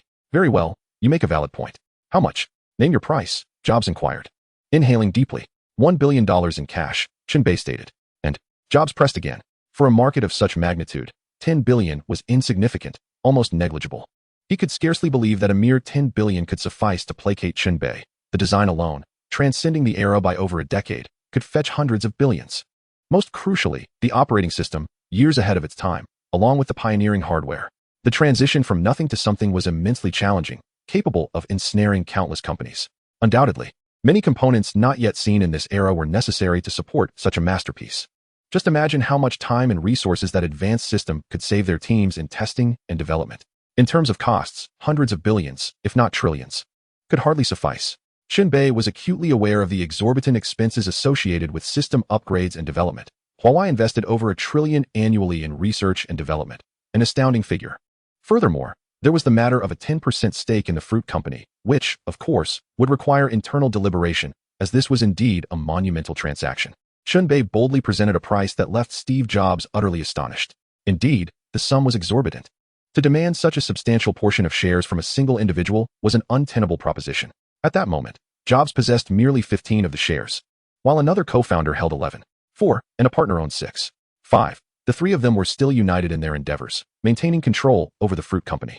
However, in a mere decade or so, the largest shareholder would command no more than 6. 63, a peculiar situation indeed. No individual could wield control. It was solely the board of directors that held sway, with the remaining shares scattered among others. Thus, the founders needed to carefully manage their equity and voting rights. Otherwise, a founder could easily find themselves ousted, a scenario far too common in the business realm. Nevertheless, significant matters required deliberation with the major shareholders before arriving at a decision. Mr. Chen, I will inform the others. We shall discuss this matter tomorrow. Will you be able to return then? Jobs pondered before responding earnestly. Certainly, I shall return tomorrow. Chen Bei replied nonchalantly, unconcerned about the brief delay. He was confident that the upper echelons of the fruit company would acquiesce to his proposal. With a sense of finality, Chen Bei tucked away the 12 shares, departing under Jobs' reluctant gaze. He would not leave his mobile phone behind for even half an hour. Such a duration was ample for them to replicate an entire system. He was no novice. Such cunning maneuvers were all too prevalent in the business world. Not even Jobs was exempt. The allure of wealth could corrupt even the most principled, as they all shared a common essence of cunning. Upon returning home, he prepared for a meal, finding Wanda already cooking. Watching her industrious figure in the kitchen, Chen Bei smiled tenderly. Such a devoted partner was truly a blessing he had earned in a past life. His life was remarkably fulfilling, where he could summon the winds and the rains at will. Of course, this cozy scene would have been perfect had an orange cat not leapt onto his shoulder for a nap. The hefty feline was quite the burden. Among 10 orange cats, 9 were portly, and 1 was sprawled across the bed. Did this creature not realize its weight? Chen Bei, come and serve the dishes. Wanda called from the kitchen. All right, he responded, rising as Gugu the cat meowed and leapt onto the nearby table, eagerly awaiting dinner. At noon, the house was quiet. Mindy had gone to school, and Natasha had been preoccupied lately, having not been seen for several days. At this moment, Gugu was unreserved, having been provided with a special food dish. Savoring its meal like a dignified guest. Naturally, its tiny paws lacked the dexterity of a raccoon, preventing it from revealing its true nature in front of others. Yet, it had adapted, consuming its food in the manner of all cats. Oh dear, Chen Bei, the cat you adopted is astonishingly clever. It seems to understand everything I say. Wanda remarked. Her curiosity piqued as she observed Gugu. She had a particular fondness for such adorable creatures. Yes, Gugu is unlike any other cat. You will come to realize that it possesses intelligence surpassing that of most humans. Chen Bei wore a mysterious smile, speaking ambiguously without providing further explanation. Wanda looked up, momentarily stunned, incredulous. The meal was warm and inviting, a rare occasion to have Wanda around. Her current job afforded her a remarkable freedom, with no one daring to impose upon her, as her subordinates executed their tasks with utmost precision. When Mindy returned home in the evening, chaos erupted once more, with cats scattering in every direction. Currently, Gugu was particularly annoyed with Mindy, who incessantly sought to pet her. Yet, could such a foolish woman truly hope to caress the esteemed devourer of origins? A night devoid of conversation passed, and the next morning, Chen Bei arose early. He was to attend a meeting with the fruit company, as this was to be his most significant transaction. His future depended on this company, and he was laying the groundwork in advance. At the fruit headquarters, Chen Bei was personally escorted by yesterday's secretary to the VIP room, where he quietly sipped tea while awaiting the meeting. The large company was adept at catering to individuals. Upon recognizing Chen Bei's status, they endeavored to please him. Although he was not much of a tea drinker, the occasional sip was indeed delightful. After approximately half an hour of waiting, the meeting commenced. Accompanied by Boss Chiao, Chen Bei entered the conference room, which was filled with nearly 50 attendees. Exceeding a 5 share would designate one as a major shareholder, particularly since the fruit company's shares were widely dispersed. All right, we shall commence. Today, we gather to deliberate whether to divest 10 of the company's shares, he announced. The suddenness of this proposition left everyone stunned, their minds reeling in disbelief. Such a monumental decision was simply staggering. Chapter 71. Who is in favor? Who is against? Returning to the previous night, Chen Bei's close friend Steve was equally taken aback by the decision presented by Jobs. He had thought his good friend had lost his mind. The notion of selling 10 of the shares to a young man from Huaxia seemed utterly preposterous. Had old Joe been bewitched by this enigmatic individual from Huaxia? It seemed implausible. Another founder, Ro Wine, gazed incredulously at the animated Boss Chiao. Was this really as extraordinary as described? Leading by more than a decade in technology? Joe, have you truly lost your senses?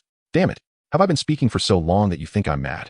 Boss Chiao exclaimed, his frustration mounting. Am I truly being dismissed as insane? I am not mad. You will understand tomorrow. Boss Chiao felt helpless. No matter how he articulated his thoughts, they remained incredulous. He could only shrug and cease further explanation. Steve and Ro Wine exchanged concerned glances, their doubts deepening. Could it be true? Given their friend's notoriously obsessive and stubborn nature, was there some validity to this? The two could only wait. When today's meeting commenced and Boss Chiao proposed this motion, pandemonium ensued. Why such a sudden decision? They clamored. We could invest ourselves. Why sell to another? I wish to know your reasoning, Mr. Jobs, one finally inquired. Indeed, are you selling it to this young gentleman? After their initial shock, the crowd erupted into fervent discussions. Who among them was unaware that the colossal ship known as the Fruit Company was truly about to set sail? They yearned to acquire a piece of the pie, even if it were merely a fractional share. No, this was not merely a matter of finances.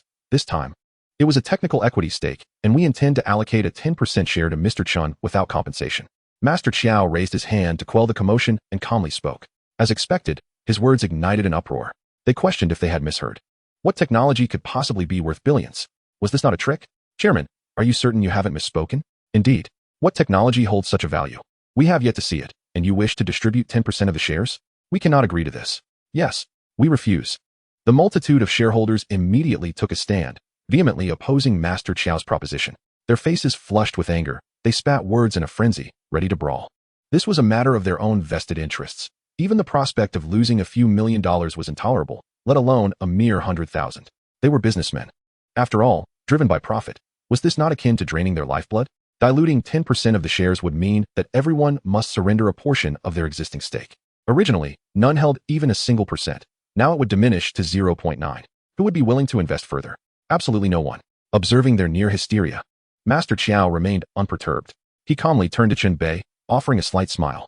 Now, perhaps Mr. Chen could unveil his product. With tangible assets in hand, there was no need for concern. All right, Chen Bei understood. He approached the stage, producing the prototype and casually showcasing it before the audience, saying, "Isn't this quite familiar?" The crowd, upon seeing the uniquely designed phone, was filled with skepticism. Is this a phone? Are you certain it's not a handheld computer? The screen is intriguing. Moreover, the exterior design is remarkably elegant and exceptionally slim. Their attention was immediately captivated. If this were indeed a phone, they simply had to acquire one. It was perfection. Suddenly, Chen Bei illuminated the device. As the screen lit up, all shareholders were left dumbfounded. Wasn't this their very own system? How could this be? Was it a secret product? Had this gentleman designed the phone? Goodness, if such a phone were to hit the market, it would undoubtedly ignite a global trend and demand. How marvelous. How splendid. Young man, is this a production model? A few female shareholders could hardly tear their eyes away. The phone's appearance was breathtaking, and it featured their own system. Haha, esteemed shareholders, what do you think of this phone's market debut? Master Qiao suddenly chimed in with a cheerful demeanor. Indeed, this is a design for the ages. Absolutely, this design is extraordinarily ahead of its time. It would utterly eclipse the designs of all other phone manufacturers. If it can be mass-produced, I assure you, at least 1 billion units could be sold globally. Goodness, 1 billion units. With a minimum profit of $300 per phone. Haha, a multitude of shareholders has begun to indulge in fantasies. Their eyes glimmer with green light, contemplating the immense fortune at stake, reminiscent of the year 2008. The capital is indeed substantial. They remain oblivious to the magnitude of $300 billion. A sum capable of transforming the fruit company into an unparalleled global behemoth. Do you think mere appearances have changed? Allow me to enlighten you on what truly holds value. At this moment, the voice of Steve Jobs resounds above all others. His system originates from 13 years hence. Do you comprehend the savings such a system could yield for us? This represents an unfathomable investment. 500 billion or even 1,000 billion. Have you considered that? Do you realize how advanced its hardware is? It is a staggering leap ahead of our current era by over a decade. How much experience must this entail? You shallow-minded individuals focus solely on the surface. Alas, you ill-informed souls fail to grasp the essence of technology. Steve Jobs gazes upon this crowd with smug satisfaction, relishing the moment as their earlier bravado crumbles, revealing their true, unsightly visages. The slap of reality comes swiftly. One word, exhilarating. Yet, while Jobs basks in triumph, the others remain utterly dumbfounded, eyes wide with disbelief. A lead of over a decade? Is this technology truly of Earth? Surely, it cannot be extraterrestrial technology. If it is an alien, they cannot fathom how Earth could possess technology more advanced than their fruit company's mobile devices. This transaction could sustain them for a decade. There is no rush. One cannot devour all at once.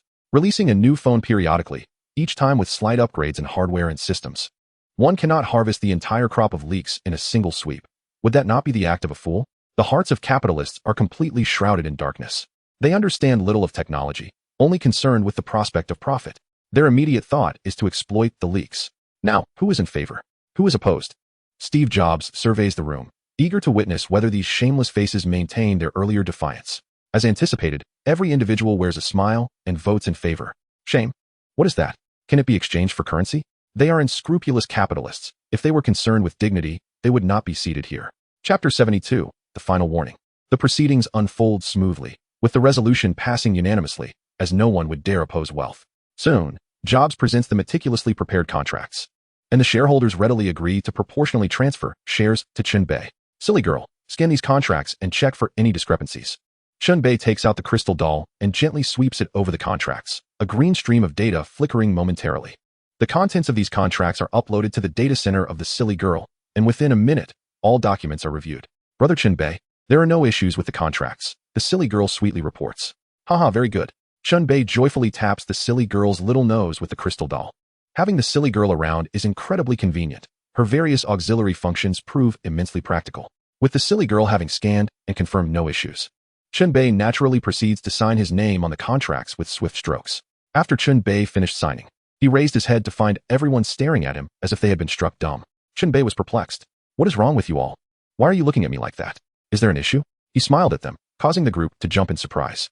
At this moment, one person could no longer contain his astonishment. Mr. Chun, what is this? This crystal doll. Is artificial intelligence really this advanced now? Indeed. This is more surreal than any science fiction film. Is this extraterrestrial technology? It is simply astonishing. My God, Mr. Chun, are you truly from Earth? They could not comprehend the existence of the crystal doll, merely perceiving it as alien technology. Even the tech moguls Steve and Rowan were utterly baffled, staring at Chen Bei in confusion. Only Master Chiao fixed his gaze intently on the doll in Chen Bei's hand. This must be a product of future technology. He truly hails from the future. He can traverse time freely. My God, is he a deity? Master Chiao held his breath, afraid to speak, lest he inadvertently cry out in disbelief. It was too extraordinary. He feared that voicing his thoughts would lead others to deem him insane and send him to an asylum. Hearing their inquiries, Chen Bei chuckled. All right, enough speculation. This is a secret. You will find use for it in the future. And I hope you all live to see that time. With a wave of his hand, he stored the contracts into his system space. Before the astonished eyes of all present, the contracts vanished without a trace, further astonishing the capital tycoons. This. The awe in their gazes towards Chen Bei deepened. Could this man truly be an extraterrestrial? Such technology is beyond earthly comprehension. Could this be the fabled space-folding technology? Sir, you are indeed remarkable, they exclaimed. Indeed, we have truly expanded our horizons. Will we now be following the lead of an extraterrestrial tech mogul? Just one piece of equipment could sustain us for many years. Their eyes sparkled with fervor, imagining that even a mere hint of such technology would suffice for a lifetime of sustenance. As long as they could secure a connection, that would be enough. They felt as if they had grasped the secret to wealth, believing that merely aligning themselves with him would suffice. All right, enough flattery. I must take my leave, Chen Bei said. Though he relished the praise, he knew not to let it go to his head. Perhaps I shall indulge in such vanity once I am as wealthy as a nation. With that, Chen Bei vanished in an instant. This was no mere display of arrogance. It was a calculated move to instill awe in the hearts of these unscrupulous capitalists. The principle of power is universal. Size matters in every realm. And the larger the fist, the greater the authority. As expected, once Chen Bei had departed in a flash, the conference room erupted into a cacophony of discussion. This was utterly unexpected. Not only had they acquired alien technology, but they had also witnessed superhuman abilities. Were not the extraterrestrials in films characterized by advanced technology and various superpowers? Or was this individual a mutant who had obtained powers from a fallen alien spacecraft? Amid their speculations and gasps, those with ulterior motives quickly chose to retreat. They realized they could not provoke someone so unfathomable. The final departure served as a warning to them, a pure display of forceful deterrence, reminding us to carefully assess our own strength. Thus, Chen Bei returned from this journey quite satisfied. He acquired wealth and shares, while the fruit company gained a cutting-edge system, along with invaluable experience in hardware development. A mutual triumph, indeed. 3 days swiftly passed. That evening, Natasha, who had vanished for nearly a week, finally reappeared. My dear, did you miss me during my absence? She exclaimed, as she burst through the door and leaped into Chen Bei's arms, playfully displaying her affection in front of an audience. Of course, I thought of you everywhere. Chen Bei whispered softly in her ear. How shameless. Natasha playfully shot him a charming glare. Ahem, enough of that. Wanda interjected, clearly irritated. There are minors present. Mindy joined in the teasing, reveling in the spectacle. Huh, someone's feeling jealous. After all this time, and you're still so naive. What a pity. The two women engaged in playful banter, with Natasha, having experienced much, fearlessly voicing her thoughts without shame. You, Wanda retorted, her frustration evident. Haha, stop shaking. You're making me worried. Natasha laughed, clearly enjoying her upper hand in the exchange. Just wait until tonight. I'll make sure to burst your bubble. Wanda huffed, her eyes darting mischievously as she concocted a plan to deal with Natasha. A sense of foreboding washed over Natasha as she noticed Wanda's enigmatic smile. Her heart racing with the realization that mischief was afoot. You two have fun. I'll sit this one out. Mindy chuckled awkwardly, wisely choosing to withdraw from the impending chaos. She quickly scooped up Gugu and dashed back to her room, leaving the scene. Gugu, resigned to its fate, had been thoroughly exhausted by Mindy's antics. Whatever, indeed. As night fell, Natasha, adorned in a black lace ensemble, glided gracefully into the room, the excitement of reunion palpable. At that moment, a shadow stealthily entered, unbeknownst to the oblivious Natasha. Wanda slyly winked at Chen Bei, whispering, "Awaken, it's hunting time." Chapter 73. The tribute to Natasha. Wanda was determined to give Natasha a thorough lesson. This troublesome woman had been her adversary for far too long. With a mischievous grin, she tiptoed closer, arms outstretched, inching toward the entranced Natasha. Wanda was now within mere inches of Natasha when, with a sudden leap, she sprang from behind, launching her surprise attack. Startled, Natasha let out a shriek, and then, silence fell. She was utterly incapacitated. Originally, Natasha could have held on for several more minutes, but she fainted from fear. With her nerves frayed, the cotton ball was taken from her grasp. Without turning back, she already knew who it was. Wanda, just you wait. You'll see how I deal with you. Natasha, her strength waning, knelt on Chen Bei's lap, hurling curses. This overwhelming absurdity made Natasha nearly spit blood in frustration. Huh, are you afraid of me? TSK, TSK, TSK. Look at this. What is this? I've never seen such a multitude of foolishness. Wanda laughed heartily, full of provocation, then proceeded to show Natasha what true absurdity looked like, her astonishment evident. Ah, I will kill you. Natasha's face flushed crimson with embarrassment and rage, ready to rise and confront Wanda, but alas. If you have the ability, then get up, you worthless one. Wanda, seeing this, reveled in her triumph. Though inwardly she pondered how many fools there were, Natasha was incensed. If it weren't for this girl startling her, would she have to deal with these imbeciles? All right, dear, don't stoop to her level. Allow me to handle her, Chen Bei interjected, assuming the role of peacemaker as he sensed the tension. Yes, indeed, Natasha nodded vigorously, her voice filled with venom. This time, I'll make sure this wretched woman can't get up. I'll bully her thoroughly. She awaited the moment when Wanda would be too exhausted to resist. You just watch. Is Wanda not coming over? Chen Bei mischievously glanced at the smug Wanda, who, upon noticing, contemplated making a swift exit. Haha, where do you think you're running? As Wanda attempted to flee, Chen Bei unleashed his telekinetic powers, pulling her back into his embrace. Wah, I was wrong, spare me. Realizing escape was futile, Wanda transformed into a pleading little kitten, blinking her large, innocent eyes in a desperate bid for mercy. It's no use, Wanda, accept your fate. Natasha's face lit up with joy as she burst into laughter. Utilizing her limited telekinetic ability, she swiftly severed the delicate string of Wanda's pants and tossed it aside. Darling, the fools are finished. I'm sorry I was wrong. Natasha, you're doomed. Wanda, caught in a mix of reluctance and fury, glared at her accomplice, Natasha. Fools, perish. A chaotic slaughter ensued, a tempest of blood and carnage. Left with no choice, Chen Bei resorted to cheating. Oh no, the madman is coming. Natasha, run. Where? Where? They both turned, nearly scared to death.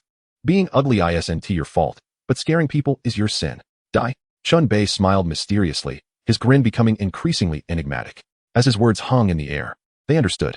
With rapid movement, he launched a flurry of kicks toward the absurdity, rendering them unrecognizable. Natasha, what have you been up to lately? During a meal, Chen Bei inquired about her recent activities. Not much. Recently, Tony has inexplicably developed an obsession with the superhero business, and I'm responsible for monitoring his whereabouts. Natasha shrugged nonchalantly and remarked, Tony? I haven't really been paying attention to him lately. Has he become this serious? It's that guy. But he has been rather capricious since yesterday, directly clashing with Rhodes from the military. That sly Rhodes even managed to abscond with one of his suits. Natasha then recounted the events of the previous evening, finding them utterly laughable. Rhodes was indeed quite cunning. It's not that Rhodes is cunning. Tony deliberately let him take it. Chen Bei interjected quietly. What do you mean? Natasha looked at him in confusion. Don't you find it peculiar? How could Rhodes possibly take Tony's suit? Without Tony's consent, he wouldn't even be able to activate it, Chen Bei stated calmly. Indeed, without Tony's permission, he couldn't take it, Natasha exclaimed, her eyes widening in realization. There's something amiss. This means you can report this discovery to Nick Fury. Isn't that a significant achievement? Just tell Nick Fury to check in with Tony. Perhaps something has happened to him. He might be compromised. A significant achievement? Upon hearing Chen Bei's words, Natasha's eyes brightened. Haha, I understand now. Thank you, dear. The delighted Natasha planted a fervent kiss on Chen Bei and hurried out the door. Watching Natasha's departing figure, Chen Bei smiled mysteriously. I can have my wife become the director of S.H.I.E.L.D. Wouldn't he that make S.H.I.E.L.D. a family affair? How much wealth could I amass? Every year, the funds Nick Fury embezzles could easily be at my disposal. Wouldn't it be a waste to let that black scoundrel spend it? Once the time is ripe, and when I no longer fear Aunt May, that will be the end for the mysterious Nick Fury. Nick Fury, Aunt May, and the Ancient One. These individuals currently stand in my way. They will not allow someone like me to exist in this world. Chen Bei gazed dreamily at the clouds, murmuring to himself. Suddenly, his expression sharpened.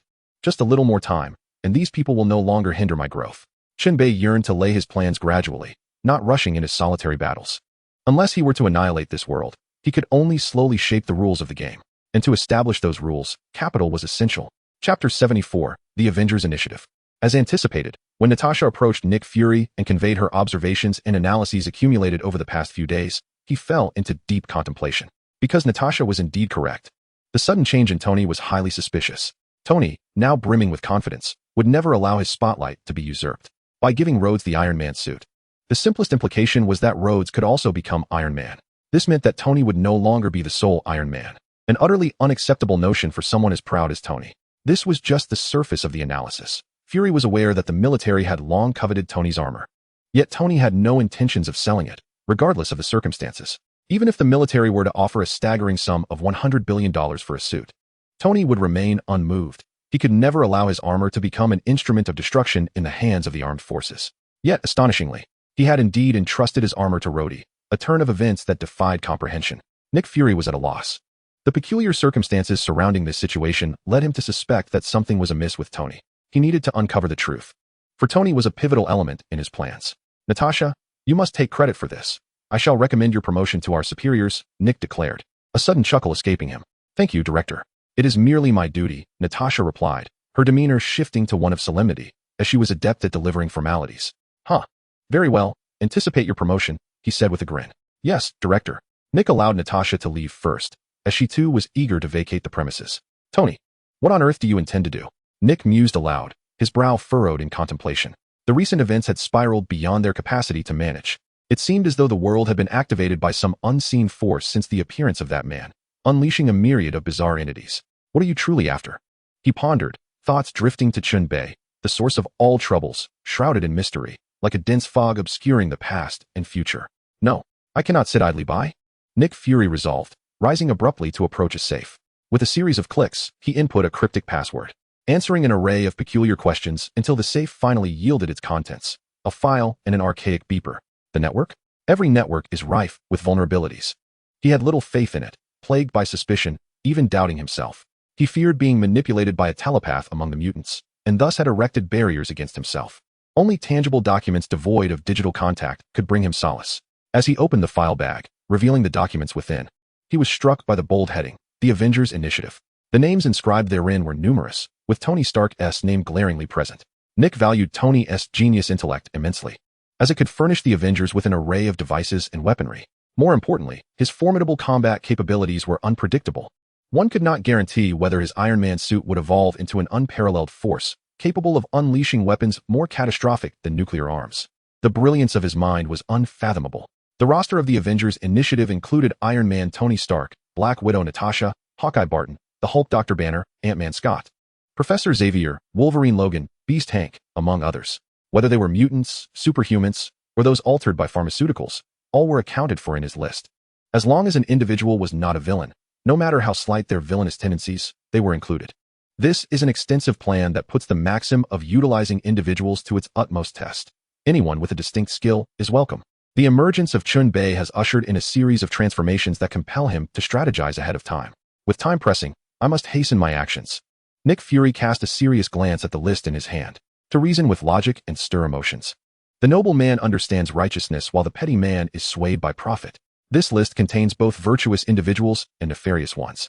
It encompasses the honorable as well as the morally ambiguous. By addressing the specific needs of each, one can effectively dismantle them. No one is beyond persuasion, provided the right incentives are offered. As he tucked away the Avengers Initiative, his gaze shifted to the vintage beeper, which he gently caressed. "Carol, oh Carol, how I wish to never press this device's button for the rest of my life." Nick Fury sighed deeply to himself. Pressing the signal button would signify that Earth is in grave peril, plunging humanity into a desperate situation. He recalled Chen Bei's meticulous foresight, possessing knowledge of both past and future, and was acutely aware of the existence of this beeper, which stirred a wave of apprehension within him. This individual is immensely powerful, too powerful. He possesses far too much knowledge. Should fate befall him one day, and he must press this button, he fears that Chen Bei might uncover his true identity, endangering his kin. They merely seek to survive, to ensure the continuation of their lineage. They have no desire to conquer the universe. For the sake of their race's propagation, they would rather perish alongside Chen Bei in a desperate exchange. As he sorted through his thoughts, he retrieved a lighter and incinerated the Avengers Initiative list, preventing anyone with ulterior motives from preemptively recruiting these individuals. After destroying the list, he secured the vintage beeper firmly to his belt. From this moment onward, it must accompany him at all times. He fears that one day he might meet an untimely end, leaving this beeper forgotten and unrecognized. This is his final, most formidable trump card. Having organized everything, he dialed a number. "Hello, Coulson, you are somewhat acquainted with Tony. Could you procure a sample of his hair? I suspect he has been poisoned." "Poisoned?" Coulson exclaimed. "Indeed, that is my suspicion, which is why I am asking you to gather evidence." Nick Fury replied in a grave tone. "All right, I'll head over immediately." Coulson ceased his inquiries, understanding that he should simply follow the director's orders without overthinking. Given his familiarity with Tony, he planned to visit him under the pretense of discussing recent criminal activities, eventually seizing the opportunity to excuse himself to the restroom, successfully retrieving a strand of hair from the bathroom. Upon returning to S.H.I.E.L.D., subsequent tests confirmed his suspicions. Tony had indeed been infected with a palladium virus.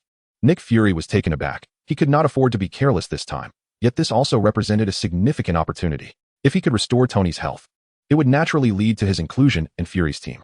A cunning plan began to form in Nick Fury's mind. Chapter 75, Iron Man 2, The Banter of Tony. Far within the borders of the motherland, the man who had once parted ways with Howard is now in his twilight years. His days were dwindling, and the heart, once filled with defiance, had succumbed to impotence. What could one do in the twilight of life? As he gazed at the television screen, where Tony boldly proclaimed himself Iron Man, a tempest of anger and frustration surged within him. That man, basking in the limelight, should not have been Tony Stark. It should have been his son. He was no less than Howard, and his son was even greater, surpassing the master. Why was he exiled to this desolate place, forcing his wife and children to suffer while Tony's family thrived under the spotlight? The elderly Anton Vanko felt a swell of rage and bitterness. He yearned for vengeance against the Stark family. The glory that the Starks relished, they too could claim. Ivan, he called softly. Moments later, his middle-aged son, Ivan, approached him slowly. It should have been you. Ivan could only offer words of comfort to his father. Don't listen to their nonsense, he urged. Anton, frail and weak, could only weakly reply, I'm sorry. I can only give you my knowledge. A cough erupted from him, a desperate sound, followed by silence. Tears streamed down Ivan's face as he caressed his father, overwhelmed by guilt and fury, spiraling into madness. He felt he had failed his father. He was a useless man. He could not allow his father to depart peacefully, but instead bid farewell to this world laden with endless regrets. Ivan Vanko was utterly awakened. He retrieved the blueprints for the arc reactor from years past and began to forge his own devices. Despite the meager surroundings, as a genius rivaling Tony, he remained undeterred. Day and night, he toiled relentlessly, fueled by hatred, determined to reclaim justice for his father. Apart from Chen Bei, no one knew that a man far across the ocean had descended into madness, secretly preparing for revenge. Time passed swiftly, and within a few days, Chen Bei had teleported to the capital to meet with Chang Dong. Without a hint of hesitation, he transferred 700 million to Jean Dong's account, which thrilled Dong Gu immensely. To expedite the process, Chen Bei outlined a rough plan for Jean Dong's future model, prompting Chang Dong to exclaim in admiration at his expertise. He eagerly began to build his logistics warehouse, opting for a heavy asset approach. Chen Bei had no need for his profits. He was only interested in the soaring stock prices that he could capitalize on. Before long, within 5 years, the 700 million he invested would yield an astonishing 7 billion in returns. After wandering his hometown for a few days, he returned to America, feeling an unusual atmosphere. Upon checking the news, he discovered that trouble had indeed arisen. Was Tony about to face trial? Yet, the sequence seemed off. Was it not supposed to be Rhodey robbing the mech before the trial? The military had acquired the mech. Shouldn't they be focusing on how to mass produce it? Oh, now he understood. After a moment of reflection, Chen Bei realized that the military's researchers were not as sharp as Tony. He turned on the television, where the image of Tony being tried filled the screen. Bang, bang, bang. The senator rapped his wooden gavel with fervor, raising his voice to remind, Mr. Stark. Shall we return to the topic at hand? Mr. Stark. For goodness sake. The senator was infuriated. Not only was this flippant individual lacking in seriousness, but he was also flirting with the ladies. What was the meaning of this? This was a solemn courtroom. All right, darling. Tony quipped with a smirk. Can you focus on what I'm saying? That's perfectly fine, he replied, remaining unperturbed, treating the senator with utter disregard. The senator, feeling helpless against such a scoundrel, resigned himself to the situation. Do you possess a special weapon? He inquired earnestly. I do not. Tony vehemently denied. You don't? That depends on your definition of a weapon, retorted the senator. Iron Man is certainly a weapon. My invention does not qualify as a weapon, Tony asserted earnestly. Then how would you describe it? The senator countered. It is what it is, Senator. It is a high-tech prosthetic. The audience erupted in laughter. They simply could not contain themselves. It wasn't a matter of poor decorum. Tony's deadpan absurdity was simply too humorous. Chen Bei, watching Tony's serious demeanor on television, couldn't help but chuckle. This man was incorrigibly mischievous. That's the best descriptor I can muster, Tony continued, deliberately stuttering. The senator, however, would not concede. It is a weapon. It is indeed a weapon. At this juncture, Tony looked earnestly at the senator, passionately defending his stance. If you prioritize the welfare of the people, no, I believe that a weapon like Iron Man should be entrusted to the American populace, the senator immediately countered. Not a chance. I am Iron Man. I am one with the suit. To relinquish Iron Man is to relinquish myself. In that case, it would be akin to servitude or sale, depending on which state you're in. hence I cannot comply. Laughter erupted once more from the audience.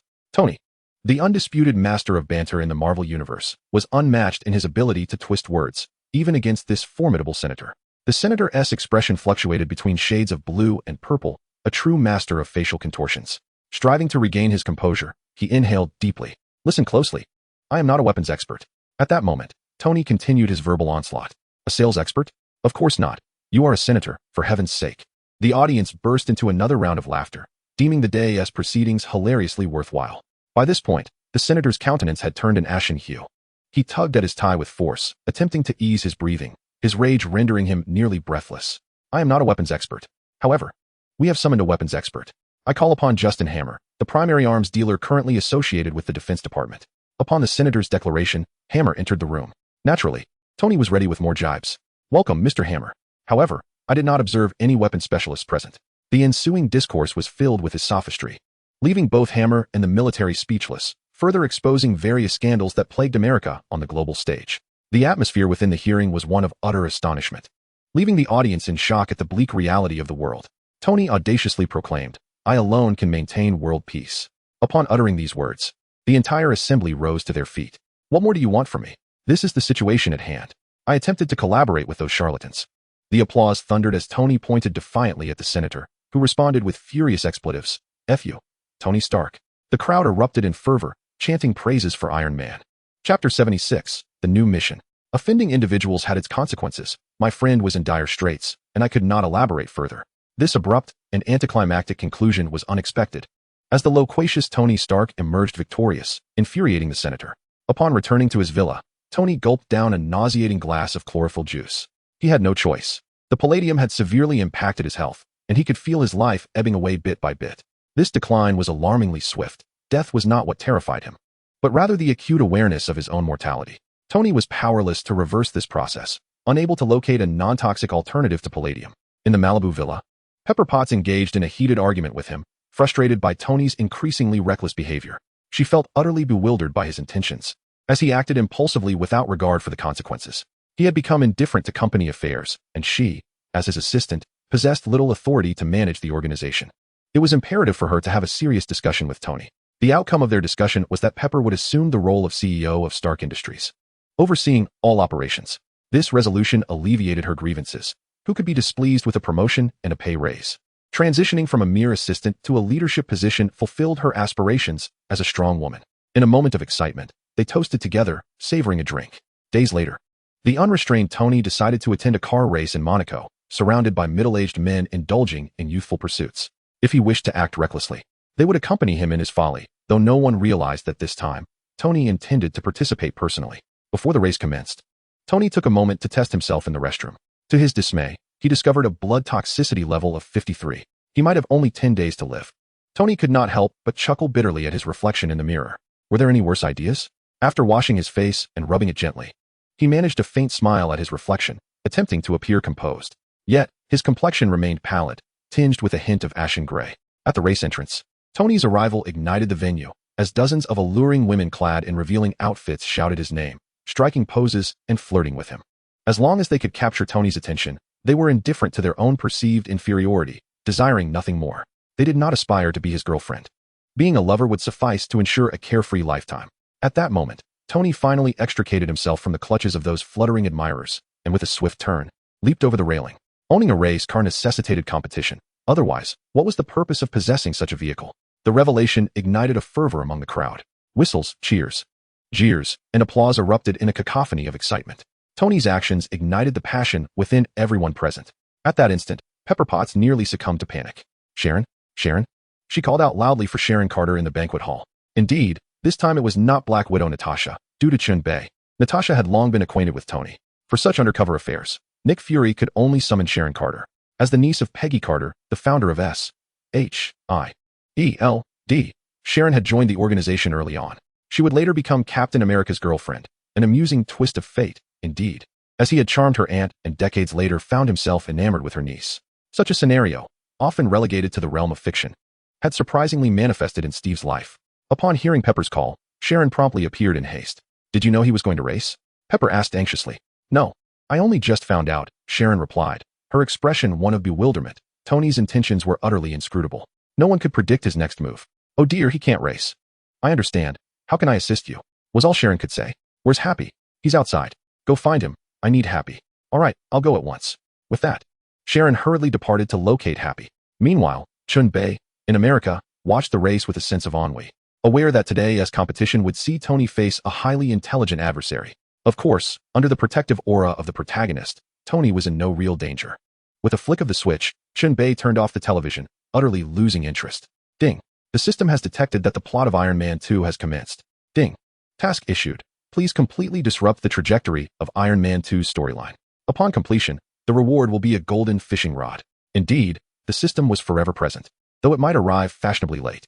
Whenever a significant movie plot began, it would assign Chen Bei a task, providing a semblance of encouragement. Otherwise, it would cease to be a system. Its purpose was straightforward, to incite Chen Bei to alter the storyline, though its ultimate intentions remained a mystery. However, its goals coincided with Chen Bei's desires. After all, the system had bestowed upon him too much for him to ignore. With the task now assigned, the immediate objective was to recruit Ivan Vanko, ensuring he did not fall into the hands of Justin Hammer. Ivan Vanko possessed a sharp intellect, and his expertise lay in technology, making him a valuable asset for researching armor and similar innovations. It is imperative that such a character does not meet an untimely demise. Although he possesses the countenance of a natural-born villain, who really cares? The acquisition of a worthy target is all that matters. Chen Bei's disinterest in the competition is palpable. Having watched countless films, he feels no inclination to engage. The outcome is predetermined. He merely awaits the downfall of Ivan Vanko. Chapter 77, Ivan Vanko's Rampage. At the race venue, the roar of the engines ignites fervor among the spectators. If there exists any sound capable of surging adrenaline, it is undoubtedly the thunderous growl of an engine. It is simply irresistible. As the race commences, Tony fully immerses himself, embodying the essence of a reckless outlaw. He has cast aside concerns for life and death, prioritizing his own exhilaration above all else. It is a final act of madness in his lifetime. In a few days, he may very well find himself face to face with Satan. As for why he would descend to hell to meet Satan rather than ascend to heaven to encounter the Almighty, Tony possesses a modicum of self-awareness. He knows precisely the nature of his own character. After all, he is an executioner. If he does not slay the innocent, then the innocent perish as a consequence of his creations.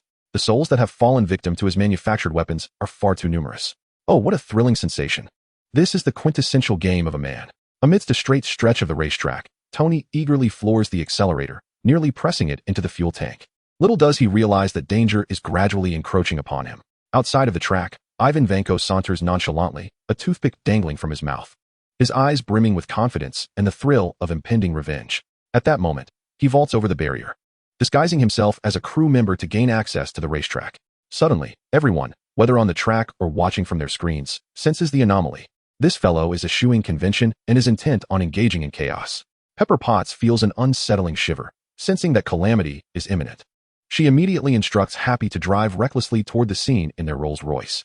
Tony has brought along a makeshift escape suit, which should suffice against this adversary. In the center of the racetrack, Ivan Vanko strides forward, unfastening his work uniform to reveal the arc reactor beneath. With a swift motion, he produces two electrified whips. As the saying goes, wielding steel whips against the ground creates a cascade of sparks. The formidable steel whips, connected to the arc reactor, exude immense power, crackling with electric energy and presenting a truly terrifying sight. With a single flourish, Ivan Vanko lashes out at the first racing car, cleaving it in two. The car, as fragile as paper, disintegrates in a shower of sparks before crashing to the ground.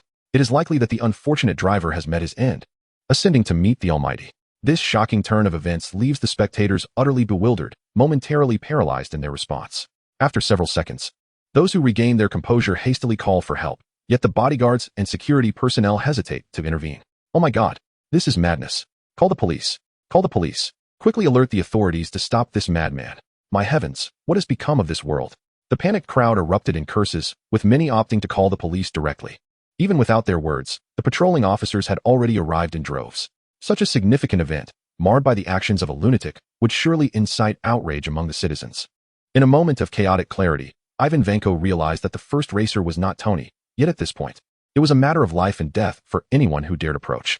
For him, it was merely a matter of unleashing his fury. The sheer thrill of his destructive spree exhilarated him.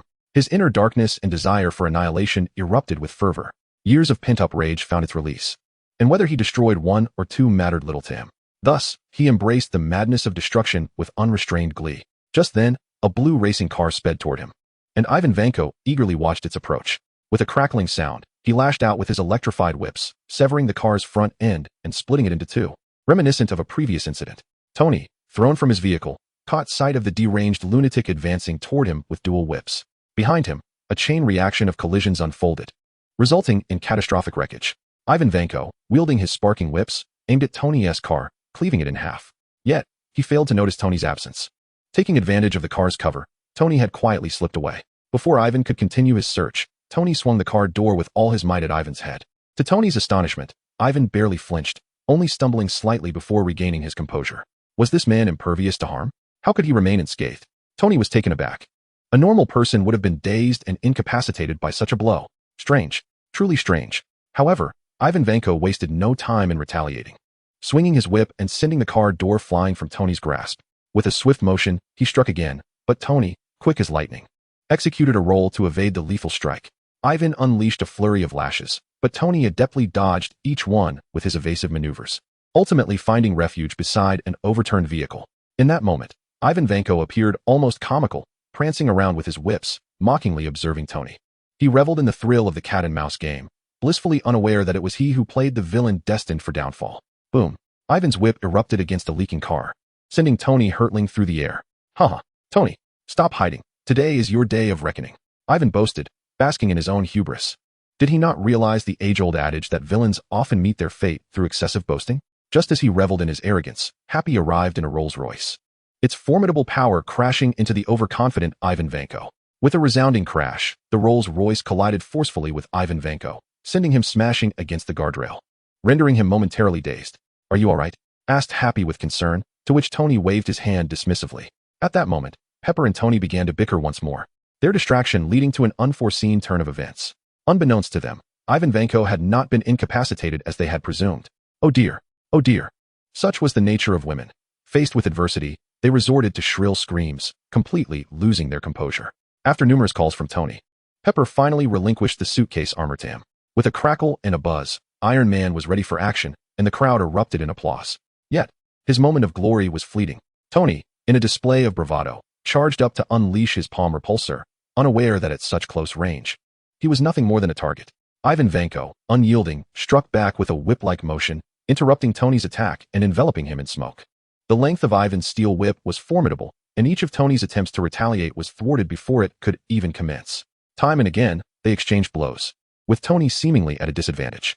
Ivan's gaze grew increasingly sinister, a twisted smile creeping upon his lips. Is this truly Iron Man? Haha. If so, perhaps it's time to return home for a humble meal. Pathetic, utterly weak. In that moment, Tony faced the relentless sting of the whip, sparks flying as the crowd erupted in shouts of concern for him. Tony, you can do it. You are Iron Man. Defeat him. The audience rallied behind him, their voices a chorus of encouragement. Yet, Tony felt the weight of his limitations. This rudimentary suitcase armor offered nothing beyond the singular palm repulsor. Nevertheless, he refused to concede. For he embodied the spirit of Iron Man. Tony recognized that his opponent possessed no other means of attack, relying solely on those electrified whips. If he could find an opening, he was confident that this otherwise defenseless individual would not stand a chance against him. Just as he was preparing to unleash another palm repulsor assault while searching for an opportunity, fate intervened. In a twist of irony, as Tony's attack faltered, Ivan seized the moment, ensnaring his right hand with one whip while deftly wrapping another around his neck. Ha! This is splendid. Ivan reveled in his triumph, believing Tony's fate was sealed. Without mercy, he yanked on the twin whips, sending Tony crashing to the ground with a resounding thud. Yet, Ivan, still unsatisfied, continued his onslaught, sending Tony tumbling again and again. This truly struck a blow, landing squarely on Tony's face. Who is he? The illustrious owner of Stark Industries, the flamboyant playboy, Iron Man Tony Stark. Does he not care for his reputation? This was a global live broadcast. Where can he hide his embarrassed visage? Thus, Tony's inner universe erupted. He firmly grasped the whip, braving the barrage of attacks as he advanced step by step toward Ivan Vanko. Ultimately, employing a strategy of exchanging injuries, he left Ivan Vanko astounded.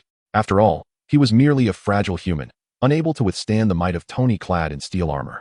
Seizing the opportunity, Tony surged forward, finally ready to redeem himself. With a clenched right fist, empowered by the armor's thrust, he unleashed a punch to Ivan Vanko's abdomen. The blow nearly coiled Ivan Vanko's intestines, causing him to double over like a roasted shrimp, his face flushed with color. Yet, this was only the beginning. He had no time to react. Tony's second punch, A left hook was already charged and hurtled toward his head. With a resounding thud, Ivan Vanko found himself surrounded by twinkling stars, his vision blurred from the impact. His head, seemingly possessed, tilted violently, and a few teeth, too, seemed to have minds of their own, flying away. He felt utterly disoriented. Before Ivan Vanko could muster a counterattack, Tony executed a suplex. This time, Ivan Vanko crashed hard onto the ground, his skull meeting the earth with a resounding thud, and he began to spit blood profusely. The fall had certainly taken its toll. Tony stepped forward to seize his arc reactor. In the next moment, the subdued Ivan Vanko was overwhelmed by a crowd that swiftly bound him. As he was taken away, Ivan Vanko laughed maniacally, his voice echoing with derision. You lost. Ha! You lost. You lost, Stark. His final words struck Tony like a series of stinging slaps, leaving him reeling. The audience was left in stunned silence, reflecting on Tony's earlier boastful proclamation that there was only one Iron Man, and that his inventions were unreplicable. Yet, the slap of reality had come swiftly. It had only been a matter of days. Ivan Vanko's sudden emergence had rendered Tony utterly humiliated. Gazing at the arc reactor in his hand, he scanned its data before crushing it with fervor. The sound echoed, an evidence of disgrace, as though it had never existed. At that moment, Justin Hammer, watching the match, observed Ivan Vanko being taken away, his mind racing with thoughts.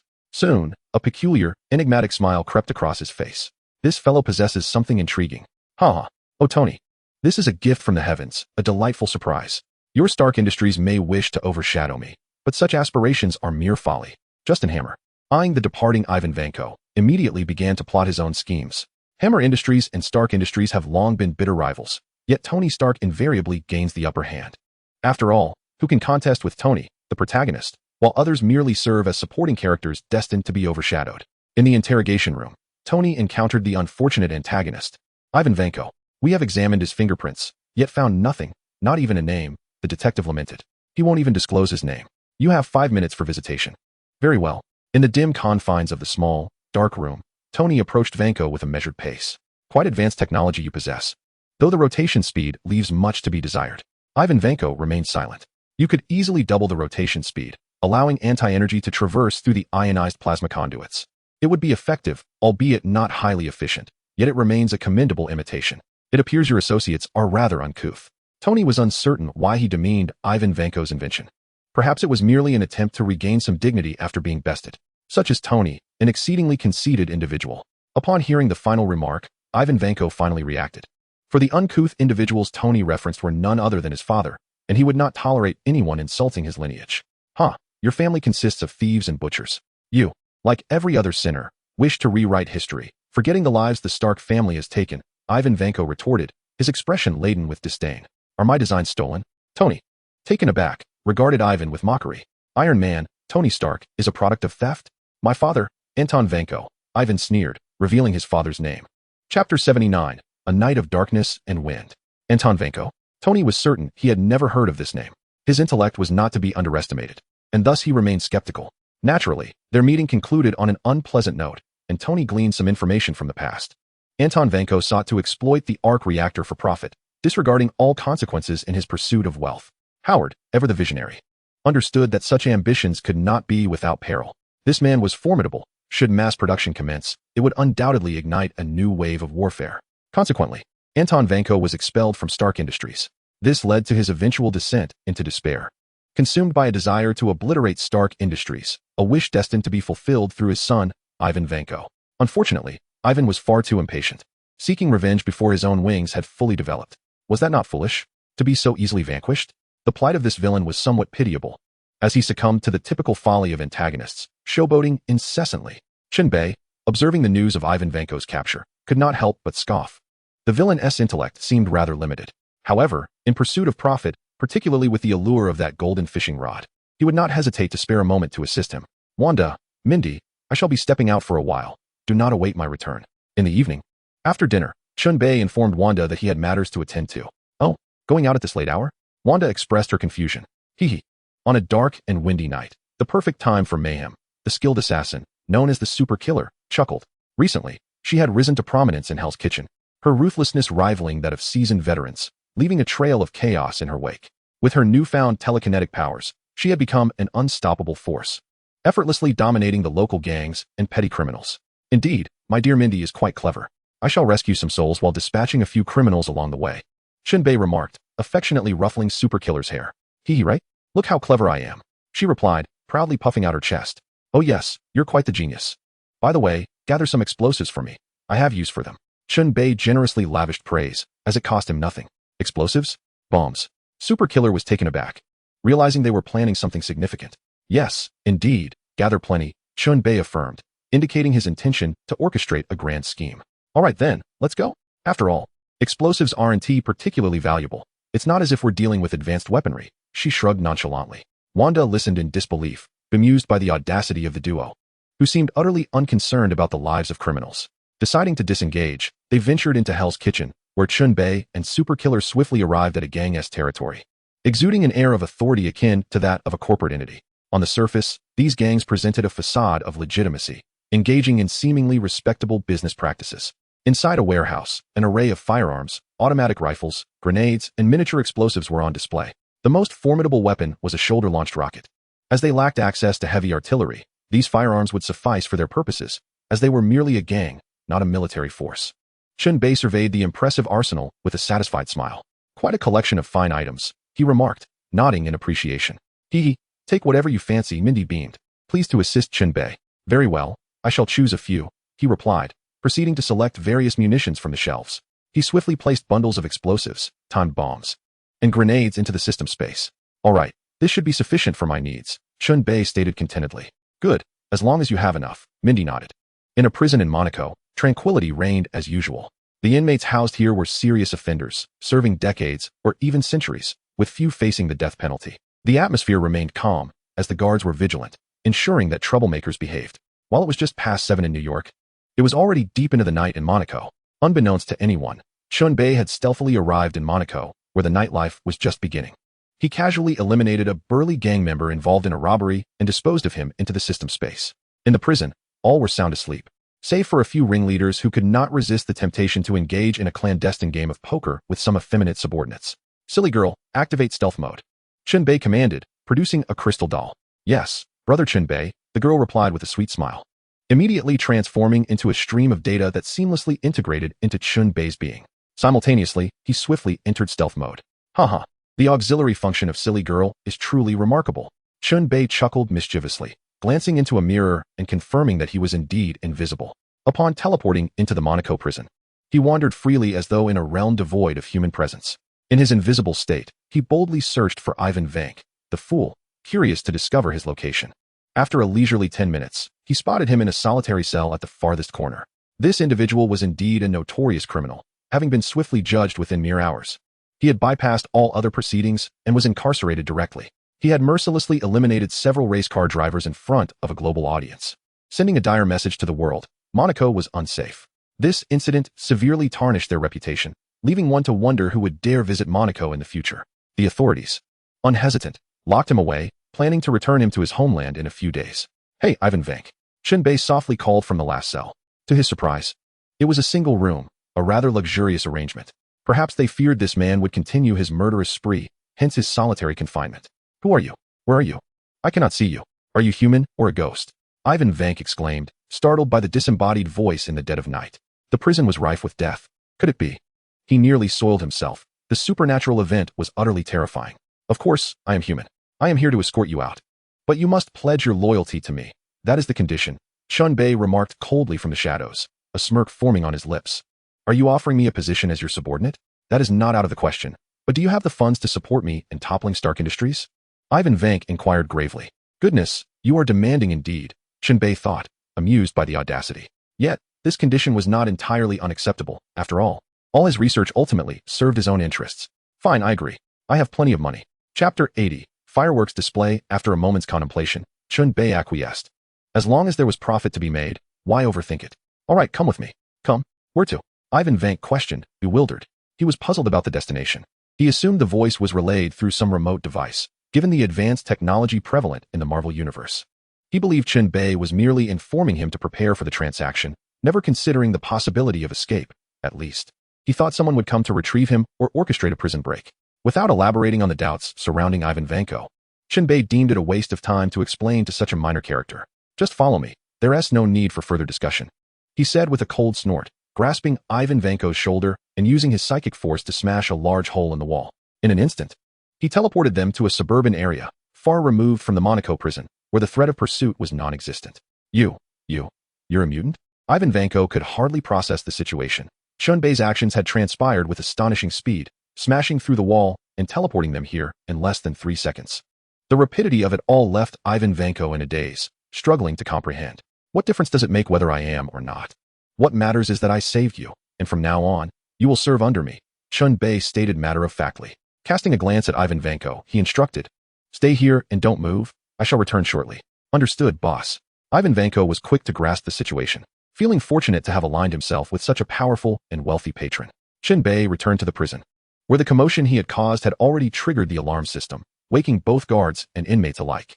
The blaring sirens filled the air. The guards, in a flurry, rushed toward the source of the disturbance, but their response was sluggish at best. In mere seconds, it was a challenge for the resting guards to rise, with only a few on duty arriving promptly. Remaining invisible, Chen Bei discarded the lifeless body of the muscular man from his system space onto the ground, casually placing a grenade beside it. With a thunderous explosion, the man was obliterated beyond recognition.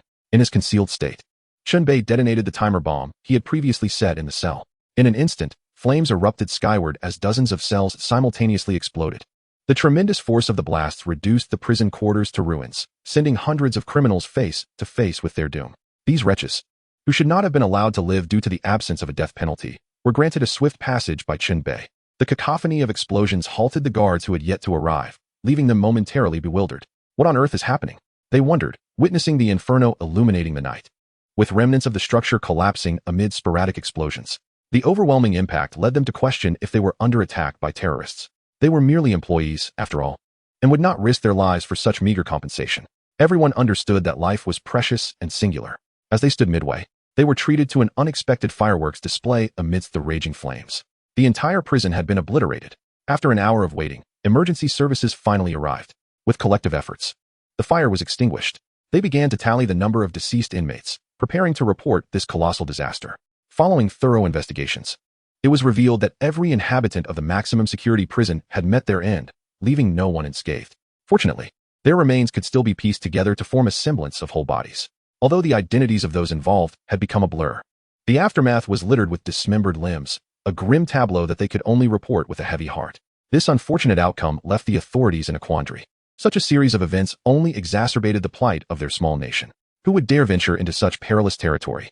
The tourism sector, upon which they heavily relied, had collapsed, heralding a bleak future devoid of prosperity for the foreseeable years. It would likely take years for the wounds of this turmoil to heal. Of course, none of this burdened the instigator, the true culprit, who had already returned to New York with Ivan Vanko. At this moment in Hell's Kitchen, a young man was earnestly instructing a disheveled and bewildered middle-aged man. These two were none other than Chen Bei and Ivan Vanko. The latter felt as if he were still caught in a dream. Just moments ago he had been in Monaco, and now, in the blink of an eye, he found himself in New York.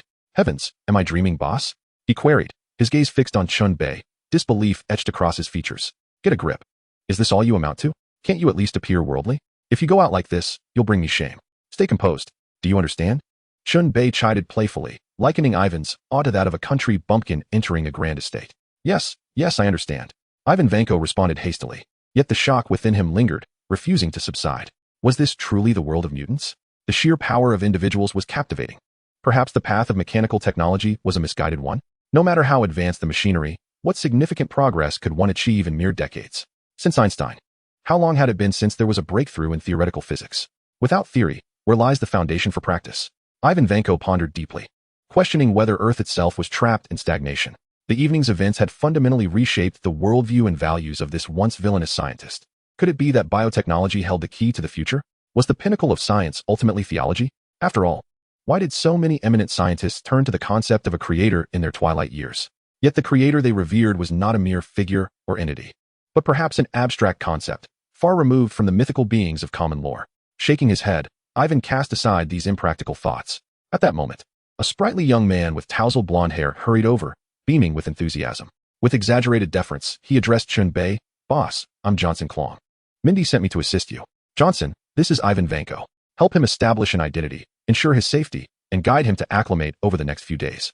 Chen Bei instructed with a casual air. "Absolutely, rest assured, I'll handle it splendidly." Johnson replied eagerly.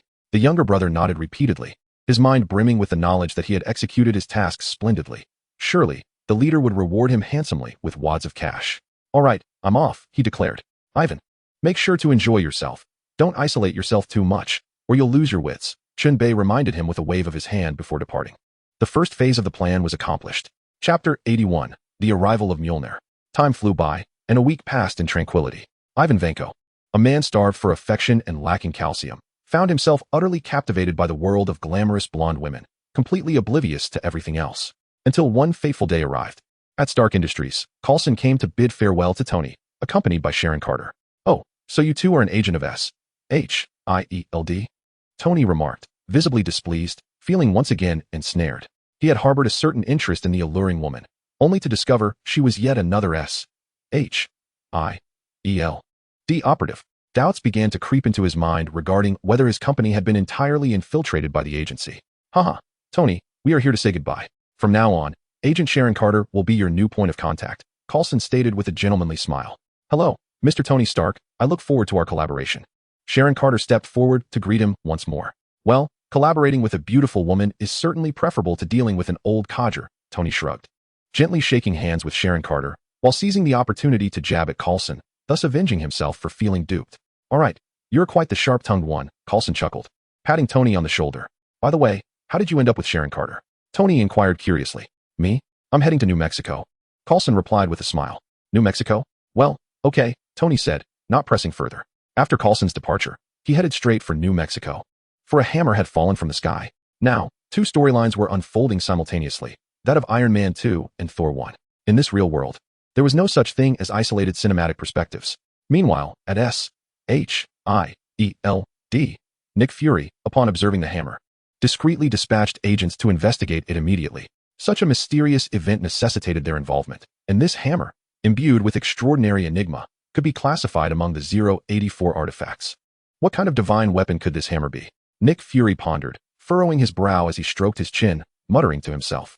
After considerable contemplation, he lamented the absence of any records pertaining to such matters. What to do? What to do? Just as he found himself at a loss, a name sprang into his mind. Chen Bei, the enigmatic Chen Bei, who was reputed to possess knowledge of the past and future. Surely he would know something. This mysterious figure was known for his avarice. Thus, perhaps the power of wealth could be employed to sway him. Hello, is this Mr. Chen Bei? The phone call jolted Chen Bei from his reverie in the courtyard. Irritated, he answered the call upon seeing the number. Greetings, Director Nick Fury. It appears that you have uncovered some promising leads, prompting the higher-ups to allocate funds? Chen Bei jested, as he had little dealings with Nick Fury aside from this. However, the response from the other side was unexpected. I apologize, but that is not the matter at hand. Our research is still ongoing and will likely take a few more days. I have come to inquire about certain questions. Nick Fury's tone carried a hint of difficulty, though it was clearly feigned. What questions? Chen Bei asked directly without hesitation. It pertains to a hammer that fell from the sky in New Mexico. Here is an image for your perusal. After speaking, Nick Fury sent a photograph to Chen Bei's phone, which promptly displayed the image on the screen. The photo depicted a hammer resting quietly on the ground, surrounded by an area that had been hollowed out, yet it remained immovable. I see it and recognize it. Chen Bei replied nonchalantly. Upon hearing this, Nick Fury's excitement was palpable. What is the origin of this hammer? Name your price. As long as it falls within my acceptable range. Nick Fury, usually so frugal, was unusually generous this time. Forget it, it's merely a trifling sum. Chen Bei responded with unexpected magnanimity. He had grown indifferent to such modest amounts. He realized he needed to elevate his perspective, otherwise, he would be ridiculed for lacking ambition. Especially considering that the protagonist's focus is invariably on wealth. He continued, this hammer is none other than Thor's hammer, is it not? Do you not delve into legendary tales? Now it was Nick Fury's turn to be astonished. Are you serious? Is Thor truly real? Isn't that merely a myth on Earth? How could it possibly be true? His exclamation left Chen Bei perplexed. Surely, this reaction was unwarranted? How could he lack composure? In the past, he might have understood a native like Nick Fury being astonished by the existence of legendary gods. But this individual was clearly not the same Nick Fury he knew. Could it be that this man was merely an alien who had recently encountered the cosmos and had never witnessed Thor or visited Asgard? Nonetheless, Chen Bei was merely surprised. There are countless races in the universe, far beyond imagination. It is plausible that they have only just transcended their planetary confines to reach Earth. Indeed, they are real. They are merely robust beings, nothing to be overly astonished about, Chen Bei stated calmly. He held no concern regarding Thor at this period. Thor was nothing more than a minor threat, barely capable of standing against the Hulk. If he truly put forth the effort, he could easily best Thor with a single blow. As for his father Odin, though formidable in his prime, He was now frail and nearing the end of his days. Devoid of any combat prowess, his only remaining talent seemed to be orchestrating schemes involving his two sons, unable to accomplish anything else. However, with Thor's arrival, might it be possible to draw forth his godly powers? It appeared that this fellow's mastery over thunder could significantly enhance his own abilities, potentially allowing the powers of his thunder fruit to transcend earthly limitations. The limitations of the devil fruit's powers are evident. It is unlikely to reach the celestial level of the Father of Heaven, merely attaining the pinnacle of earthly prowess. Upon hearing Chen Bei's words, Nick Fury grasped this concept as well. They had merely appeared on Earth, engaged in certain conflicts that were subsequently chronicled, leading to increasingly exaggerated accounts. Over time, these tales morphed into myths, a classic case of misinformation. Realizing this, Nick Fury promptly expressed his gratitude. After hanging up, he immediately began researching global narratives surrounding Norse, Greek, and Chinese mythologies. There might indeed be some truth hidden within these legends. Understanding them could prove beneficial. At that moment, Chen Bei could not suppress his laughter, for a new system task had arrived. Ding. The host is currently participating in the storyline of Thor 1. Please disrupt the plot's development entirely. And the completion of this task will reward the host with a golden fishing rod. The timing of this mission was impeccable. The plot of Thor is exceedingly straightforward. It involves Thor being stripped of his divine powers and cast to Earth, ultimately realizing his mistakes and rising again. Therefore, why not make it difficult for him to stand up again and simultaneously win over the female Thor, Jane Foster? Thus, tricking Thor and wooing the lovely lady would suffice. Chapter 82, Stanley. A sudden appearance. The scene shifts to New Mexico. At this moment, Thor had indeed descended, albeit with a stroke of ill fortune. He was immediately struck by Jane and her companion's vehicle, subsequently being knocked unconscious by Daisy's electric shock. Well, it seems the god of thunder has a fear of electricity. This fellow's luck truly seemed woeful. He had just been stripped of his divine abilities by his father and was now reduced to a mere mortal. To make matters worse, he was promptly sent to a mental institution. It was hardly Jane and the others' fault. He had the audacity to proclaim himself Thor, the god of thunder. Wasn't he that a sign of madness? Who could possibly believe him? It would be as absurd as believing in ghosts. This man was disheveled, sporting long hair and a scruffy beard, clad in peculiar attire. How could he not appear strange? Chen Bei, meanwhile, observed from the shadows. Breaking into a satellite and infiltrating a hospital's security system was as simple for him as wandering through his own backyard. He chuckled. Ah, dear Chen Bei. Now Thor is confined to a psychiatric hospital, seeking a way to escape. The foolish girl couldn't help but laugh at Thor's misfortune. How could the illustrious god of Asgard find himself in such a pitiful state? It was quite amusing. Chen Bei also regarded Thor's ridiculous predicament with exasperation. However, what could be done? He was simply that way. Let us head to New Mexico. The timing seems just right. Chen Bei mused to himself, intending to embark alone. This venture was of paramount importance, and bringing others along would only complicate matters unnecessarily. Leaving a note on the refrigerator, Chen Bei vanished in an instant, heading straight for New Mexico. In a small town in New Mexico, a man driving a pickup truck was the first to discover the hammer lying on the ground. At this moment, the earth had been struck, leaving a massive crater, as if a colossal beast had stomped down, creating a substantial indentation over a wide area. An elderly man, hurrying out of his pickup truck, was struck by curiosity as he noticed a hammer standing alone atop a small mound of earth. Driven by this intrigue, he approached to investigate, grasping the handle of the hammer and pulling with all his might. To his astonishment, the hammer remained as if rooted to the ground, immovable. Undeterred, he gripped the handle with both hands and leaned back with all his strength, straining his whole body. Alas, the result was the same. Despite his face turning crimson and his teeth nearly grinding to dust, he was unable to budge it. Damn it! Damn it! He cursed repeatedly, lamenting the weight of the hammer, exclaiming that he nearly exhausted himself in vain. With no other recourse, he decided to spread the word, for such an oddity must be shared. Within an hour, the entire town was abuzz with excitement. Initially, few believed the tale, dismissing it as a mere prank of the old man. However, curiosity is a powerful force. When the first brave soul, a robust man, attempted to lift the hammer and nearly suffocated in the effort, the story spread further. One person told 10, 10 told 100. Soon, half the town had gathered, each eager to test their strength against the inanimate object, for there are always those who defy disbelief. Yet, all efforts resulted in failure.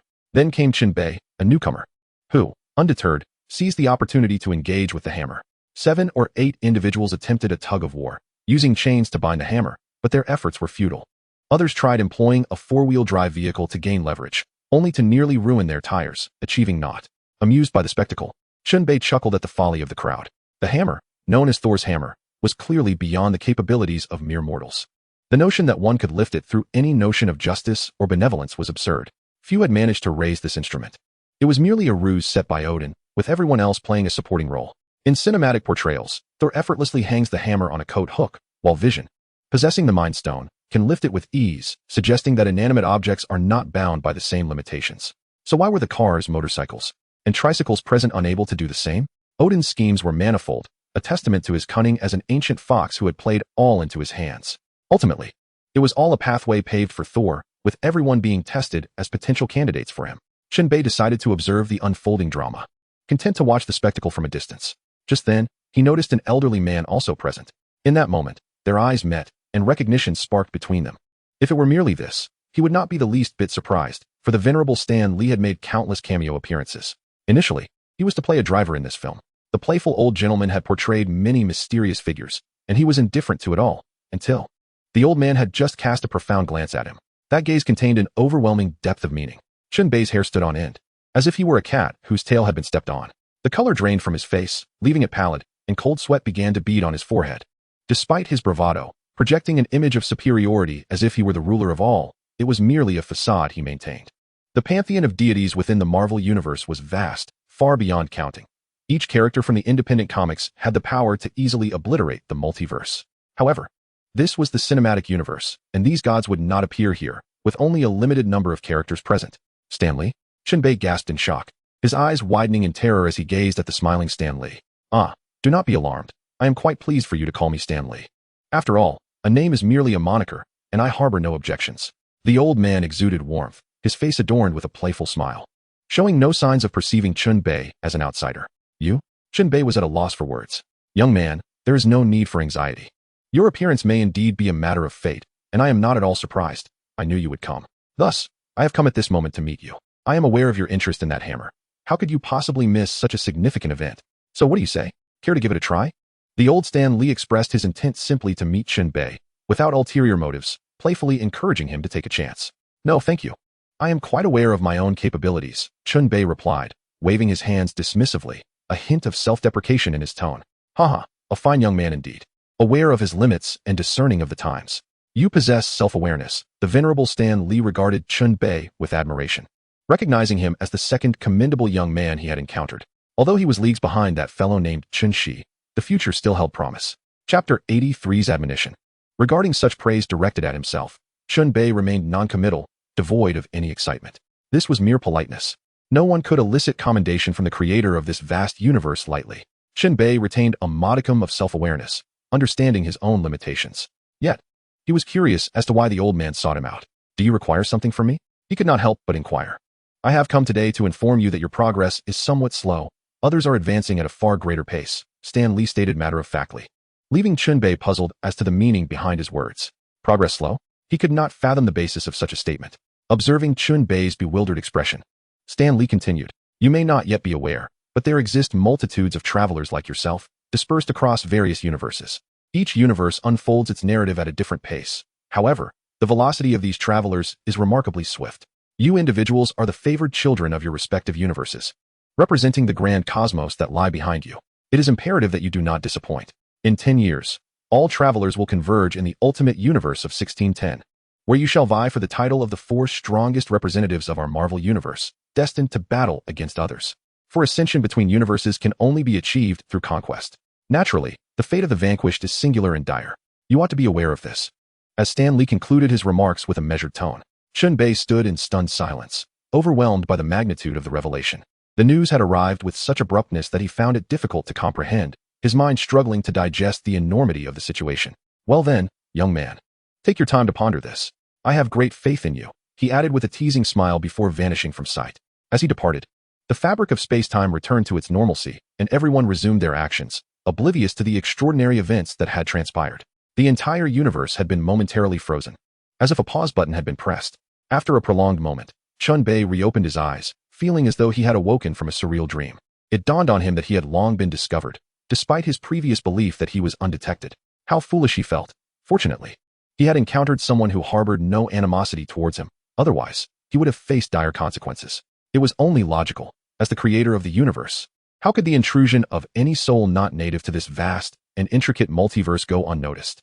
Resolving not to dwell on such thoughts, he reminded himself that he had a decade ahead of him. A slight acceleration in his progress would suffice. Reflecting on his recent transformation into a formidable being within mere months, he felt reassured. Observing the bustling crowd at the hammer pit, Chen Bei quietly departed. The arrival of the hammer had abruptly revitalized the small town, attracting countless visitors. As time passed, the local residents began to set up stalls around the hammer pit, offering an array of fast food, barbecue, roasted meats, hamburgers, pizzas, and beverages. Their earnings for that day surpassed those of the past week combined. They hoped to profit as much as possible, praying the hammer would not depart too soon. In the Celestial Palace, Loki found himself embroiled in a dispute with the quartet of guardians following his recent expedition alongside Thor to assault the Frost Giant's territory. He had experienced an anomaly, as he emerged unscathed during the attack, with the icy energy seemingly awakening a dormant lineage within him. This occurrence was perplexing, bordering on the absurd. As the Prince of Asgard, how could such a thing transpire? At that moment, Loki was engaged in a heated argument with the assembly. Loki, you must seek out the All-Father and implore him to release Thor, Sif urged earnestly. Yet Loki replied with a somber tone. What difference would it make if I were to go? I love Thor more than you do, yet you know what kind of person he truly is. Arrogant, reckless, and exceedingly dangerous. Have you witnessed his actions today? Is this the demeanor befitting the king of Asgard? Upon uttering these words, Loki spun around in anger and departed without a moment's hesitation. He had far more pressing matters to attend to. He needed to discover his true identity. As the god of mischief, his mind was not one to be underestimated. He possessed his own mature considerations, and any doubts would be personally unraveled. He would never naively persuade himself to believe in self-deceiving narratives. He sought to validate everything. Laufey once proclaimed that there were traitors within Odin's household. The master of magic has the capability to bring 3 Jotun giants into Asgard, Hogun stated gravely. They were all now suspecting whether Loki was the one orchestrating this, attempting to ensnare the foolish Thor. While they debated, Loki had silently approached the treasure vault of the Celestial Palace, where he discovered the artifact of the Frost Giants, the Box of Ice. This artifact, capable of freezing an entire planet, was perilously dangerous. Only those with immense power, like Odin, could wield it. Without sufficient strength, only the Frost Giants could dare to lay hands upon it. Otherwise, it would be a certain death. Thus, Loki was truly risking everything. Yet this time, he had indeed placed his bets wisely. As Loki's hands slowly neared the Box of Ice, a miracle transpired. His hands and body were not frozen. Rather, they emanated a gentle chill, transforming him into a hue reminiscent of the vast ocean. Then, in a moment of terror, Loki realized that a certain power within him had been triggered, the power of ice. He felt his strength awakening, his physique no longer frail like that of an ordinary mage. He had always believed that his lack of a robust body stemmed from his mother's magical lineage of the Vanir. At this moment, he finally comprehended the truth. It was not that at all. The true reason for his frail physique was the sealing of his frost giant bloodline. His constitution had been in a state of confinement, and it had nothing to do with the Vanir. Ha ha, ha ha, Loki, Prince of Asgard, am actually a frost giant. Ha ha, what a grand irony. What a monumental irony. Transformed completely, Loki laughed maniacally towards the heavens, his deranged state causing him to roar in madness. His hysterical laughter rendered him akin to a lunatic, tears of joy streaming from his eyes. Loki felt that his life had been a tragic failure, living in self-deception like a fool, becoming the subject of ridicule in many eyes. Truly, he was a tragic figure. Ha ha ha, Loki, am but a jester. Chapter 84, Loki's Collapse. At that moment, Odin made his appearance. He had long observed Loki's madness. He had not intended to intervene, but upon witnessing Loki's profound despair, he could no longer restrain himself. Let it go? He bellowed, gazing at Loki's retreating figure. However, Loki remained utterly unmoved. Unwilling to relinquish the frost box, he clutched tightly in his hands. Turning his back on Odin, perhaps he was grappling with his emotions, yearning for an answer. He longed to hear Odin utter the words that would dispel this harsh reality. Thus, with a voice trembling with anticipation, Loki inquired softly, "Am I cursed?" Deep within, he still harbored a flicker of hope, wishing that Odin might deceive him, even if just for a moment. But no. To his dismay, Odin's voice shattered the last remnants of his illusion. His dreams lay in ruins. Loki rasped, his voice barely above a whisper, "Who am I?" "You are my son." Odin, the one-eyed All-Father, declared with unwavering certainty. Across the millennia, even stone can acquire emotion.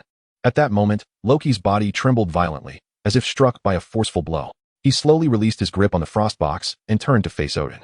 In that instant, the azure glow of his visage began to fade, the traits of the frost giant gradually dissipating.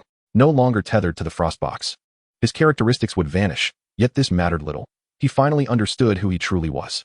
Loki stepped forward, inching closer to Odin, questioning him, "And what else?" "The frost box was not the only treasure you seized from Jotunheim that day, was it?" Upon hearing Loki's somber query, Odin's lips trembled, his expression betraying his turmoil. as he struggled to articulate his thoughts, his eyes reflecting a deep sense of nostalgia and sorrow. He loathed the mistakes of his youth that had plunged the realms into turmoil. Indeed, ultimately, under Loki's piercing gaze, he let out a resigned sigh. He regarded Loki with eyes filled with remorse. After the battle, I entered the temple and discovered an infant, a forsaken descendant of the frost giants, abandoned and suffering, left to fend for himself. He was Laufey's son. As Odin delved into his memories, regret washed over him, tears shimmering in his eyes. Laufey's son, Loki realized, understanding dawning upon him. That infant was he. He was the offspring of Laufey, the frost giant king, long considered a blight by Asgard. How splendid. What a remarkable twist of fate. Indeed, Odin nodded, offering no denial. At this moment, Loki shook his head repeatedly, struggling to comprehend Odin's actions. Why? You have slain countless giants of Jotunheim. Why take me? Loki found it hard to believe, his eyes brimming with anger and confusion. Why spare me? Had you not done so, I would not have had to live in Asgard like a jester.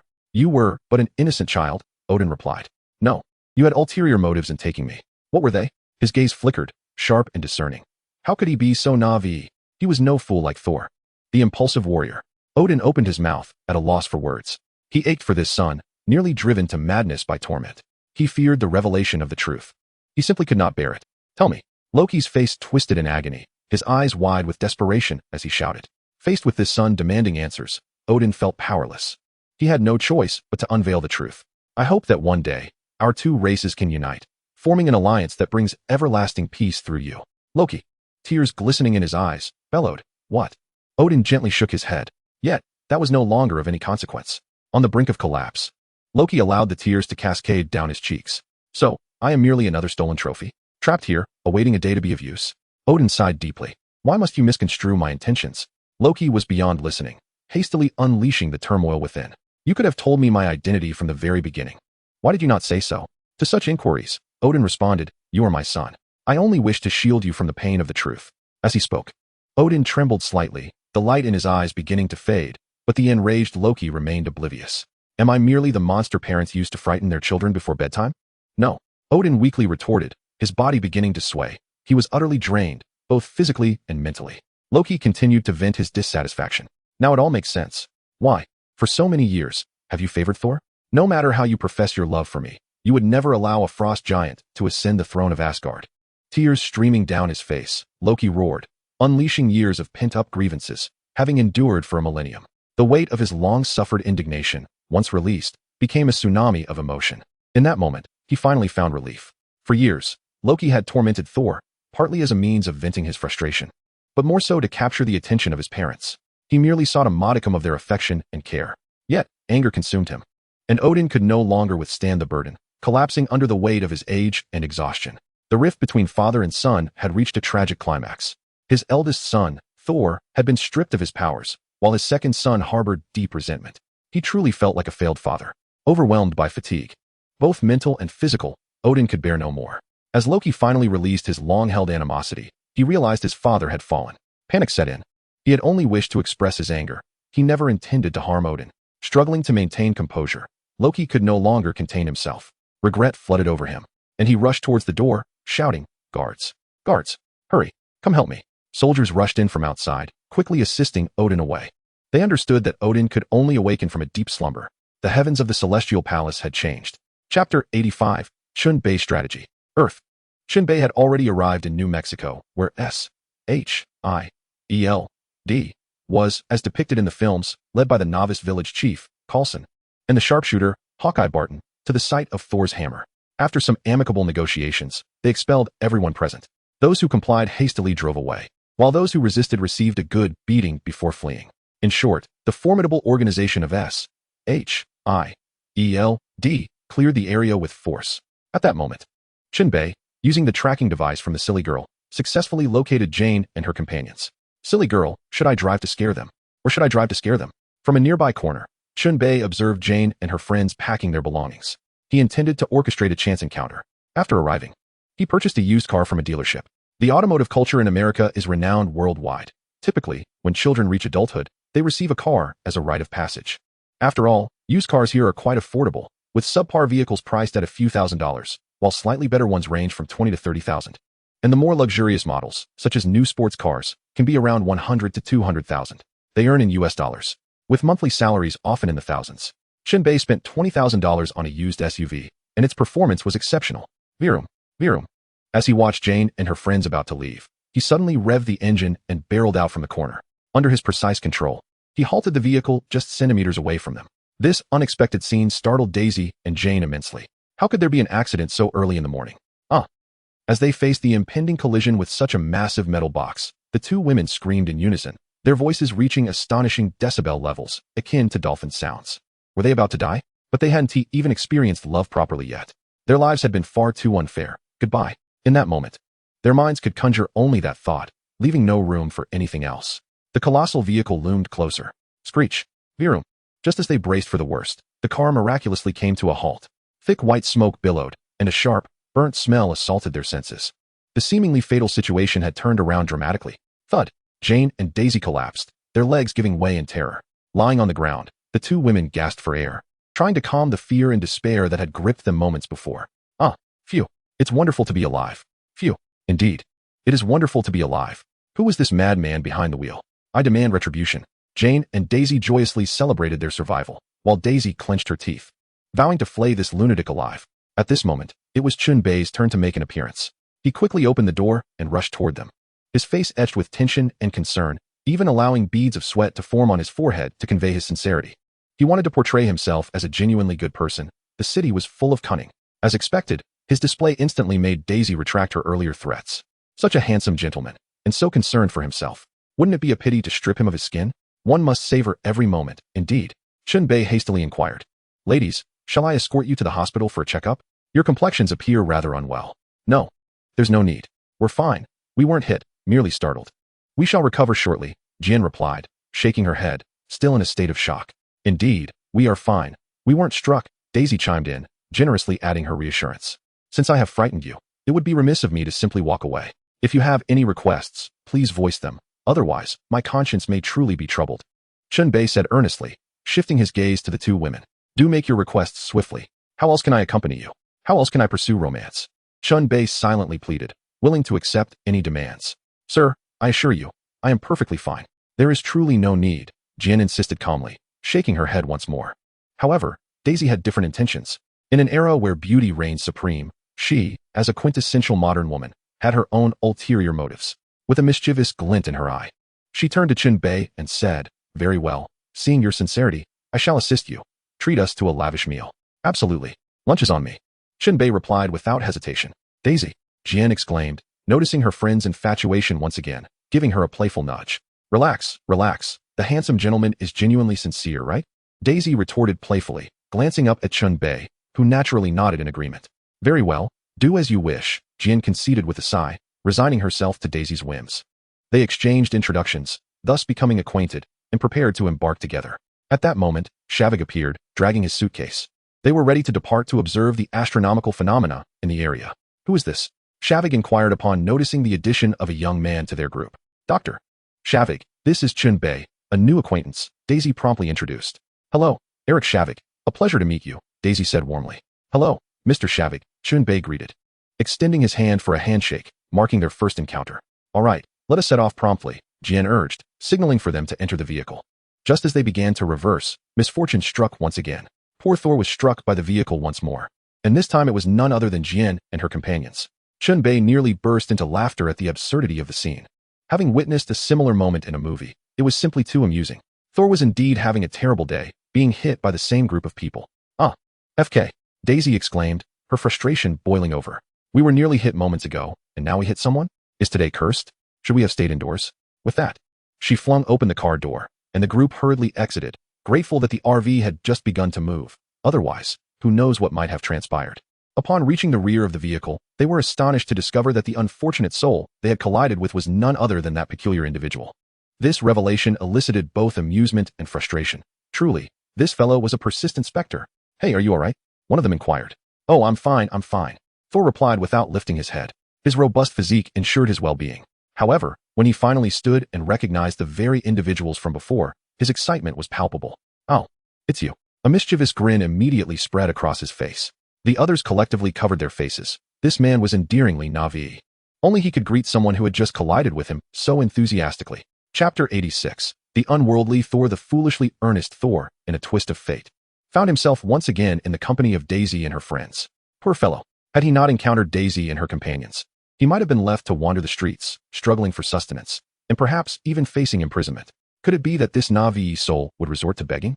As a man without resources, would he not attempt to dine and dash, inevitably leading to his capture and a free meal in jail? Presently, he was merely a tad stronger than an ordinary human, entirely incapable of withstanding a bullet's assault. Daisy and Jane, however, were unperturbed by Thor's presence. They believed that adding one more individual to their group was inconsequential. Once this period had passed, they would ensure he was taken to a suitable psychiatric facility. They could not allow him to become a vagabond. Even the most unremarkable creatures deserve compassion and assistance. Before long, they continued onward. Arriving near the quaint town where MJ Lnur had descended, the timing was impeccable, as it was now nearly noon. The ever-persistent Chen Bei, trailing behind them, felt utterly exhausted. The current mode of transportation was woefully inadequate. The pace seemed excruciatingly slow, akin to the crawl of a tortoise. How peculiar it is to feel this way. When did I become so different from ordinary people? Chen Bei mused, reflecting on his shifting perspective. As his power had increased, he had become increasingly aware of the constraints surrounding him. He felt the world was lagging behind, not a single formidable opponent in sight. Gazing at the bumbling Thor disembarking from the vehicle, Chen Bei felt a wave of disinterest wash over him. This fellow was utterly inept. Once hailed as a god of thunder, he now resembled merely a robust ant. Even in his divine guise, he would be no match for Chen Bei's swift and decisive strike. Alas, how lonely it is to be invincible. With a dramatic flourish, Chen Bei flung the car door open and strode forward, embodying the sentiment of isolation at great heights. "Hello there, Thor," he called out. Though they had yet to make eye contact, Chen Bei had no intention of concealing his identity. Acknowledgement was straightforward. He had no need for pretense. The mere utterance of Thor nearly brought tears to the god's eyes. How many days had it been? How many days had his classmates regarded him as a foolish madman? They had tormented him endlessly, yet he had treated them with unwavering affection. Despite his attempts to explain himself, no one believed him, which only deepened his sense of isolation. At long last, someone finally believes in him. With overwhelming excitement, Thor grasped Chen Bei's hand tightly. "Relative, you are my kin. Brother, do you comprehend? For so long. No one has believed me, but you do. Thank you. Thank you. Rest assured, once I regain my divine powers, I shall bestow upon you the finest treasures of the celestial palace. From henceforth, I shall protect you." He nearly became incoherent, overflowing with emotion. Thor's face was a tapestry of joy, accentuated by his endearingly foolish gaze, unmistakably portraying him as a lovable simpleton. Chen Bei, however, remained unfazed by Thor's exuberance. "The treasures of your celestial palace? With you, Thor? You won't even be able to return. By the time you do, chaos will reign, and I shall seize the opportunity to plunder your palace's treasury. Oh dear, it's all quite amusing." Nevertheless, Chen Bei maintained a facade of calm amusement. "Huh, well then, you must choose something splendid for me. I have long admired the legendary celestial palace. Absolutely, no problem at all. Our treasures are so abundant that you cannot possibly imagine, unlike your Midgard, which is so backward and devoid of treasures." Upon hearing Chen Bei's flattery, Thor erupted into hearty laughter, reveling in the praise after enduring days of solitude, where no one heeded his boasts. Listening to Thor's unabashed proclamations, Chen Bei chose silence, observing him with a quiet demeanor. "Ah, soon you shall plummet from paradise to perdition. Allow yourself this moment of pride." Poor lad. Chen Bei shook his head, casting a sympathetic glance at the self-satisfied Thor. Only Jane and Daisy, along with Shavik, regarded Chen Bei with a mix of curiosity and disbelief. Was he truly not jesting with this fool? Even Jane subtly tugged at Chen Bei's sleeve, whispering, "You can't possibly believe this babbling fool, can you? Claiming to be Thor, the god of thunder? That is sheer nonsense." Indeed. You can't possibly take him seriously, right?" Daisy chimed in, echoing Jane's sentiments, utterly perplexed by Chen Bei's demeanor. "Hee, you shall soon find out," Chen Bei replied with a sly smile. "This world harbors many things beyond your comprehension. However, you will soon witness the universe's remarkable differences. Is it true? Could there genuinely be myths?" They pondered, shaking their heads in disbelief. "Do you think that if mutants appeared in ancient times, they would not be revered as deities? Would they not be recorded?" Chen Bei calmly countered, observing their skeptical expressions. Well, the two were momentarily taken aback. Indeed, if mutants possessed various superpowers in ancient times, would they not be regarded as gods, commanding the winds and rain, soaring through the skies, breathing fire, achieving immortality? Were these not the attributes of deities? As they contemplated this notion, Chen Bei continued, "Thus, these gods are merely the recorded accounts of ancient people. They were but pseudo-deities who departed from Earth." The realization dawned upon them. "Ah, so they are akin to mutants." Exactly. Chen Bei praised their newfound understanding. Engaging in conversation with an intelligent individual is remarkably effortless. A mere spark ignites understanding. Following the recent antics of that delightful fool, Thor, and Chen Bei's astute analysis, they have come to believe that he is no lunatic. Let us go, Thor, and indulge in the local culinary delights, Chen Bei declared, leading Thor into a nearby establishment. Absolutely yes, Thor exclaimed with uncontainable joy. As they walked, he lamented, to be honest, I've been stranded in the courtyard for several days without a decent meal. I am famished and must savor something truly exquisite. Chen Bei's promise of a delectable feast brought immense delight to the gluttonous Thor. Observing him, Chen Bei couldn't help but think of the beer belly he might acquire. Amen. May my presence spare Thor from such a fate. They entered a seemingly respectable restaurant. After all, Daisy had insisted on treating him, and this was the finest establishment in the quaint town. Dear guests, please follow me. We have just the right table for you, the attentive waiter greeted as they stepped inside. However, Chen Bei politely declined. My apologies, but could you arrange for 2 tables? My friend here will need ample space to enjoy his meal. Beside him, Jane tugged at Chen Bei's sleeve, questioning why Thor should be seated apart. Trust me, he whispered conspiratorially, otherwise, we shall be embarrassed. The warm breath against her ear caused Jane's cheeks to flush crimson. Struggling against the allure of his presence, she softly inquired, is that genuine? Very well, I shall heed your advice. Unaware of their whispered exchange, Thor eagerly wielded his knife and fork, his leg bouncing with excitement as he anticipated the feast ahead. Chapter 87, The Meow Meow Hammer? The onlookers awaited in hushed anticipation, while the mischievous Daisy produced her phone, ready to capture a humorous video of the God of Thunder. Perhaps it would even go viral. Before long, the waiter returned with an array of dishes, grilled steak, roasted lamb chops, salt-baked lobster, Brazilian skewers, and unique burgers, accompanied by the local specialty beer. Faced with such a bounty, Thor wasted no time in digging in. Wow, this is exquisite. I shall not hold back, he declared, taking a generous bite of meat before remembering to greet his hosts. Chen Bei and Jane smiled, encouraging him to indulge freely. Thank you for treating me to this grand feast. Thor grinned broadly, then proceeded to devour his meal with gusto, relishing each bite and gulping down beer as if he were from Asgard's most boisterous clan, wholly unconcerned with the opinions of others. With a swift slice of his knife, he attacked the steak, finishing it off with a hearty swig of beer. I am beginning to comprehend, Jane remarked, observing Thor's voracious appetite. Goodness, is he truly a reincarnation of a starving ghost? Surely he could afford to slow down, or has his gentlemanly demeanor vanished? Wait, the best is yet to come. Chun, she teased playfully. As soon as the words left his mouth, chaos ensued. With a resounding crash, Thor hurled his cup to the ground. Waiter, another drink. His boisterous shout, coupled with the sound of shattered glass, instantly drew the attention of those nearby. Goodness, it turns out he was waiting for us here, Jane whispered in astonishment. They all comprehended the absurdity of the situation. Was this fellow truly so reckless? To throw a cup simply because the drink was intolerable? The waiter rushed over immediately. Hey, buddy, are you trying to dine and dash? Dine and dash. Thor, unfamiliar with the contemporary phrase that had apparently originated from Huaxia, was bewildered. It referred to dining without paying and causing a ruckus. The waiter scoffed. I'm not trying to avoid payment. I merely desire another drink. Thor, equally perplexed, retorted, I just wanted another cup. He had completely forgotten that this was not Asgard. They were on Earth, where the customs were entirely different. Hey, wait a moment. My friend hails from a different culture. Please don't take offense. We will gladly compensate you for the drink. Could you please bring him another one? Chen Bei interjected quickly, smiling as he explained. All right, I suppose there are such customs? What a waste, the waiter muttered, shaking his head before departing, harboring disdain for what he deemed a backward and ignorant tradition. Chen Bei approached Thor with a grin. Thor, you must remember one thing. This is Earth, not Asgard. You cannot apply your customs here. To enjoy your time on Earth, you must adhere to its rules. All right, I'll be mindful. I promise, Thor shrugged, acknowledging his understanding. Hey, Itchy, you missed an exhilarating moment over by the meteor crater. They said a satellite fell in the desert. We were having a splendid time until the agents arrived.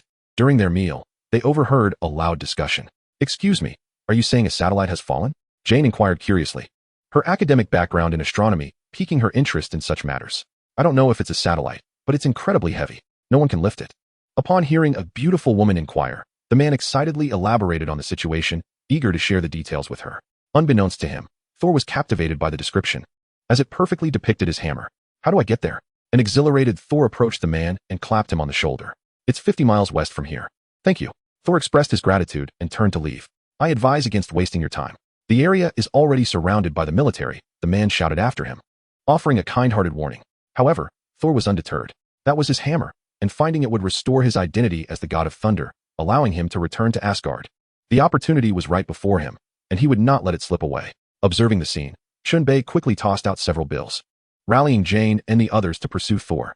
The simpleton, Thor, possessed an utter disregard for traffic regulations, navigating the streets with an air of self-importance as if they were his own living room. Drivers attempting to evade him erupted in expletives, calling him a foolish donkey. Chen Bei caught up with Thor and shouted, "What are you up to?" "Heading west for 50 miles, Thor replied without looking back. "To retrieve your hammer?" Chen Bei inquired. "Indeed, it is rightfully mine." Thor continued his brisk pace, unfazed. "Regardless of whether it is your Mjolnir, it is currently under the control of S.H.I.E.L.D. agents. Are you planning to charge in and seize it?" Chen Bei teased, amused by Thor's reckless determination. "Of course." Thor shrugged nonchalantly. "If you can take me there, I shall reward you with a treasure from our realm. Once I reclaim Mjolnir, I will be able to bestow it upon you." At that moment, Daisy and her companions caught up. Daisy, with a bewildered expression, asked Meow, "What is Meow?" The originator of Mjolnir's nickname, Meow Meow, had made her appearance. Mjolnir is the hammer of the thunder god, my weapon," Thor quickly corrected, nearly choking on the absurdity of the moniker. "What nonsense is this Meow you speak of?" "Very well, the thunder goddess hammer." Daisy and Jane swiftly covered their mouths, suppressing laughter. "Ahem, I can take you there. But I do not wish to waste time. I can provide you with money for a taxi," Chen Bei interjected, breaking the awkwardness. "That works. Let us settle here." Thor agreed after a moment's thought. After all, it was impractical to rely solely on his two legs. "Goodbye then. Farewell, Chen, Jane, Daisy, and Shavik," Thor said as he accepted a bundle of cash from Chen Bei, waving them off. "Do you think he will be able to find that hammer?" "Is that satellite really his hammer?" Jane asked softly, observing Thor's spirited departure. "The hammer is indeed formidable, but alas, he may not be able to lift it." Chen Bei sighed, pondering the trials that lay ahead. "That cunning old fox, Odin, has his own tricks." "Wait, are you implying he cannot lift it?" Daisy chimed in with a mischievous glint, playfully teasing them. "Goodness, Daisy, you've changed." Jane shot her a disapproving look. "Haha, clearly, it is you who has a dirty mind," Daisy retorted, and soon the two were playfully tussling, their laughter ringing like silver bells, brightening the atmosphere. Chapter 88. A different narrative after a moment of playful banter. The two women fell silent, as passers-by cast curious glances their way. The attention turned their cheeks crimson with embarrassment. Yet at that moment, the scene diverged from the filmic portrayal, devoid of the anticipated anguish, all altered by Chen Bei's influence. Upon returning to the hotel, a shocking revelation awaited them. A group of ostentatiously dressed agents was in the midst of transporting their equipment. This brazen act left them utterly aghast. It was nothing short of robbery. Were the devices they painstakingly assembled seized? Naturally, a few of them took charge. Jane rushed up to Agent Coulson and demanded loudly, "What on earth is going on?" "Miss Foster, I am Agent Coulson of S.H.I.E.L.D. It was, of course, the ever-reliable Coulson, the quintessential supporting character. "Should I understand what that entails?" "You cannot do this," Jane retorted loudly. "Who are you?" "I don't care who you are. Touch my belongings, and it's unacceptable." "Jane, this is far more serious than you realize. Just let it go." Shaw was aware of S.H.I.E.L.D.'s reputation. These individuals wouldn't reason with an ordinary person. He quickly intervened to prevent her from acting recklessly. Yet, Jane was not one to back down easily. "Let it go? This is my life," she exclaimed, pursuing Coulson, who was attempting to leave forcefully. However, he grandly informed her that they were investigating a security threat and needed to requisition her records, her atmospheric data observations. Jane nearly choked. "You really are something else." She was so infuriated that it became laughable. Requisitioning was just another term for stealing, wasn't it? At that moment, Coulson produced a check. "Here. This should compensate for your loss." Jane accepted the check without even glancing at it. "What is this?" It doesn't even begin to compare. These items were irreplaceable at the store. Most of the equipment had been assembled by her own hands. "You can surely recreate them," Coulson interrupted her sharply. "I will certainly report you for violating my constitutional rights," Jane asserted emphatically. "I'm sorry, Miss Foster, but we are the good guys." Coulson maintained his professional demeanor, seemingly unfazed by her so-called accusations. "Oh, is that so? You are the good guys? Just like a butcher trying to wash his hands clean of blood?" Suddenly, a mocking voice drifted in from outside. This familiar voice dripped with sarcasm and disdain, completely dismissing S.H.I.E.L.D. Coulson paused, taken aback. Who dares to speak so boldly? Unaware of S.H.I.E.L.D.'s authority to act first and report later? When he turned around, he nearly lost his composure. The newcomer was none other than the formidable Chen Bei. Everyone knew how troublesome he was, how unreasonable. Relying on sheer force, he could kill and burn at will, disregarding even military generals. As he turned, Coulson broke into a cold sweat, his face paling, losing the calm, professional facade he had earlier. Trembling, he looked at Chen Bei and stammered, "Mr. Chen, we had no choice. It was the director's order." He finished with a pleading, bitter smile directed at Chen Bei. "Please don't associate us with that dark-hearted director. He is malevolent." while we are merely following orders. Coulson's terrified reaction left Jane and the others dumbfounded. Was this newly acquainted Chen Bei truly that powerful? One sentence had managed to frighten the S.H.I.E.L.D. director into a cold sweat? That was astonishing. Jian was on the verge of exultation. This was simply splendid. Now, with his own equipment, he wondered if they would dare to forcibly remove it. Chen Bei, I truly adore you. Feeling the adoring gazes from Jian and the others, Chen Bei finally considered that Coulson was indeed a good person. However, he maintained his composure and said, I care not for your research or whose orders you follow, but you may consult your director. You will come to understand. I have already informed him of the situation. You may await further developments tonight. The master of that hammer will make an appearance. Upon hearing this, Coulson began to believe Chen Bei's words. Such matters were not something he could be deceived about. The individual in question would never stoop to such trickery. So, this was indeed the fault of that black fellow, who had failed to relay the information. Truly infuriating. All right. We shall withdraw now. My apologies, Miss Foster, for the disturbance. This fellow possessed an extraordinary emotional intelligence. No wonder he was dubbed the amiable socialite. Conducting his affairs with utmost precision, he immediately offered an apology, and Jian waved her hand dismissively, indicating that she harbored no ill feelings. Farewell, gentlemen and ladies. Coulson bowed slightly, and upon Jian's nod, he promptly led his team of agents away. Once the S.H.I.E.L.D.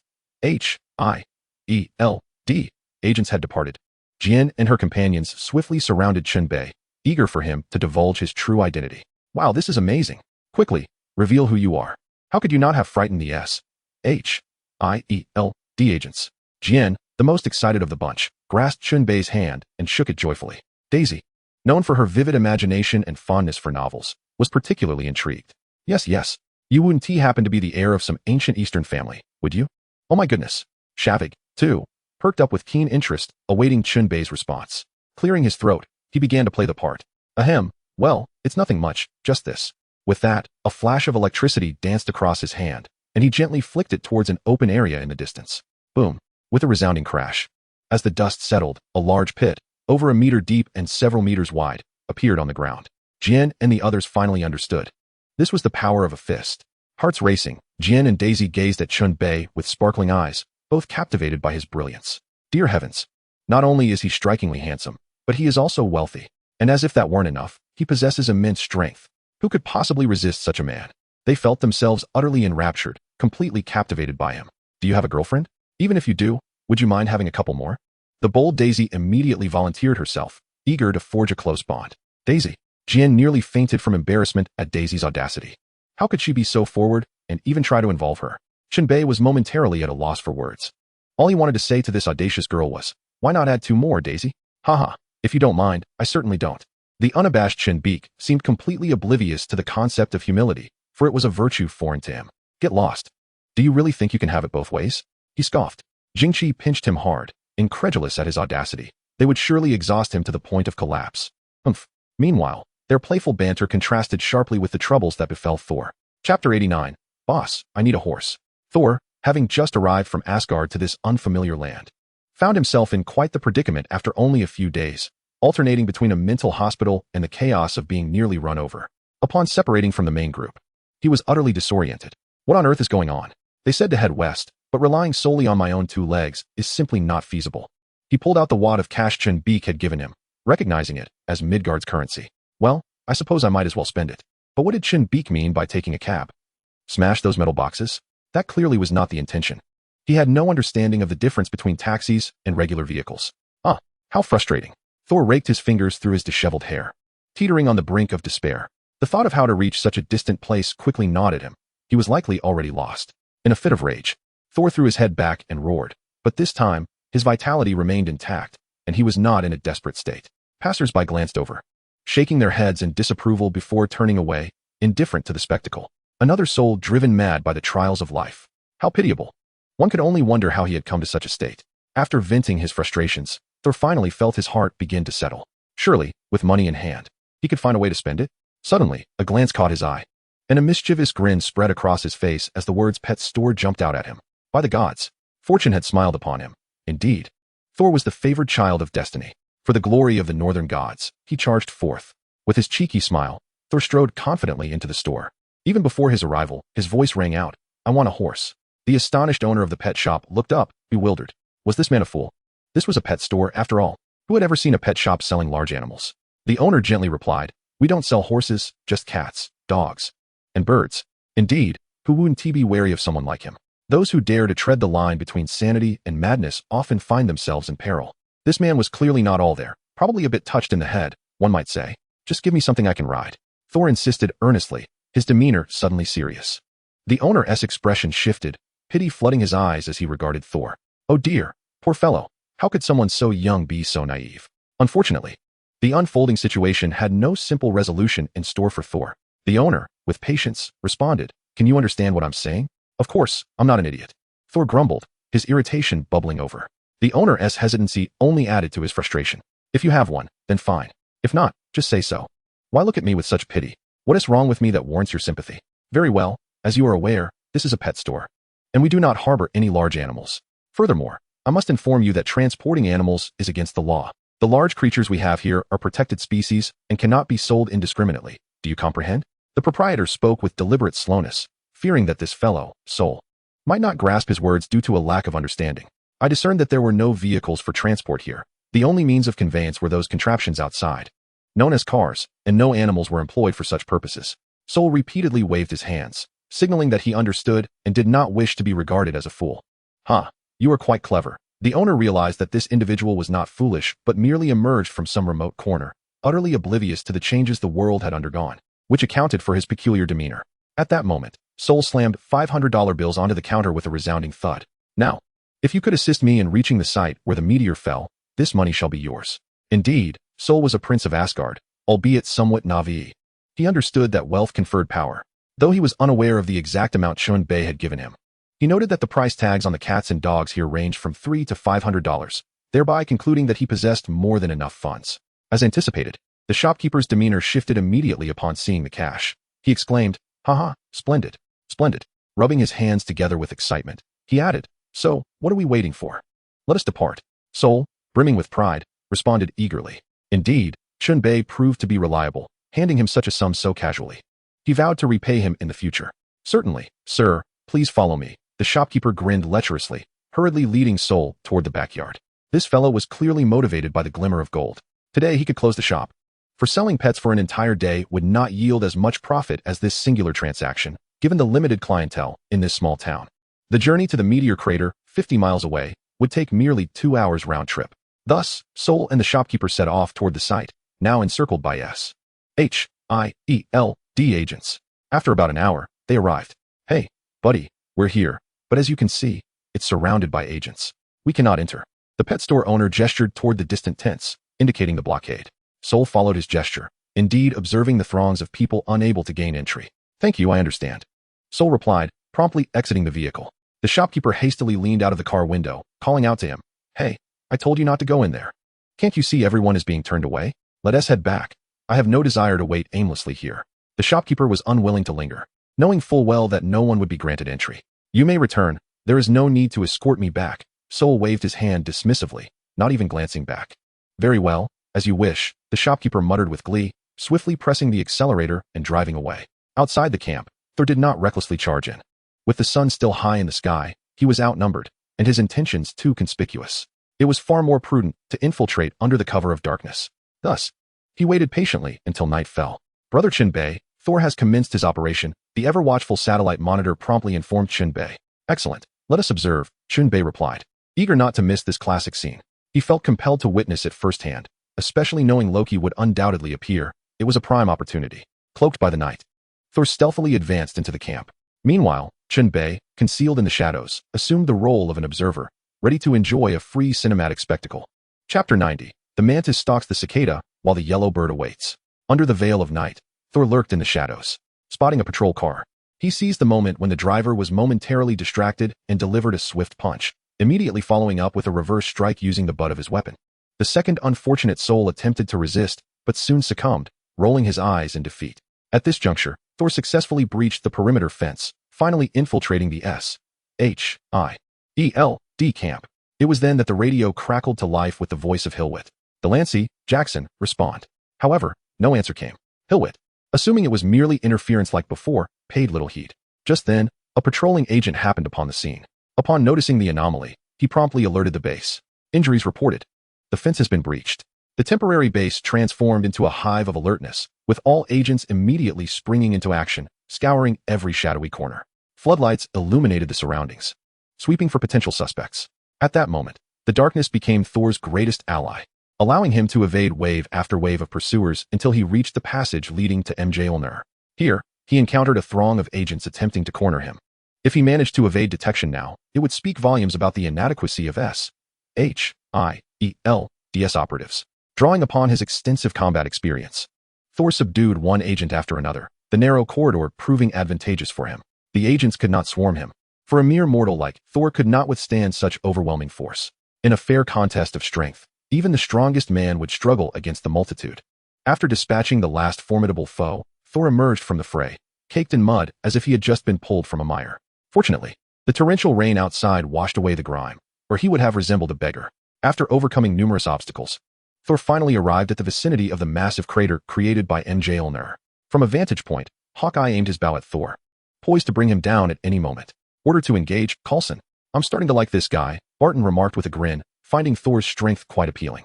Amidst the tempest, Thor finally beheld Mjolnir, a smile creeping across his face as he reveled in his success.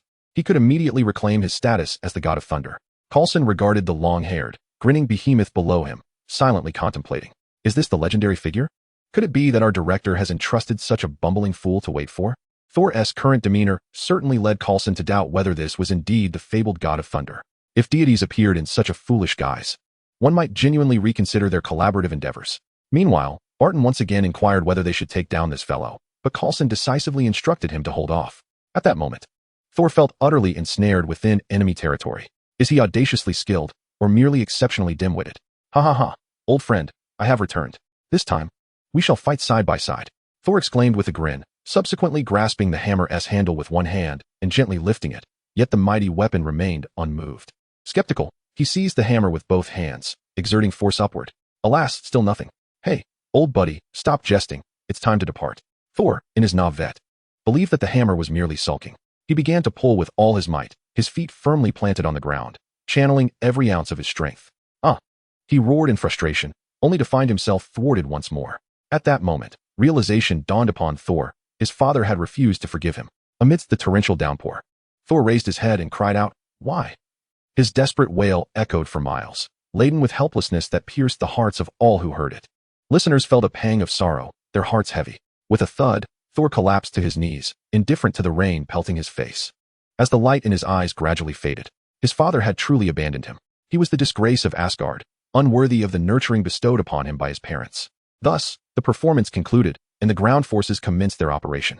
With a hint of sympathy, Coulson picked up the radio and issued the capture order. A throng of agents surged toward Thor, who made no attempt to resist, allowing SHIELD operatives to escort him away. The spectacle had ended, and Loki was poised to make his entrance. Hidden, Chen Bei smiled softly, anticipation building within him. System, display my attribute panel, reveal what I lack. The host's attribute panel was in the process of generation, and the system requested patience. Ding. The attribute panel has been generated. The host may now review it. Host, Chen Bei. Age, 23. Level, Peak Earth. Physique, none. Abilities, Perfect Thunder Fruit ability, Self-Healing, Teleportation, High-Speed Movement, Telekinesis, Super Strength, Perfect Quake Fruit ability. Items, Chinese brand 2060 model Fool, Telekinesis Crystal, Storage Ring. Wealth, $5 billion. Gazing at the promising panel, Chen Bei understood. What he truly needed was a weapon and a suit of armor. Logically, vibranium would be the optimal choice for defense, capable of absorbing all kinetic energy and providing unparalleled protection against physical assaults. However, the vibranium circulating in the world has become exceedingly scarce, with prices soaring beyond reach. Chen Bei had indeed contemplated reaching out to Wakanda for a friendly negotiation, hoping they might sincerely bestow a portion upon him. Yet alas, he could not even locate the elusive Wakanda. The vastness of the African land left him clueless as to their whereabouts. With no other recourse, he reluctantly shifted his focus to the god of mischief, Loki. The URU metal from Asgard is also renowned within the Marvel Universe, holding a reputation on par with vibranium and adamantium. This magical metal is particularly unique, as only the master blacksmiths of the Dwarven Kingdom possess the skill to forge it. URU is imbued with considerable energy and can be enchanted, allowing weapons crafted from it to resonate with their wielders' minds and even self-repair. The mighty Mjolnir, the Stormbreaker, and the Eternal Spear are all forged from URU, signifying its extraordinary strength. Chen Bei was indifferent to the notion that only dwarves could forge such metal. If they could accomplish it, so too could the people of Earth. Once he successfully acquired URU metal, engaged in a transaction for it, he would enlist Magneto and Tony to craft several suits of URU armor for him. When it comes to the art of metallurgy, who could rival old Magneto? And in the realm of armor creation, who could surpass Tony? Bambi, my dear, do hurry back. Ha ha ha. As Chen Bei chuckled to himself, a mischievous glee overtook him. Chapter 91. Eliminate Loki's incarnation and extort Loki. Thor had been imprisoned, and Coulson sought to ascertain whether this individual was indeed the legendary god of thunder. However, the reality presented him with an insurmountable obstacle. No matter how he probed, Thor merely glanced up at him before returning to his contemplative state, staring vacantly at the ground. His pupils were utterly unfocused, indifferent to Coulson's incessant inquiries. Coulson, exasperated, shook his head. Had this fellow been so thoroughly defeated that he was rendered numb? Was it truly necessary for him to wallow in such despair? He could not fathom how someone with such a disposition could ascend to godhood. An ordinary person would be more fitting. At that moment, the phone rang, and Coulson glanced at it before stepping outside. There was little he could do with this obstinate individual. Don't wander off, he cautioned before turning to leave. Just as the door clicked shut, Loki, in his guise of Bambi, appeared. It was then that Thor snapped back to reality and turned to face his brother. Why are you here? Thor inquired, astonished. I had to see you, Loki replied calmly. Upon hearing this, Thor sensed trouble. What has happened? Tell me, is it regarding Jotunheim? I must explain to father. Yet Loki shook his head, his tone tinged with sorrow as he replied, Father is already dead. These words struck Thor like a thunderclap, momentarily leaving him in stunned silence, struggling to process the enormity of the revelation. Why? He stammered, his eyes welling with tears as he turned to Loki. The weight of your banishment and the looming threat of war proved too much for him to bear. Do not blame yourself any longer. I am aware of your affections for him. I have advised him as well, yet he remains impervious to reason. It is truly cruel to place the hammer of Thor before you, knowing full well that you can no longer lift it. Goodness, Loki, this is akin to rubbing salt in a wound. The anguish of Thor causes him to tremble once more, struggling to contain his emotions. The burden of the throne now rests heavily upon my shoulders. Loki strikes again, believing his words will deepen Thor's suffering. Yet, this utterance bears no significance for Thor. All he yearns for is to return home. He beseeches Loki to grant him this wish, but is met only with rejection. Loki informs him that the terms of the truce with Jotunheim mandate his eternal exile, forbidding his return. Thor, still desperate to salvage something, is met with Loki's ultimate weapon, the decree from his mother prohibiting his return. To Thor's misfortune, he falls prey to Loki's deceit once more.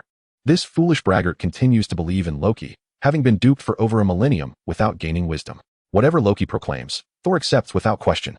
Now, he even apologizes to Loki, expressing gratitude for his visit and the revelations he has shared. Thus, Loki departs. In the moment of his turning, a smug smile graces his lips. This fool is set to inherit the throne? It is nothing short of disgraceful for Asgard, tarnishing its honor. A mindless simpleton. How easily he can be manipulated. However, Loki does not leave immediately. Instead, he ventures to the hammer pit, attempting to lift the hammer. Yet, how could someone of his ilk succeed? After 2 futile attempts, Loki revels in his own cleverness. Indeed, he is no champion of justice. He is inherently suited to be a schemer, adept at plotting against others. Just as he prepares to leave, a faint voice unexpectedly calls out, Mr. Loki, may we converse? Huh, what is happening? How could someone perceive him? What other explanation is there for the invocation of his name? He dismisses the notion of being deceived. How intriguing that there exists such a formidable presence in Midgard who can perceive my existence. Loki remains unperturbed, calmly observing the newcomer. Of course, there are countless hidden powers on Earth. How long has it been since you last visited this realm?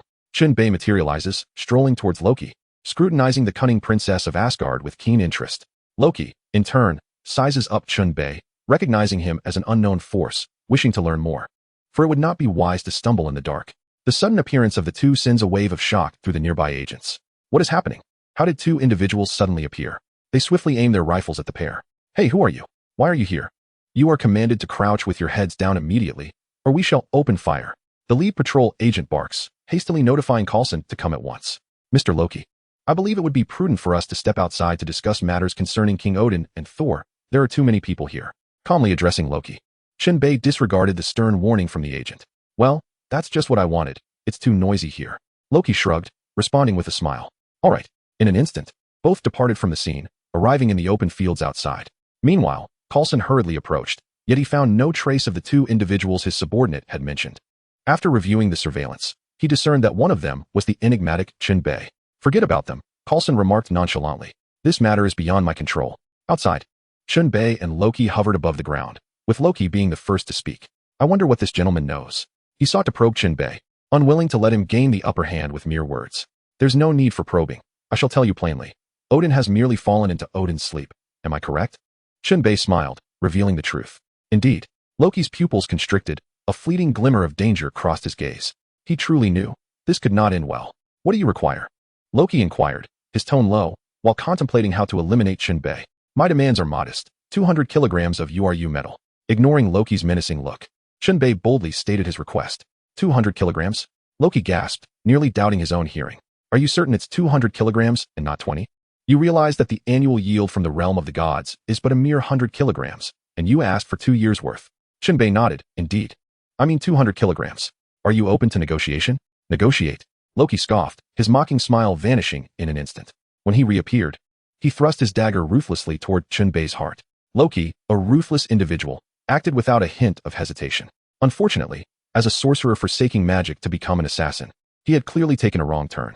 Within Chen Bei's magnetic field, his teleportation resembled a foolhardy act of stabbing oneself. Just as the dagger was about to pierce him, Chen Bei swiftly teleported to Loki's back. Not good, Loki exclaimed, but it was already too late. 5 million volts. Chen Bei bellowed, his palm crackling with electric energy, unleashing terrifying lightning towards Loki.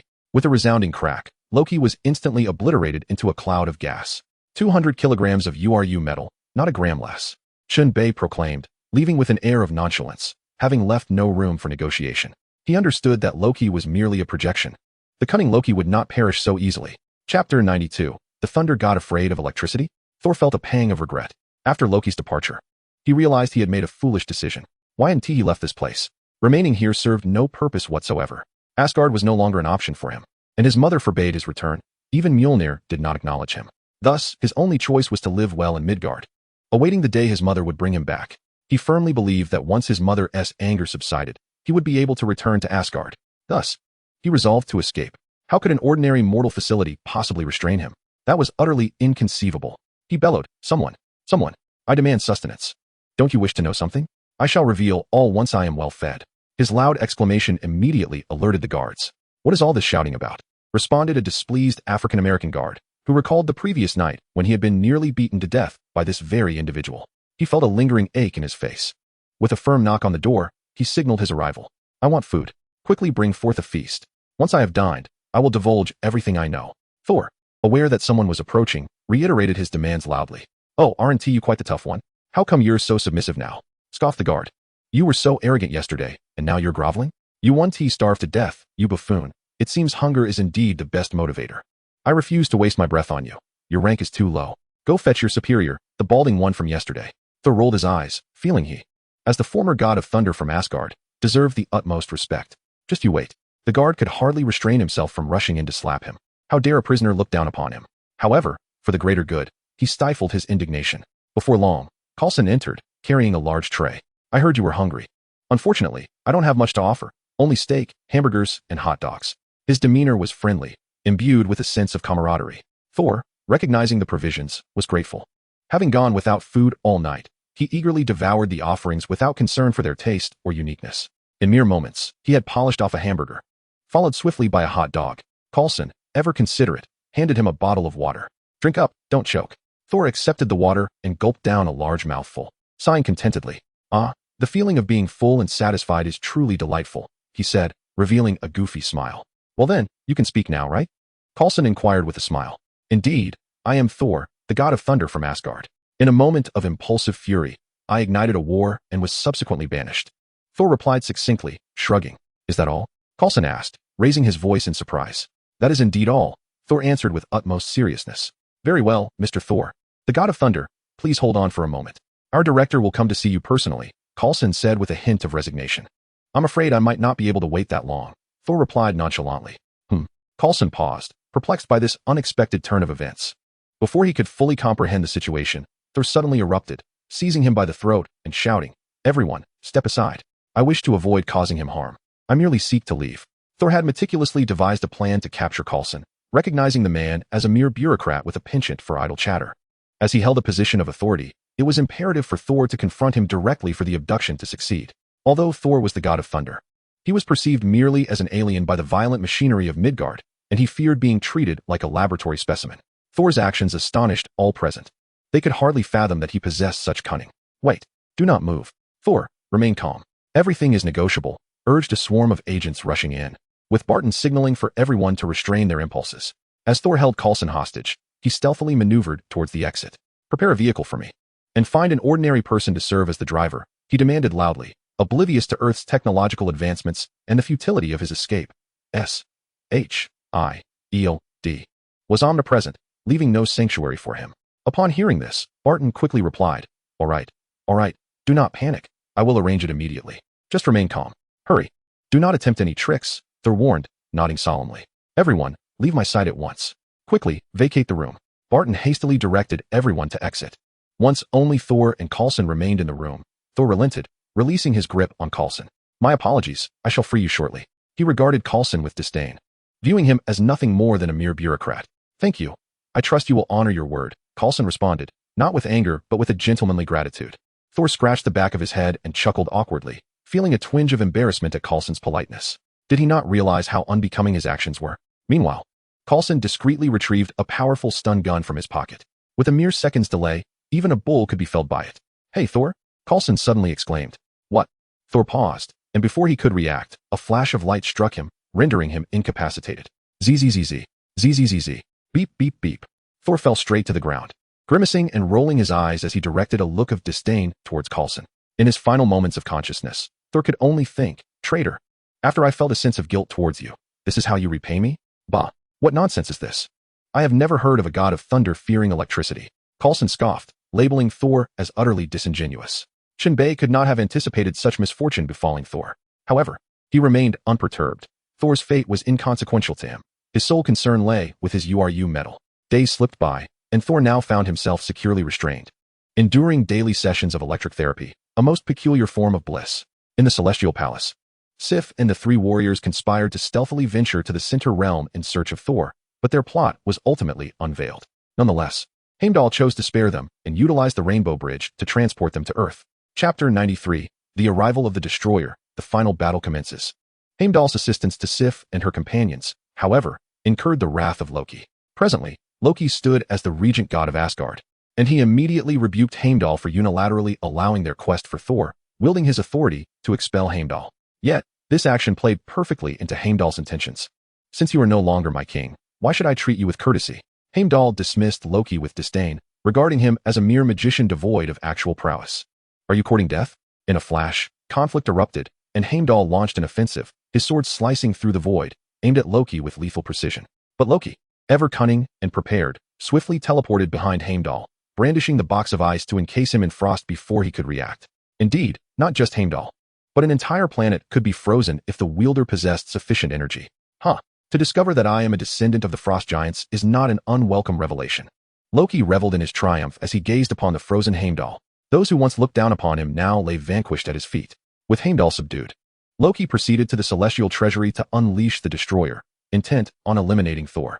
Go forth, and ensure my brother does not return. Annihilate everything, Loki declared darkly. He had initially hoped to resolve matters with minimal effort, merely silencing that formidable being from the center realm. However, he was taken aback by the multitude in the Celestial Palace who remained devoted to the exiled Thor. Now, he was compelled to take action, for if they succeeded in bringing Thor back, it would spell disaster. Thor, my dear brother, I apologize. It is not my desire to slay you. It is your companions who seek your demise, and I bear no responsibility. As he surveyed the flourishing expanse of the Celestial Palace from its highest clouds, Loki's resolve intensified. The taste of power was intoxicating. With his eyes gently closed and arms outstretched, he embraced the essence of authority, savoring the moment. The longer he was king, the more reluctant he felt to relinquish that position. Suddenly, a thought struck him, and he opened his eyes wide. The URU medal must be entrusted to that mysterious individual. If he intervened, the destroyer might not succeed.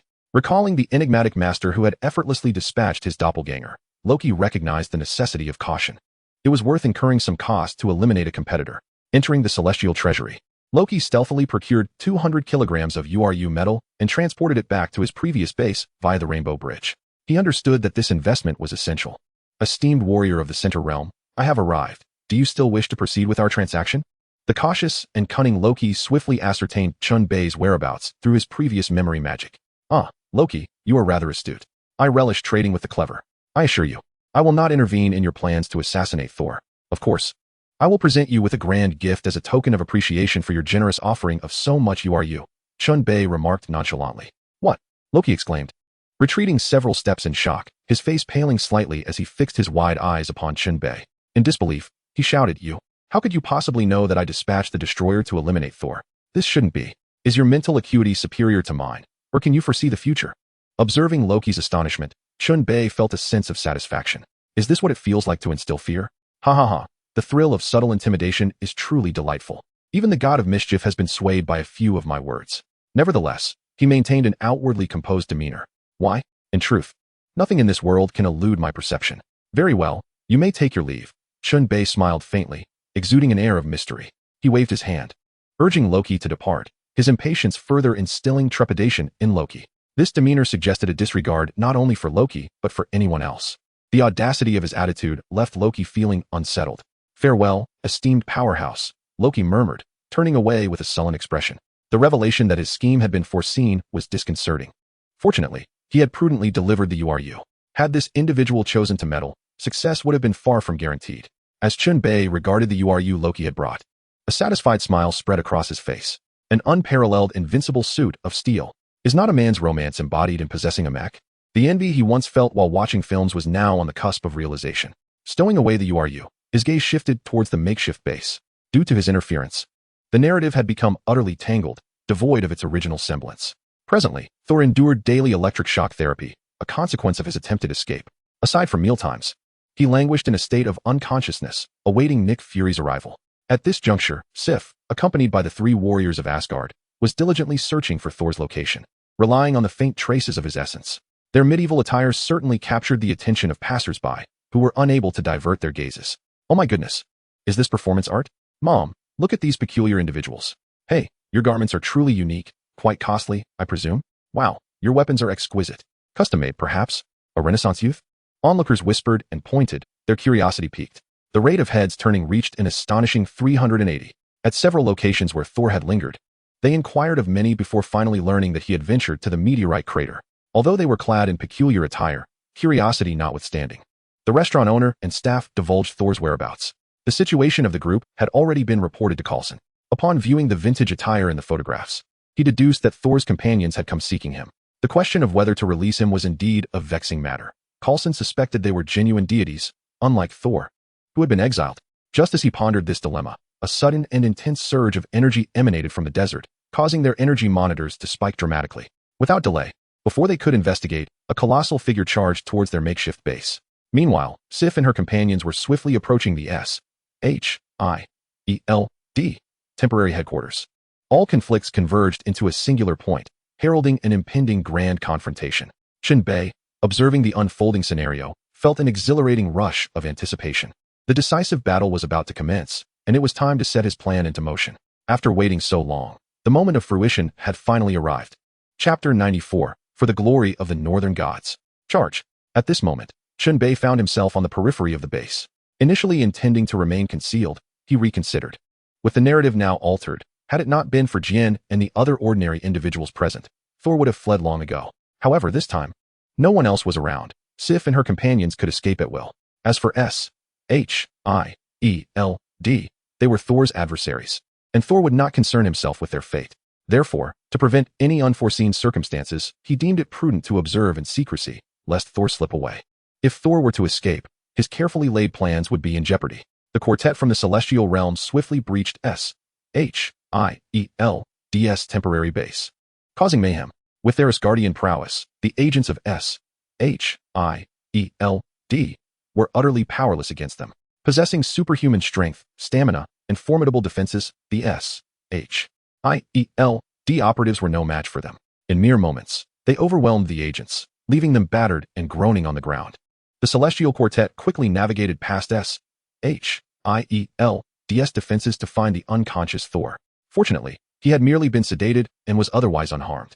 After a quick assessment, Sif prepared to carry Thor away. Just then, a thunderous explosion reverberated from outside. We must see what has transpired. Surely the Haven T deployed heavy artillery? Sif and her companions hoisted Thor and fled, fearing they might become ensnared in a dire predicament. Outside, chaos reigned supreme. The destroyer had arrived. It was a relentless killing machine, obedient only to commands, showing no mercy like Sif and her allies. Flame beams rained down upon the S.H.I.E.L.D. agents, each strike resulting in explosive impacts that created gaping craters in the ground, reminiscent of missile strikes. The temporary base was engulfed in flames. Constructed primarily of tints and plastic, Coulson, witnessing the destroyer, was utterly baffled, pondering which company had developed such a formidable armor. He shouted at the destroyer, "Hey, halt! You are not permitted to proceed without military authorization. Cease your criminal actions immediately, or the S.H.I.E.L.D. will arrest you in accordance with the law. Please, stop your assault." However, his words were as ineffective as the wind, met only with a searing blast of energy. Boom. The spot where Coulson had stood was left as a vast crater. Fortunately, he had detected the destroyer's charge in time, or he would have been brought to his knees. Damn, is this lunatic really opposing S.H.I.E.L.D.?